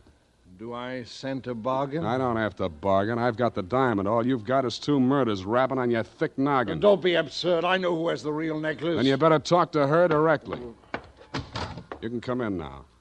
Sam, was that... Oh, that poor, homely little dame. What did she ever do? Stop, you're breaking my heart. She committed suicide. You know better than that. She committed suicide, if the colonel's price is right. Oh, I see. I'll put it to you directly. It's not easy to fence. It'll have to be cut. That'll decrease the value considerably. Say, $10,000, no questions asked. Pardon me, that suicide shot, it's ringing in my ears. I can't hear you. 20,000. 50. All right, 100,000. Sam, don't be a fool. Take it. I'll give you a real break, Colonel. That's the cops coming after you. No, anything, Spade. What do you want me to do? I want you to try and get out of here. What are you going to do? There's the door. Go ahead. All right. Thank you, Colonel. All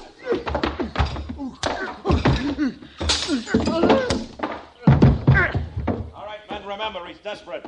Bixby, we're giving you a chance. Come down or we're coming up after you. Come on, get up, Colonel. Here he comes. Kevin, it may be a trick. Watch it, Dundee. Here he comes.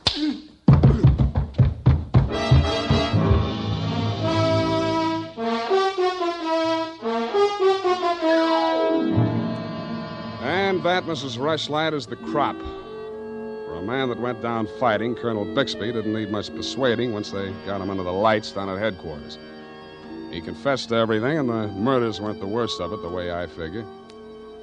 The worst of it was the cruel way he victimized the poor little ugly duckling, Lotta Van Eyck. It's tough enough to be whipped before you start. Period, and a report. My goodness, that was muy triste. I mean, I'm beginning to see why Effie gets so repressed sometimes. Effie, depressed? That little doll told you that? Only between she and I and the lamppost. She's so sensitive, you know. Not like I, of course. I invariably cry at weddings. You don't say, Bernadine. You attend weddings often? With high frequency, Mr. Spade. You mean frequently? No. The last time it was FM. You know, frequency moderation. Oh, yes. Moderation in all things, I always say. You mean you attend radio weddings? Oh, yeah. I've been married 6 times. My next date is television. You've been married 6 times? Well, to each his own, Mr. Spade. You mean 6 men have... Oh, no. No, I only marry my husband. Repetition is the spice of variety, I always say. Is that legal? If it's not after 6 weddings, what isn't? To each his own, as you say. Well, we don't presume to make a career out of it. As soon as we get the mangler and the deep freeze, we're going on our honeymoon. Well, congratulations, and type this up when you have the time. Mrs. Bernadine Hemp.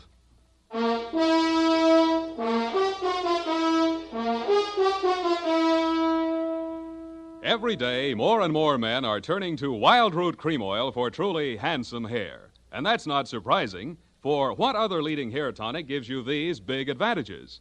It grooms the hair neatly and naturally, relieves dryness, removes loose dandruff. What's more, Wild Root Cream Oil is non-alcoholic and contains soothing lanolin. No wonder Wild Root Cream Oil is the favorite with so many millions of smart, particular men.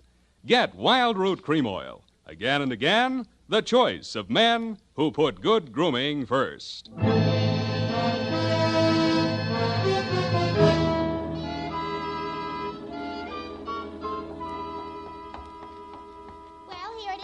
Spade. I'm sorry it took so long, but I kept relapsing into Spanish. Yes, I know how to. And Effie's typewriter doesn't have any upside-down question marks. Upside down. Take a memo. Call typewriter man. I already have. Oh, I almost forgot. You received a telegrammic commutation. A telegrammic what? A wire. Oh, a wire. Well, open it and read it. In English, por favor. It says, Dear Sam. Figures. In the haste of my departure, I neglected to warn you about Well, when I do that one another favor, she'll have silver threads. Who? That ball of fire whom I'm taking the place of in order to be double-crossed of by. Effie? Is she still in far-off Kanab? And good rubbish, if you'll pardon the expression. Now, Bernadine, let me see that. I neglected to warn you about Bernadine. I'm sending the tales airmail special, but in the meantime, whatever you do, don't go to any radio broadcasts with her, and if she comes to work in a wedding gown, take the day off. Love, Effie. And I had 2 tickets for honeymoon payoff, and now she went and spoiled everything. Oh, now there, Bernadine, you just have to marry your husband again, that's all. I wouldn't have had the time anyway. I know. It's just the principle. Good night, Mr. Spade. Good night. Buenas noches. Hasta la vista. Effie, why did you ever leave me?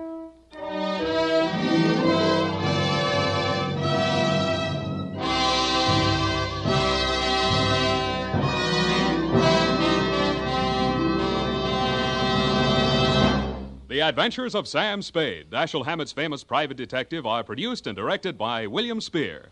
Sam Spade is played by Howard Duff.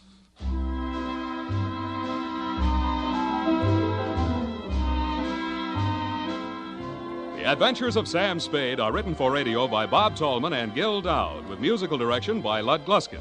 Gil Dowd directed tonight's broadcast in William Spear's absence.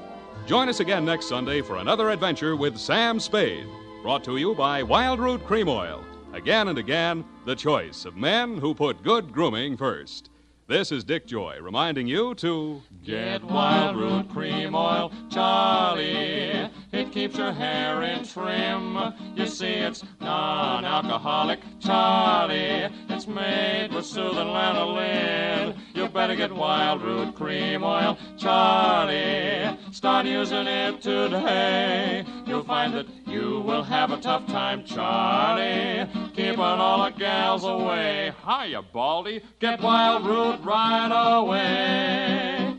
The Adventures of Sam Spade, Detective, brought to you by Wild Root Cream Oil Hair Tonic, the non-alcoholic hair tonic that contains lanolin. Wild Root Cream Oil, again and again, the choice of men who put good grooming first.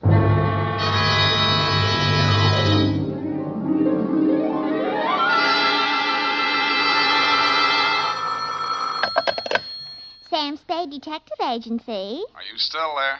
I believe that interpolation is hardly rhetorical, Mr. Spade. To what have you been up, if you'll pardon the expression? And has that girl regained her facilities?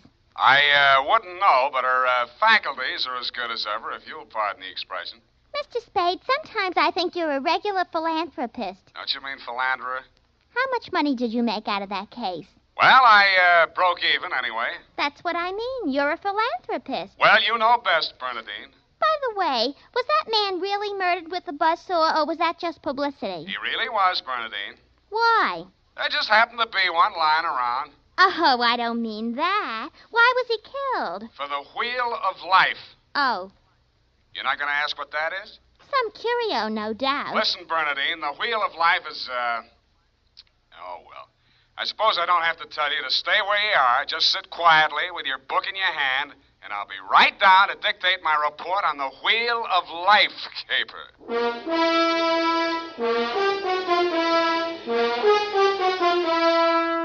Dashiell Hammett, America's leading detective fiction writer and creator of Sam Spade, the hard-boiled private eye, and William Spear, radio's outstanding producer-director of mystery and crime drama, join their talents to make your hair stand on end with the Adventures of Sam Spade. Presented by the makers of Wild Root Cream Oil for the hair. Come on, mister, give the gals a break. Treat 'em to a look-see at a really handsome head of hair. Neat, well-groomed hair, the way yours is going to look when you spruce up with Wild Root Cream Oil Hair Tonic. Famous Wild Root Cream Oil grooms your hair neatly and naturally, relieves annoying dryness, removes loose, ugly dandruff. So, how about it, men? Why hold off any longer when now's the time to get Wild Root Cream Oil Hair Tonic? Again and again, the choice of men who put good grooming first. And now, with Howard Duff starring as Spade, Wild Root brings to the air the greatest private detective of them all in the Adventures of Sam Spade.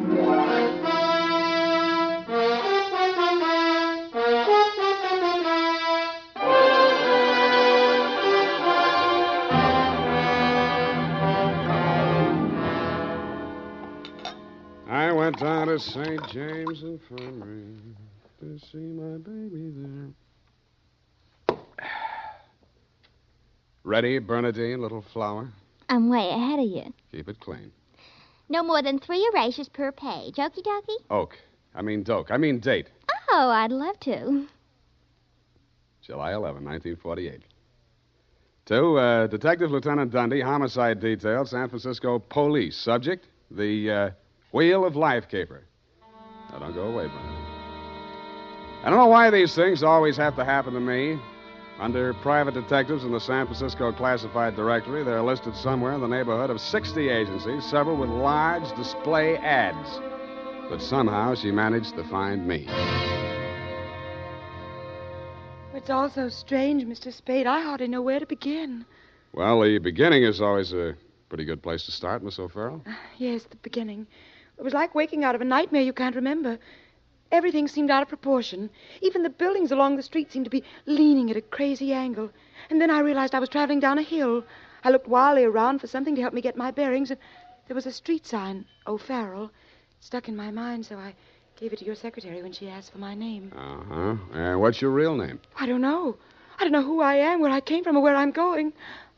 Mr. Spade, I'm so frightened. Now, wait a minute. A lot of people suffer from temporary loss of memory. Most of them recover. But amnesia is a sickness, and I am not a doctor. Oh.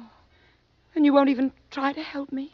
Well, I can give you the name of a good head doctor right here in the building.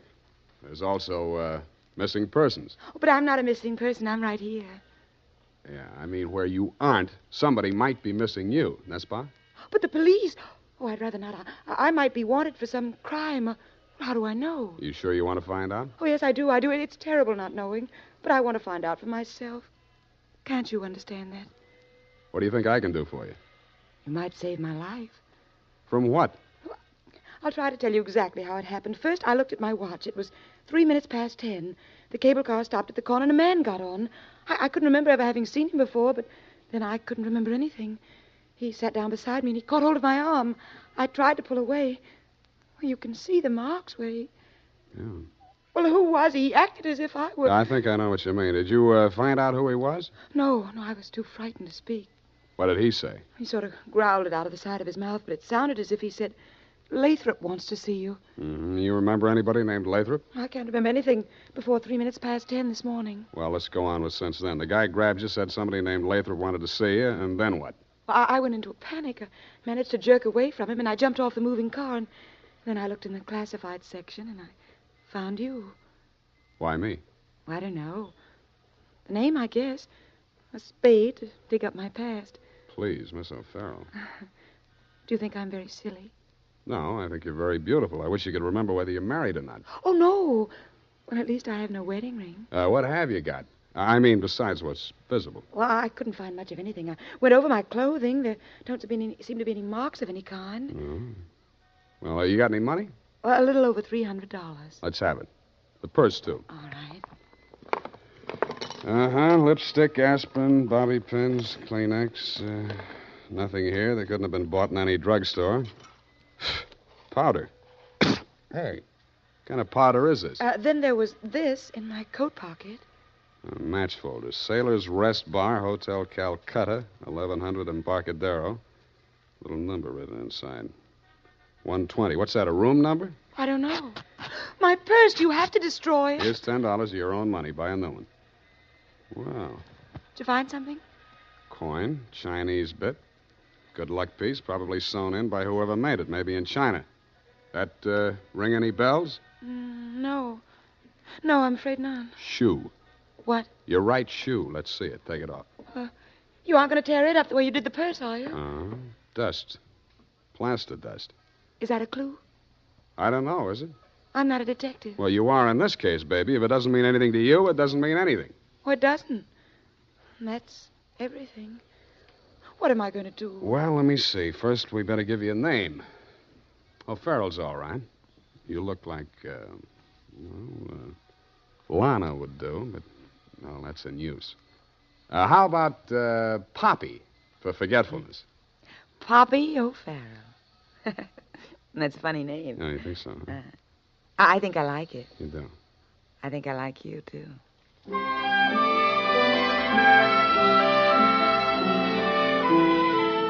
I liked her, too. There may have been blanks in her brain, but the rest of it figured. In the elevator, I started adding it up, and by the time we reached the street floor, it came to quite a tidy sum. Where are we going, Sam? Far, I hope. But first, we're going to find you a place to stay. Oh, yes, we must be practical. No use overdoing it, huh? Oh, no, Sam, I didn't mean... Wait. What's the matter? You remember something? That man, the one who followed me this morning, he's standing right out there waiting. The one in the straw hat leaning against the newsstand? Yes. Where are you going, Sam? You stay here. I just remembered something I hoped I could forget. Hello, Shuggy. What brings you back to town? Do I know you? That doesn't matter. I know you. The name you were using when you blew this town was Shuggy Bellows. You wouldn't take the risk of showing your face here again unless the caper was worth it. You got a big nose. Keep it clean. You've been tailing that girl all day. Why? Dame? What dame? Who's Lathrop? I don't remember. Okay, I'll give you a chance to think it over. Hey, officer! You dirty shamus yelling cop. No, you don't. Come here. What's going on here? Break it up. Oh, Mr. Spade. Is this fella giving you trouble now? Yeah, what kind of a beat are you pounding here, Clancy, letting a cheap grifter like this walk around with an armpit full of gun? Or are they handing out permits to characters like these days? Well, now, how about that, son? Have you a permit now? And a goop copper. Oh, so one of them clever lads he is. Well, come along, me bucko, before I lose me temper and give you your lumps now. Okay, I'm coming. That's better now. Much obliged, Mr. Spade. I'll pay you for this, Shamus. And a goop to you, too.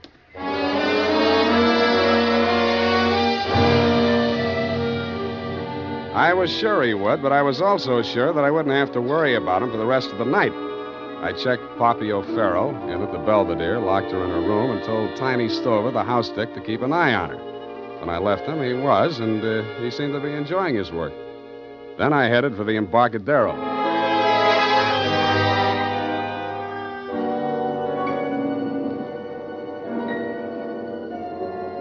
I found the Hotel Calcutta, but I couldn't find the lobby. There wasn't any. It had been squeezed out by the Sailor's Rest Bar. So I tried the bosun-type bartender. Howdy, mate. You got business aboard?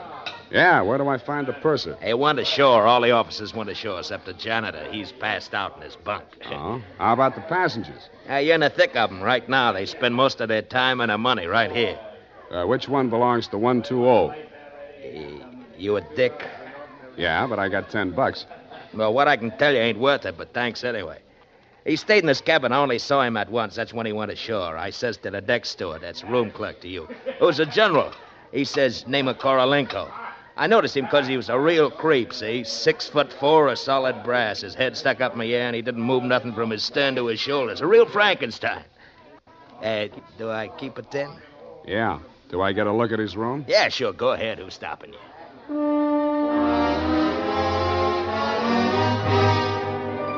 So I went. Nobody stopped me until I opened the door to 120.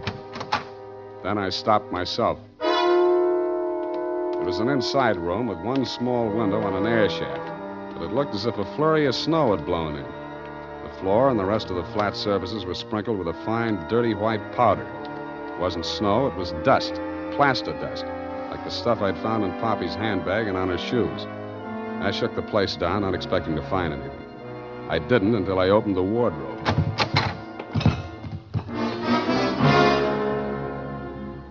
It was the body of a well-dressed ship surgeon, but his uniform was rumpled, torn, and bloodstained. From the look of him, his throat had been cut. I wondered if Poppy would be able to jog her memory that far back. When I found the murder weapon, I hoped she couldn't. I really did. It was not a knife. It was not even a razor.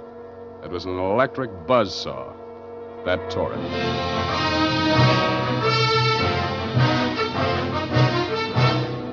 The makers of Wild Root Cream Oil are presenting the weekly Sunday adventure of Dashiell Hammett's famous private detective, Sam Spade.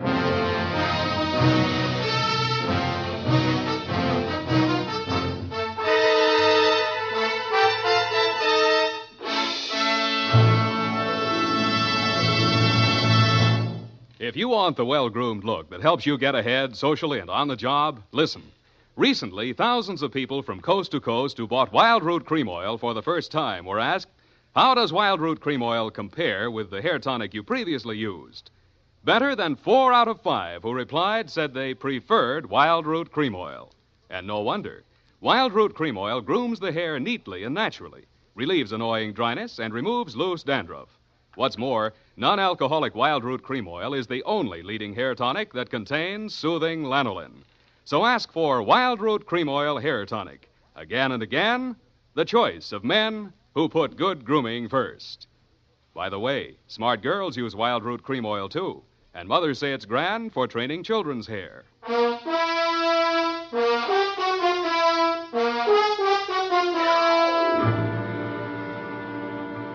And now, back to the Wheel of Life caper. Tonight's adventure with Sam Spade.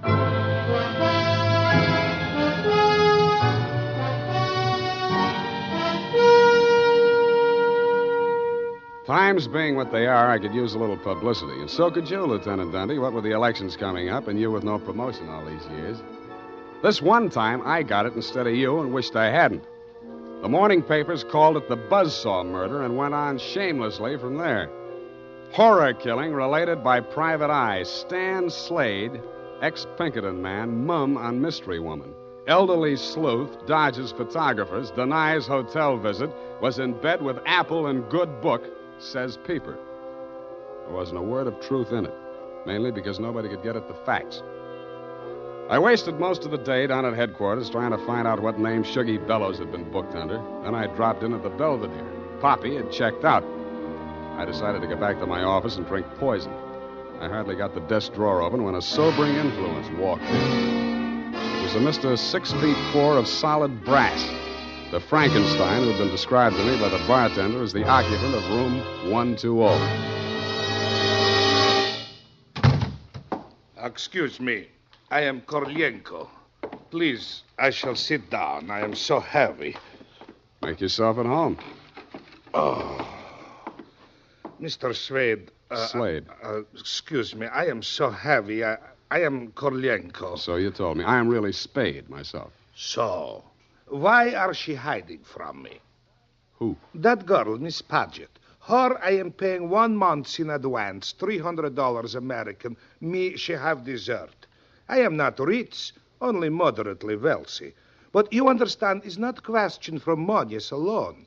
That ship's doctor, he was most kind to me. He cared to me even after I arrive.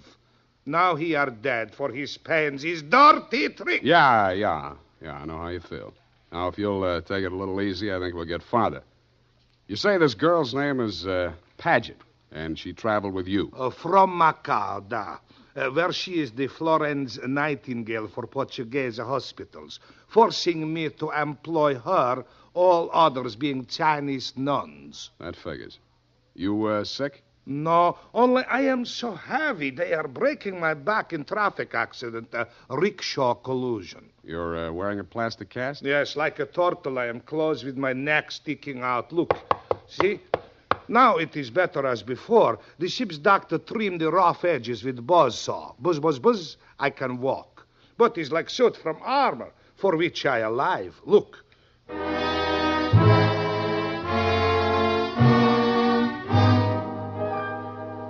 I looked again where he opened his shirt front, exposing the gray-white shell of plaster that surrounded his trunk from collarbone to hips. In a 6-inch circle over the left side of his chest, I counted 4 bullet gouges. I dug one of the slugs out and examined it. It was .32 caliber. The plastic cast, which was molded to the shape of his body, was no more than 1 inch thick. I didn't see how it had stopped the slugs, but it had. About then, the parts of Korolenko that were not held rigid in the cast began to tremble violently. Why are they doing this? Why? To a virtually helpless man. Why, Mr. Spade? Why? Where did you have that cast put on? Don't I said Macau? The Portuguese hospital there? The same. They are hanging me up with the neck and plastering me. Comes great pain, they put me to sleep from anesthetic. I are waking up in ambulance arriving at shipboard. Why you wish I should tell you my operation? More important things we should be discussing. I think so, too. I think Miss Paget and her friends had something they wanted to smuggle out of Macau and into San Francisco, and you're it. Oh, excuse me. I am not comprehensible. Look, I mean, while you were out with the anesthetic, they planted the goods, whatever they are, in or under your cast. Oh, that is why I am so heavy. The wheel. The what? The wheel. Look, I'll show you. He hauled a manila envelope out of his overcoat pocket and waved it in my face. I took it over to my desk and fished out the contents. It was a set of X-ray films. 3 of his spine, showing the fractures, 4 of the skull, 3 I couldn't figure out, and 1 of his rib cage, only something new had been added. In silhouette, it looked like the wheel off of a child's wagon. What is it, this wheel? What to do? 6 months I must remain in this straitjacket. If I remove it, I die. If I keep it on, they kill me to get their smuggle. Well, you look to me like the luckiest man alive. That wheel, or whatever it is, saved your life by stopping 4 slugs. But still I shall die. How shall I die? When shall I die? Your best advices, please. Korolenko, I think you better die right now. Excuse me? It's the only safe place for you. The morgue.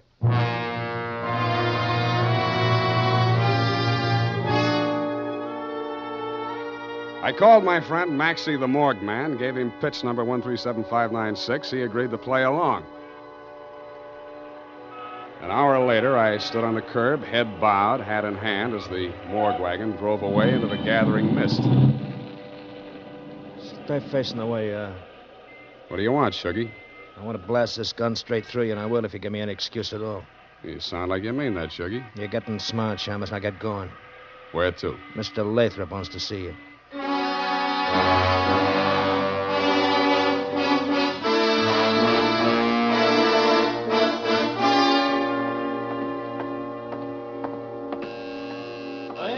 Yes, coming. Ah, Shuggy, dear boy. You've not failed me this time. This will be the fabled Mr. Spade, eh? Come in. Ah, sit down, Mr. Spade. We'll talk. Tell your Gunzel to get that pistol out of my ribs. Oh, yes, indeed, Sugar. You mustn't overdo it. And get him out of here. I'm tired and nervous, and my price goes up $1,000 every minute he's in this room. When I get to 10,000, I kill him. Then the price jumps to 100 to take care of me on a murder rap. I should ought to plug you downstairs. Come, Sugar. Don't be ungracious. You wait in the other room now. Okay, it's your party. I get mine later. Oh, dear. His bite's much worse than his bark, Mr. Spade. Don't start boring me so early in the evening. I came here to talk about the wheel. Oh, so you know about the wheel. I do better than that. I've got it. That may well be, but do you know what to do with it? I got two possibilities. I can turn it over to the cops and you with it, or I can sit on it until it hatches. A quaint conceit, sir. Round and round the little wheel goes, and where it shall stop, nobody knows. That's where you're wrong. It stops right here. So you better start placing your bets. Just what do you mean by that, sir? There's part of it. What is it? It's one of the slugs you gunsled through at Korolenko. I got 3 more just like it that I dug out of him before he was carried to the morgue. Well, an advantage, I'll admit, but hardly worth your while to take advantage of. Don't be too sure of that. Just how much do you know about the wheel? So far, it's been worth 2 human lives to you at the risk of your own. That tells me all I need to know. Oh, no, not quite. Men have been killed in hold-ups for a few paltry sovereigns, but the wheel is a horse of another color. Let's not change wheel horses in midstream, Mr. Lathrop. Yes. You must understand that the wheel has no absolute definitive value. Monetarily speaking, the British Museum might pay close on to £5,000, hot as it is, for the privilege of returning it. Occidentals aren't the puka sahibs that they once were in the Orient. The theft of the wheel, if countenanced by the Western powers, would have most grave consequences. Most grave. Are you attending, sir? Wake me up when you get to the point. Well, the point, sir, is this. That little wheel of gold, is the wheel of life, which the Buddha himself is said to have received into his hands from paradise. Now, given such a relic, a few old Buddhist monks can set up a shrine which, even in the most miserable surroundings, can attract enough pilgrims to outgross Radio City, Madison Square Garden, and Miami Beach in season. To say nothing of Hialeah. Yes, quite. In short, we propose to act as booking agents for the wheel on a royalty basis with a percentage of the house. Mm-hmm. Why did you bring it to San Francisco? But good gad, sir. Were we to bargain in the Orient, we should be hacked to pieces in our beds. I'll settle for a lump sum and let you do the bargaining. And your price, sir? We can talk money later. First, I got to give the cops somebody for the doctor's murder and for Korolenko. Well, that ought not to be too difficult. When may I expect delivery? I'll check on it.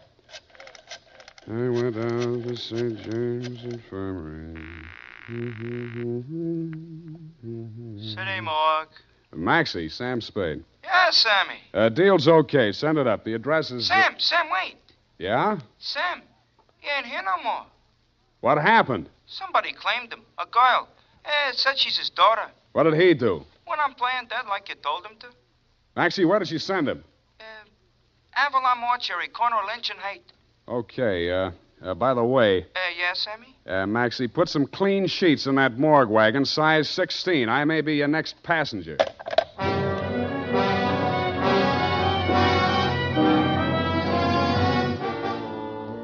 At the Avalon Mortuary, the night watchman let me in. He said Mr. Korolenko's daughter had brought an overnight bag and was keeping a vigil by his bier in slumber room number 7.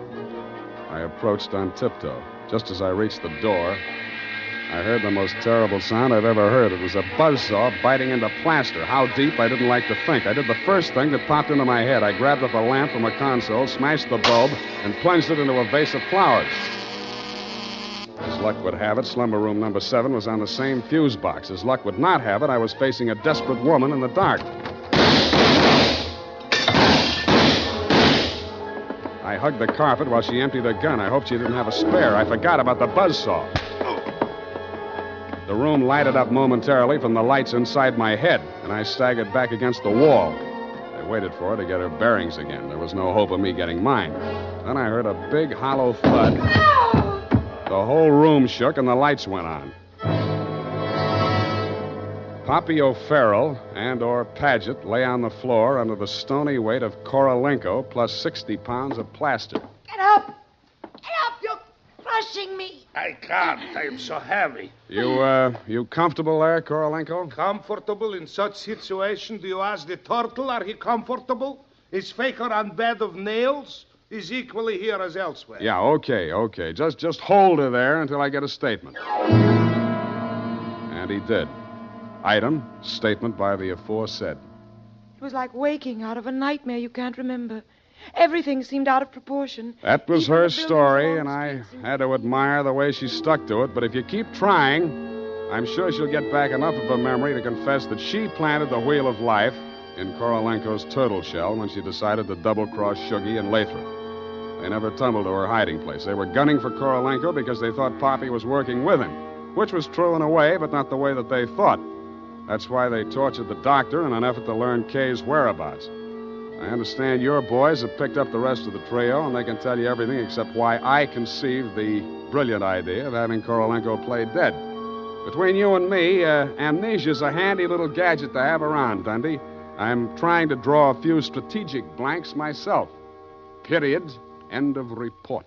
Pardon me, Mr. Spade. Yes. There are just a few little coincidentals that I do not find entirely reprehensible. Such as? Well, I don't want to appear lucid or anything of that type. Believe me, you doesn't. I mean, don't it?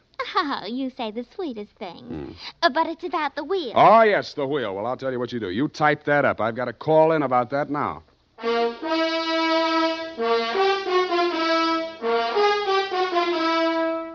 Tonight, when you're making out your must-do list for tomorrow, why not include a reminder to get Wild Root Cream Oil for the hair? Honestly, man, you'll be delighted with the neat, natural way Wild Root Cream Oil grooms your hair. The way it relieves that annoying dryness and removes loose, ugly dandruff. Just try it and see if I'm not giving you a good steer. Make a note right now to call at your drug or toilet goods counter for Wild Root Cream Oil. Get the big economy bottle and the handy new tube that's easy to pack when you travel. Also, ask your barber for a professional application of Wild Root Cream Oil Hair Tonic. Again and again, the choice of men who put good grooming first. Did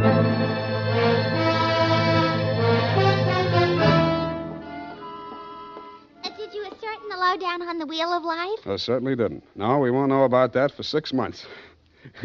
Because definitely, that plaster cast has to stay on him. Doctor's orders, you know. Oh, but I won't be here 6 months from now. You can say that again. But I won't be here 6 months from now. Stop repeating yourself. But you just said you can say that again. Yeah.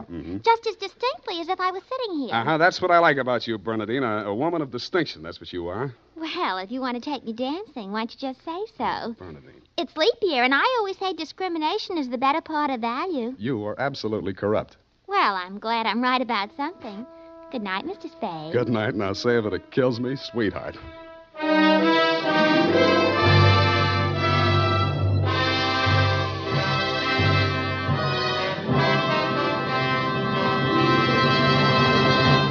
The Adventures of Sam Spade, Dashiell Hammett's famous private detective, are produced and directed by William Spear.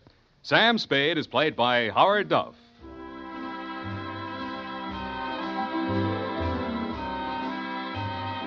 The Adventures of Sam Spade are written for radio by Bob Tallman and Gil Dowd, with musical direction by Lud Gluskin. Gil Dowd directed tonight's broadcast in William Spear's absence. Join us again next Sunday for another adventure with Sam Spade, brought to you by Wild Root Cream Oil. Again and again, the choice of men who put good grooming first. This is Dick Joy reminding you to Get Wild Root Cream Oil, Charlie. It keeps your hair in trim. You see, it's non-alcoholic, Charlie. It's made with soothing lanolin. You better get Wild Root Cream Oil, Charlie. Start using it today. You'll find that you will have a tough time, Charlie, keeping all the gals away. Hiya, Baldy. Get Wild Root right away. If you're thinking of volunteering for the U.S. Army or Air Force, here's a word of reassurance. As an Army and Air Force man, you'll become a skilled professional in a specialized field. The training you get will always be useful, not only in military, but in civilian life as well. This is CBS, the Columbia Broadcasting System. You're listening to HOJO Radio. More classic old-time radio coming your way next. Time now for Edmund O'Brien as Johnny Dollar. Johnny, how soon can you get out to High Bridge, North Dakota? North Dakota, huh? In the winter, you guys send me to North Dakota and the summit of Miami, Florida. All right, what's your problem? We got two old duffers insured for a total of $80,000. What's the matter? Somebody threatening to kill them? No, they're threatening to kill themselves.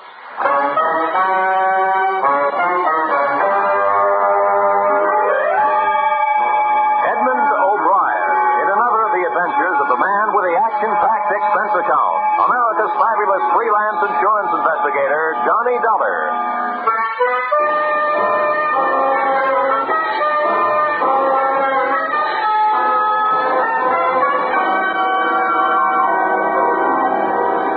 Expense account submitted by Special Investigator Johnny Dollar to Home Office, National Fidelity Life Insurance Company, Hartford, Connecticut.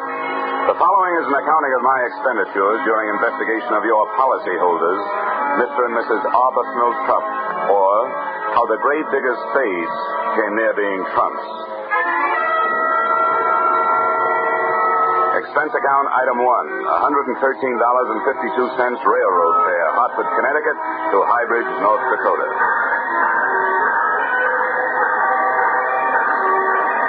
As I walked towards the station in High Bridge, the wind whipped white shawls of snow out of the night and around me like a Spanish dancer, and the raw cold had my teeth acting like castanets. Inside the shack, I found a pot-bellied stove surrounded by a pot-bellied station master. Hello? Oh, hello. You our only customer? Well, I'm the only one got off the train. Can I find a taxi around here? Yep. As soon as my son gets the mail and freight tucked away, he'll take you. Only won't be any taxi cab. You drive you wherever you're going in the Pong. By the way, where are you going? To the Trump residence. Do you know it? Yep, I know it. You one of the family? No, just business. Oh. Well, what? What is your business is none of mine. But, you ever been out there before? No, I haven't. Why, something wrong? If it ain't, then everybody in this town has been getting a lot of unnecessary exercise. You ever do conclusions? Well, here comes the boy. He'll drive you over. Hickey. Yeah? Hickey, you got a customer for the phone. Wants to go out to Trump place. The Trump place? Well, all right. But, mister, I'll only take you as far as the gate.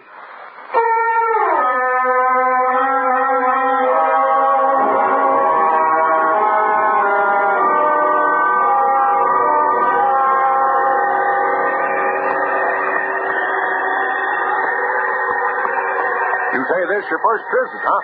That right, Mr. Dollar? Yep, that's right. Hey, how much more we got to go? Oh, about another mile.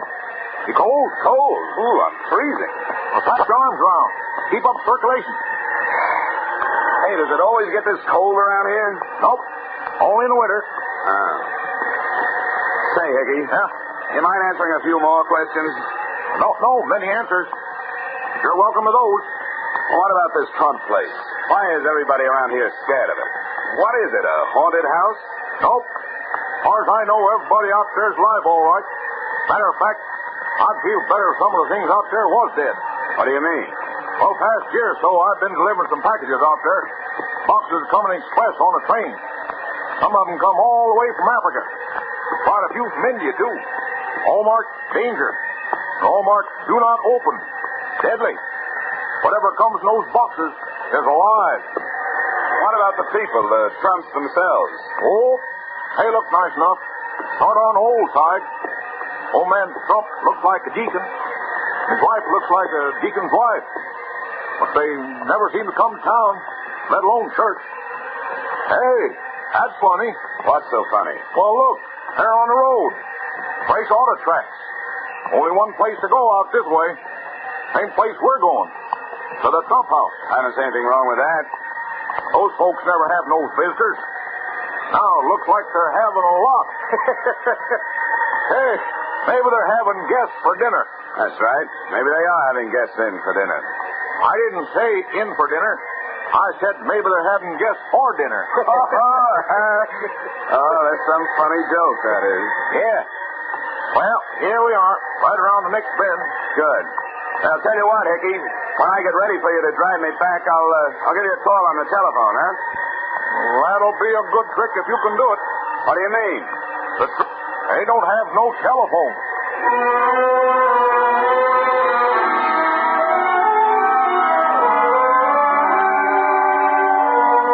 Expense account item 2, $1.50 tongue fare.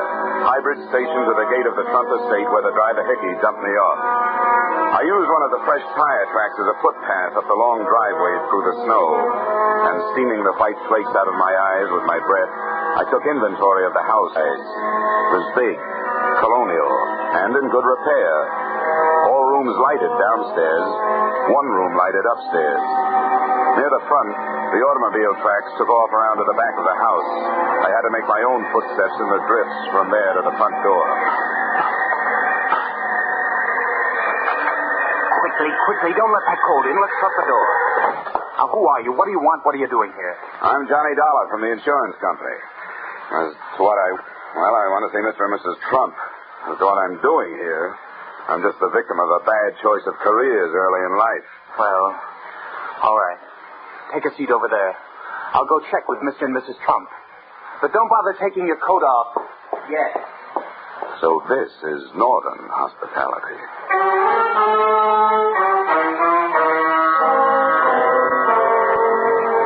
Coming in out of the cold makes any house seem warm, but my overcoat started to steam about 10 seconds after I got inside this one.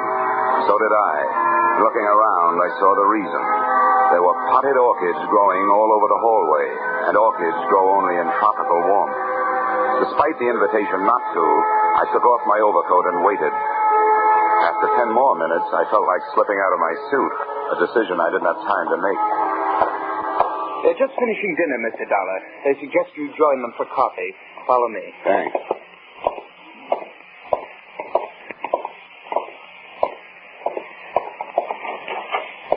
Mrs. Trump, Mr. Trump, this is Mr. Dollar. How do you do? How are you, Mrs. Trump? Won't you join us? There, sit right over there. Yes, Mr. Dollar, come and sit down. Have some coffee. Oh, thank you. Fine. Now, that'll be all there when you may leave. Well. Fine.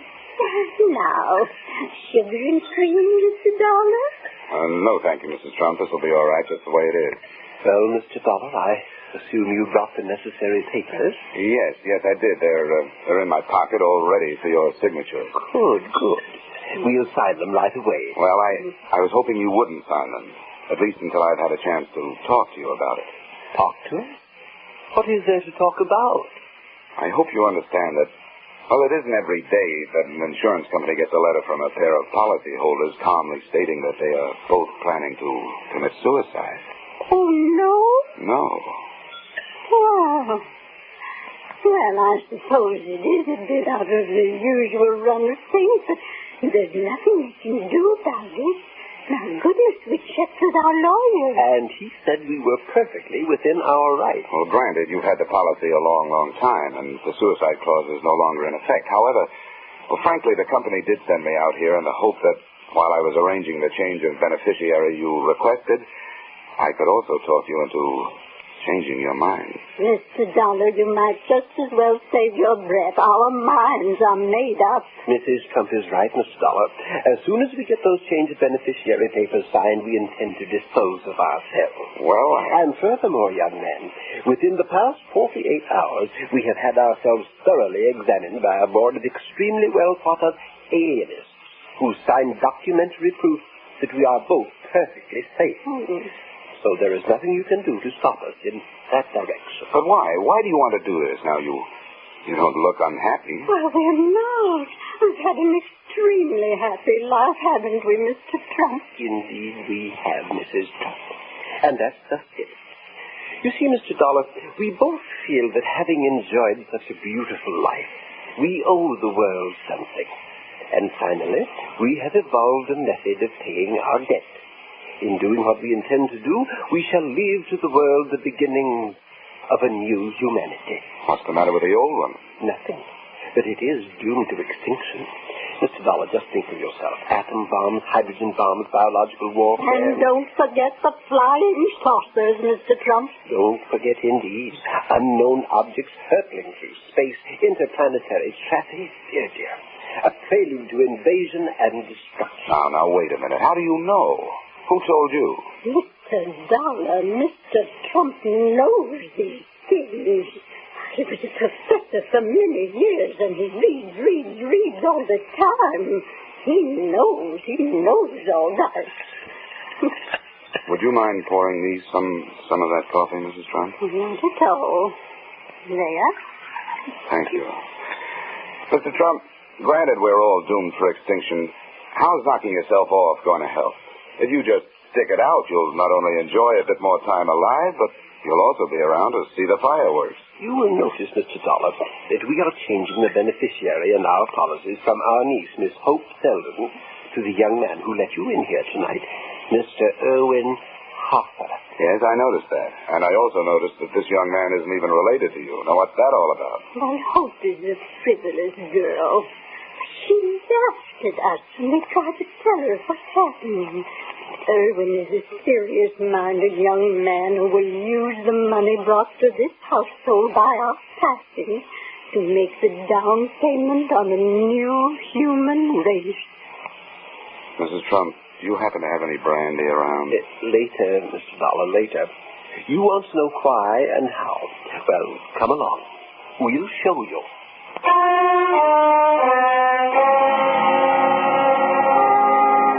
A nightmare is bad enough when you're asleep, but I was awake, and that's when they're really frightening.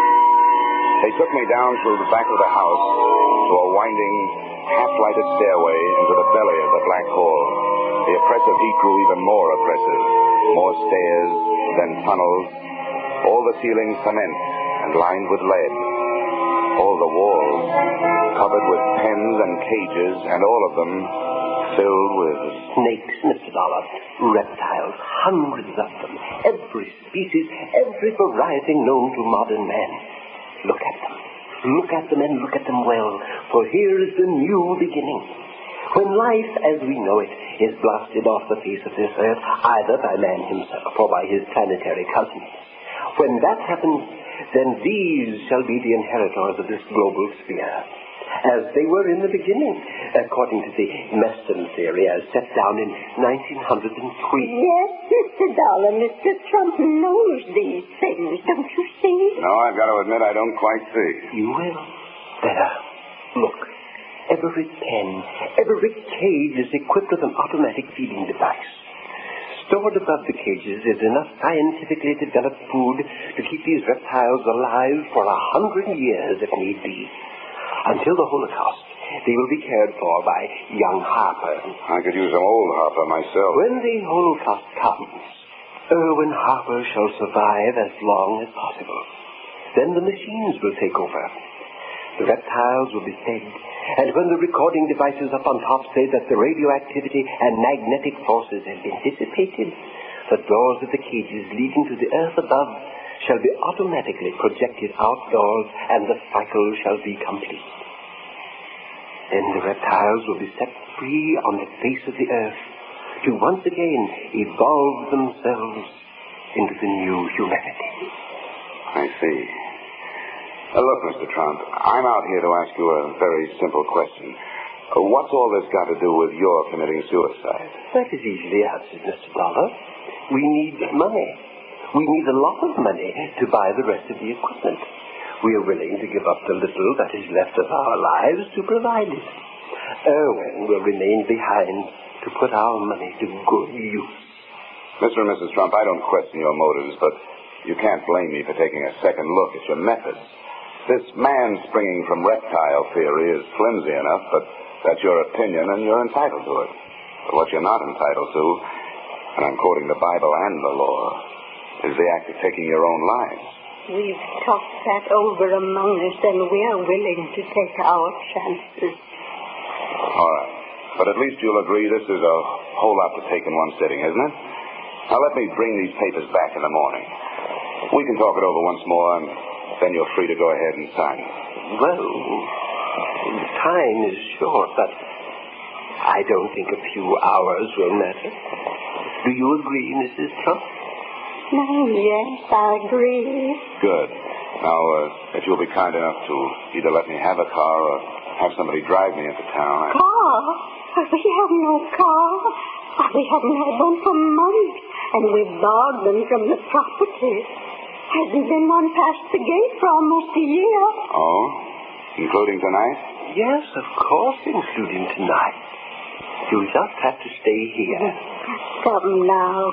We'll take you up to your room, Mr. Dollar. What you need is a good night's sleep.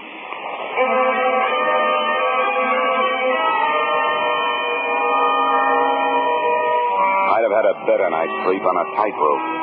My room had the same sticky, hot air that filled the rest of the house.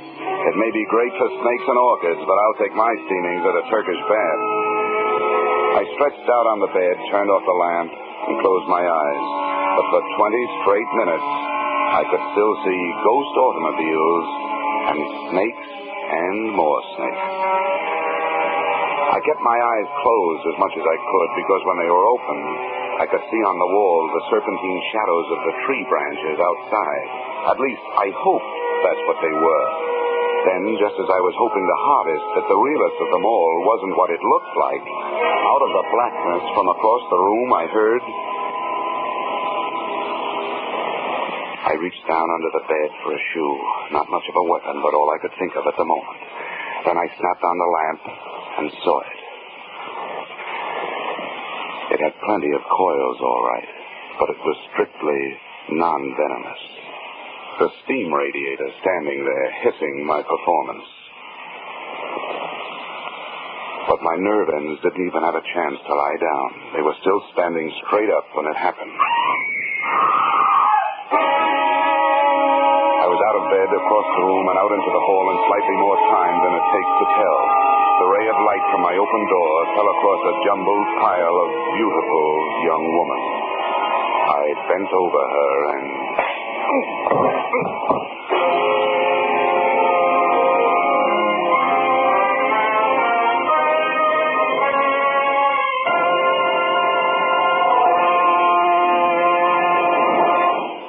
In just a moment, we will return to the second act of Johnny Dollar. But first... Now, with our star, Edmund O'Brien, we return to the second act of yours truly, Johnny Dollar.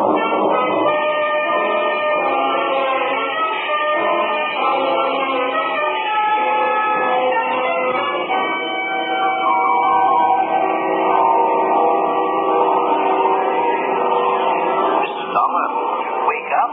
You've been walking in your sleep. Yes, you should be more careful. Perhaps you need analysis. Trauma is. Perhaps you need analysis. Learn what the basic trauma is.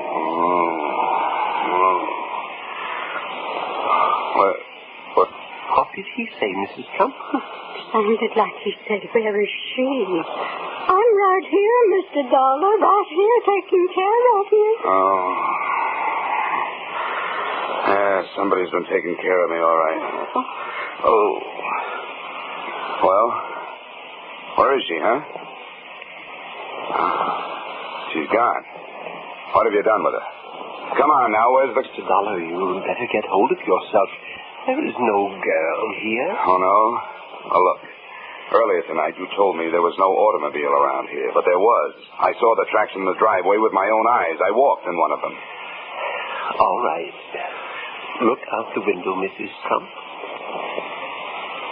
No, I don't see any tracks. Do you see any footprints? No, nothing. Just snow. Okay. At least you know I walked up that driveway, right? And my footprints are covered up. So it's been snowing. The wind has been blowing. It's been drifting. Now I suppose you're going to tell me you didn't hear the girl scream. Come now, Mr. Dollar. You were having a nightmare. No girl scream. Well, if you didn't hear anything, what are you doing out here? What brought you? Young man, we have a right to be wherever in our own home we choose to be. But I might as well tell you, I found you when I started to the kitchen to get some crackers and warm milk. I found you lying here. Yeah, everyone's lying around here. Young man, that does it. Once we get those papers signed, I'm afraid we shall have to ask you to leave. That's all right with me. They're here in my room. Come on. The way some people stand in the way of the few of us who are making a genuine effort to sustain some kind of life on Yes, Mr. Trump, you're absolutely right. You'll find a pen there on the table. The papers are right here in my... Hey. Yes, Mr. Dollar? The papers are gone. But how can they be gone if you brought them at all? We warn you, Mr. Dollar, we will not stand for any more of your dilly-dallying. We want those papers, and now. We are determined to sign them immediately. Suddenly, that has become my fondest hope. Now, do us all a favor. Go back to bed and give me a chance to do a little walking in your sleep.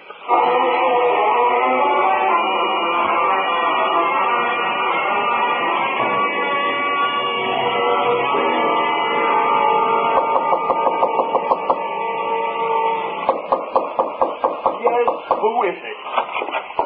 Dollar, what do you mean barging in here? I'm looking for a girl, and I'll admit this is a very unlikely place to find her. I'll thank you to get out of my bedroom. You realize how suspicious you look just lying there in bed? What do you mean? Well, I mean that about 15 minutes ago, a woman screamed at the top of her lungs not 20 feet from here. Now, what's your story? That you didn't hear it? Or does it happen around here all the time? You're crazy. I didn't hear any woman scream, and I don't think you did. Okay, have it your way. I'm hearing things. But one thing I know, I'm not feeling things. See here? There's a lump on my head? That's for real. That doesn't interest me a bit. If I find out you put it there, it'll interest you. I'll not only put an egg on your skull, I'll make a whole omelet. In case you don't know it, you're looking at a citizen who's burned up. M-A-D. Mad.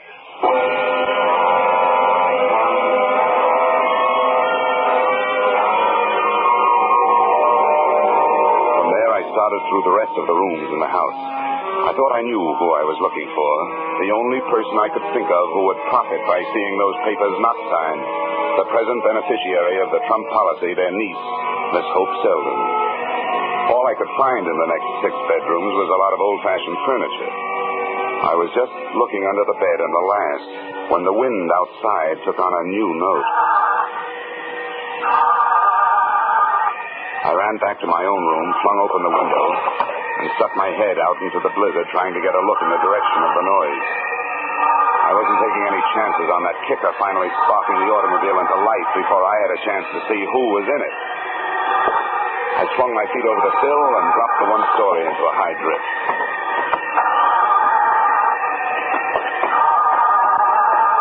Come on. Come on. Oh, darn it. You're wasting your time. Around here, people only go for sleigh rides. What do you want? Who are you? You should know. You had your hand in my coat pocket earlier tonight. Of course, unfortunately, I wasn't in the coat, but something else was. And I want it back. If I took anything out of your pocket, I had plenty of reason and plenty of right to do it.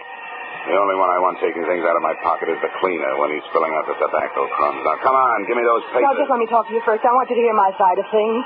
Look, I'm freezing. If it takes more than 5 seconds for you to say what you gotta say, no dice. Well, then let's go back in the house. I know you'll believe me.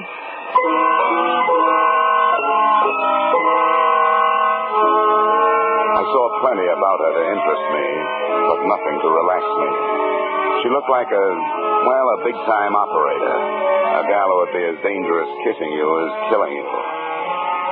As I closed the door behind us, she walked across the room and made a perfectly natural movement as though to throw open her coat. When she turned, she had a gun in her hand. It was the first time I'd ever seen a shoulder holster on a woman. Now put your hands up, Mr. Dollar, and listen. If you'll just unwrap your finger from around that trigger, I'll be more likely to keep my mind on what you're saying. Go ahead. I'm listening. You've got to help me. Help you? Yes, help me prevent my aunt and uncle from making fools of themselves. We can't let them leave their money to Irwin Harper. Well, it's their money. They're attempting to do what they believe is right. That money is mine, and I'll kill anyone to get it. Irwin Harper won't stick around 5 minutes after my aunt and uncle have killed themselves. He isn't planning on taking care of their filthy snakes. I was in his room tonight after he went to sleep. In his pocket, I found a ticket for South America. His plans were all made. He caught me in there and chased me out in the hall and slugged me. When I came to, you were lying there unconscious beside me. I ran downstairs, and I fixed their steam. I threw the switch to release their stinking reptiles. By now, the snakes are all outside, freezing to death. Don't move. You don't want to... So now you know, both. You know what that means? I'll have to kill you both, and I'll get away with it. Why, you miserable hunk of putty, you conniving thing. The Trumps want me to have the money, not you. I worked out that whole plan for them, all of it. And I'm the one they want to take care of it. Now drop that gun, Hope. You'd better drop it, Hope. It doesn't make any difference anyway. What do you mean it won't make any difference? Because our friend over there isn't going to pull the trigger. Oh, no? And why not? Because Hope has released all those snakes. One thing she forgot. When snakes get cold, they try to get warm. And one of them just joined the party. He's right behind you, Irwin. I don't believe you. You're bluffing. Can't you hear him? You can't fool me. That's the steam radiator in this house. They're all noisy. Irwin, if you make any kind of a move or fire that gun, he's going to strike. I'll make you a deal. Let me reach down and get that gun off the floor. I'll blast its head off. Careful. Don't move, Irwin. No, you don't. I know what you want that gun for. I wouldn't even turn around and look, Irwin. Not only going to move, I'm going to get that gun out of your reach. There was a snake. Look out, he's on the loose. Oh, he shot me! The bushmaster! The worst of them all. Well, you've got the gun. Go on. Shoot him, Howard, shoot him. All right, That's for him. But you're not staying behind me to get your...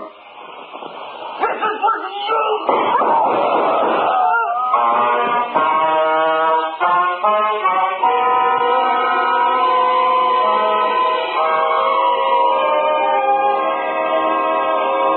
Mr. and Mrs. Arbuthnot Trump were fresh out of beneficiaries, to say nothing of snakes.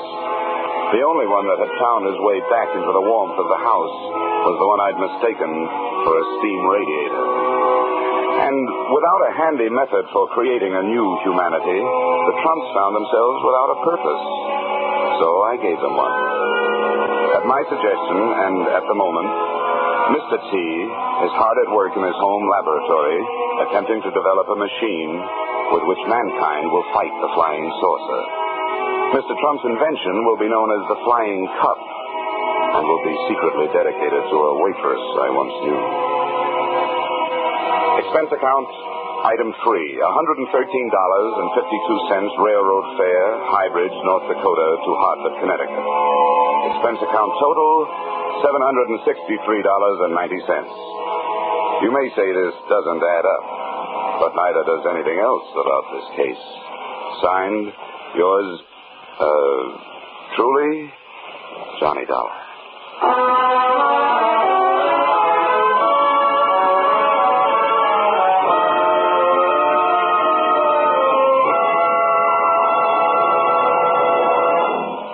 Yours truly, Johnny Dollar, stars Edmund O'Brien in the title role and is written by Paul Dudley and Gil Dowd with music by Leif Stevens. Edmund O'Brien can currently be seen starring in Harry M. Popkin's United Artists production, DOA. Featured in our cast were Peggy Weber, Harley Bear, Hugh Thomas, Dick Ryan, Jess Kirkpatrick, and Mary Shipp. Yours truly, Johnny Dollar, is produced and directed by Jaime Del Valle.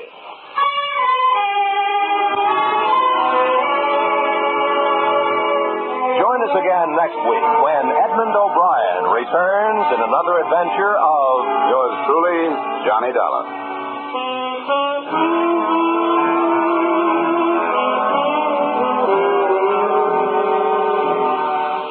The Echo of Jesse James, a modern story of how police tracked down a couple of train robbers, will be brought to you on CBS's Gangbusters this Saturday night. The narrator will be the Superintendent of Metropolitan Police, Washington, D.C., and another Gangbusters wonderful cast will reenact this true story for you.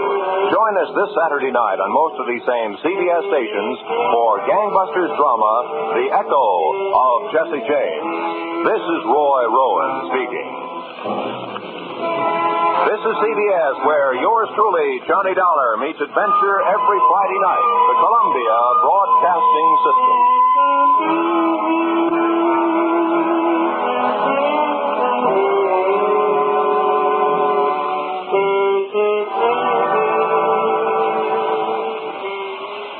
Time now for Edmund O'Brien as Johnny Dollar. Johnny, how soon can you get out to High Bridge, North Dakota? North Dakota, huh? In the winter, you guys send me to North Dakota and the summer to Miami, Florida.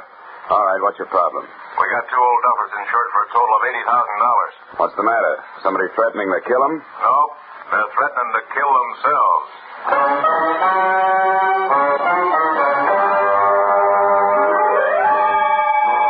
Edmund O'Brien in another of the adventures of the man with the action-packed expense account, America's fabulous freelance insurance investigator, Johnny Dollar.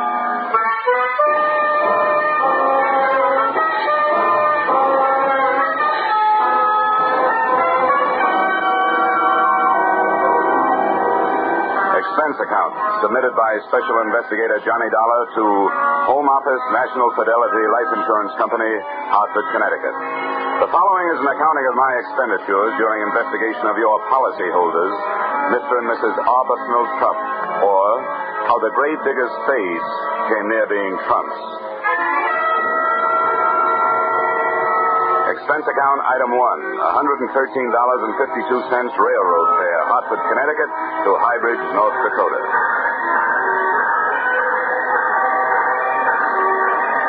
As I walked towards the station in High Bridge, the wind whipped white shawls of snow out of the night and around me like a Spanish dancer, and the raw cold had my teeth acting like castanets.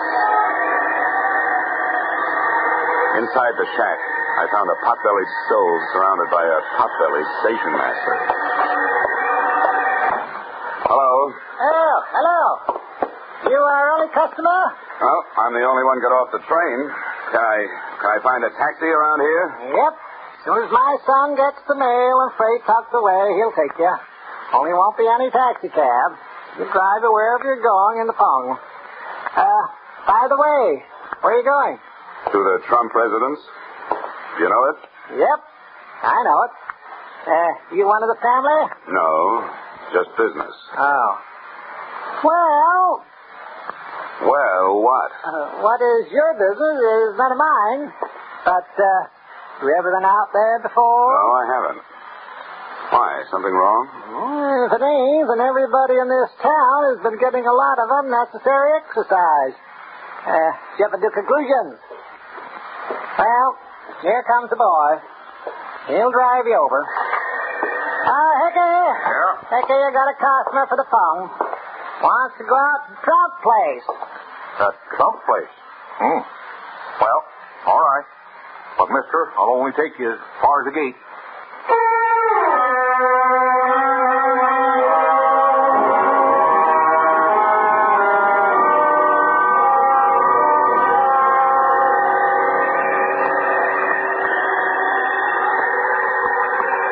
You say this your first visit, huh? That right, Mr. Dollar? Yep, that's right. Hey, how much more we got to go? Oh, about another mile. You cold? Cold? Ooh, I'm freezing. Well, pass your arms around.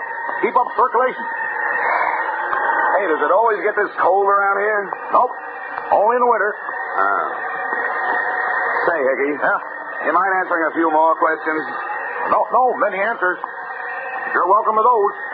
Well, what about this Trump place? Why is everybody around here scared of it? What is it, a haunted house? Nope. As far as I know, everybody out there's live all right. Matter of fact, I'd feel better if some of the things out there was dead. What do you mean?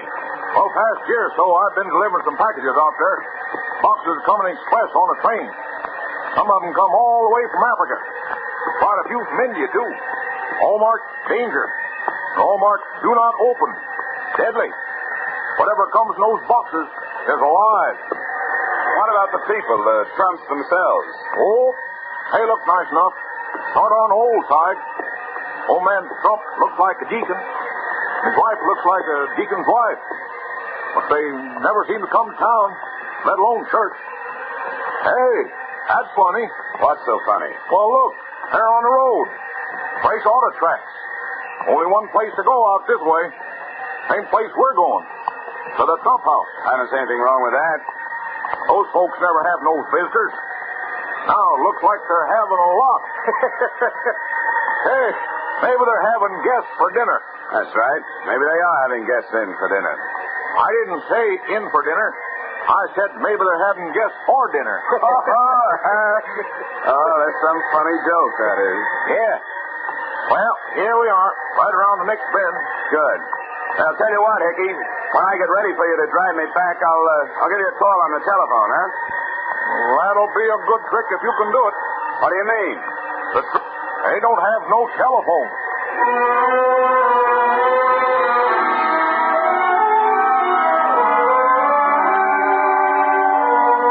Expense account item 2, $1.50 fun fare. Hybrid station to the gate of the Trump estate where the driver Hickey dumped me off. I used one of the fresh tire tracks as a footpath up the long driveway through the snow. And steaming the white flakes out of my eyes with my breath, I took inventory of the house. It was big, colonial, and in good repair. All rooms lighted downstairs, one room lighted upstairs. Near the front, the automobile tracks took off around to the back of the house. I had to make my own footsteps in the drifts from there to the front door. Quickly, don't let that cold in. Let's shut the door. Now, who are you? What do you want? What are you doing here? I'm Johnny Dollar from the insurance company. As to what I want to see Mr. and Mrs. Trump.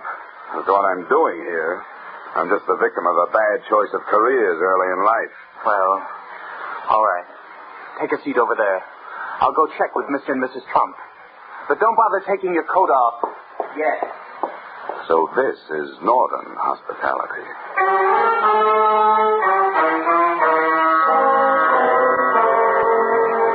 Coming in out of the cold makes any house seem warm, but my overcoat started to steam about 10 seconds after I got inside this one. So did I. Looking around, I saw the reason. There were potted orchids growing all over the hallway, and orchids grow only in tropical warmth. Despite the invitation not to, I took off my overcoat and waited. After 10 more minutes, I felt like slipping out of my suit, a decision I didn't have time to make. They're just finishing dinner, Mr. Dollar. They suggest you join them for coffee. Follow me. Thanks.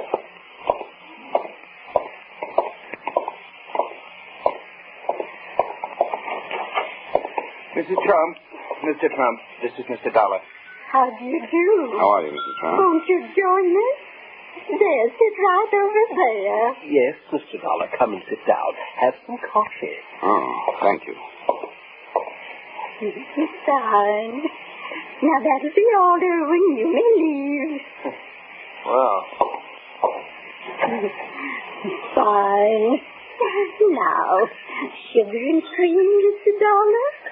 No, thank you, Mrs. Trump. This will be all right, just the way it is. Well, Mr. Dollar, I assume you brought the necessary papers? Yes, I did. They're in my pocket all ready for your signature. Good. We'll sign them right away. Well, I was hoping you wouldn't sign them, at least until I'd had a chance to talk to you about it. Talk to us? What is there to talk about? I hope you understand that, well, it isn't every day that an insurance company gets a letter from a pair of policyholders calmly stating that they are both planning to commit suicide. Oh, no? No. Oh.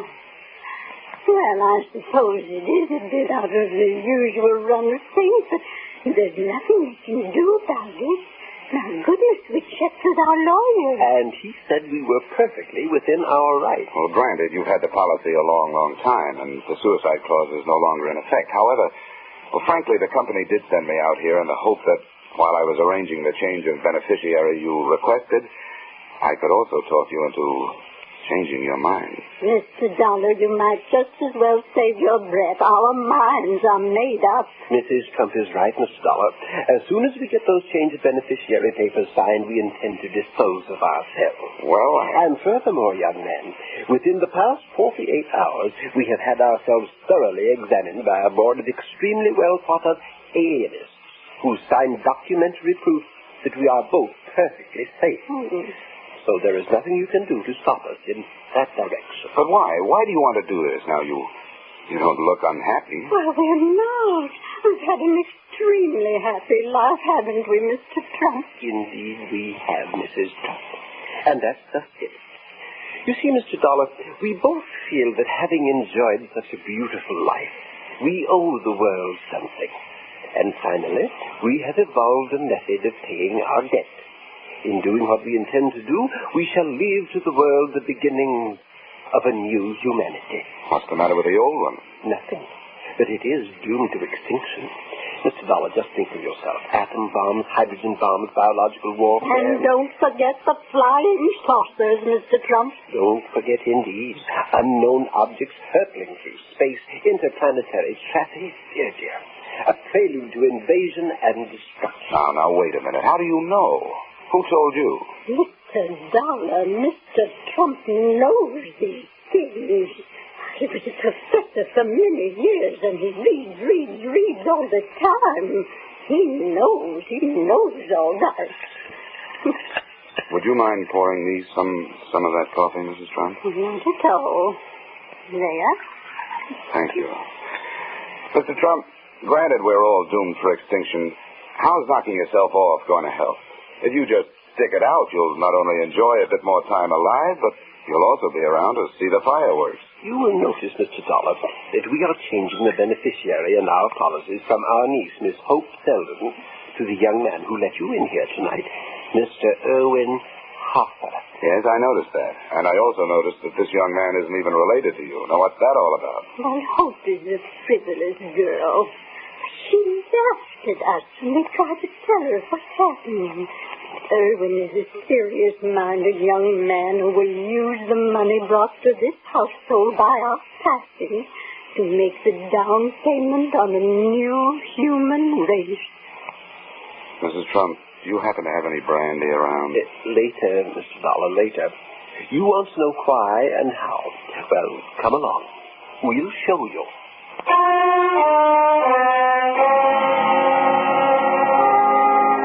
A nightmare is bad enough when you're asleep, but I was awake, and that's when they're really frightening. They took me down through the back of the house to a winding, half-lighted stairway into the belly of the black hole. The oppressive heat grew even more oppressive. More stairs, then tunnels. All the ceilings cement and lined with lead. All the walls covered with pens and cages, and all of them filled with snakes, Mr. Dollar. Reptiles, hundreds of them. Every species, every variety known to modern man. Look at them. Look at them and look at them well, for here is the new beginning. When life as we know it is blasted off the face of this earth, either by man himself or by his planetary cousins, when that happens, then these shall be the inheritors of this global sphere, as they were in the beginning, according to the Meston theory as set down in 1903. Yes, Mr. Dollar, Mr. Trump knows these things, don't you see? No, I've got to admit I don't quite see. You will. Better. Look. Every pen, every cage is equipped with an automatic feeding device. Stored above the cages is enough scientifically developed food to keep these reptiles alive for 100 years if need be. Until the Holocaust, they will be cared for by young Harper. I could use some old Harper myself. When the Holocaust comes, Irwin Harper shall survive as long as possible. Then the machines will take over. The reptiles will be fed, and when the recording devices up on top say that the radioactivity and magnetic forces have been dissipated, the doors of the cages leading to the earth above shall be automatically projected outdoors, and the cycle shall be complete.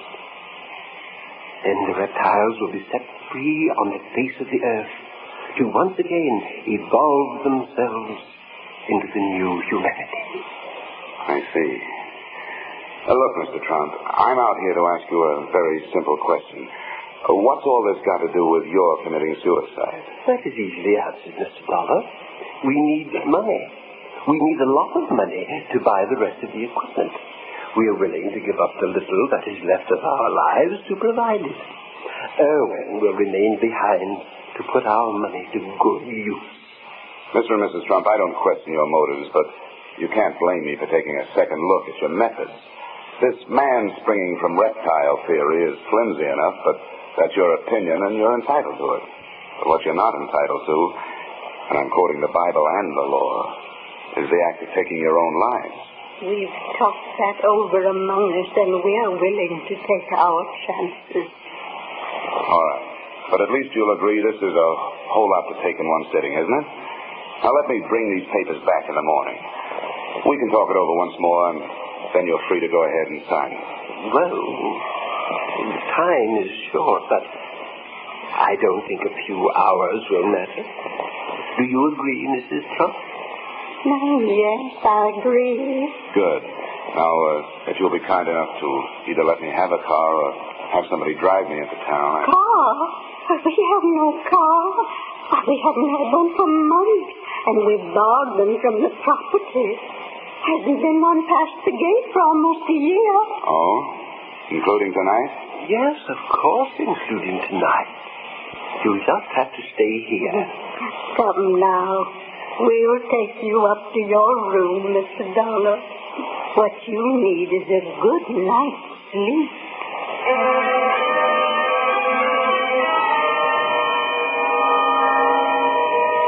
I'd have had a better night's sleep on a tightrope.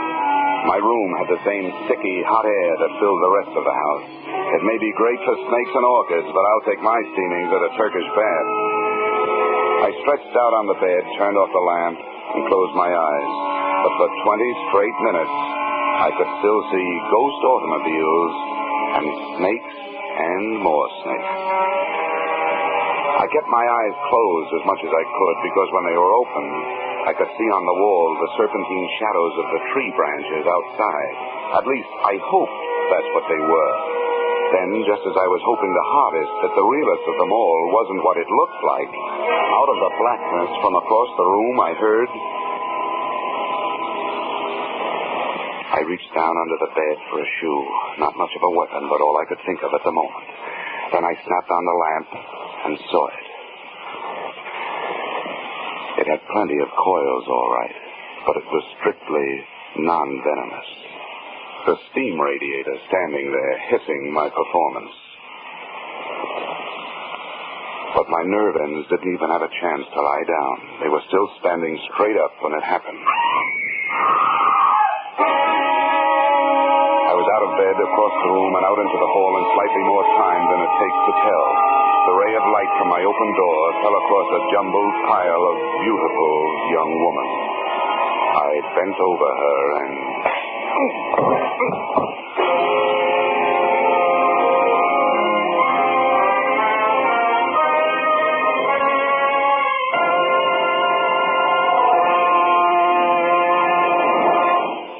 In just a moment, we will return to the second act of Johnny Dollar. But first...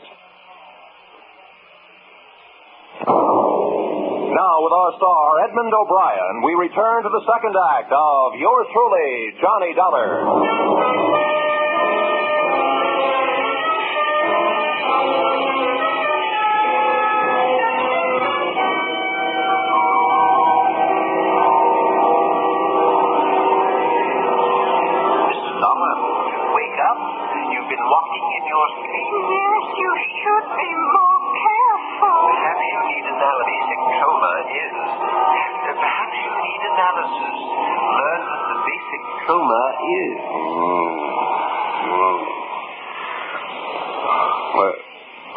What did he say, Mrs. Trump? Sounded like he said, where is she? I'm right here, Mr. Dollar, right here taking care of you. Oh. Yeah, somebody's been taking care of me, all right. Oh. Well, where is she, huh? She's gone. What have you done with her? Come on now, where's the... Mr. Dollar, you'd better get hold of yourself. There is no girl here. Oh, no? Oh, look. Earlier tonight, you told me there was no automobile around here, but there was. I saw the tracks in the driveway with my own eyes. I walked in one of them. All right. Look out the window, Mrs. Trump. No, I don't see any tracks. Do you see any footprints? No, nothing. Just snow. Okay. At least you know I walked up that driveway, right? And my footprints are covered up. So it's been snowing. The wind has been blowing. It's been drifting.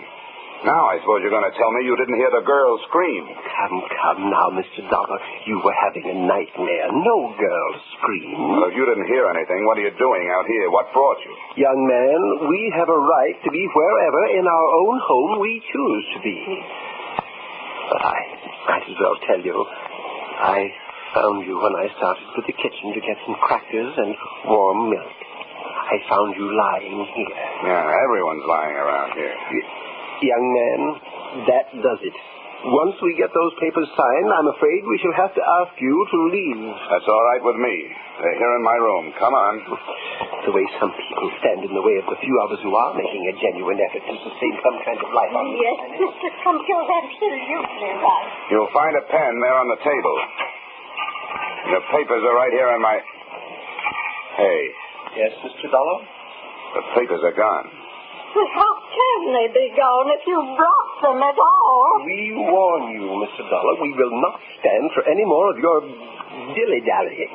We want those papers, and now. We are determined to sign them immediately. Suddenly, that has become my fondest hope.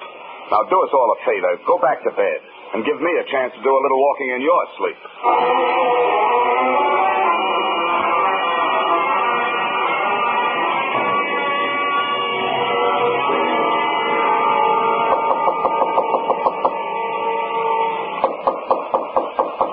Who is it?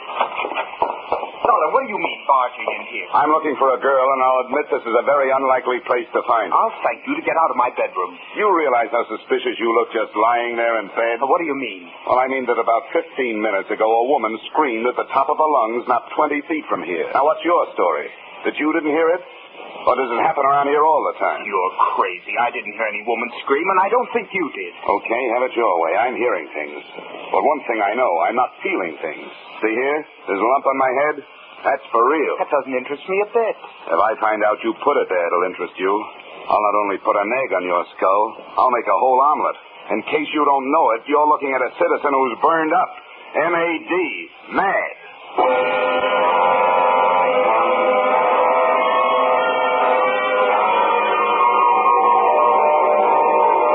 Started through the rest of the rooms in the house. I thought I knew who I was looking for. The only person I could think of who would profit by seeing those papers not signed. The present beneficiary of the Trump policy, their niece, Miss Hope Selden. All I could find in the next 6 bedrooms was a lot of old-fashioned furniture. I was just looking under the bed in the last when the wind outside took on a new note. I ran back to my own room, flung open the window, and stuck my head out into the blizzard trying to get a look in the direction of the noise. I wasn't taking any chances on that kicker finally sparking the automobile into life before I had a chance to see who was in it. I swung my feet over the sill and dropped the one-story into a high drift.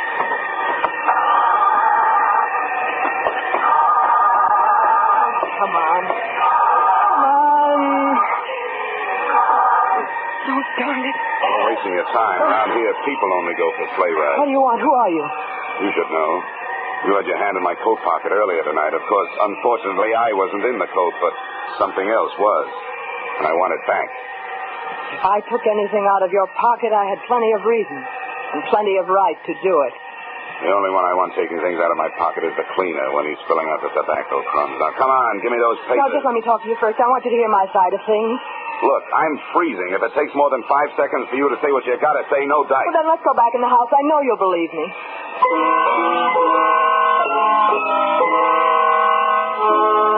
I saw plenty about her to interest me, but nothing to relax me. She looked like a big-time operator. A gal who would be as dangerous kissing you as killing you. As I closed the door behind us, she walked across the room and made a perfectly natural movement as though to throw open her coat. When she turned, she had a gun in her hand. It was the first time I'd ever seen a shoulder holster on a woman. Now put your hands up, Mr. Dollar, and listen. If you'll just unwrap your finger from around that trigger, I'll be more likely to keep my mind on what you're saying. Go ahead. I'm listening. You've got to help me. Help you? Yes, help me prevent my aunt and uncle from making fools of themselves. We can't let them leave their money to Irwin Harper. Well, it's their money. They're attempting to do what they believe is right. That money is mine, and I'll kill anyone to get it. Irwin Harper won't stick around 5 minutes after my aunt and uncle have killed themselves. He isn't planning on taking care of their filthy snakes. I was in his room tonight after he went to sleep. In his pocket, I found a ticket for South America. His plans were all made.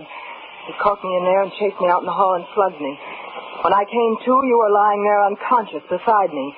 I ran downstairs, and I fixed their scheme. I threw the switch to release their stinking reptiles. By now, the snakes are all outside, freezing to death. Don't move. You don't want to... So now you know, both. You know what that means? I'll have to kill you both, and I'll get away with it. Why, you miserable hunk of putty, you conniving thing. The Trumps want me to have the money, not you. I worked out that whole plan for them, all of it. And I'm the one they want to take care of it. Now drop that gun, Hope. You'd better drop it, Hope. It doesn't make any difference anyway. What do you mean it won't make any difference? Because our friend over there isn't going to pull the trigger. Oh, no? And why not? Because Hope has released all those snakes. One thing she forgot.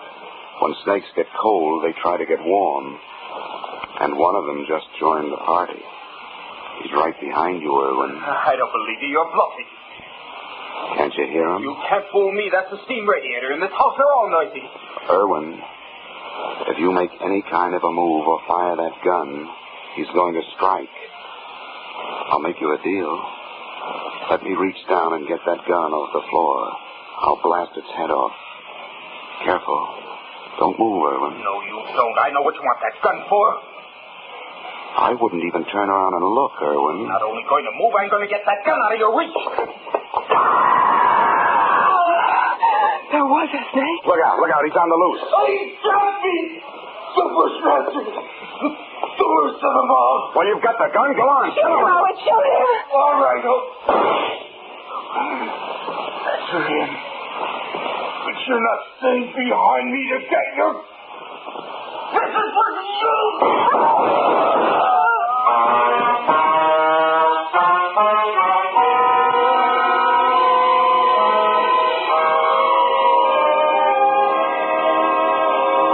Mr. and Mrs. Arbuthnot Trump were fresh out of beneficiaries, to say nothing of snakes.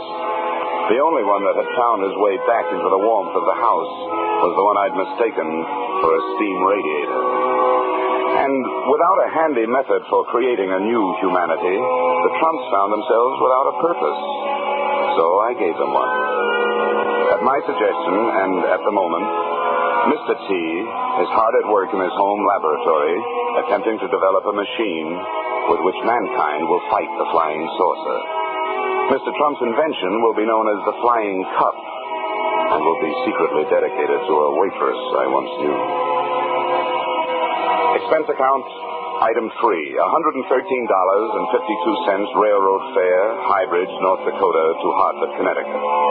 Expense account total, $763.90. You may say this doesn't add up, but neither does anything else about this case. Signed, yours, truly, Johnny Dollar.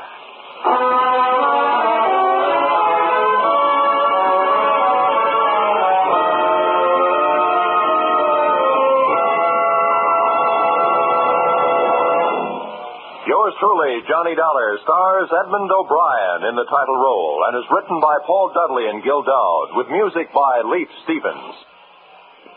Edmund O'Brien can currently be seen starring in Harry M. Popkins' United Artists production, DOA.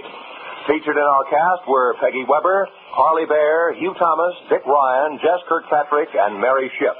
Yours truly, Johnny Dollar, is produced and directed by Jaime Del Valle.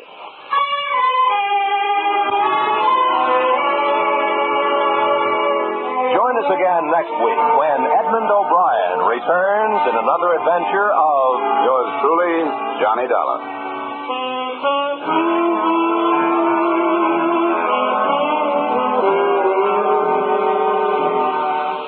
The Echo of Jesse James, a modern story of how police tracked down a couple of train robbers, will be brought to you on CBS's Gangbusters this Saturday night. The narrator will be the Superintendent of Metropolitan Police, Washington, D.C., and another Gangbusters wonderful cast will reenact this true story for you. Join us this Saturday night on most of these same CBS stations for Gangbusters drama, The Echo of Jesse James. This is Roy Rowan speaking. This is CBS, where yours truly, Johnny Dollar, meets adventure every Friday night. The Columbia Broadcasting System.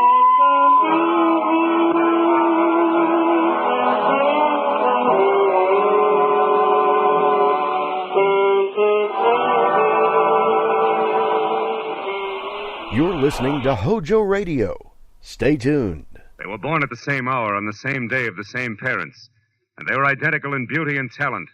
Only one was deadly, but the other was not. And I couldn't tell which was which until I found a green purse, a fresh corpse, and a pair of dancing hands. From the pen of Raymond Chandler, outstanding author of crime fiction, comes his most famous character as CBS presents The Adventures of Philip Marlowe.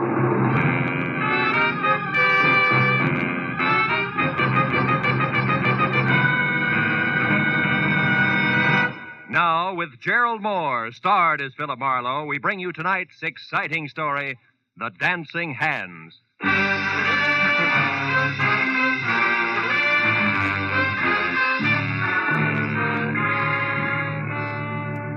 The telegram I found stuck in the mail slot when I got back to my office after a long and roundabout day read. Enclosed, find a $50 money order. I want you to investigate a man. A table is reserved for you at the Saddle Club where I work. Come in time for the second show at 11, important. It was signed Beth Tyler.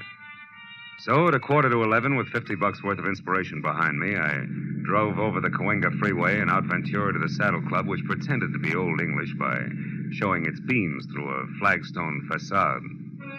I went in the carefully rough-hewn oak door, and even before my eyes became adjusted to the cozy lack of candle power inside, Neil Redmond, owner and operator of the place, glided toward me, sporting his genial host smile, which tonight was even more forced than usual. How are you, Marlowe? It's been a long time. Business a pleasure, Phil.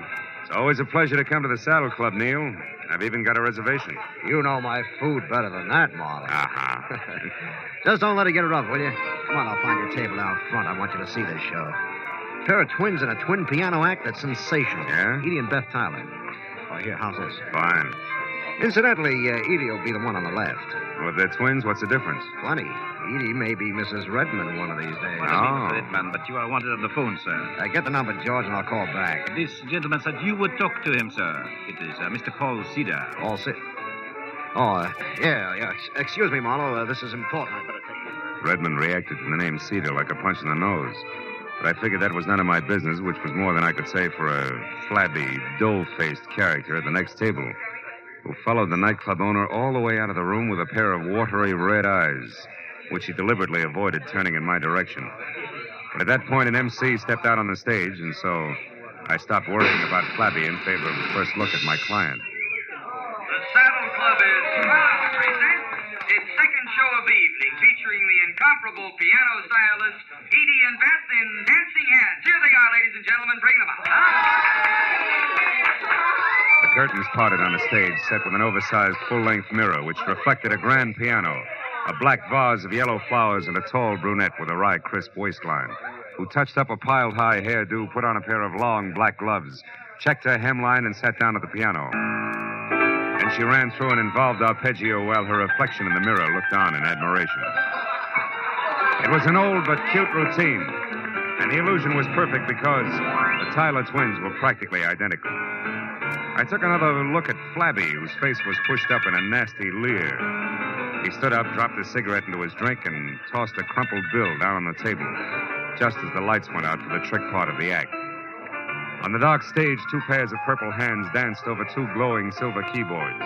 It would have been good except that the pair of hands on the right, which belonged to Beth, suddenly stopped in midair and hit blue notes like a 9-year-old at her first recital. When the lights came up again, my client's face was as white as Middle Sea, and the flabby character, oozing a victorious smile, was on his way to the door. Well, they wrapped it up fast after that, and Beth ran into the wings, leaving Edie to take the bow alone. The band took over in a hurry and brought things down to normal. So as couples moved down to the dance floor and George the waiter headed for my table, I sat back and waited for that message from my client. Here you are, sir. Compliments of the house. Oh, thanks. Any message with this? No, sir. Just that Mr. Redman had to leave. Oh, thanks, George. I sipped the double scotch and wondered if I should take the initiative and contact my client. When the message I'd been waiting for came, good and loud. I jumped up, shoved my way through the gaping dancers to the dressing room hallway behind the stage. A gang of club personnel was bunched in front of a door, obviously locked, labeled Edie and Beth Tyler. It was one of the twins, wasn't it? Hey, what's the matter? It's one of the twins. She screamed. We got to get in. That door's locked. Well, break it down. But Get out of the way. It's Edie. It's Edie. All right, now, wait a minute. Hold it. She's all right. Clear out and give her a chance. Come on. Outside, everybody. Beat it. That means you too. Come on. Out. Here, Miss Tyler, take it easy. You're all right now. Come on, sit down. Tell me what happened. I don't know for sure. I was worried about Beth. I came back and didn't see her anywhere. Then I heard a noise in here. It was dark. I came in and someone grabbed me. A man? Yes. I don't know who it was. Mm-hmm. I screamed. He knocked me down. Then locked the door. Got out through the window there. Who are you? Oh, I'm Philip Marlowe, a private detective. Your sister hired me to investigate a guy. I was to meet her here after your number and find out about it. Any idea what's up? No, I can't imagine. But, gee, Beth has been terribly upset ever since last night. Oh? What happened last night? Well, for one thing, my purse was stolen. Mm-hmm. But I don't see why that should upset her.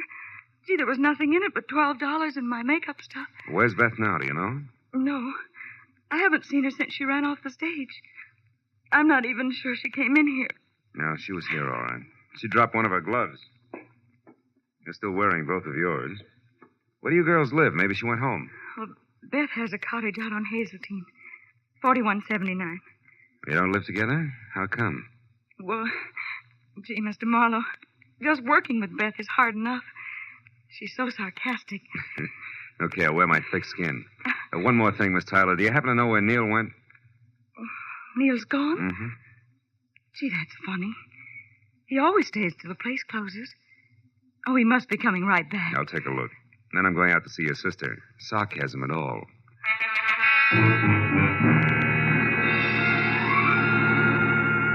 I spent 10 minutes questioning the help on the whereabouts of the boss and got nothing but double talk for answers. So since I was still carrying Beth's glove around with me, I dropped it in my pocket and went outside to my car. I'd opened the door and slid far enough under the wheel so I couldn't back out before I realized that the dough-faced Flab was already there on the seat.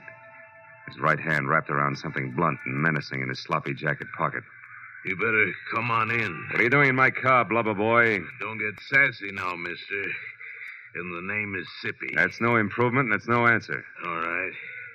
I saw you inside making with the big talk, so I says to myself, he's an interested party. I should look him up. Maybe we can do business together. All right, stay over there. What kind of business? I'm particular about the gutters I crawl in. It has to do with the twins inside there. You can get in touch with me later for further details. I got an angle, mister. You'll see when I leave. Yeah? When you tried to work that angle, you got to the wrong twin in the dressing room. Do you know that? I don't know what you're talking about. Mm-hmm. Okay, Sippy, where can I reach you? You'll find out if you really know what's up. Don't try to follow me, though. I'll be seeing you. When Sippy slid out of the car and beat it, I made one move after him and then stopped cold. Because lying on the seat where he'd been sitting was a green leather handbag with the name Edie etched on it. I snapped it open. It had been stripped of everything but the scent of Amia and the smudged slip of paper that read, Number 9 Arrow Motel, Lancashire Boulevard. So that was Sippy's address, and he had the stolen purse. But the why of all the commotion over 12 missing bucks was still the number one question mark. And I figured the best place for an answer to it was at Beth Tyler's. So I drove out to Hazeltine. But even before I stopped at number 4179, I heard the piano. I walked to the door and stood there a moment listening. I eased it open, slipped inside. Soft, indirect lighting accented the figure of the girl at the piano. The little waves of iridescent crimson chased themselves over the smooth satin gown as she played. Glossy blue-black hair fell to her shoulders. Beside her, a burning cigarette sent a single plume of smoke into the still air. Just for a moment, I found it difficult to remember that she was my client. Oh? You're looking better, Beth. You're Philip Marlowe, I suppose. Yeah. I dropped by to return your glove, among other things. Just put it there on the table with the other one. Where did you get it, Marlowe? In your dressing room at the club. Your sister tangled with an unidentified man who was hiding there after you left. While we were on that, why'd you shove off so fast? I was scared. How'd you know I'd find you? You're a detective. Remember? Mm-hmm. Look, if you want to burn up your retainer playing hide and seek, it's your business. Now, who's the guy you want me to check on? The flabby one who made you blow up tonight? Yeah, that's right. Why? Because I think my sweet twin sister is mixed up in something a little more serious than her usual scatterbrain escapades. And the flabby guy is in on it because he has a green purse, right? How did you know that? He left it with me. Name is Sippy. He lives at the Arrow Motel, number 9. Knows something worthwhile about this business, and he's anxious to sell it. All of which puts him a hop, skip, and a jump ahead of your detective. Now tell me, why is everybody, including Neil Redmond, all wound up over one stolen purse? What's it all about, baby? I don't know, baby. Suppose you find out and tell me. Wouldn't have anything to do with the fact that Neil loves your sister and you love Neil, would it? Marlowe, I hired you to investigate a man, not to pry into my personal affairs. You'll get more for your money if you stop holding out on me. It's my money. Besides, I'm not holding out. Believe me. I'll try. Real hard. Well, as soon as I've got something, I'll call you. Where are you going now? My retainer entitles me to know, doesn't it? Yeah, it does. First to the club to find Redmond and get his side of it, and then I'll probably drop in on our chum, Sippy, at the Arrow Motel on Lancashire. Good. I'll keep a light in the window for you. Oh, sweet. Also keep your door locked. From the inside, baby. As I drove down the dark, winding street toward Ventura Boulevard, I caught a flash in the rearview mirror of a station wagon behind me. It looked like a tail, so I opened up. But it stayed with me. When it swung out into the left lane to pass, it suddenly cut in front of me. I jammed on the brakes as the spotlight slashed at my eyes, and when my front wheel banged against the curb, I was already half out of the car. Stop right where you are, fella. Don't come 1 inch closer, I'll drop you. I switched off the spotlight, and I saw a face the texture of a doormat over an embroidered purple shirt and orange tie. He had hand-tooled, high-heeled boots on and was topped off by a 10-quart cream-colored Stetson. But the doormat face was grim, and the silver-barreled Colt pistol in his hand looked right at home. I followed you up here from the Saddle Club. I don't know what your game is or why you're messing around and what don't concern you, but I aim to find out mighty quick, so start talking. Okay. First, I resent being crowded off the road. Second, I resent a spotlight in my face. And third, I don't like pistols pointed at my stomach. So cool off, Jesse James. You're wasting your time and mine. You got it wrong there, friend. Paul Cedar don't waste his time, and you're going to find that out. Paul Cedar, huh? Yeah. Don't tell me you're all excited over a stolen purse with $12 in it. $12? Yeah. Listen, clown, there's 30 grand missing somewhere between Redmond and me, and I'm going to get it. 30,000? Yeah. Redmond's a high roller, and that's okay with me. But he lost it fair and square in my joint over in Nevada, and I've been holding his markers much too long. So if I have to chalk that dough off to experience, it's going to be a pretty unpleasant experience for a certain party. Get me? Yeah, I get you. But you're shoving the wrong way, Longhorn. Somebody's trying to make a fool out of me, bright boy, and I don't stand for that. I'm liable to shove a lot of ways, and hard. So don't get underfoot. You're sure to get stepped on. So long, dude.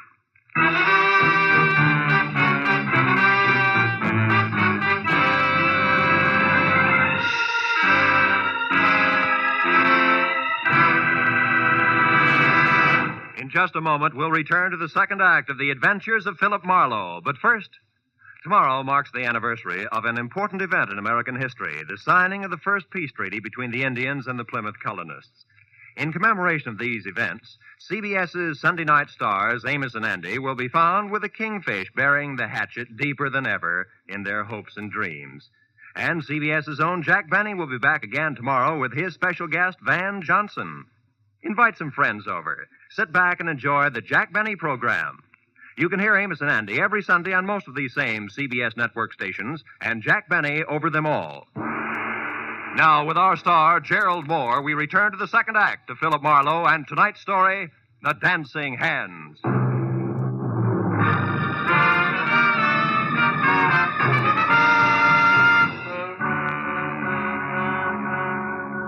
When the Texan from Nevada galloped off in his trusty station wagon, I forgot all about Neil Redmond and headed instead for Sippy and his further details at the Arrow Motel on Lancashire, where Bungalow 9 turned out to be an all-alone green and white collection of clapboard that showed light, a half-open door, and nobody home to my knock.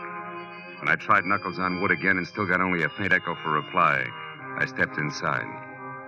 There in the center of an ivory-white throw rug and clamoring for attention like an only child at a family reunion was a wide and wet circle of red. From there, the ugly splotches that narrowed as they got farther away trailed off until, finally, in the next room, the path ended where I expected it to. The quiet form of Skippy, sprawled over an upset chair and holding his hands tight against the red on his left side. When I got to him, he was going fast. 30 grand. A lot of dough. Didn't know I was shooting that high. And the twins. One what, Sippy? One of them. Did one of them do this? One. He's dead, isn't he, Marlowe? Yeah. Yeah, Redmond, he's very dead. Oh, no, Marlowe. I only found him a few seconds before you did. Yeah, and the rest of that run, you heard someone coming, you didn't want to be seen, so you ducked back out of sight, huh? I don't buy it, Redmond, because for one thing, it's too pat. For another, how do you explain being here in the first place? Come on, fast. Okay, I'm here because I'm in a nasty jam. Like what? Like $30,000 I've got to pay in the next hour to a guy named Paul Cedar who's running out of patience in a hurry, believe me. About that I do. I've already met the gentleman. But right now, Redmond, we're talking about Sippy. Okay. Last night I had things to do, so I gave Edie Tyler the money for the payoff to Cedar. A couple of minutes after she stepped out of the club, somebody roughed her up and got away with her purse and the 30 grand. You're a liar, Redmond. Edie herself told me that purse only had $12 in it. How come? Simple like, Marlowe. In my business, you never yell copper too soon or too loud. It doesn't pay. Mm-hmm. Now, look, for the third time, Redmond, you and Sippy, how do you figure? I don't know. He was at the club tonight, acting funny. When he left, I got a glimpse of Edie's green purse sticking out of his topcoat pocket. Later on, I saw him run away from a car near the club, so I followed. I ended up here a couple of minutes behind him, and that, Marlowe, is the truth, I swear. Which you do at the drop of a... Hey, wait a minute. Look, if you're telling the truth, I begin to get a different picture. And by that, I specifically mean a very talented but very sly dame named Beth Tyler. Oh, no, Marlowe. Why not? Because you love Beth's sister? Face it, Redmond, it doesn't add up any other way. Sippy here couldn't have stolen that purse from Edie. If he did, he'd have taken his dough and blown, not spent his time putting out feelers. But on the other hand, if Sippy happened to see Beth take it from Edie, empty it and toss it away, we've got another story, right? Ah. Because he wouldn't make a move until he knew how much she had gotten away with. Exactly. But there he ran into trouble because he was trying to get close to Beth. And in doing that, he got mixed up and went for Edie instead, like tonight at the club. Sure. And a dying man's words just now about one twin. To which you can add the unpleasant fact that I personally ran off at the mouth when I was up at Beth's an hour ago. So she knew where to come for Sippy. Look, Redmond, it's got to run that way. I'm sure of it. Well, maybe you're right, Phil, but right or wrong, I'm still in a jam. So if you don't have any objections, I'm going back to my club now for a last try at raising that money again before Cedar shows. You mean you're going to face him, Neil, with or without her? I've got him, Marlowe. You see, I own a fast club, all right, and I gamble a lot, too. But I don't welch on my markers, no more than I knock over flabby little guys. You know what I mean, Phil? I think so. But don't fold now, Neil, because I might still be lucky enough to catch up to Beth Tyler and your money both before your time runs out. And right now that means fast to a phone and a call to Edie, who might know which way a runaway twin would head. I'll see you, Neil. The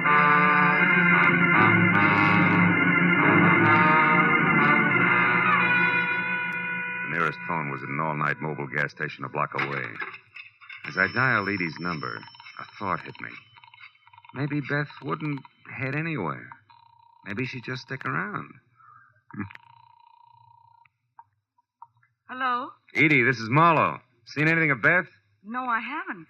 But why? What is it, Marlowe? Well, from where I stand, two things. First, your sister has the $30,000 and $12 that was in your purse last night. Oh? And second, she's just about it for a sloppy around the edges murder. Oh. Now, look, have you any idea where Beth would head if she had to get out of town in a hurry? No, I don't, Marlowe. Oh, well, maybe somebody up around her place does. I'll call you later. Marlowe, wait. Are you sold on this? I mean, about the things you said Beth did? Just about, Edie. But for your sake, let's hope I'm wrong. All the way, honey. Goodbye.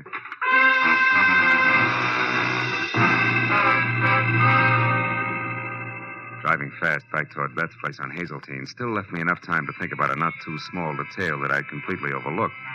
Thanks to me, the entire Los Angeles Police Department knew nothing about what was going on in and around the Saddle Club. 5 minutes later, when I'd parked away from the dock and obviously deserted number 4179, I'd walked back and around to a pair of uncurtained French doors at the side. I knew that oversight is what is generally called a blunder. But the next second, I knew it was nothing compared to the one I was making currently. If you so much as turn your head again, Marlowe, I'll kill you. Not like you did Sippy, please, Beth. I'd hate to go that way. Sippy was a mistake, Marlowe, believe me. I was rushed. So you shot and ran, huh? Yes. But I didn't run too far, because from where I stood, I could hear and see both you and Redmond and talking the whole thing over. And when you knew that we'd caught on to your act, you decided to follow me and see where I was going before you made your next move. Is that it? Exactly. Now get inside. Go on, the door's unlocked. All right. Now get over there, near that closet, and don't turn around. Why not? Afraid of the look on my face when you shoot? Shut up, Marlowe. And stop being brave. Because unless I have to, I'm not going to kill you. After all, you've already served your purpose. Which I presume was getting mixed up in this mess just long enough to find out about Sippy for you. You presume correctly. Also, you talk too much. Now open that closet and get inside. All right. Go on. As you say. But first, baby, one question. Did you do all this for the $30,000 alone? Or does it tie in with Neil Redmond and the way he feels about your sister Edie? It's a little bit of each, Marlowe. But as I said, you talk too much. So get in there and shut up.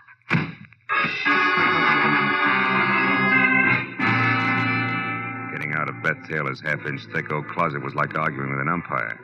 You couldn't be subtle. So 20 tiring minutes went by, and the heels on both my feet were numb before the paneling finally gave in, and I was out and over to the telephone to put in a call to the police. It should have been made a long time ago. But then, even as I was halfway through dialing the numbers, I saw something on an end table nearby that made me slowly change my mind. It was the 2 black gloves that Beth wore in the Dancing Hands act. And while I stared at them like they were alive and beckoning, I thought hard for what must have been a full minute. And then suddenly I knew that my next stop had to be the Saddle Club.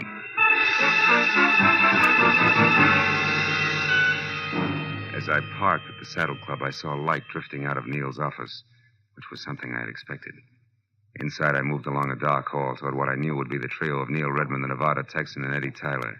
All right, Redmond. The raucous voice of Paul Cedar was anything but happy. How stupid you think I am. Cedar, I'm telling the truth. Edie had the $30,000, but somebody got it from her when she was on her way to you. That's a stinking lie. You know it, Redmond. You never had the money. This whole thing's been a frame to stall me. And one way or another, I'm going to get you to admit that. No, you're not, Cedar. And if you don't drop that gun now, you're never going to do anything ever. Come on, let it go. All right. Now sit down and shut up and listen hard, because Redmond's telling you the truth. What? Marlowe, you know where the money is? That's right. And I also know who took it. Less than an hour ago, a little after I called you, Edie, Beth caught up to me and confessed the whole shebang, exactly as we figured it, Neil. You mean she admitted getting the money from Edie and using you to locate Sippy? That's right. But there's only one drawback to everything she admitted. None of it's true. What do you mean, Marlowe? I mean, Cedar, that Beth Tyler didn't steal your money from Edie here any more than she killed Sippy. I also mean that as far as I can tell, Beth Tyler was nothing more than a girl who played the piano and got upset when a stranger named Sippy started to bother her. And I never saw the real Beth Tyler after she ran away from a piano in the club tonight. That she's dead and that you, Edie, have been posing as Beth all night because, 1, You yourself stole Neil's money, and 2, you murdered your sister as well. No! Yes, Edie, come on, admit it. It's true. No, it isn't. I guess it is at that, Marlowe. And Beth's body? In our dressing room. In the closet. I didn't want to kill her. But she found out that I had only pretended to be robbed when there was no one around. And that Sippy had seen me scream and get rid of the purse myself. Sippy, who was only trying to muscle in on a deal, went to her by mistake, huh? Yes. That's how she knew what I'd done. When she confronted me in the dressing room just before you came in and said that she wouldn't stand by and let me do a thing like that to Neil, I lost my temper. You killed her, Edie. Yes, I did, Neil. And when Marlowe showed up after her scream, I said that someone had attacked me. And then I pretended to be both Beth and myself from there on to get out of the whole thing. And I almost did. But now I'm so sorry. Oh, no.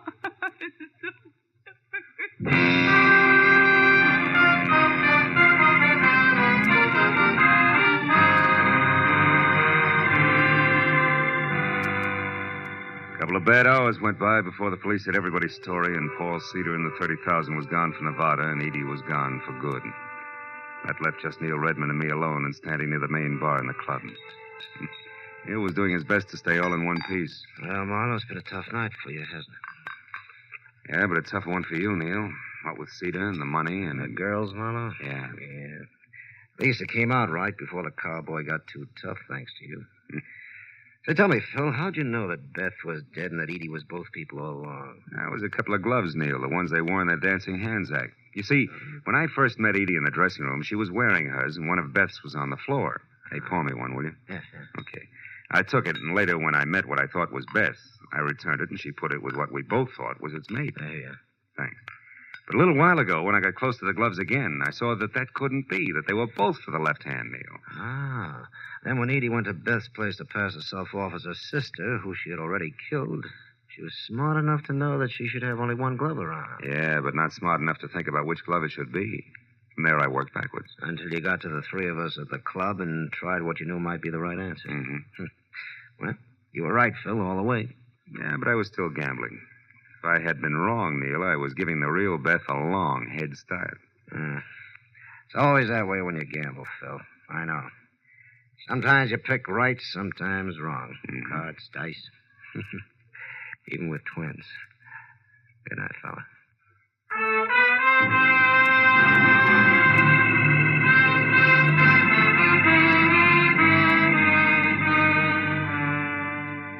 When I finally got to my car, started out of the valley and back toward Hollywood. It was better than 8 o'clock in the morning. And here and there as I drove, I saw people who I'd never heard of and who'd never heard of me, stumbling outside after their morning papers. And I got to wondering what they were going to think when they read about a girl who had killed both her twin sister in a nightclub and a flabby guy in a motel who wasn't much good. Oh, well, it was hard to say. And for myself, I was too tired to think. Or maybe I just didn't want to.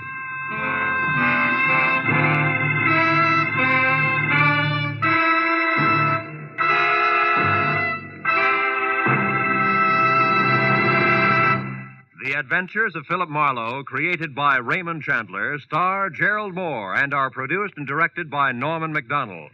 Script is by Mel Donnelly, Robert Mitchell, and Gene Levitt. Featured in the cast were Vivi Janis, Lou Krugman, Ed Begley, Paul Frees, and Bert Holland. The special music is by Richard O'Runt. Be sure and be with us again next week when Philip Marlowe says... When it started, it was simple. Just a lawsuit for damages. But before it was over, it was far from simple, and the damages were murder. All because of a red-headed woman, a ghostwriter with ambition and a match that burned with a bright green flame.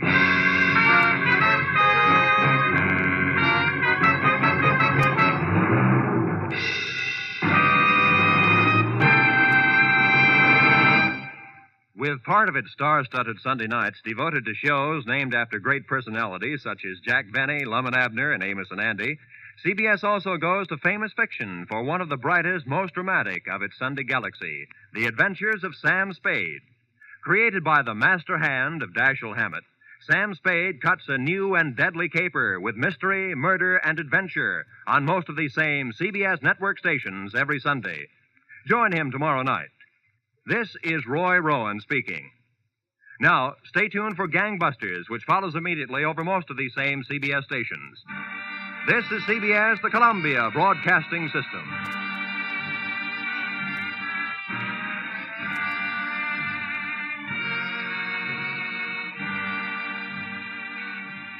When it started, it was simple, just a lawsuit for damages. But before it was over, it was far from simple, and the damages were murder. All because of a red-headed woman, a ghostwriter with ambition, and a match that burned with a bright green flame. From the pen of Raymond Chandler, outstanding author of crime fiction, comes his most famous character as CBS presents The Adventures of Philip Marlowe.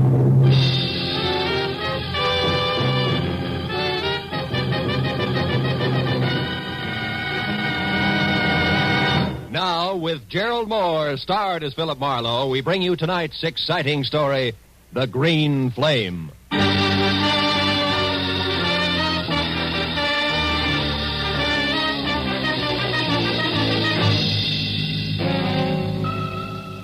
It had been the kind of early start, late finish crowded in between day that had made breakfast coffee, lunch a ham sandwich on the run, and dinner nothing. So by the time it finally ended, it was pushing 9 o'clock. And I was both a little tired and a lot hungry. All of which made the feast I could imagine spread out in front of me over an emerald green tablecloth something better than good enough to eat. Blue Point oysters on a half shell, a Caesar salad, veal scallopini topped with mushrooms the size of silver dollars. Oh, I was ready for it. Yes, well, the oysters once again became a blue ashtray. The scallopini a notebook. A green cloth underneath all. My desk blotter. Hello, Marlowe speaking. Dodie Whitmore, Marlowe. Ever hear of me? I have. I've also heard you own half a dozen screen magazines, a local radio station, and a daily published for the motion picture industry called the Hollywood Trades. Does that cover it? Not quite. Today I acquired something else. A libel suit for $100,000 that was just slapped against the trades by a has-been actor named Bradford Colby, which, Marlowe, is the reason I'm calling you. Oh? So drop whatever you're doing, boy, and get over here to the Whitmore building. Whitmore building? We're on El Centro near Gower, and closed tomorrow's Sunday, no addition. Figures. When the night watchman lets you in, turn left, keep walking till you get to an office numbered 116. You got that? Yeah, 116. But if you don't mind, Miss Whitmore, I'd like to do something. I'd like to eat first. Make it coffee and a ham sandwich at the outside and get over here fast. Coffee? Look, Miss Whitmore, I'm starving. Marlowe, how much do you get a day? 25 in expenses. Why? I'm willing to pay 125, and you keep track of the expenses. Now what do you say, boy? Boy says coffee and a ham sandwich will leave him stuffed. Goodbye, Miss Whitmore.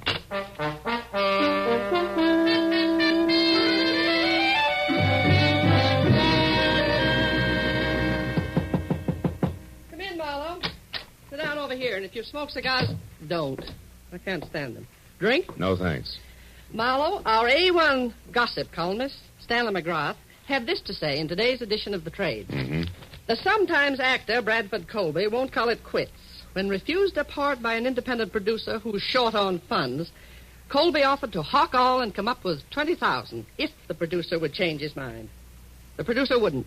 End of quote. And beginning of noise from Colby, huh? Yes, a clamor that we can only silence by proving that McGrath, what he said, is true. Which shouldn't be impossible because Max was a thorough man and never heard of the word rumor. Wait a minute. What do you mean was a thorough man? He died of a stroke, Marlowe, at 5 this morning en route to the hospital, age 61. His column, as usual, arrived here yesterday afternoon in the mail. He always wrote from his home, which is a junk-filled cracker box up on North Brunton. Now you're being sued by Colby for damages, huh?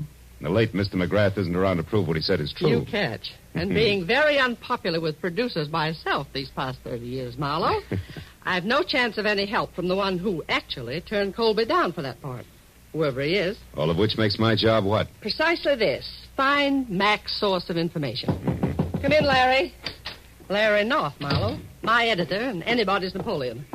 Larry, meet Mr. Marlowe. How do you do? How do you... Dodie, I've just found out that old Mac's only legman, a queer duck named Leonard Phipps, left town sometime yesterday for San Diego. May or may not be back by now. Where's Marlowe going to start? Well, I At figured... old Mac's place. Larry and I have already checked there, Marlowe. 8312 North Bronson.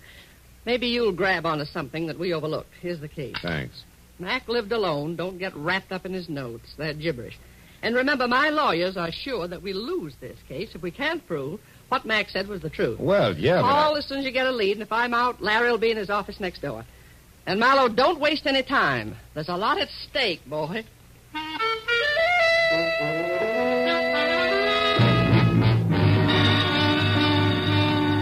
What Dodie Whitmer had labeled a cracker box turned out to be a 5-room, slightly beat down, almost square house set back some 50 carelessly landscaped feet from a high stucco wall that said the late Mr. McGrath had lived alone and liked it. And when I entered and went to his study where I turned on a desk lamp, I saw what my client had meant by junk. There were the odds and ends that a man collects in a lifetime. On his desk, a tarnished loving cup for excellence in reporting, dated 1927. Beyond that, on the mantel, an autographed picture of Teddy Roosevelt, and next to it, a paperweight from Niagara Falls. And then an item I hadn't expected. In a shadowed corner of the room, there was somebody else. A tall, gaunt somebody else, wearing horn-rimmed glasses and papers sticking out of every pocket. He was slowly, an inch at a time, backing off from the edge of the circle of light in which I stood.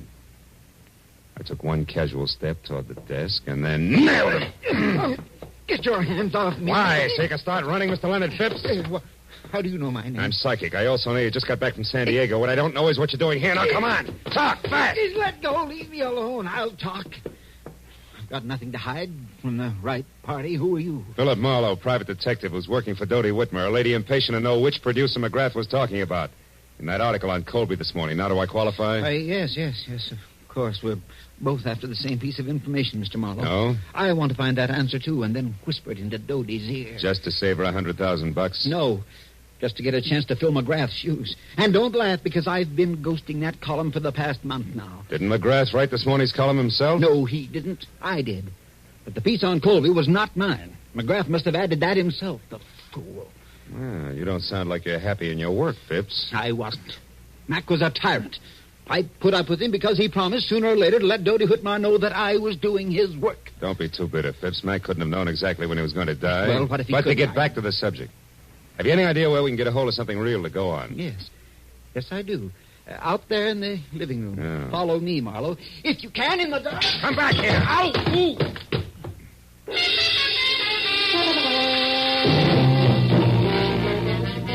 By the time I got to my feet, Phipps was gone. I found another lamp in the dark, turned it on, and started for the telephone. But then I stopped. In the center of the floor, where it must have fallen when the leg man made his wild break, was a wrinkled piece of paper. When I picked it up and turned it over, I was suddenly glad that Mr. Phipps had gotten away because, in his hurry to leave, he had dropped his checkoff list for Operation Bradford Colby. There were a half a dozen producers crossed off above the notation Mac's Place, but below that, and not yet discounted, was a name I'd never heard before, Sherry Sheldon. At that, I called Dodie Whitmer, gave her a quick rundown on what had happened with Phipps, and then tossed the name Sherry Sheldon in. She talked it over with Larry North before she answered.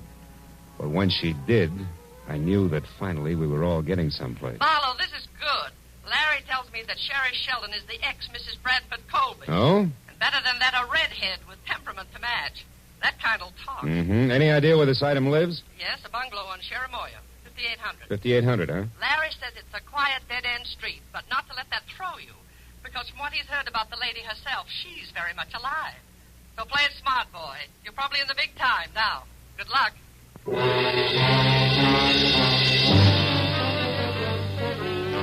only a furlong plus the bungalow on Cherimoya, so when I pulled up and parked away from number 5800, I was still wondering exactly what play it smart, boy, meant. When the lady in question was known far and wide as a shock of red hair capping so much dynamite. But a minute later, as I walked toward the house, I labeled that thought introspection, dismissed it, and concentrated instead on an acre of tweed jacket that was unfolding out of a long, honey-colored sedan, parked a little ahead of me. When it straightened up to something over 6.5 feet, slammed the car door shut, and stomped inch-thick soled brogans off in a king-sized huff, I knew that this was an angry man. And in the next second, I knew that it and the thespian Bradford Colby were one and the same. When Colby got to Sherry's doorbell and jabbed at it impatiently for attention, I ducked below a hedge nearby. and the door opened and then slammed shut again, I left the hedge in favor of an on-the-bias palm tree that bowed toward Milady's chamber, where I could both see and hear what had to be an exciting reunion. You said that you knew something that couldn't fail to intrigue me on this of all days. So now that I'm here, start intriguing, Sherry, darling. All right. How's this for a starter? I want, to the penny, exactly 1/2 of the money you're going to get from Dodie Whitmore. Oh, Sherry, how droll. Now, why in the name of the great American dollar do you think I'd give you so much as a sly glance at that delightful little fund? For 2 reasons. The first, I deserve it for putting up with both you and your abominable conceit for exactly 1 year. Still droll, darling. Go on, keep laughing, Mr. Colby. Keep laughing while I light my cigarette with one of these matches, these cute ones that burn with a green flame. Where did you get those? In a little known lodge out beyond Malibu called the Green Flame. Don't you remember, darling, I ran into you there one day last week when you were having lunch with a mysterious stranger whom you tried to keep me from seeing. You nasty little sneak, Sherry. Oh, and you were so engrossed in keeping yourself between me and your guest that you left the souvenir book of matches at the bar after you graciously lit my cigarette for me. And what of it? They give those matches out by the thousands. That they do, but, Brad, dear, they all don't have numbers penciled on the inside. Numbers? What numbers are you talking about? Now who's being droll? What are you getting at, Sherry? This. I had a call a minute before I got in touch with you from a delightful gentleman who's very interested in what I'm getting at. So here, take your stupid book of matches and get out. No. I don't need them anymore. No, wait, Sherry, now please. Brad, I am going to have exactly 1/2 of that easy money that's coming your way. And after the gentleman I mentioned and I get together, I may want more. So don't say anything you'll be sorry for later on. Oh, Just Sherry. get out now. And don't come back until I send for you. Dear Brad. It was the better part of a minute before Colby, the actor, quit running the gamut of theatrical expressions indexed down to hate, and Colby, the man, stopped biting down hard on his lower lip. Then, without another word, he slammed out of his apartment, ran to his car, and started off. I waited long enough for the steam in the room to condense, and then I walked to the front door and rang the bell delicately, the way I imagined a delightful gentleman like Mr. Leonard Phipps might. Yes? Can I help you? I think so, Miss Sheldon. It's only a matter of a simple question. Did you give that Brad Colby story to McGrath yesterday? Wait a minute. Who are you? Why, Leonard Phipps, of course. I talked to you on the phone, remember? Oh, yes. It was only half an hour ago, Mr. Phipps, and yet in those 30 minutes, it's surprising how your voice has gone from tenor right down to bass. Good night, Dad. Not so fast, baby. It's out on my shoe shine. All right. Come in. I'll tell you what you want to know. I did give that story to McGrath. I did it for revenge. I hate Colby. And when your revenge boomeranged and the X came out 100,000 ahead of you, you decided to cut back in. Is that it? Yeah, Wait a minute. You've been listening. How else would you know all this about Brad and me? Same way I know you're a liar about giving McGrath that story. Your in, honey, is strictly something different, like a book of matches that burn with a green flame, an accidental meeting at the lodge of the same name. Let's take it from there. Huh? Yes, why don't you? Right outside, where both you and it belong. Good night, mister. Marlowe, Philip Marlowe, Sherry. But tell me, why the hurry? Anxious to powder your nose before Mr. Phipps arrives? Frankly, Philip, I'm anxious to do just about anything that doesn't involve talking to... What is this? Somebody's hit. Come on. He's over there near the curb. The car didn't stop, Marlowe. No, and that scream sounded pretty bad. Oh, he's dead, isn't he, Marlowe? Yeah. That can mean only one thing to you, baby. To me? Why, who is it? Your late date, Sherry. One Mr. Leonard Phipps.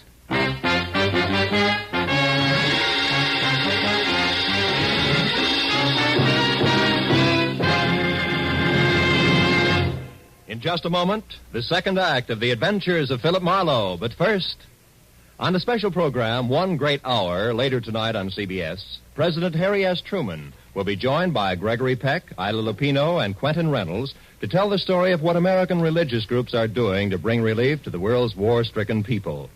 Be sure to hear One Great Hour tonight at 10 o'clock Eastern Standard Time over most of these same CBS network stations. Now, with our star, Gerald Moore, we return to the second act of Philip Marlowe and tonight's story, The Green Flame.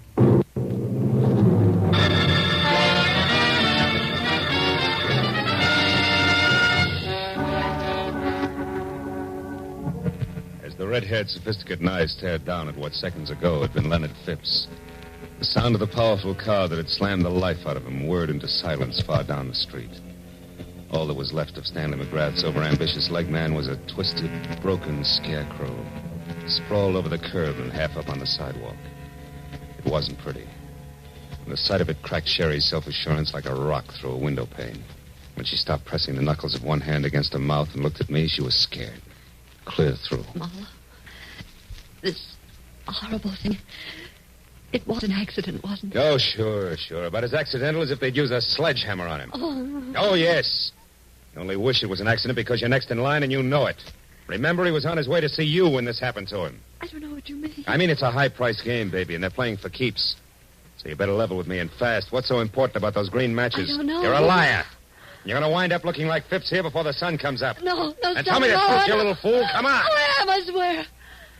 Phipps called me because he thought I might have given McGrath that story on Brad, but I didn't. And why was Phipps still interested? Why did he want to talk to you? Because I told him I'd seen Brad with someone at the Green Flame last week, and that Brad was very upset when he found me there. All right, who is he with? I don't know. That's not the impression you gave your ex-husband, beautiful. I was swinging in the dark, Marlowe. 5 people left the Green Flame at the same time. I couldn't tell which one had been with Brad, but I'd know them if I saw them again, and Phipps thought that together we could figure out who it was. Go on. What about the numbers in that book of green matches? What were they? 811. 811? Yes. What does that fit, a hotel room? Well, I don't know that either. You mean it was just another swing in the dark? Yes, but it connected, Marlowe.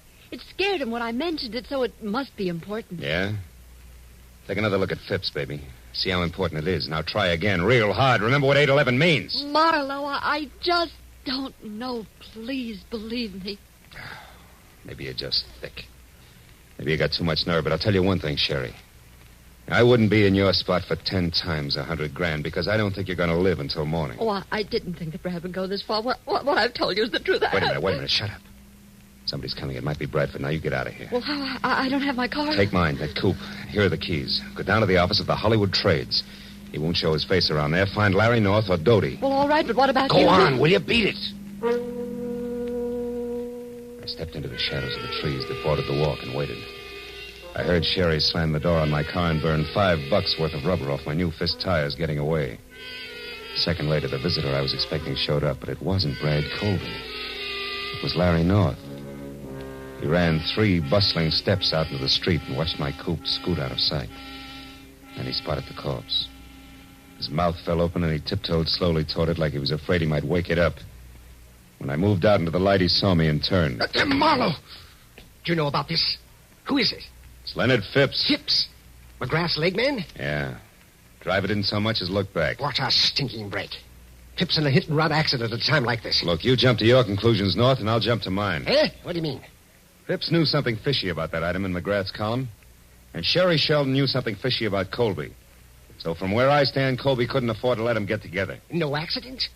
That's a daring observation, Marlowe. For $100,000, I know plenty of guys who do a thing like this every day in the week. You can buy a lot of distance with that kind of money. Hey, you're right, of course. What exactly does the Sheldon girl know? Did you find out? Only partly. Bradford's mixed up with someone else on this deal. Sherry doesn't know who, but if we can get the other tie-in, she'll be able to identify that person on sight. Yeah. Well, did she have anything else? Number 811 in a book of matches. Mean anything? 811? No. Hey, come on, North. Quit staring at him. You're making yourself sick. Let's get out of here. Yes, all right. Well, I guess I'd better. Bradford Colby must be out of his mind. Maybe. I'll let you know. I'm going to drop in on him now before the cops do and check my theory over with him. Where does he live? Yeah, on Wilcox, a villa in the Midcliff Gardens. Marlowe, I'm going in and talk to Sherry. Maybe I can find out who Colby's working with. She's not here. I sent her down to the paper in my car to stay with you or Doty until things cool off. Yes, but Doty isn't there. She went out for some reason right after you called. There's no one there now but the night watchman. Oh, great. Now, look. Drop me off at Colby's place, and you get down there and find Sherry. She's worth $100,000 to Doty Whitmer, but only if she lives. Now, let's go. While the natty little Napoleon in the elevator scurried off to fetch his car, I ran inside. Put a fast call through to the police and submitted the shortest report on record of a hit-and-run death. By the time I got back, North was waiting at the curb with the door open. I piled in beside him, and 10 minutes later we glided to a stealthy stop on Wilcox at the ivy-covered archway over the Midcliff Garden gate. Neat slices of amber light poured through a big Venetian blind on the window of a villa at the rear of the court, which North identified as Colby's. and in the same breath reminded me that the actor was a strapping 6'6" and a desperate man. He urged me to be careful, and I urged him to hurry, and as he left, I walked toward the big window and saw Bradford inside, slumped deep in the lap of a suede easy chair, doing a solo with a bottle of Paul Masson champagne, and looking about as desperate as a sleepy St. Bernard. I walked around to the front door, decided to try the shock treatment to blast him out of his blasé attitude. Yes, what do you want? Get inside. Go on, move. Take your hands off me. You might have gotten away with that trumped-up suit for damages, Colby, but you're not going to get away with murder.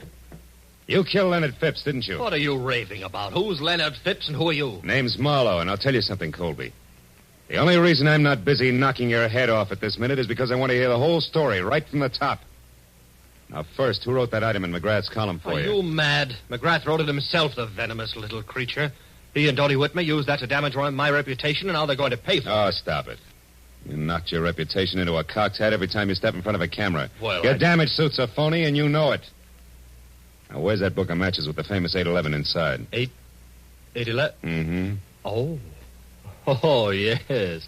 Those that burn with a green flame. You've been talking with my imaginative ex-wife, I see.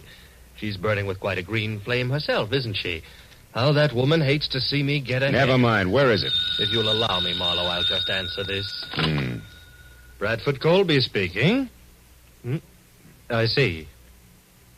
Yes, I heard. That's right. Well, I'll do my best, darling. At least 10. Goodbye, Helen. Just an old friend, Marlowe. You can let your eyebrow down again. Helen, huh? You know, you always were a lousy actor. I'm getting a little sick of you, Colby. And I've got a hunch I'm due for quite a stall, so start talking, huh? Where's that book of matches? Easy, Marlowe. Take it easy.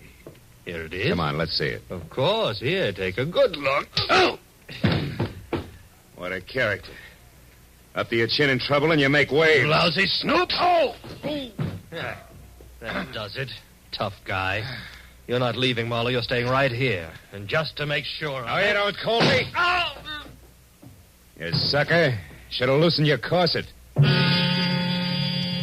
I waded through the chunks of glazed ceramics that Colby had smashed on my head and worked hard to hold back the wave of darkness that kept rising up under me until I made it to the kitchen, where I splashed a few quarts of cold water on my face.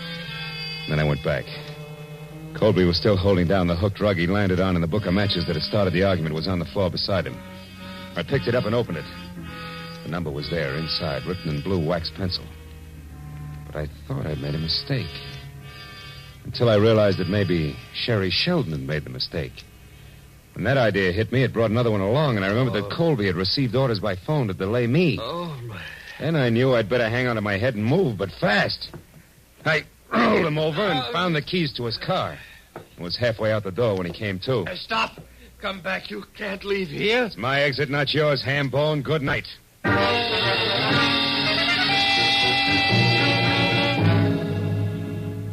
It took all of 5 minutes to get from Wilcox to El Centro in Colby's long, honey-colored sedan. And on a hunch, I drove down the alley to the back door of the Whitmer building. The hunch paid off.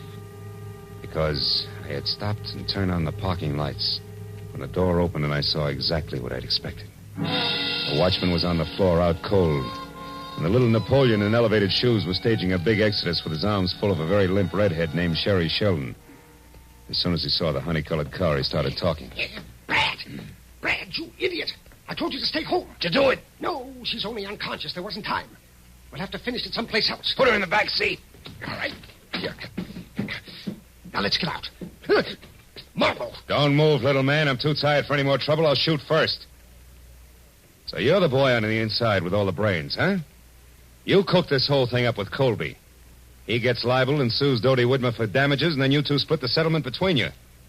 Correct me if I'm wrong, North. You got your chance when McGrath died after turning in his copy. All you had to do was write that one libelous item, include it in McGrath's column, and nobody could ever explain where the story had come from. That stupid fool, Bradford. I could never trust him to do anything right. Is that why you killed Phipps? Yes. And if Brad Colby had held on to you for another 5 minutes, I would have had time to get out of here. Yes, and so would I. Sherry, are you all right? No, not yet. Hey! No. Oh. Where he and Brad are going, Marlowe, I'd never get another chance to even the score. Oh, baby. You handle a spiked heel like Babe Ruth handled a bat. He's out. Yeah, but Phil, you should see what he hit me with. Oh, brother. Come on, beautiful. It's time to turn out the lights, get in touch with Doty, and call the law. Let's go.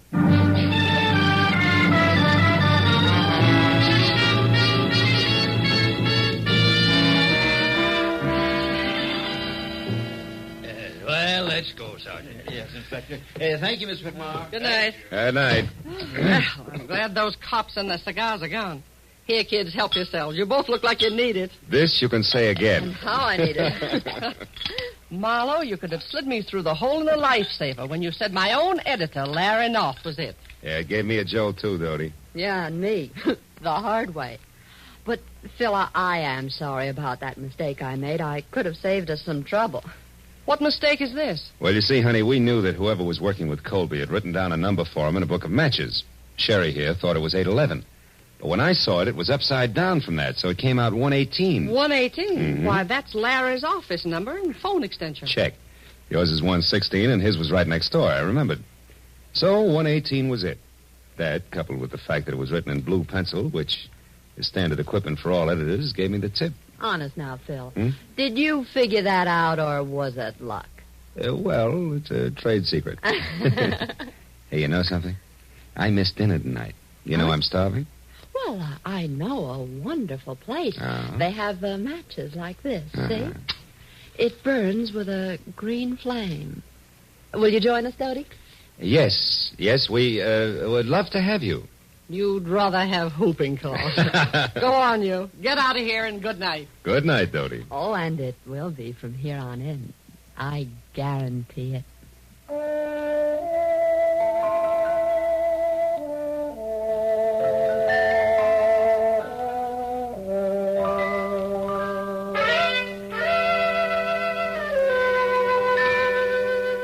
A wonderful supper was waiting for us at the Green Flame restaurant. It was all arranged by a call from Doty. And it waited until it got cold because we didn't show up to eat it. There was something about the moonlight glinting on the ocean and a certain stillness in the morning air that made food seem somehow unimportant. So when I finally dropped Sherry off at her place on Cherimoya, went home to my apartment on Franklin, it was either very late or very early, depending on the viewpoint. There was just one lonely sardine and a cold baked potato in the refrigerator. So I ate. Then I sat down on my bed to light my last cigarette. But I wasn't disappointed when the match flared into an ordinary yellow flame.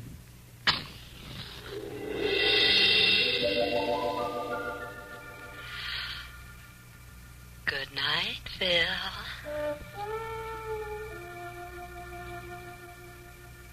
Happy Marlowe.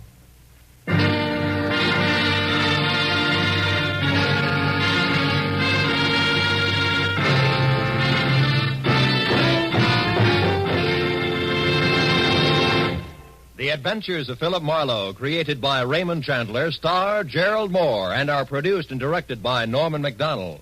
Script is by Mel Donnelly, Robert Mitchell, and Gene Levitt. Featured in the cast were Fay Baker, Larry Dobkin, Myra Marsh, Howard McNear, and Parley Bear. The special music is by Richard O'Runt.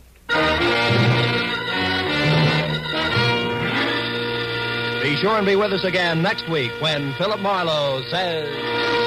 It was a grim joke that started when 6 heirs came to an ugly house on a rain-swept island to hear a madman's will. But the joke soon turned to murder, and in the end it was hard to tell who had the last laugh.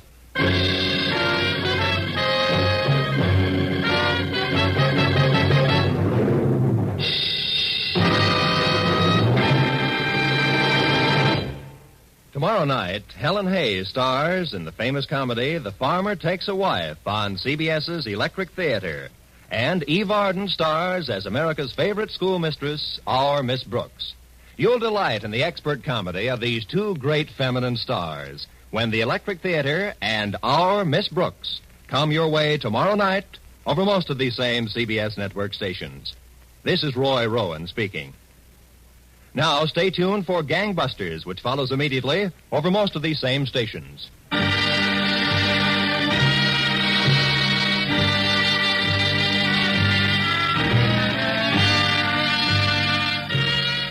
This is CBS, the Columbia Broadcasting System.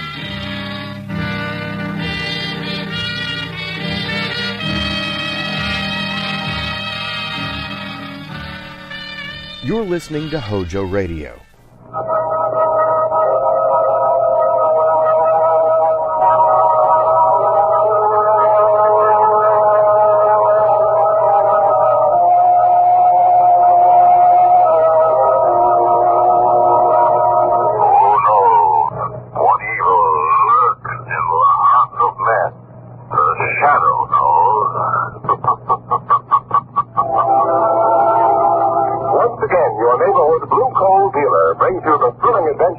The Shadow, the hard and relentless fight of one man against the forces of evil.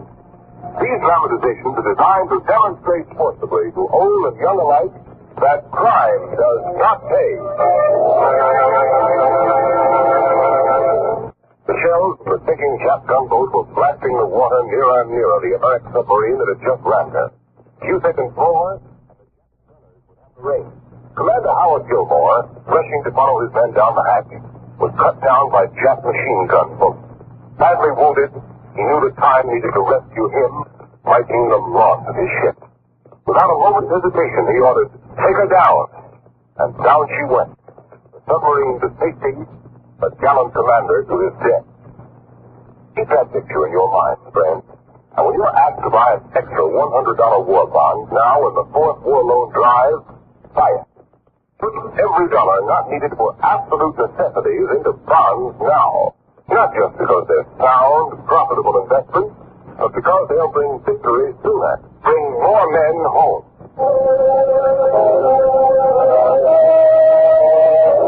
The Shadow, the serious character who aids the forces of law and order, is in reality Lamont Cranston, wealthy young man about town. Several years ago in the Orient, Cranston learned a strange and mysterious secret. The hypnotic power to cloud men's minds so they cannot see him. Cranston's friend and companion, the lovely Margot Lane, is the only person who knows to whom the voice of the invisible Shadow belongs. A path to death. I'm not to leave that. Let me out. Let me out of this electric chair. No, wait. Don't touch the switch. No, don't. Don't! Don't!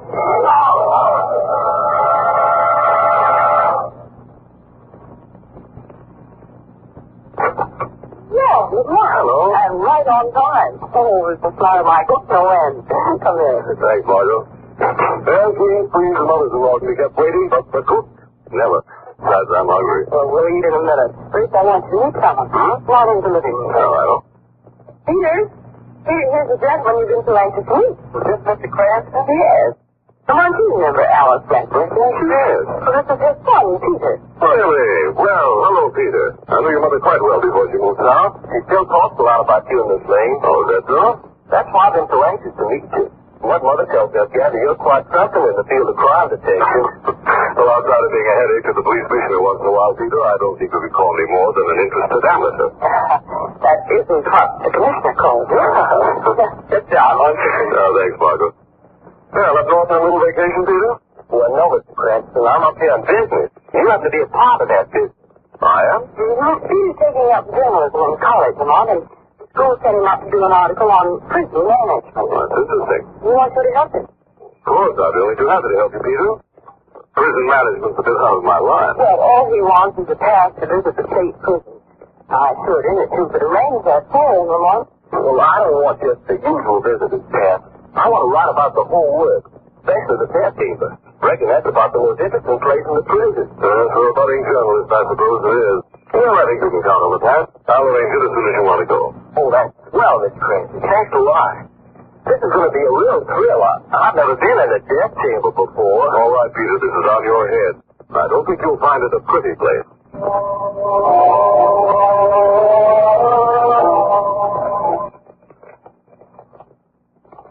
This is your first visit to the state prison, young man? Well, this is my first visit to any prison. I see, and it should be doubly interesting. Oh, it is. Say, when do we see the death chamber? I especially want to see that. You'll be in the death chamber soon, huh? I guess I must seem pretty anxious to you. Well, you see, I'm studying journalism. Journalism? Did you say journalism? Yes, I'm preparing an article for the college paper. A student of journalism should know who I am. Take a good look at my face. Ever see me in the papers? No, I can't say that I have. Never mind, you're young. It was before your time. Well, I guess you've been working here in the prison a long time. Those drops on your feet, those stripes have been put on for every 5 years I served the state. 5 years? Gosh, that's 5, 10, 52 to be exact. 52 years inside prison walls. God, doesn't it give you the willingness to be on? I'm proud of my service. I only wish I could serve again as I have in the past. But I should have hold on. Just a minute now. Oh, what's this? Step in, please. So it's dark in here. Yes, this is the death chamber. What? The death chamber? Put on the light. There we are. There's nothing to be afraid of. No, of course not. Excuse me. Yeah. Here's the room you've been so anxious to see. The last sight on your trip. See it? Kind of spooky in here. Spooky? Why, this is one of the best kept rooms in the institution. And that's electric chair over there. Yes, it's not quite as sinister looking as you expected, I suppose. That depends on the way you look at it. When I think of the men that have died in that chair... Why, my dear boy, death is nothing. Nothing? The most majestic experience of life. Nothing has greater nobility than death. Yeah, I suppose so. Say, it's getting warm in here. I guess we better be going, huh? Going? Why, I haven't told you anything about the death chamber yet. Oh, I know. Leave that door over there. Well, the pre-execution cells are just beyond. There are 10 men in there now waiting to sit in the seat of the fallen. Seat of the electric chair, of course. When they're brought in, the executioner will stand here at this panel, his hand on the switch. The men are strapped in. The warden gives the signal. The switch is thrown in like this. Don't be alarmed. The chair is quite harmless until those wires are plugged in. And they're the electrodes that carry the power through from the powerhouse. Oh, that's very interesting. Now, I guess I got more material than I need for mine. But you wouldn't go without sitting in the chair. What would I want to do a thing like that for? Why, every visitor sits in the chair. It's something to tell your friends. Come, sit down. If you don't mind, I'd rather know. This is an experience you'll never forget. Here, let me help you. Sit right down. Well, it's customary, of course. There you are. Now, I'll show you how it feels to be trapped in that big chest strap. Well, you certainly did that all the day. Now, the right arm and the left. Oh, that's enough. You got this chest strap so tight. I can the right leg like this and the left. Well, look, maybe you didn't hear me, but I said I had enough. And we drop the hip piece down like this. And there you are. All snug and ready for the most noble, most majestic experience in life. What do you mean? You are now ready for death. Now look here. Hey, what are you doing with those electrodes? No, don't do that. Take your hand off that switch. No.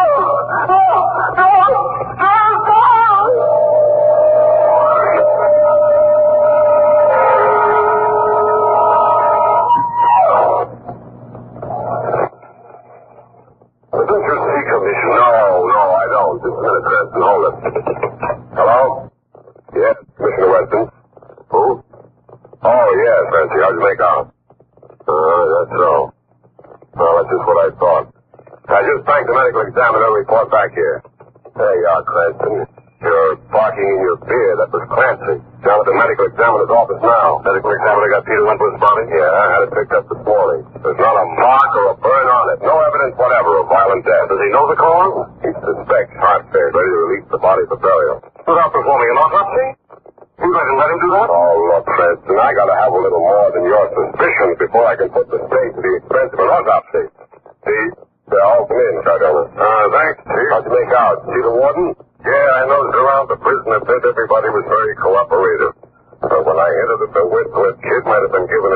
Why, they just showed me a lot of teeth. See, Cranston, you're the only one that suspects foul play in this case. Also, Warden Cardona? Yeah. He was the one that laughed the loudest when I asked him if the kid might have gotten a nut. Then I talked with a guy named Ardice. Who's Ardice? Oh, he was the last to see young Wentworth alive. He's an old cod. He's been in the prison long enough to be part of the foundation. They just bedded him down on account of he's too old to work anymore. So I had to troop out to his home. Where does he live? Far out on the coast as he could get. His shack is perched down on a rock ledge like somebody had dared to build it to see if he could balance his way up. Oh, yes, never mind about that. Just tell us what Ardice had to say about young Wentworth. Well, he says the death house is no place for people with bum hearts. Well, Cranston, I guess you ought to be satisfied by now. You have the word of it. I'm not satisfied. Now, look, I'm thankful to you for what you've done, but I intend to do a little more digging before I'm satisfied. Oh, Miss Lane. Well, come on in. Make the party complete. How'd you make out, Margaret? Did you talk to Peter's mother? Yes, I just talked to her on the phone. What did she have to say? There will be no autopsy. What? Peter did have a heart. You don't say. What do you think of that, Cranston? He was rejected for the Air Force last night. All right, settled it. Now let's go out and have a bite of lunch and fix this whole. Miss Lane and I have very personal stake in this case. Peter Wentworth's mother is an old friend of Margot's family, and I gave the boy his pass to death. But hang it all, man, don't you see? I see only one thing. Peter Wentworth was murdered. Now, look, I want to straighten you out on one thing. If you think Peter Wentworth was electrocuted in that chair, I can wipe that idea out of your mind right this minute. How, Clint? Because there's no power flowing to the electric chair except during a legal execution. When a man is to be executed, the fuse has to be turned on in the main powerhouse. Then the electrodes are plugged in near the chair. In other words, the contact has to be made at both ends. Do you get that? Yes, we get that, Commissioner. Now, you get this. Did you know that a man died in that death chamber only a few weeks ago? Right, and under very similar circumstances? Well, that's news to me. Right, Commissioner. And it'll be news to you, too, when it's proven conclusively that Peter Wentworth was murdered.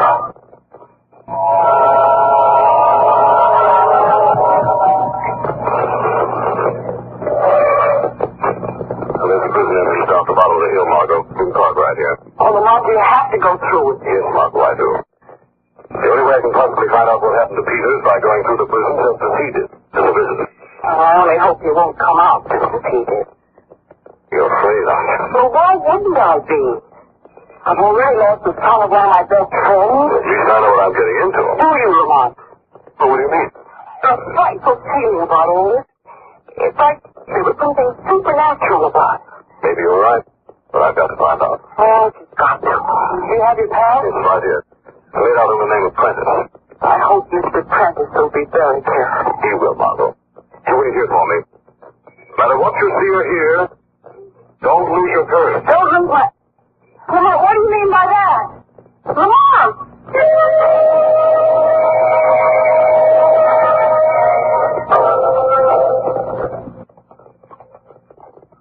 This is the death chamber. Yes, Mr. Prentice, of course. Excuse me a moment.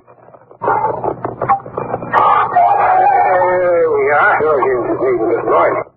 I suppose this is the main point of interest for the visitors who take through the prison. Oh, they all want to see the death chamber. It has a strange fascination. Part of the prison seems to be completely deserted. Not many live ones around here. Very funny. Is this your regular job, taking visitors around? I've been doing it for several years. It's a poor substitute for the position that rightfully belongs to me. Position that rightfully belongs to you? But what do you mean by that? Nothing at all. Come now, I'm a little nervous tonight. I understand. Suppose I'd be nervous too if I did the things you've done. The things I've done? Well, I'm just thinking how I feel if I spent the better part of my life behind prison walls. It does play on the nerves. Well, it was very interesting too. You've been very patient. Oh, but your tour is not complete yet. Not complete? Why, you haven't sat in the chair. Oh, yes. Well, I'm afraid my curiosity doesn't go quite that far. But your tour won't be complete unless you can tell your friends you actually sat in the electric chair. Well, if you feel I'm spoiling your final touch, of course I'll sit in the chair. Good. Sit right down. Not a very comfortable seat, is it? Now, I've strapped you in. It won't take a minute. There. The chest strap's on already, see? Very good. Sound like an expert. I am an expert. Now the leg strap. You ever seen an execution? Just a moment. Here, right leg. And the left.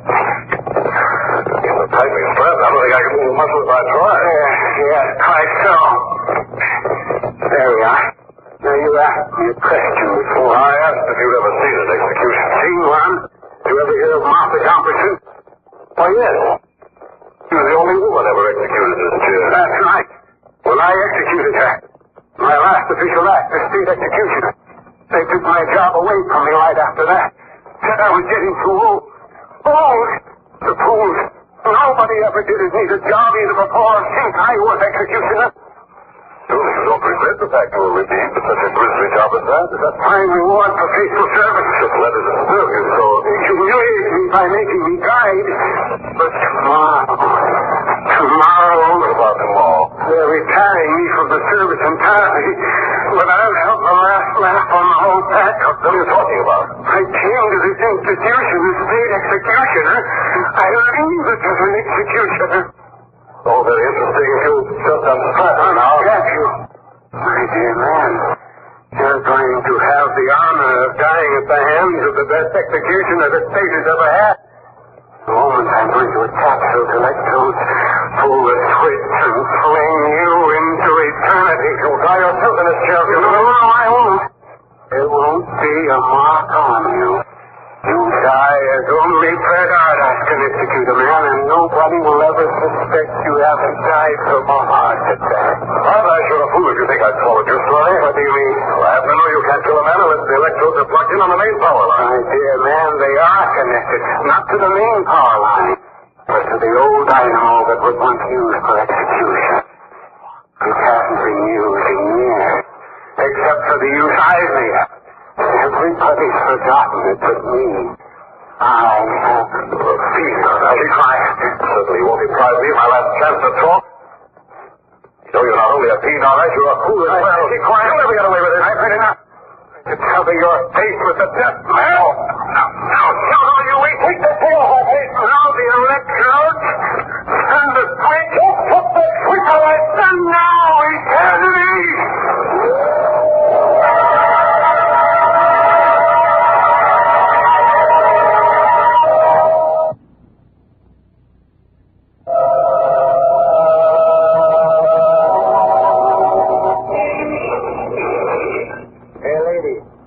You expect to park here. I've got an hour and a half on you now. Why, after I'm waiting for a friend. Well, now, that explains everything. Oh, it sounds well, that's good. No, it don't explain anything, and I wouldn't go so far as to say it's good.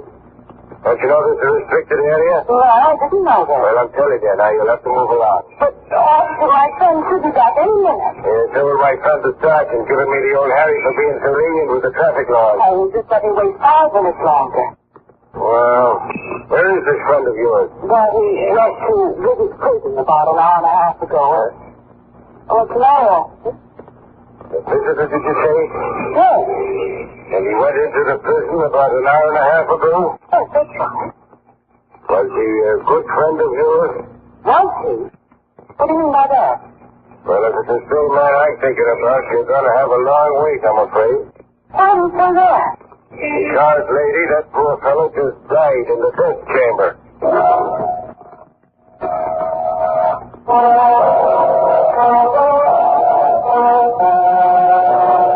You heard what the warden said. There won't be any pictures taken inside the prison. You gentlemen of the press might just as well scram out of here.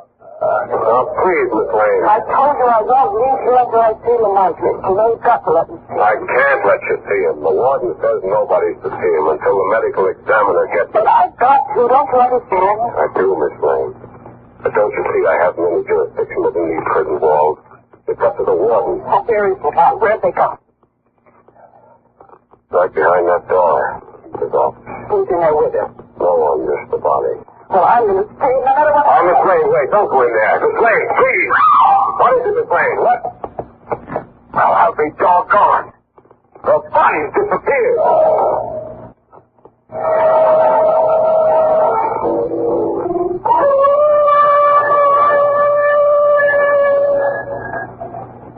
Hey, Mr. Ardock! Mr. Ardock! Hey, Mr. Ardock, you there? Oh, who's that? It's me, my friend again. You all right? Of course I'm all right.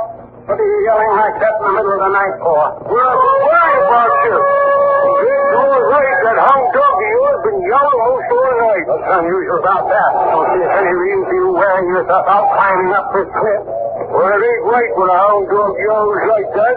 Folks say it means somebody died. Somebody's dying all the time. Now get on back to your cabin. Leave people alone. You hear that? Don't make a buddy's skin creep. You reckon he sees something? What makes you think he's seeing something? Because I thought I saw something myself a while ago when I was sitting out my lobster trap for the night. What did you see? A man climbing the rocks along the shore. He was coming this way. Well, then I heard the dog yell. That's your imagination. Now go on home, go to bed. Well, all right, Mr. Allardyce. I'll get along. I'm glad to find out you're all right. Oh, what a soul-full night this is, anyway. Well, good night, Mr. Allardyce. Good night. Rest. Here, come on, into your kennel with you now. Go on. Lie down now. Lie down. Chicken-hearted old hound. Yowl like that every time I've executed somebody all through the years. And suppose he's yowling for the fool I sent to eternity tonight. He's afraid of death. Just like a you. Just like the one I sent away a few hours ago. He didn't want to die. None of them want to die. But he's gone. And once again I wielded the power to take life. But not the power to give it, Allardyce. You don't have that power. What is that? Who said that? Who's out there? You back again, Mark? No, Allardyce. Mark is well down the cliff by this time. We're alone. Just the two of us. Who are you? Where are you? I'm right here in the room with you. That's a lie. I know where you are. You're hiding in it. Huh? You see, I'm not in the closet. I'm beside you. Very close to you, Allardyce. Who are you? What do you want? You, Allardyce. Your crimes have caught up with you. I've come for you. Go away. Don't come near me. Why do you cower in the corner like that? Surely you're not afraid of death? Yes. One who has the power to take life should not be afraid to die himself. Get out. Get out, I say. Get out before I kill you. Do you hear? Get out, get out. See, Allardyce, it's useless. You can't kill what you can't see. Might as well put that knife away. What have you come here for? To end your criminal career, to bring you to justice. I committed no crime. I'll admit you did your job with fiendish cleverness, but you will not escape.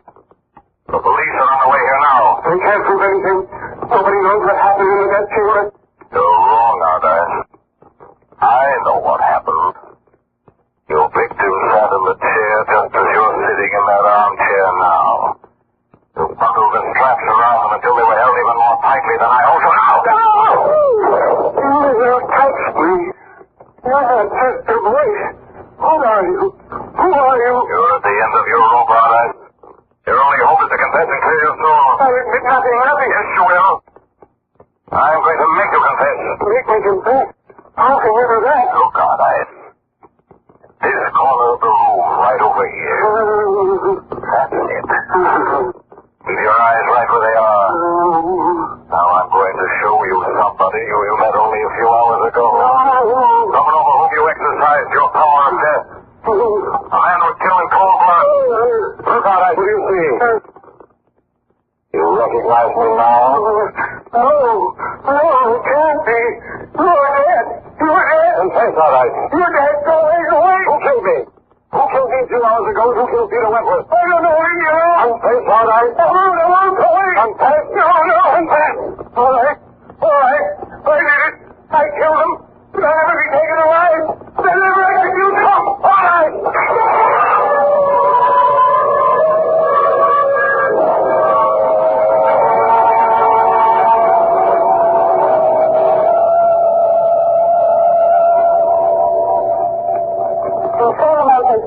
Allardyce's body at the bottom of the cliff. That's right. Well, now look. Mr. West will be here in a minute, and before he comes, there are 2 angles of this case I'd like to get clear in my mind. Holding Margot, what are they? Well, first I'd like to know how you found out about that old animal. Everybody in the prison had forgotten it, but I don't. Oh, that was easy, Margot. The Shadow just slipped into the prison and spent a few hours without ice while he tinkered with his secret death machine. But couldn't Ardite tell that he wasn't getting any power to the chair when you sat on it? No, he was getting power, Margot, but not enough to hurt me.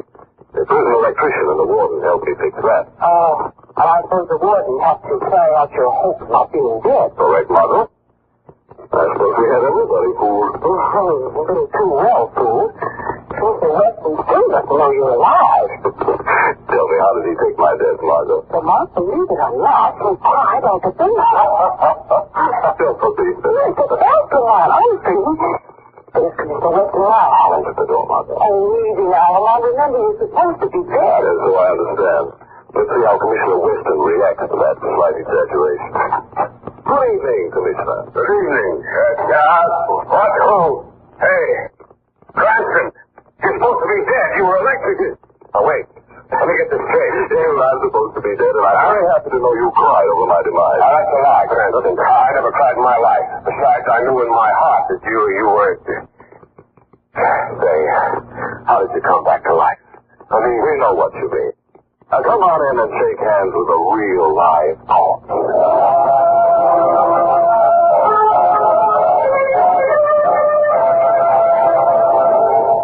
And now let me introduce FUNKO's distinguished eating expert, John Bartlett.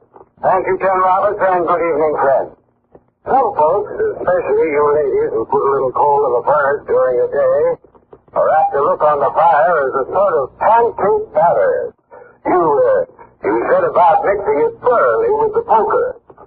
Actually, friends, stirring up the fire with the poker is one of the worst things you can do. Because you mix ashes, live coals, and fresh coal all together, and that forms clinkers. And you know, I'm sure, what grave clinkers can cause. How they choke the fire, prevent coal from burning completely, and damn your furnace great. So, friends, take a tip and lay that poker down. When you want to loosen the fire bed, take the great empty instead. And one more suggestion. Never burn refuse or garbage in your furnace. That also causes clinkers to form. And we've got to avoid clinkers to get the maximum heat out of our coal and make it last longer. I thank you.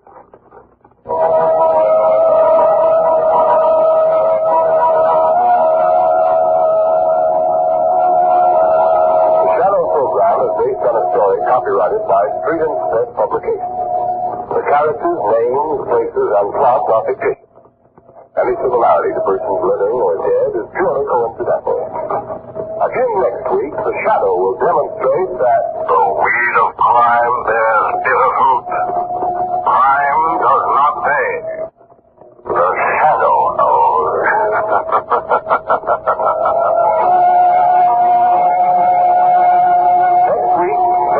Same station, your friendly FUNKO dealer brings you another strange and thrilling adventure from the Shadow's daring battle against the forces of evil. Be sure to listen.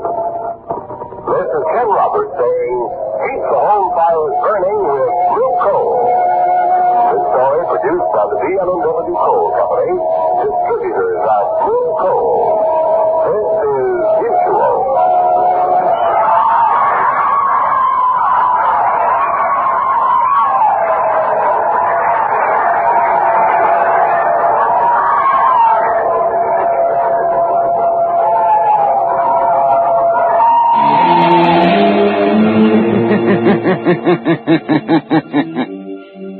Who knows what evil lurks in the hearts of men?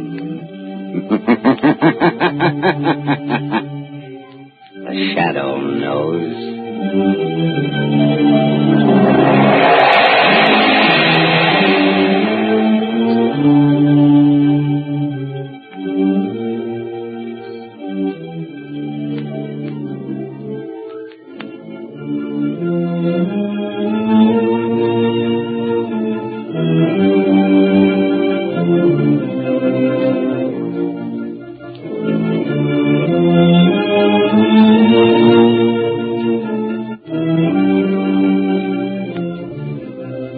Ladies and gentlemen, the Shadow's latest adventure will be on the air in just a moment.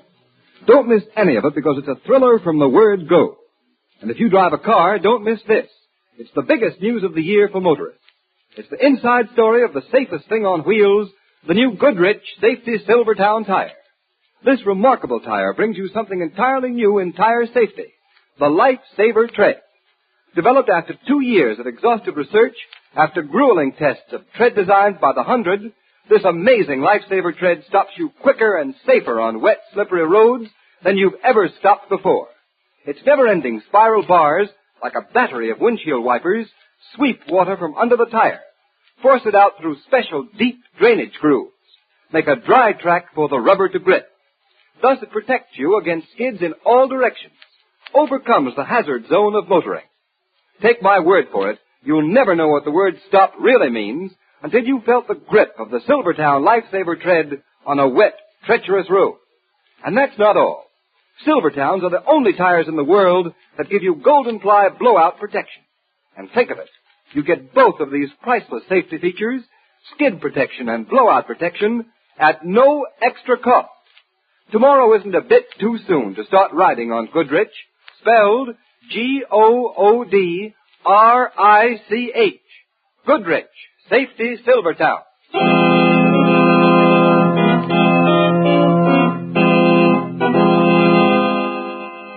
The Shadow, Lamont Cranston, a man of wealth, a student of science, and a master of other people's minds, devotes his life to righting wrongs, protecting the innocent, and punishing the guilty. Using advanced methods that may ultimately become available to all law enforcement agencies, Cranston is known to the underworld as the Shadow. Never seen, only heard. As haunting to superstitious minds as a ghost. As inevitable as a guilty conscience. The Shadow's true identity is known only to his constant friend and aide, Margot Lane. Today's story, aboard the steamship Amazon.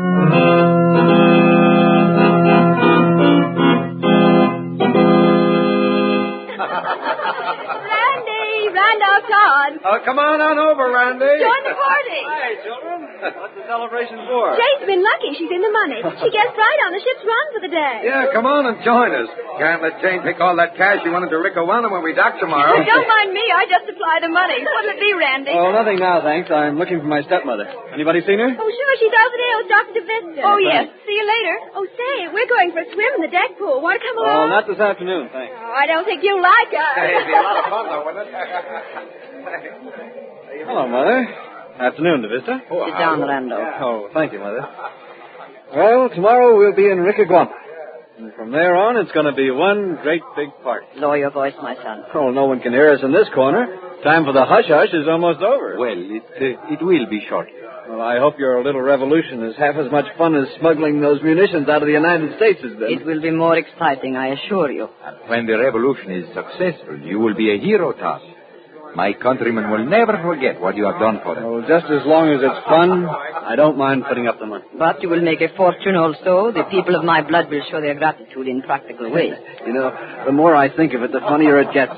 The luxurious steamer Amazon on a pleasure cruise, with enough ammunition and guns down in its hold to overthrow 3 governments. Be careful, Tom. Oh, don't worry. Nobody knows about those boxes marked electric refrigerators. No one but us and Pang Soi. Yes. Your Japanese valet is more practical than you thought. He is interested in the money he is going to make. Sure. Well, Mother, tomorrow should be a great day for you. Yes. To rule the land I was driven out of, an exile. Yes, Marie. The general has promised you great power. Master. What is it now, Tang Sui? Message come to stateroom. I bring it. A message? It is a radiogram. Oh, let's have it, Tang Sui. Here, Master. Oh, that's all, Tang Sui.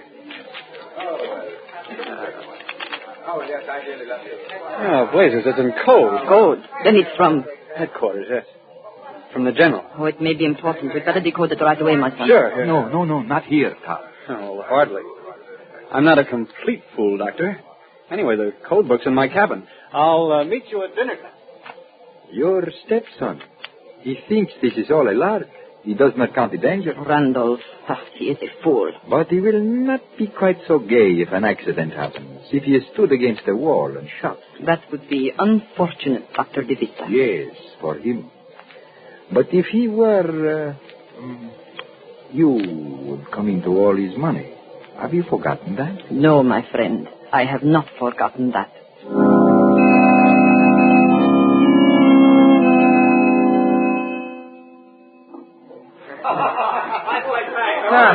Nice swim, Margot? Fun, Lamont. Join me in a walk on deck. I'd love to. I see young Todd doing his famous jackknife with Debutante. Now, Lamont, Randy's a nice boy. I've known him for years. A little too much money, but that's all. And he travels around with a strange crew. His stepmother looks rather formidable. Stop making deductions. You're on vacation. Speak of the devil. Hello, Todd. Oh, hello. Hello, Margot. Randy. Oh, what's the matter with him? Oh, very polite, was I he? never saw him act like that before. He was like a man in a daze. Did look worried. He had bad news. Bad news. Yes, didn't you notice he had a radiogram in his hand stuck in his pocket when he saw us coming? Well, he certainly shot out of his stateroom in a hurry. Yes, and he wasn't really going anyplace. He stopped and standing there by the rail. All by himself. That isn't like Randy either. Margot, perhaps he needs help. Why not talk to him? He wouldn't talk in front of you, Lamont. All right, you go alone. I'll duck. And if he does need help? Maybe we can supply it. See you later. All right, I'll go over and talk to him. Nice day, isn't it, Randy? Huh? Oh, hello, Margot. Randy, what's the matter with you? Well, I'm in kind of a jam, Margot, but don't you worry. What sort of a jam? Oh, it's the worst darn mess Suppose you tell me the whole story. I can't do that. Of course you can. No.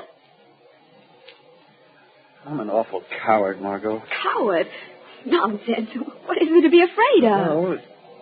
Oh, nothing. Randy, I believe you are frightened. Are you in danger? Margot, what would you do if... No, I can't tell anyone. Tell them what? Oh, please, leave me alone, Margot. Randy. Stop pestering me, will you? I can't stand it. Randy, come back here. Randy! Shadow. Yes, Margot. You heard everything? Yes, I was here beside you. Randolph Todd must have some cause for his fear. I think I must talk to that young man. Talk to him soon. As the shadow.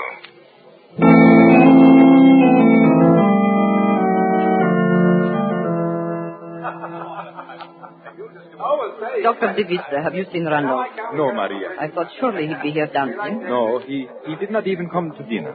Aunt Sui is looking for him. DeVista, there is something wrong. Let's go to the boys' car. Come. Here is Aunt Sui now. Tang Sui, my stepson? My master has gone back to his stateroom. Good. He is worried. He walks up and down, up and down. We must see about this. Please come, both of you. That radiogram, Maria. Perhaps that is what upset him. Here is the cabin, mister. Open the door. Hello? Oh, is it you? Yes, Todd. It is us. Shut the door, Tang Sui. Yes, mister.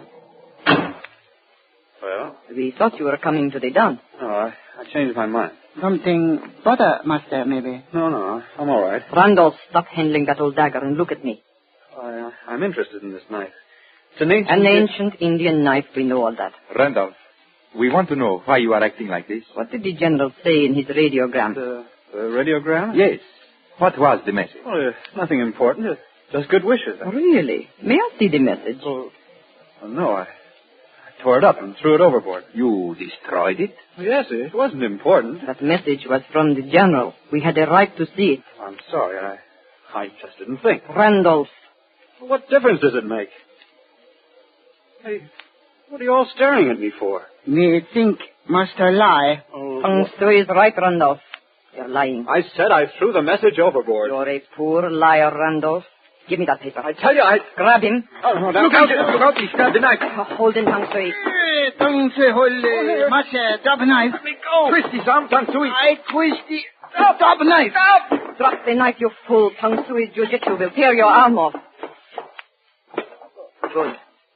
Go through his pockets, DeVista. I'll pick up the knife. Hold him, Tang Sui. No worry, Tang Sui handle. This won't get you anywhere. Find the radio message, Doctor, and the code book.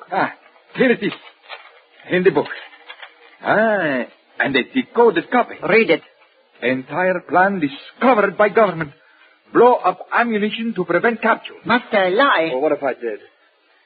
Can't take that message seriously. It is an order. It's insane. Think of all the people on this boat. I won't do a thing like that. If you set off the ammunition, they'd all be killed. What is that to us? Fool. We follow the general. Listen, this isn't what I joined. This is mass murder. Innocent people. I didn't mind fighting in your penny ante war, but this... You are a traitor to your people. Your people, stepmother. Not mine. The passengers on this boat are my countrymen. I won't let you slaughter them. I'll show up the whole scheme. You dare? Well, watch me. Either you call the whole thing off or I go to the captain. No, master. You can't hold me forever, Tansui. So, you would betray us. Enrique Guana, this is the fate of traitors. Mother, put down that knife. The knife, it is for the traitor's heart. Maria! You threw the knife. Let him fall, Tansui. Mistress, throw well. He is dead. But, Maria, this is murder. Do not be a fool, Davista. We had to silence him. You cannot hide a murder. It is not murder. The knife is Randolph's. His grip alone is on the handle. I threw it by the blade. My poor, distracted stepson killed himself. Suicide? Mistress is very wise. Yes. We shall say when they ask questions that we three left him alone and went to dinner. Later, in the dark, we shall carry out the general's command. Explode the... Yes, my dear doctor. Blow up the ship.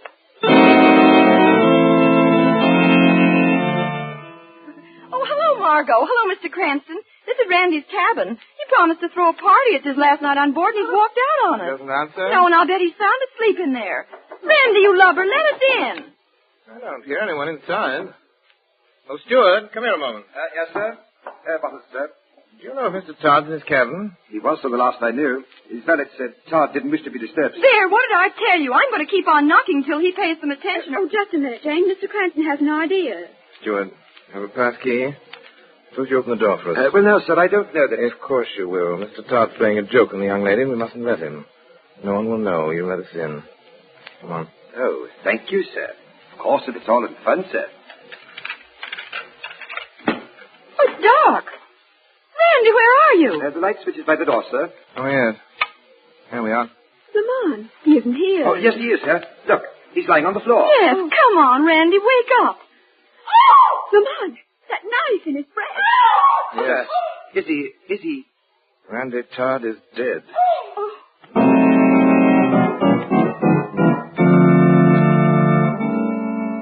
Oh, my poor, poor Randolph. I'm sorry, Mrs. Todd.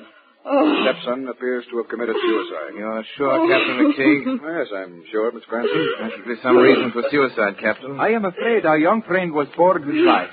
He was ill and depressed when we left him before dinner. Exactly, Dr. DeVista. I had the ship's doctor check the fingerprints on that knife.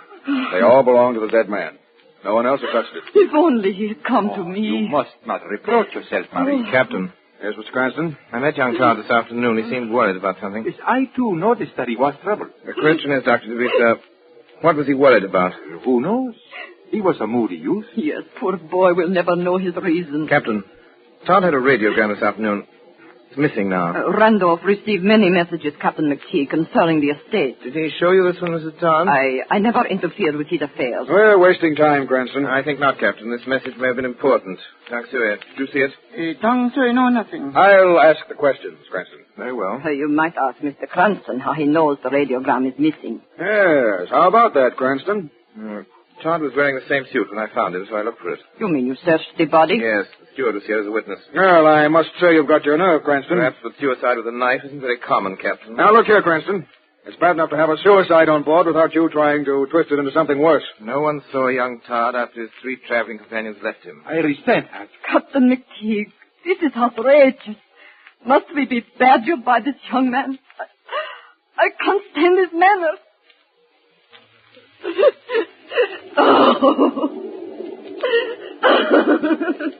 I still think... That's enough from you, Cranston. I'm merely trying. I've had more than enough of your impudence. Adams, take this Mr. Cranston to his stateroom and lock him up. Lock me up? Yes, I'm holding you as a material witness. Oh, that's ridiculous. And Adams. Yes, sir. Put a man on the deck outside Cranston's cabin window. He's to stay in his room. Yes, sir. Mr. Cranston. Coming. I'll see you again, Captain. Very soon.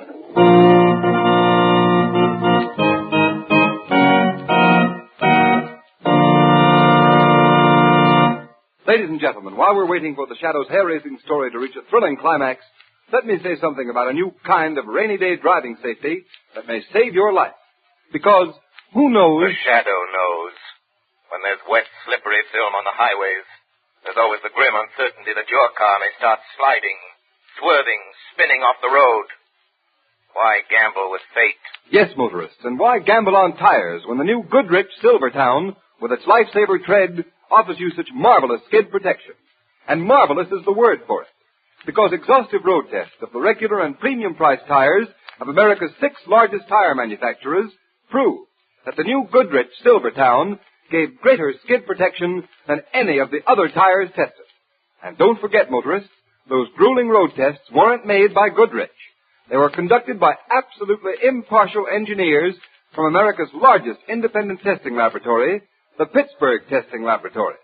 What's more, some of the tires the new Silvertown was tested against have list prices as much as 40 to 70% more. When you consider that, then the fact that this new Goodrich Silvertown gave greater skid resistance than any tire tested is even more remarkable. Remember, when you buy Silvertowns, you get Lifesaver Tread skid protection plus Golden Ply blowout protection. 2 exclusive Goodrich features at no extra cost.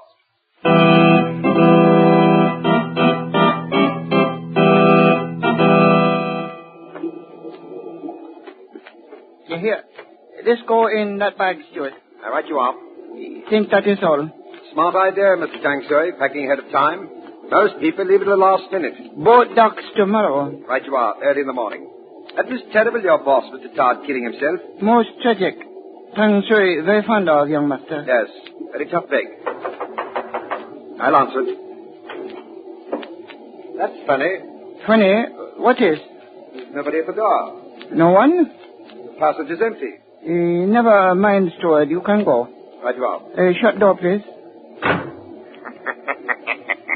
Steward, I said go.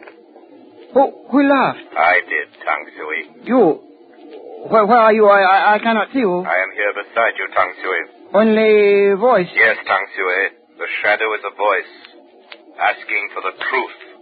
The truth about Randolph Todd's death. Tangsui know nothing. Tangsui lies. The shadow knows.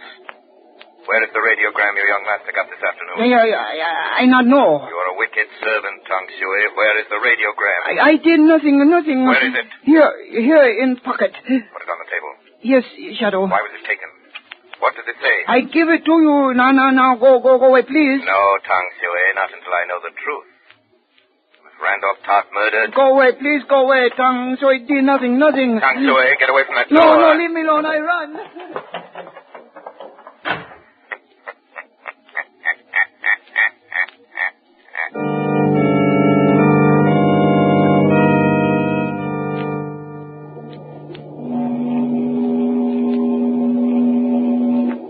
Nonsense, Tangsui. Such a wild story. No, true. Tangsui talk with Shadow. No, ma'am, just Shadow. I don't believe it. It's true, Mr. Shadow. Take radiogram from Tangsui. The radiogram? You gave it to him? You cow. Cannot fight Shadow, cannot see. Fool. There is the answer to not seeing him. He hid in the fog. No fog in Tangsui cabin. Well, we won't mind the fog a little later tonight. Doctor, you'd better shut the window. Look at the way the curtains are blowing in. That's funny. There has not been a breath of air all night. But the curtains were blowing just for a moment.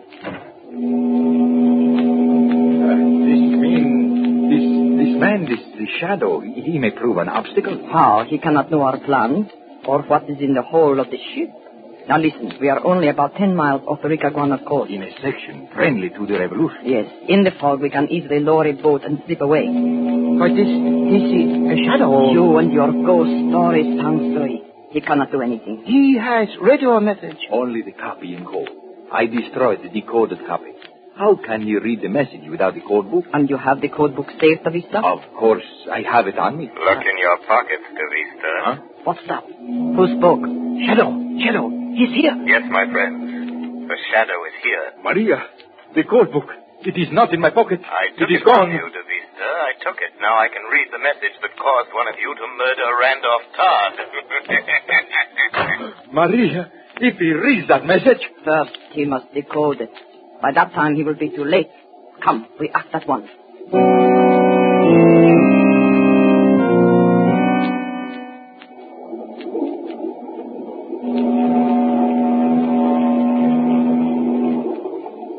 Half speed ahead. Half speed it is, Captain. Very good, Miss Pearson. Keep her on the course and keep sounding that whistle. Yes, sir. Rotten night, sir. Blasted fog. Watch she doesn't get any closer to shore. There are shoals in there. Aye, sir. Captain McTeague. What was that? I am here, Captain McTeague. Behind you. Where? Get off the bridge. There are no passengers allowed up here. Your ship is in danger, Captain. Listen, whoever you are, get off the bridge. There's no danger. I've brought the Amazon through many a fog. The danger isn't the fog, Captain. It's below decks. Below? Say, come out into the light so I can get a good look at you. You cannot see me, Captain, but you must believe me. There are explosives in the hold. You must be crazy. There are munitions. Disguised. They're bound for revolutionaries in Ricaguana with a plan to blow them up. Say, who are you? They call me the Shadow, Captain. Believe me, you must go below before it is too late. Randolph Todd knew about the munitions, too. That's why he was murdered. Murdered? If you don't believe that, Captain, at least go down into the hold. Go now, and you will learn. Mr. Pearson. Yes, sir. Take over. I'm going below. I want 2 men. Armed. Yes, sir.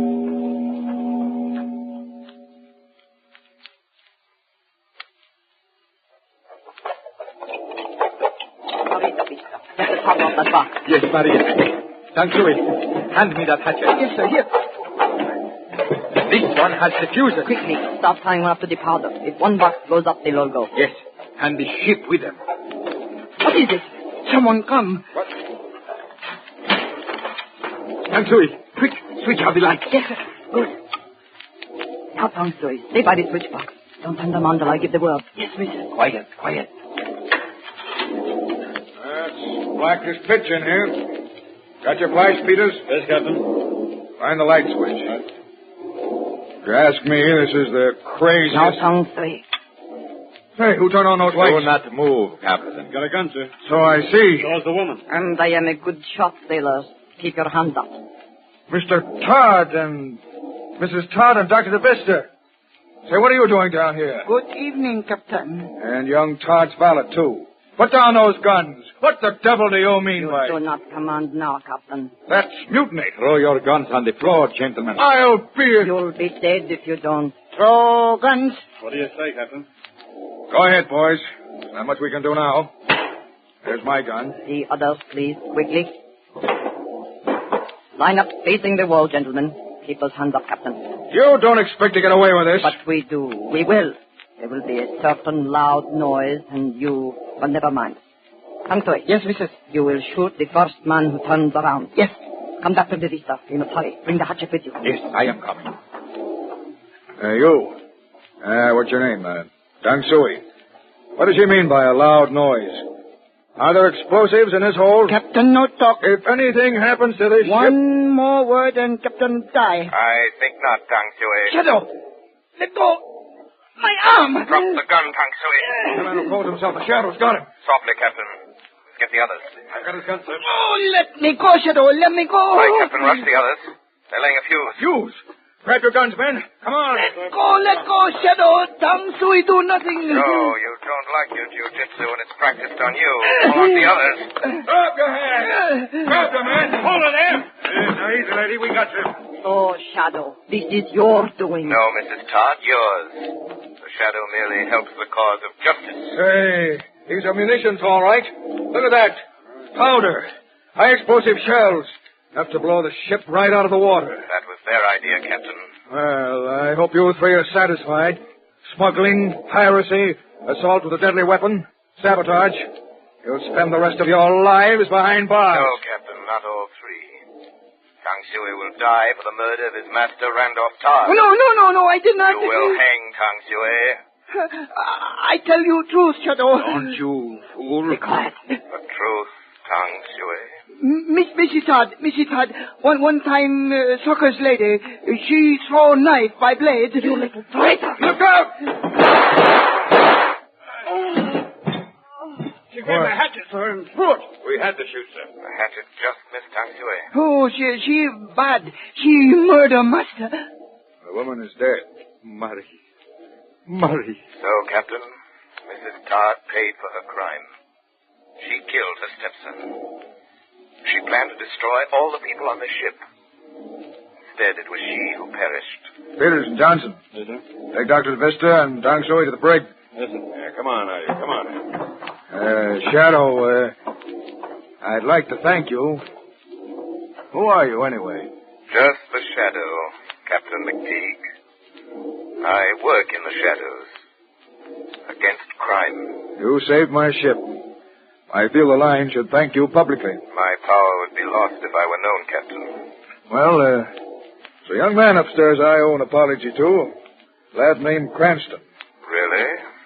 Why? Well, he sort of figured young Todd was murdered. Mr. Cranston must be very wise. Now, Captain, I must go back into the shadows.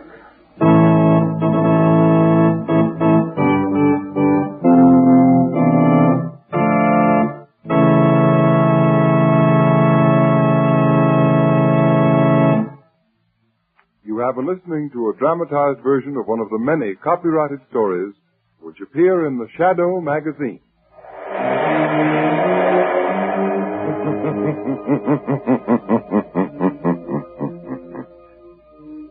The weed of crime bears bitter fruit. Crime does not pay. The shadow knows.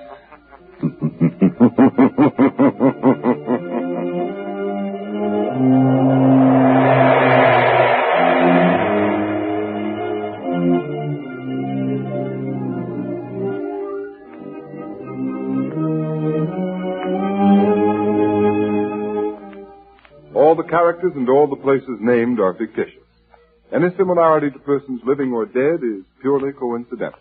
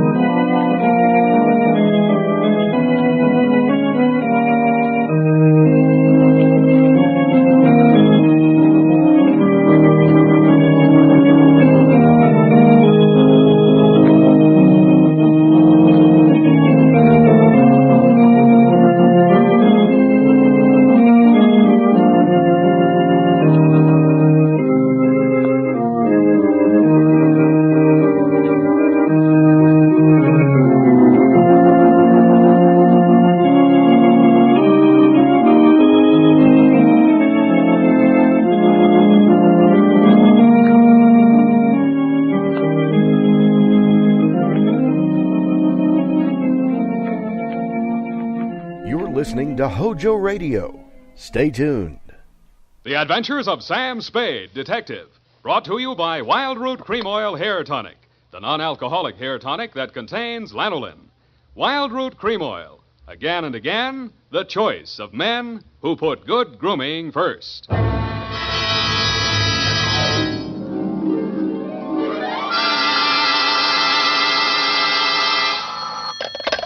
Spade Detective Agency. Bernadine, anything wrong? You sound almost human. It's not Bernadine, Sam. It's me, Effie. F! But I'll tell Bernadine about your compliment. How are things? Well, I've made out as best I could. I don't want you to think that I begrudged you a vacation. After all, you have worked hard. You did deserve it. Sam Spade, is that all you have to say to me? I'm not putting the blame on you. After all, it is a state law, so I can hardly accuse you of letting me down at a time when I needed you most. Well, you might at least ask me if I had a good time. I'm sorry if your conscience bothered you. Oh, well, it didn't. I had a divine time, and I met all sorts of interesting people. Mostly men. You don't say. What else? Well, it was this desert ranch, you know, with a lot of buttes around. You mentioned those. No, Sam, no. They're the result of erosion. Those outdoor types, they go to pieces. Sam, are you pulling my leg? Not over the phone, Effie, but stay where you are. I'll be right down to look at your snapshots. And when you have the time, I'll dictate my report on the missing news hawk caper.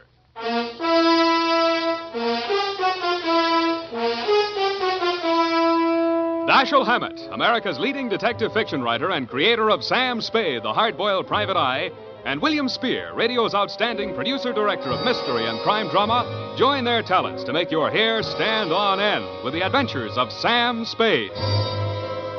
Presented by the makers of Wild Root Cream Oil for the hair. Wild Root Cream Oil, That's the famous name to remember, men, next time you buy hair tonic. And look what Wild Root Cream Oil does for you. It grooms your hair neatly and naturally. Wild Root Cream Oil also relieves dryness and removes loose, ugly dandruff. Yes, men, Wild Root Cream Oil is your shortcut to really handsome hair. So be smart. First chance you get Wild Root Cream Oil Hair Tonic. Again and again, the choice of men who put good grooming first. And now, with Howard Duff starring as Spade, Wild Root brings to the air the greatest private detective of them all in the adventures of Sam Spade.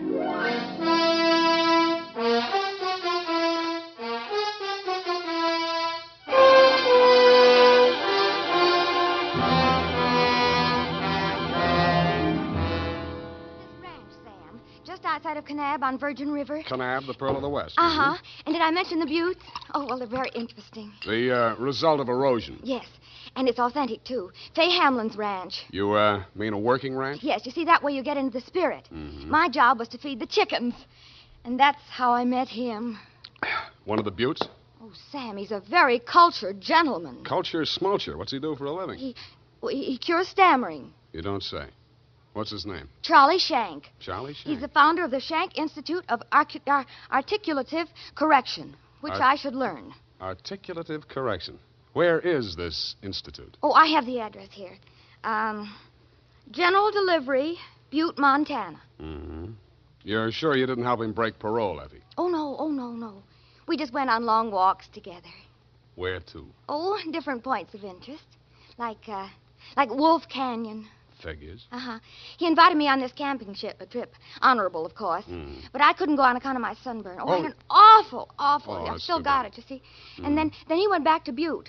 He had to leave in such a hurry he couldn't even say goodbye. Well. It was a pity, too, because an old friend he hadn't seen in years came looking for him just a few minutes later. With a warrant? No, he was an attendant in a nearby hospital. Mental? Oh, yes, very intelligent. He read me some of his poetry. Maybe you've heard it. A loaf of bread, a jug of wine, and thou. Wait a minute. Isn't that the Rubaiyat of Omer Khayyam? That was written by a guy named Fitzgerald. Well, of course. That's his pen name. Quite a penman. Yes, but he's paid his debt to society. And the other time it was a bad beef. Oh, He told me all about it. Sure. He cried on my shoulder afterwards. Sweetheart, when you make a mistake, it's a beaut. Sam, nothing happened. Well, I'm glad he cured you of stammering anyhow. Ready? Oh, yeah. I've got a brand Work, new you notebook. know. Life goes on. I've got a brand new notebook, Sam. I'll just turn over a new leaf. Not a bad idea, dear. Date July 18 to Mr. Alex M. Youngblood. Try that again. Mr. Alex M. Youngblood, P.O., Box 317, San Francisco, from Samuel Spade, license number 1375596. Dear Mr. Youngblood, I need a vacation myself. You need Charlie Shank. You sound tired, Sam. Fortunately, until I met you, my only experience with any of the men and women who make your newspaper run had been with one of your corner newsboys who shortchanged me 2 times within as many days. I have not read your rag since. But your name looked imposing, and so did the $300 check upon which you had written it.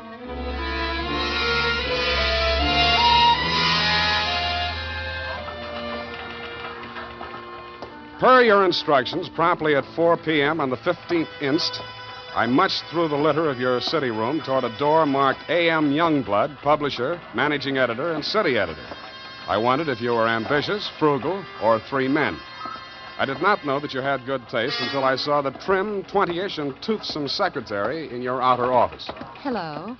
You're new here, aren't you? Well, I'm not exactly here. I'm just here to see Mr. Youngblood. Oh. The name is Spade. Samuel Spade? Sam, except to my most intimate friends. Well, my advice to you, Sam, is to beat a hasty retreat. He's in a foul mood. Oh? Why? Is he blind or older than he feels? I refer, of course, to your spectacular charm, Miss, if I may call you Miss. Please, this is neither the time nor the place. My name is Phyllis Watson, and my phone number is in the directory, if you're really interested. I could be. Thank you. And if a man answers, tell him you're my French teacher. Oui. You better go in now. If you're late to an appointment with him, you're through. Do you have any more words of wisdom? No, but I hope you can do something to improve his state of mind. He's been awful lately. Good luck, Sam. Thank you, Phyllis Watson. Come in. Now, 1 minute past 4. You must be Mr. Spade. That's right. You're almost late. Sit down, Spade. Cigar? No, thanks. Well, don't expect me to offer a drink. You aren't a drinker, I hope. You don't listen to the radio, do you? Well, you'll not drink in this office. Nothing here but a cooler filled with water from a clean, gurgling, laughing mountain stream. You sound like a reformed drunk, Mr. Youngblood. What's that? Well, it was a good many years ago. If you don't mind, I'll just paste up the weather report for my morning edition before we talk. Oh, you do that too, huh? Yes, obviously. And with good reasons. I remind myself that I was once a copy boy, and I find it a splendid way to, at least once each day, to lower myself to the level of the working man. There we are. Very hot in Phoenix, I see. Mm-hmm. Just what do you want a detective for, Mr. Youngblood? I was coming to that, Mr. Spade. Sorry. Now, well, first let me warn you that your assignment is a highly confidential one. They all are. In this case, a man's life may be at stake. The situation, my newspaper, at my order and under my guidance, has launched a campaign against crime. Not aimed at the petty criminal, but at the easy-living leeches at the controls of the rackets, the hoods in bankers' clothing, the mansion-house parasites who direct the pickpockets, the second-story men, the housebreakers, who gamble away $500,000 a year and pay income tax Yeah, only don't a go to fraction pieces. of that amount. Yes, I understand. You're after the boys on the safer side of the fences. Nicely put, Spade, yes. Thank you. Well, the long and short of it is this. The author of the expose series, Ray McCulley, my top crime reporter, has been missing for 2 days. I want you to find him. What makes you think he's still alive? Good heavens, Spade, why must you suggest that he isn't? Because if I were a mansion-housed parasite in danger of being unhoused by a newshawk, I'd see said newshawk standing in a cement block in the bottom of the bay. I will accept that only when no stone has been left unturned. Every straw and every haystack has been searched. Every... nook and cranny? Yes. Sounds as though you need at least one police force, Mr. Youngblood. Now, why don't you just... No. Impossible. We've already had a brush with the police over the expose. I'll not be dictated to at this stage of the game. I started this investigation, and I'll finish it alone. Well, it's a pretty big order, Mr. Youngblood, but times are tough. I'll see what I can do. Good.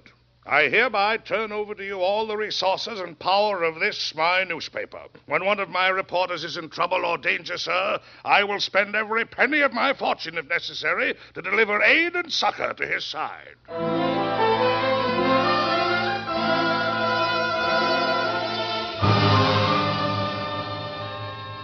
You then gave me Ray McCulley's expose stories to date. I saw why you, his family and friends, and his creditors could have been worried about him. They were hot. One followed a stolen car from the time of the heist through the alteration of the body color, tire brands, license number, motor serial number to the time it was shoved onto a used car lot. They named names all the way through. And another did the same to the firm of Otter, Badger, and Mole, furriers, and alleged manufacturers of coats from clouted pelts. Ray McCulley had dropped out of sight right after that story had been published. So I left your office hoping that I'd reach the address of Otter, Badger, and Mole before closing time. I did. The plushy showroom was occupied by a dozen attractive fur-bearing models, female, but wax. The live models, male, were wearing padded shoulders, pointed shoes, and coats tailored for underarm artillery. They would have looked more natural at Madame Tussaud's waxworks, Bertram the burglar section. Hey, what'll it be? Something for the little woman? Where do I find Mr. Otter? Are you the law? Leo sent me. He's in his office. Come on. Oh, wait a minute. Don't crowd me. You say you want to see the boss? On business. Stop nudging me with a rod. In there, hey, move. Okay. Hey, boss. Yes, Woody? Here's Joe here to see you. Leo sent him. I'll nudge him in, Woody. No nudging, Woody. Well. So Leo's sending a man to see me. I wonder why. If you'll comb this character here out of my hair, I'll try and tell you. Sit down, Woody. Thanks. You're new in town. Yeah, that's why Leo sent me. A local muckraker named Ray McCulley interviewed you. He also interviewed Leo, but it didn't get printed yet. Leo wants to find him. So do I. How can I help? Well, he walked out of here, went to his hotel, wrote the story, and mailed it in. That's the last anybody's seen of him. Leo was just sort of hoping that you'd already taken care of him. Not yet. That's all I wanted to know. Thanks. Just a moment. Yeah? Leo's sending you out alone? Why not? That's a tough boy, that McCulley. He's got plenty of protection. That's what you need. What kind of protection? Go along with him, Woody. Who, me? You're Woody, aren't you? Now, look, Mr. Otter. I don't want to look a gift horse in the mouth, but the way I see it, this is a lone wolf type caper. Hey, what's the matter, hey? You think I'm too good for you? Well, Woody, I wouldn't say that. Good, it's settled then. Take care of him, Woody, and don't mix it up with any of Leo's boys. If he's out to get that rat McCully, he's our friend.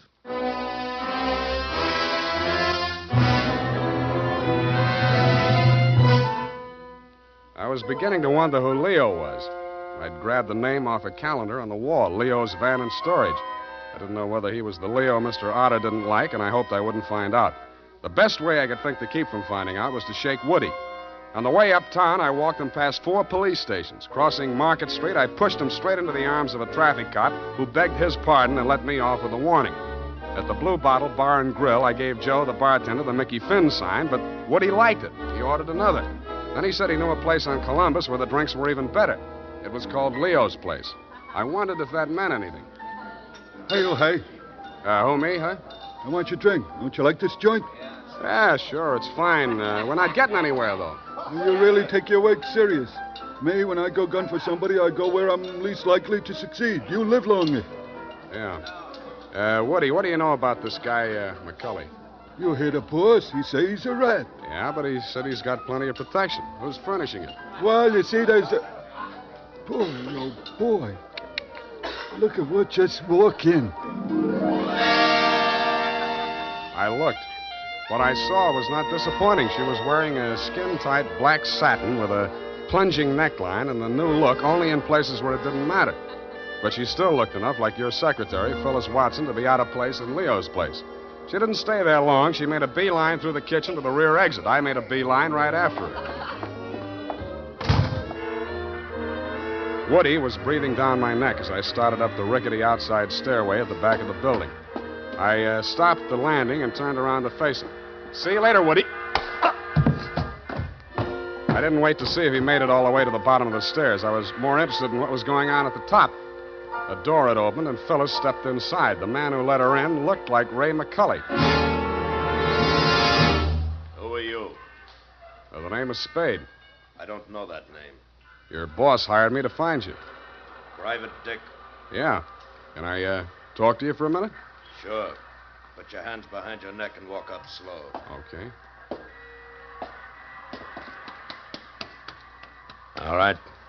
Go inside. What's the matter? You're not acting glad to see me. This is the guy, Phyllis. Yes. Alex hired him this afternoon. There, you see. Now, what do you want me to tell Youngblood? You're not going to tell anybody anything. Oh!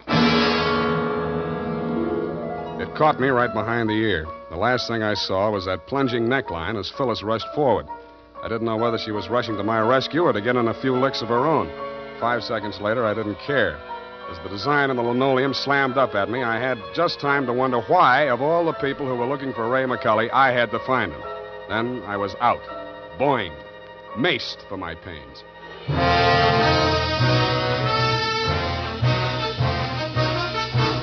The makers of Wild Root Cream Oil are presenting the weekly Sunday adventure of Dashiell Hammett's famous private detective, Sam Spade.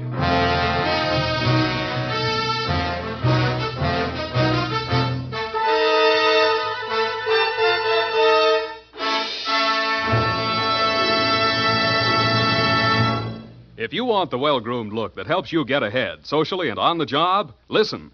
Recently, thousands of people from coast to coast who bought Wild Root Cream Oil for the first time were asked, how does Wild Root Cream Oil compare with the hair tonic you previously used? Better than 4 out of 5 who replied said they preferred Wild Root Cream Oil. And no wonder. Wild Root Cream Oil grooms the hair neatly and naturally, relieves annoying dryness, and removes loose dandruff. What's more, non-alcoholic Wild Root Cream Oil is the only leading hair tonic that contains soothing lanolin. So ask for Wild Root Cream Oil Hair Tonic. Again and again, the choice of men who put good grooming first. By the way, smart girls use Wild Root Cream Oil, too. And mothers say it's grand for training children's hair.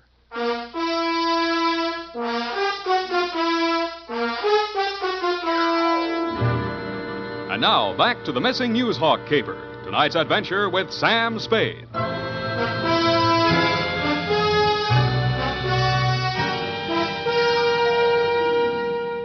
I was was lying on the floor in a room with nothing in it but a sink, an army cot, a square of dirty linoleum, and a body. I staggered to my feet, ran some cold water over my head, and took a closer look. It was Ray McCulley. He was a very dead, crusading reporter. He'd been stabbed clean through with a long-bladed kitchen knife. It said on the handle, property of Leo's place. I went through his pockets. In his wallet, a press card, a police card, union card, and 10 genuine, crisp, new $1,000 bills. That gave me a line on the killer. He was crazy. So was I. I left it on him, too. Folded up in his vest pocket, I found 2 newspaper clippings, one from the Chronicle and one from your paper. Both weather reports for the same date. It was very hot in Phoenix, according to both papers. But according to your weather report, the temperature in Needles, California was 135 degrees. That needled me. So did the slip of paper I found on his shoe. The number 9 and a date had been stamped on it with a rubber stamp. The date was the same as that of the weather reports. I turned it over. It said Ruthie's Booth, Manson Bowling Alley.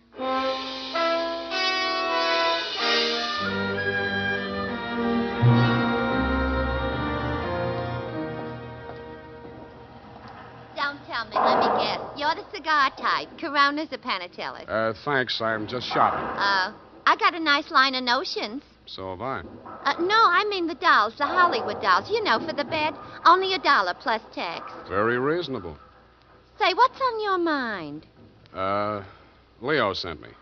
Oh. Are you going to collect the slips hereafter? Well, not tonight. You see, I'm sort of the troubleshooter. Leo's checking up on some of the numbers that didn't come out right. Listen, I'll tell him to his face I don't want any part of those wrong numbers. They're scary. Nuts. Who bought this one? Let me see. Oh, last Thursday. Oh, number 9. How can I forget? He put $500. And honest, if he's been around once, he's been around 100 times to see if it paid off. Did it? What's his name? Mr. Spinelli. He buys a slip every day. And if you ask me, he's learned his system. Because he's been winning, you know. Dimes and then $1 and then $5. And then when he come in with 500 on number 9 until he dropped dead, did it win? Where does he live? It did. Wait, I'll look on the sheet. Hey, somebody else was in just this afternoon. Give me that address. Hurry up, will you? Well, it's right around the corner on Manson, 810. Say, maybe that's his system, 8 and 1. Don't that add up to 9? Hey, what's the matter? Where are you going in such a rush?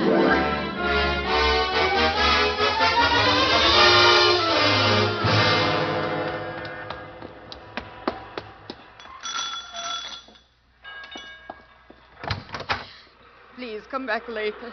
Tomorrow. Next week. Are you Mrs. Spinelli? Yes, please. I had so much trouble. Is your husband home? Oh, my poor man. They take him away. He's dead. Oh, I'm sorry. How did it happen? Who are you? I'm a detective. Maybe I can help you. May I come in? All right. Come on.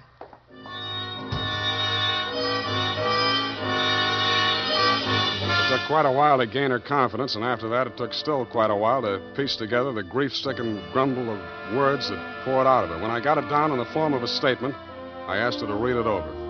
Item, statement by Mrs. Arturo Spinelli.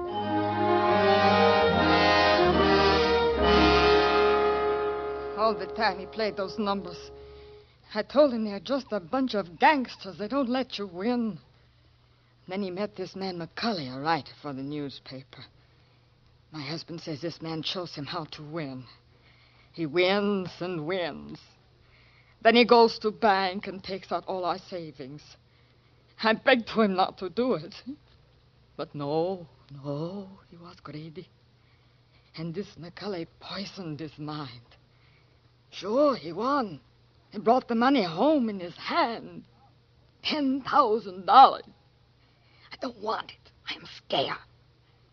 I took it while he was sleeping with wine and gave it to the men. I tell him all I want is the 500. He tried to tell me we do good. We help catch the big gangsters.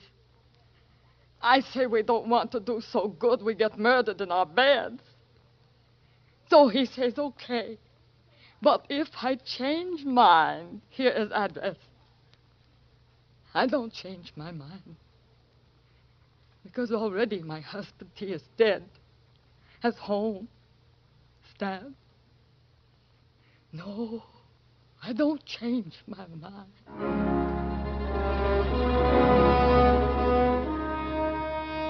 She signed it, and I left her alone with her grief. I wasn't working for you anymore, Mr. Youngblood. You hired me to find you a reporter, and I had. And I wished I hadn't. The rest of it I did for myself. You weren't in your office when I got there, but Phyllis was. I found her behind the city desk in the act of dropping tomorrow morning's weather report into the slot. I grabbed it out of her hand. What? Oh, it's you. Where's your boss? At home, I guess. We'll talk in his office. Come on. Sam, I can explain how I You're happened going to to be... explain plenty before I'm finished with you. Sit down. Oh, you...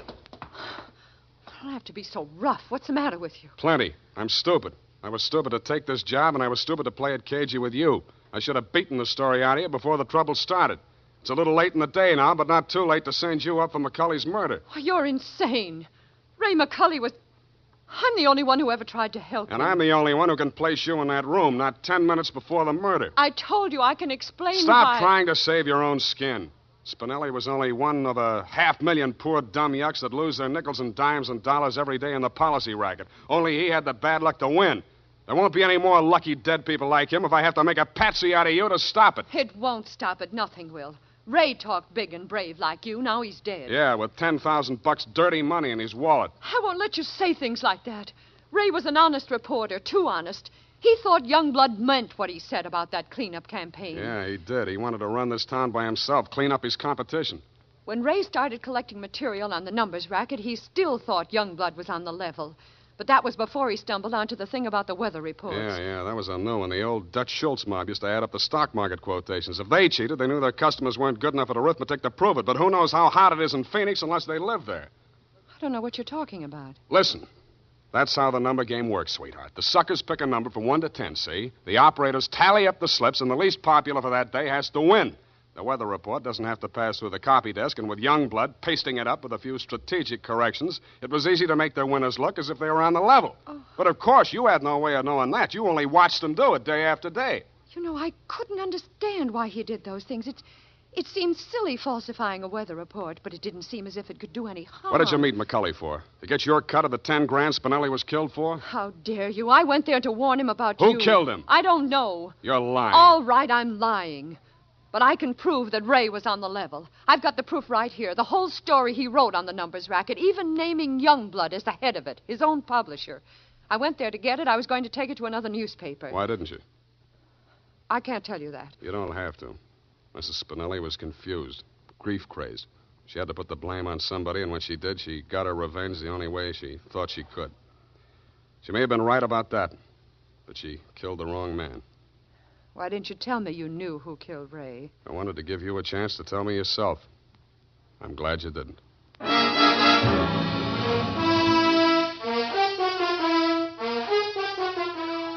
And that, Mr. Youngblood, is the crop. I'm sure you appreciate the fact that I gave the double scoop to your paper. Like Mrs. Spinelli, I have my own ideas of vengeance. Besides, it may up your circulation a little, and you can certainly use a little extra money for your defense. By the way, who's Leo? Period, end of report. But, Sam. Yes, Evie. I thought Mrs. Spinelli killed Ray McCully. The vacation helped. You're absolutely correct. Mrs. Spinelli killed Mr. McCully, if you'll pardon the expression. But why did she kill her husband? I was wrong. The vacation didn't help. You mean she didn't? She killed McCully to avenge the murder of her husband. You mean Mr. McCully killed Mr. Spinelli? Effie, stop. I'll go mad. Oh, you need a vacation, Sam. Look, type that up. The clatter of the keys may stimulate you to further cerebral activity. I beg your pardon, Sam? Brain work. Now, shoot. Oh, brain work. Oh, well, you know best. Tonight, men, or first thing tomorrow, get Wild Root Cream Oil and see what wonders it does for your hair. Notice how easy it is to apply. Notice what a neat, natural job it does of grooming your hair. Notice, too, how effectively Wild Root Cream Oil relieves annoying dryness and removes loose, ugly dandruff. No getting around it. Once you try it, you'll never be without it. So tonight, or first thing tomorrow, call at your drug or toilet goods counter for Wild Root Cream Oil. Get the big economy bottle and the handy new tube that's easy to pack when you travel. Also, ask your barber for a professional application of Wild Root Cream Oil Hair Tonic. Again and again, the choice of men who put good grooming first. Well, here it is, Sam. And you were absolutely right. The typing cleared my mind. It's all clear now except for one thing. Well, let's clear that up right away. Why did Mrs. Spinelli kill her husband? She did not kill her husband. Oh, I'm sorry. I meant, why did Mr. McCulley kill Mr. Spinelli? Kelly did not kill Spinelli. Who's Kelly? McCulley. McCulley's real name was Kelly? Now, let's start all over again. Disregard everything we said up until now. Make your mind a complete blank. All right, Sam. In the first place, McCulley did not kill Spinelli. That's what I said. It was his wife, wasn't it? Now, wasn't it, Sam? Oh, stop teasing me. Sam, why do you look at me like that? Effie, Mr. Spinelli was killed by one of the policy racket hoods to get back the 10 grand he won on the numbers game. Then how did the money get into Kelly's pocket? McCulley's. Why do you insist on using his alias, Sam? Effie, that was a tip of the tongue. I mean, look, Mrs. Spinelli took it to him because she was afraid her husband might be killed for Then it. why didn't they take the money when they killed him? Because Mrs. Spinelli had already taken it. Then she did kill him. Go home, Effie! All right, Sam. I'm sorry I'm so irritable to you, but I thought it's... Well, it's been so long since I've been here, you know, Sam. Angel, you're just tired. Vacations have a habit of doing that to you. After a week or two in the office, you'll be all rested up again. I'll take it easy. You act as though you thought my mind were affected. Come here. Sam, now don't, my sunburn. Oh, it hurts. It's nice to have you back. You look good, too. All tanned and healthy. It's great. I think my nose is peeling. Well, don't pick at it. I won't. Good night, Sam. Good night, sweetheart.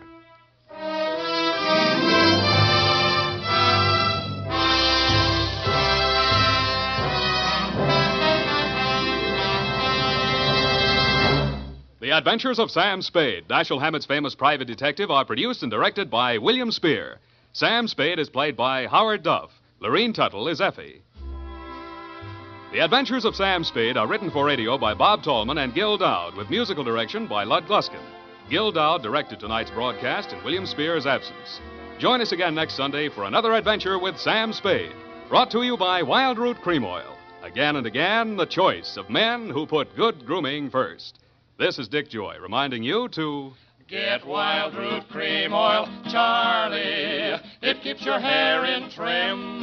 You see, it's non-alcoholic, Charlie. It's made with soothing lanolin. You better get Wild Root Cream Oil, Charlie. Start using it today. You'll find that you will have a tough time, Charlie, keeping all the gals away. Hiya, Baldy. Get Wild Root right away.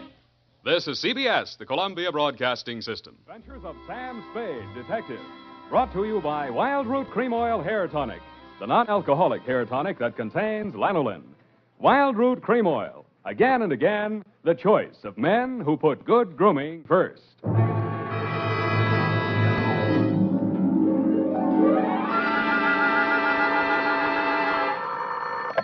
Sam Spade Detective Agency.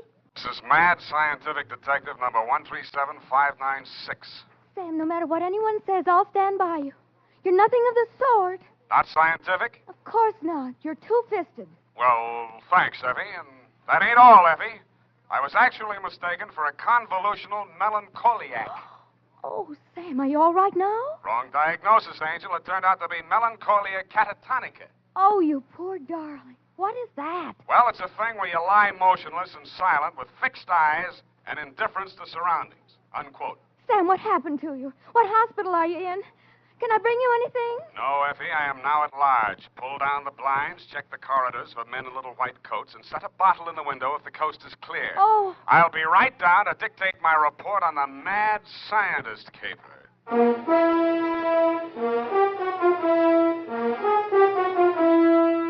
Dashiell Hammett, America's leading detective fiction writer and creator of Sam Spade, the hard-boiled private eye, and William Spear, radio's outstanding producer-director of mystery and crime drama, join their talents to make your hair stand on end with the adventures of Sam Spade. Presented by the makers of Wild Root Cream Oil for the hair. Nobody has to tell you that a neat personal appearance can have a lot to do with helping you get ahead on the job. Now, the first step to a good appearance is well-groomed hair. And I mean hair that's groomed with Wild Root Cream Oil. Wild Root Cream Oil always grooms the hair neatly and naturally. It relieves dryness, removes loose dandruff. Yes, men, to look your best at all times, spruce up with Wild Root Cream Oil Hair Tonic. Again and again, the choice of men who put good grooming first. And now, with Howard Duff starring as Spade, Wild Root brings to the air the greatest private detective of them all in the adventures of Sam Spade.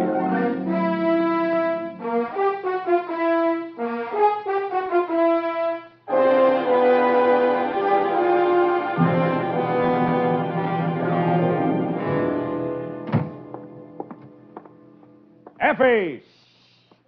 Come in, Sam. The coast is clear. Where are you? Why is it so dark in here? Well, I had to put the lights out. The blind stuck. I couldn't get it down. The heat's off, Effie. Let there be light. Oh, I'm so glad. Now, let me look at you. Don't look at me like that and stop whispering. Oh, Sam.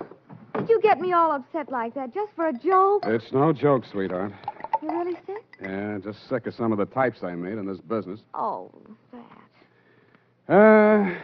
Date, July 25, 1948, to Detective Lieutenant Dundee, Homicide Detail, San Francisco Police, from Samuel Spade, license number 137596. Subject, the mad scientist caper.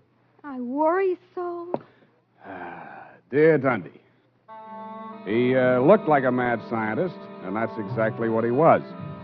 His eyes had a wild gleam in them, his hair was a wild tangle, and he was wearing a wild assortment of clothing that looked as if they'd been slept in shifts. He leaned across the desk at me and said, "They have stolen my secret formula." "They have? Gee, that's too bad." "Oh, you think I'm crazy?" "I don't know yet. I just met you." "My name is Raymond Fox. Does that mean anything to you?" "Raymond Fox. Yeah, I think it does, but I don't quite remember what." "I invented the helioscope." "Helioscope? No, that wasn't it." "I also synthesized hydroxylamophotochronaton." "That was it." "Yes, but unfortunately, production costs were prohibitive." "Uh-huh, but you didn't let that discourage you." "Oh, no, indeed. You see, after a brief illness, I was back in my laboratory, perfecting my greatest contribution to science, what may prove to be the greatest contribution of science to humanity. I call it penetron. Penetron? That is what they have stolen, the secret formula for penetron." Penetron, huh? Now, what exactly is penetron, Mr. Fox, and who are they? Well, penetron is a plastic with a molecular structure which repels atomic radiation more efficiently than lead, yet weighs less than aluminium. Oh, that. Do you realize the significance of this? Well, Imagine a motor no larger than a cigar box, with a power potential that even I don't believe, but they do. Who's they? Grierson Enterprises. Now, how do I know this? When I applied to the patent office to protect my discovery, I received this letter. Here, go on, read it for yourself. Commissioner of Patents, Washington, D.C. Dear Mr. Fox, your application for patent on formula designated under the trade name penetron is hereby rejected. You see. Both formula and trade name, together with descriptive material identical to yours, have been registered by Mr. Albert Grierson, Grierson Enterprises, San Francisco. Very truly yours, George Sherman, Acting Deputy Assistant Commissioner. There. You see? Yes. You don't need a detective, Mr. Fox. What you need is a good patent lawyer. Lawyer? I have one. A legal ball of fire named Roscoe Manning. You know this scoundrel? Yeah? He's got an okay reputation. And I am paying for it. $3,000 in retainers. And now he tells me he can do nothing. Insufficient evidence, he says. What is this outfit, Grierson Enterprises? Yeah, a snare in a delusion, with rented furniture, unscientific ventilation, and dirty work at the switchboard. Mm-hmm. How did they get hold of your formula? Well, it must have been while I was ill. They came and took it away. Out of your laboratory? Oh, well, what does it matter where? I've got to start someplace. Start with the man. I promise you he's a crook. If he steals from me, he's stolen from others. If we can prove that, then I have a case. Well, I can't promise you anything, Mr. Fox, but I'll see what I can do. Will $100 be enough for your retainer? Too much. 25 now, and the balance if I can do anything for you.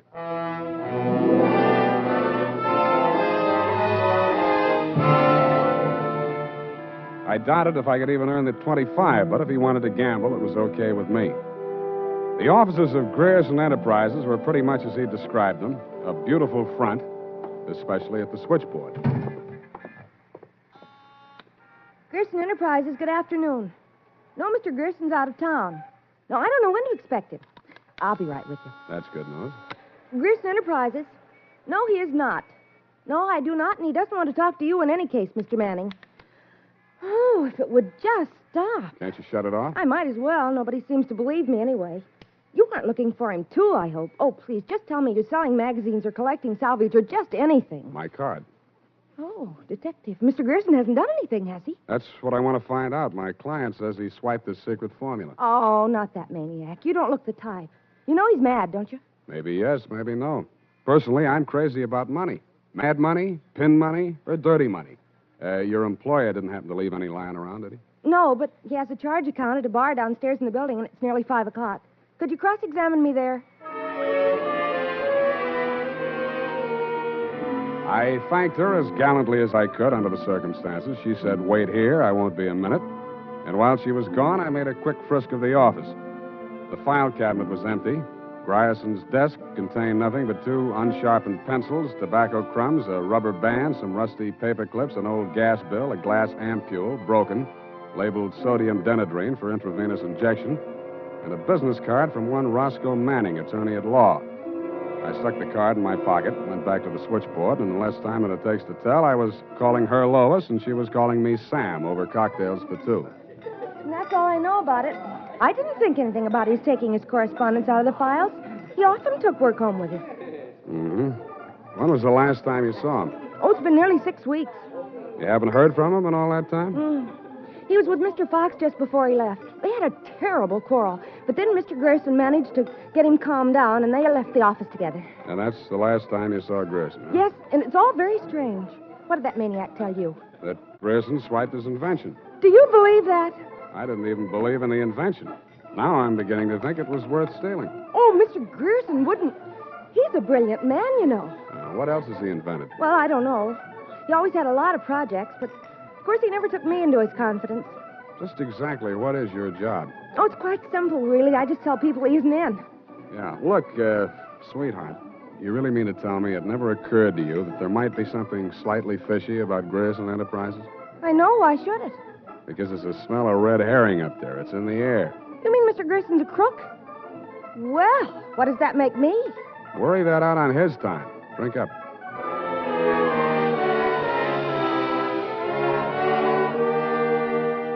She looked as if she were telling the truth. Though with women, especially blue-eyed women, that doesn't always mean anything. If she had anything more to tell, she obviously wasn't ready yet to tell it. I asked her to come up and listen to my Herb Jeffries records. She said my apartment needed a woman's touch. I handed her a broom. She hit me on the head with it and left. And so to bed. Up the Times and phoned my client. He wasn't in. Then I phoned a guy I know who sometimes knows about things and asked him what sodium denadrine was. He said it was a sedative and or a truth serum, a mental-type drug. I wondered what Grierson had been using it for during office hours. I also wondered what else he'd been spending money for. I phoned another guy who knows about other things, and he called me back with the name of Grierson's bank, Golden Gate Trust. An hour later, to my surprise, I actually had something to go on. Because in the past 6 weeks, checks totaling $50,000 had been deposited at Grierson's account, all drawn on the Citrus Exchange Bank of San Anselmo, and all bearing the signature of one Carl Birdwell, M.D. He wasn't hard to find. It was a big place in the outskirts, and the sign on the gate said Mary F. Hotchkiss Hospital for the Mentally Deranged. Dr. Birdwell's cottage was one of 5 without bars on the windows. He was spraying his roses. You're that cystodectomy of Dr. Kobler's. How are those convulsions? Coordination all right? Can't complain. Got the use of your fingers back? Good. Pick up those shears. I want all those ragged edges. Cut off the hedges. Well, why don't you hire a gardener? Or did those checks to Grierson use up all your ready cash? Eh? I thought you were the cystodectomy. Good Lord, you're that convolutional melancholiac. You're not allowed out on the grounds. Guard! Guard! Now, wait a minute, Doctor.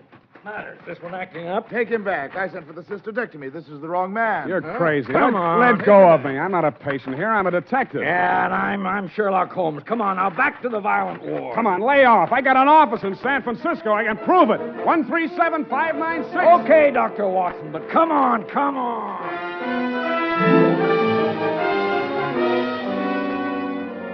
And in more time than it takes to tell, due to the guard's jiu-jitsu, I was disrobed, straitjacketed, and rolled into a wet sheet. A full-fledged inmate of the Mary F. Hotchkiss Hospital for the Mentally Deranged, which is exactly where I belong for having taken Mr. Fox's $25.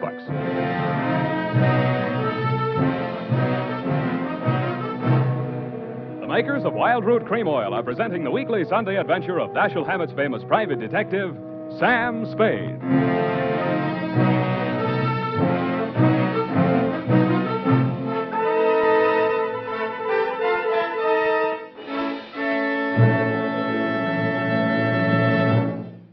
If you want the well-groomed look that helps you get ahead, socially and on the job, listen. Recently, thousands of people from coast to coast who bought Wild Root Cream Oil for the first time were asked, how does Wild Root Cream Oil compare with the hair tonic you previously used? Better than 4 out of 5 who replied said they preferred Wild Root Cream Oil. And no wonder. Wild Root Cream Oil grooms the hair neatly and naturally, relieves annoying dryness, and removes loose dandruff. What's more, non-alcoholic Wild Root Cream Oil is the only leading hair tonic that contains soothing lanolin. So ask for Wild Root Cream Oil Hair Tonic. Again and again, the choice of men who put good grooming first. By the way, smart girls use Wild Root Cream Oil, too. And mothers say it's grand for training children's hair.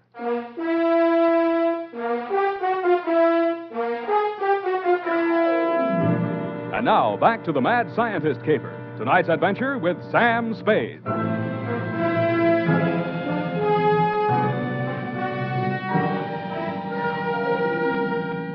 I have been shot, stabbed, slashed, pistol whipped, and sapped into unconsciousness. But until you have spent a night rolled up in a wet sheet, Dundee, you don't know what punishment is. You feel hot and cold at the same time, too miserable to sleep, too exhausted to stay awake. And after 4 hours of it, you just give up and join the crazies pushing up the daisies. There's only one thing I can say in favor of the Mary F. Hotchkiss Hospital for the Mentally Deranged. They get the patients up early. By 6:30 in the a.m., I had been rolled out of the sheet. By 6:45, I had thawed out enough to be taken out of the straitjacket by an orderly. I was glad to be out of it because it was very heavy, and that gave me an idea. I picked it up and swung it. In less time than it takes to tell, I was in the orderly's uniform, out of the violent wing, and shuffling up the walk through Dr. Birdwell's rose garden and through his cottage door. Good morning, Dr. Birdwell. Good Lord, who let you in here? What do you want? I was trying to tell you yesterday when I was so rudely interrupted. Hey? Oh, yes, the detective. Did you say Grierson sent you? I didn't say that. I'm afraid you'll have to be absolutely specific or I can't help you. All right. My client is an inventor who claims that Mr. Grierson stole a formula from him, got a patent on it, and stands to profit to the tune of about $1 million. The last 2 items check. I don't know whether Grierson's a crook or not. He's into you for $50,000, so you might know. This inventor, pale eyes, contracted pupils, big mop of hair. That's a fair description. Fox. Raymond Fox. He's a patient, escaped from this hospital.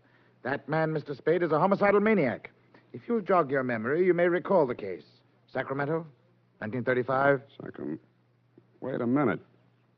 Chemistry professor, lab explosion? That's the case. 2 of his colleagues, whom he irrationally suspected of stealing the formula for the explosive he used to blow them up. You sure they didn't? The man was adjudged hopelessly insane. He must be returned to us. He may murder Grierson, he may murder you, but he will commit a murder if he remains at large. Perhaps more than one murder. You must help us, Spade. Like you, Doctor, I can't help unless you're absolutely specific about a couple of things. Your connection with Grierson, for instance. I invested in Grierson's firm. Uh-huh. How did Fox meet Grierson? He was allowed a certain degree of freedom here during his rational periods. I guessed that he went through my papers or overheard one of my conversations with Mr. Grierson. Mm-hmm. Did you know he retained a lawyer? Hmm? Manning, smart patent lawyer. You must think Fox has a case. Oh, surely not. Grierson thinks so, too. You've talked to Grierson? No, but I've examined his bank statements. The bank allowed that? I told him I was Grierson's attorney. The point is, Grierson is broke. Why? Because he's paid out every penny you gave him to the order of Roscoe Manning, attorney at law. And you know what I think, Doctor? Yes? I think Raymond Fox is crazy like a fox. And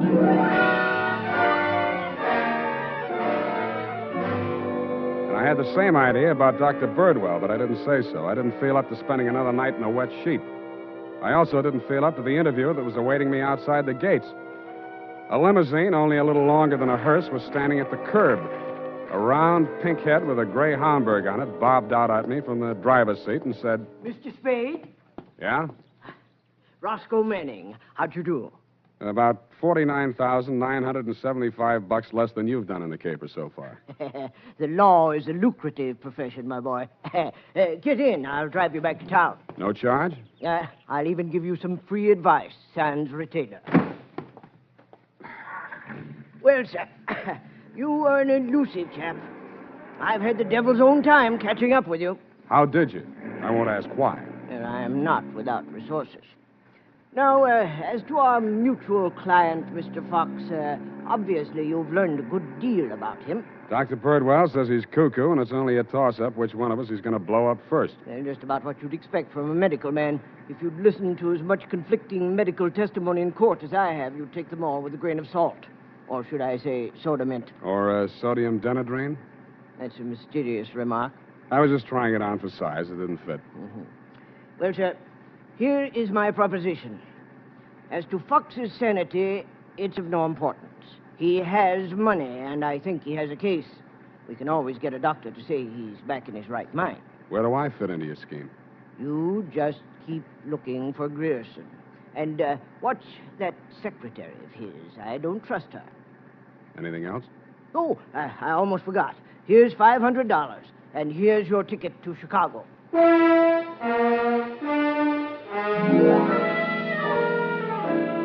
I don't know why, but somehow I got the impression that Mr. Manning was trying to get rid of me.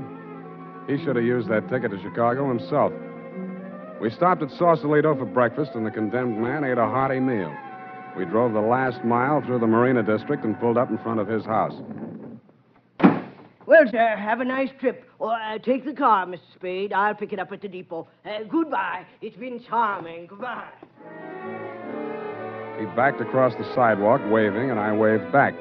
Then he went up 3 steps, put a key in his door, and opened it. It didn't do much damage to the house, but all the king's horses and all the king's men couldn't put Roscoe Manning back together again. I got out of the car and just made it up the steps when it happened again. I hated the look, but I did. Where the limousine had been parked with me in it was a smoking heap of scrap metal. I then headed for the nearest phone booth and, pausing only to inspect it for mines and booby traps, dialed the number of Grierson Enterprises. Grierson Enterprises. Lois, Sam Spade. Sam, darling, thank you for the present. What present? I haven't had a chance to open it yet, but I think I can guess what it is. A traveling clock. You mean a package arrived and it ticks? Oh, darling, don't be such a tease. Now, Lois, listen. Oh, all right, I'll open it now. Throw it out the window. No, don't do that. Pedestrians, innocent bystanders. Have you got a metal wastebasket there? I think so, yes. Well, fill it up with water and throw the package into it. And ruin my lovely clock? It is not a lovely clock. It's a lovely booby trap. Oh, go on. I'm serious. Manning just got one of them, and what's left of him is on the way to the morgue. Oh, I think I'm going to faint. Lois! Lois! Wake up! Pour some water on yourself. Hello, hello!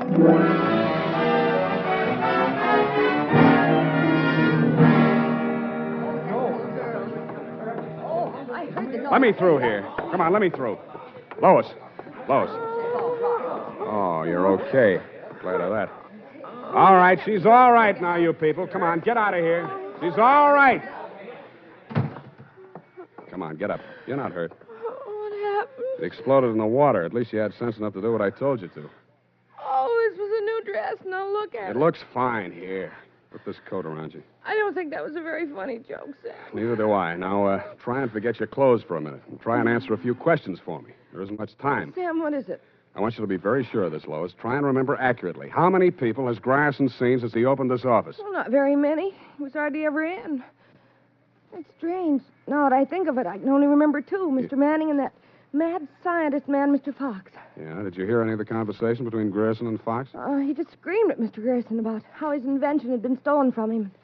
Then it sounded as if they scuffled, and all of a sudden Mr. Fox calmed down. Mm-hmm. When they came out, his eyes looked funny, as if he'd been hypnotized. Yeah. What does Grierson look like? Oh, he must have been quite handsome at one time. He's sort of like Gregory Peck with a mustache, only fatter and balder and older. Mm-hmm. I wouldn't have put it exactly like that, but I can see what you mean. But you've never seen him. Don't make book on it, but I think I have.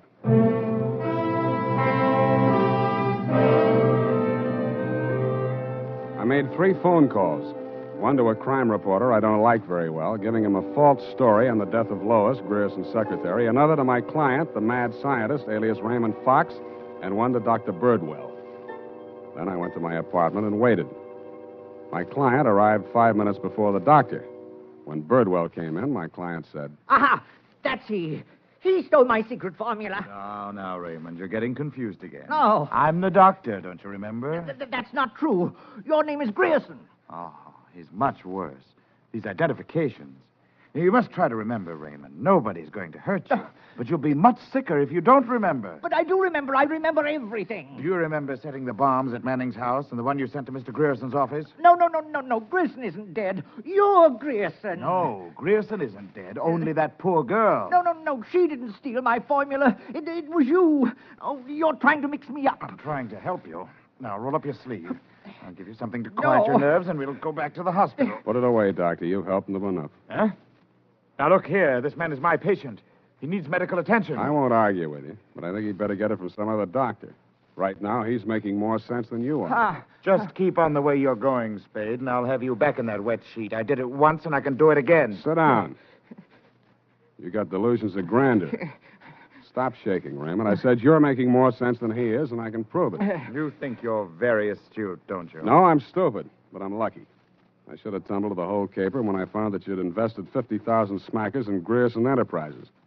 When I found out that Raymond was an escaped patient, I should have tumbled to what that Denadrine vial was doing in Grierson's desk. I should have known then that you and Grierson were one and the same person. I told you. When I discovered that you'd paid Manning all that shakedown money, I should have known you were planning to knock him off and everybody else who could identify you. But it didn't work out that way.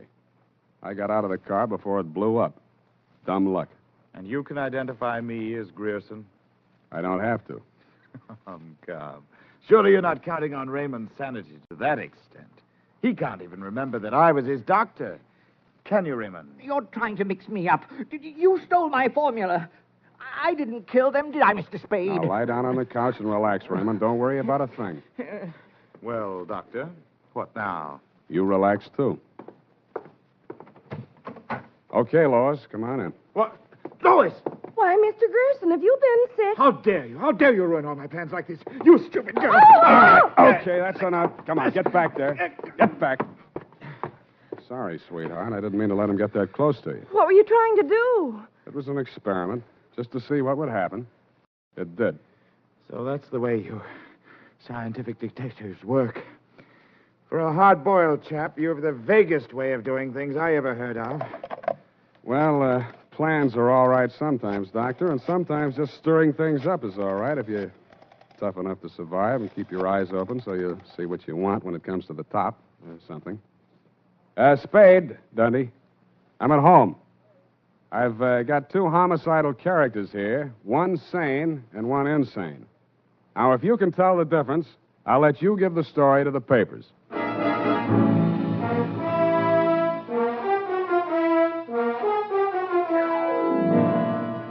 And that, Lieutenant D, is the crop. You picked the wrong one. Figures. It's as simple as this. Raymond Fox was the loony, but Birdwell, alias Grierson, conceived and executed the whole scheme, including the explosions.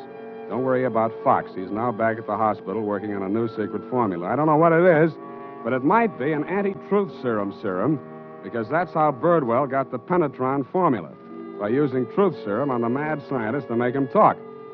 Any way you figure it, he's crazy like a fox. His enemies are all dead or on their way, and he's as snug as a rug in a bug house. Period. End of Looney Tune. Well, of all... Well, just imagine. Well, it takes all sorts to make a world, I guess. Well, I guess you never spoke a truer word, Effie, but don't forget a stitch in time saves 9. Don't feel too badly about it, Sam. Better late than never. You took the words right out of the horse's mouth, but it's later than you think, Angel. Type that up, Angel, and while you're at it, see if you can think up a way to teach an old dog new tricks.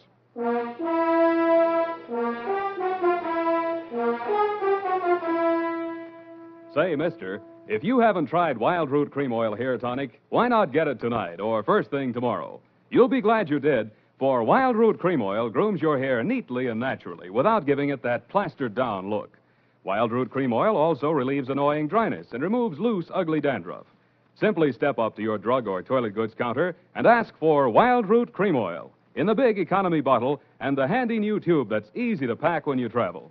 Also, ask your barber for a professional application of Wild Root Cream Oil Hair Tonic. Again and again, the choice of men who put good grooming first.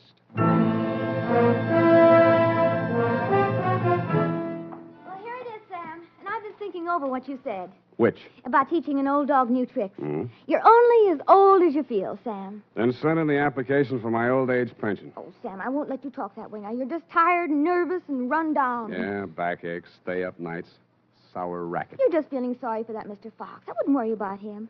As you pointed out, he's safer where he is for all concerned. Hmm. And after all, necessity is the mother of invention. What's that got to do with anything? Well, he's an inventor, isn't he? Oh, that. You see? All's well that ends well. Good night, Sam. Good night, Pollyanna. Pollyanna. Oh, she's a glad girl.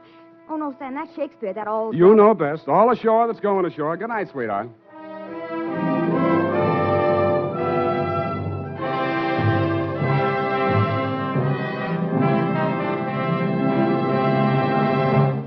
The Adventures of Sam Spade, Dashiell Hammett's famous private detective, are produced and directed by William Spear. Sam Spade is played by Howard Duff. Lorene Tuttle is Effie. The Adventures of Sam Spade are written for radio by Bob Tallman and Gil Dowd, with musical direction by Lud Gluskin. Gil Dowd directed tonight's broadcast in William Spear's absence. Join us again next Sunday for another adventure with Sam Spade. Brought to you by Wild Root Cream Oil, again and again, the choice of men who put good grooming first. This is Dick Joy reminding you to... Get Wild Root Cream Oil, Charlie. It keeps your hair in trim. You see, it's non-alcoholic, Charlie. It's made with soothing lanolin. You better get Wild Root Cream Oil, Charlie. Start using it today. You'll find that you will have a tough time, Charlie, keeping all the gals away. Hiya, Baldy. Get Wild Root right away. This is CBS, the Columbia Broadcasting System. Thank you for listening to HOJO Radio. We'll be back again very soon.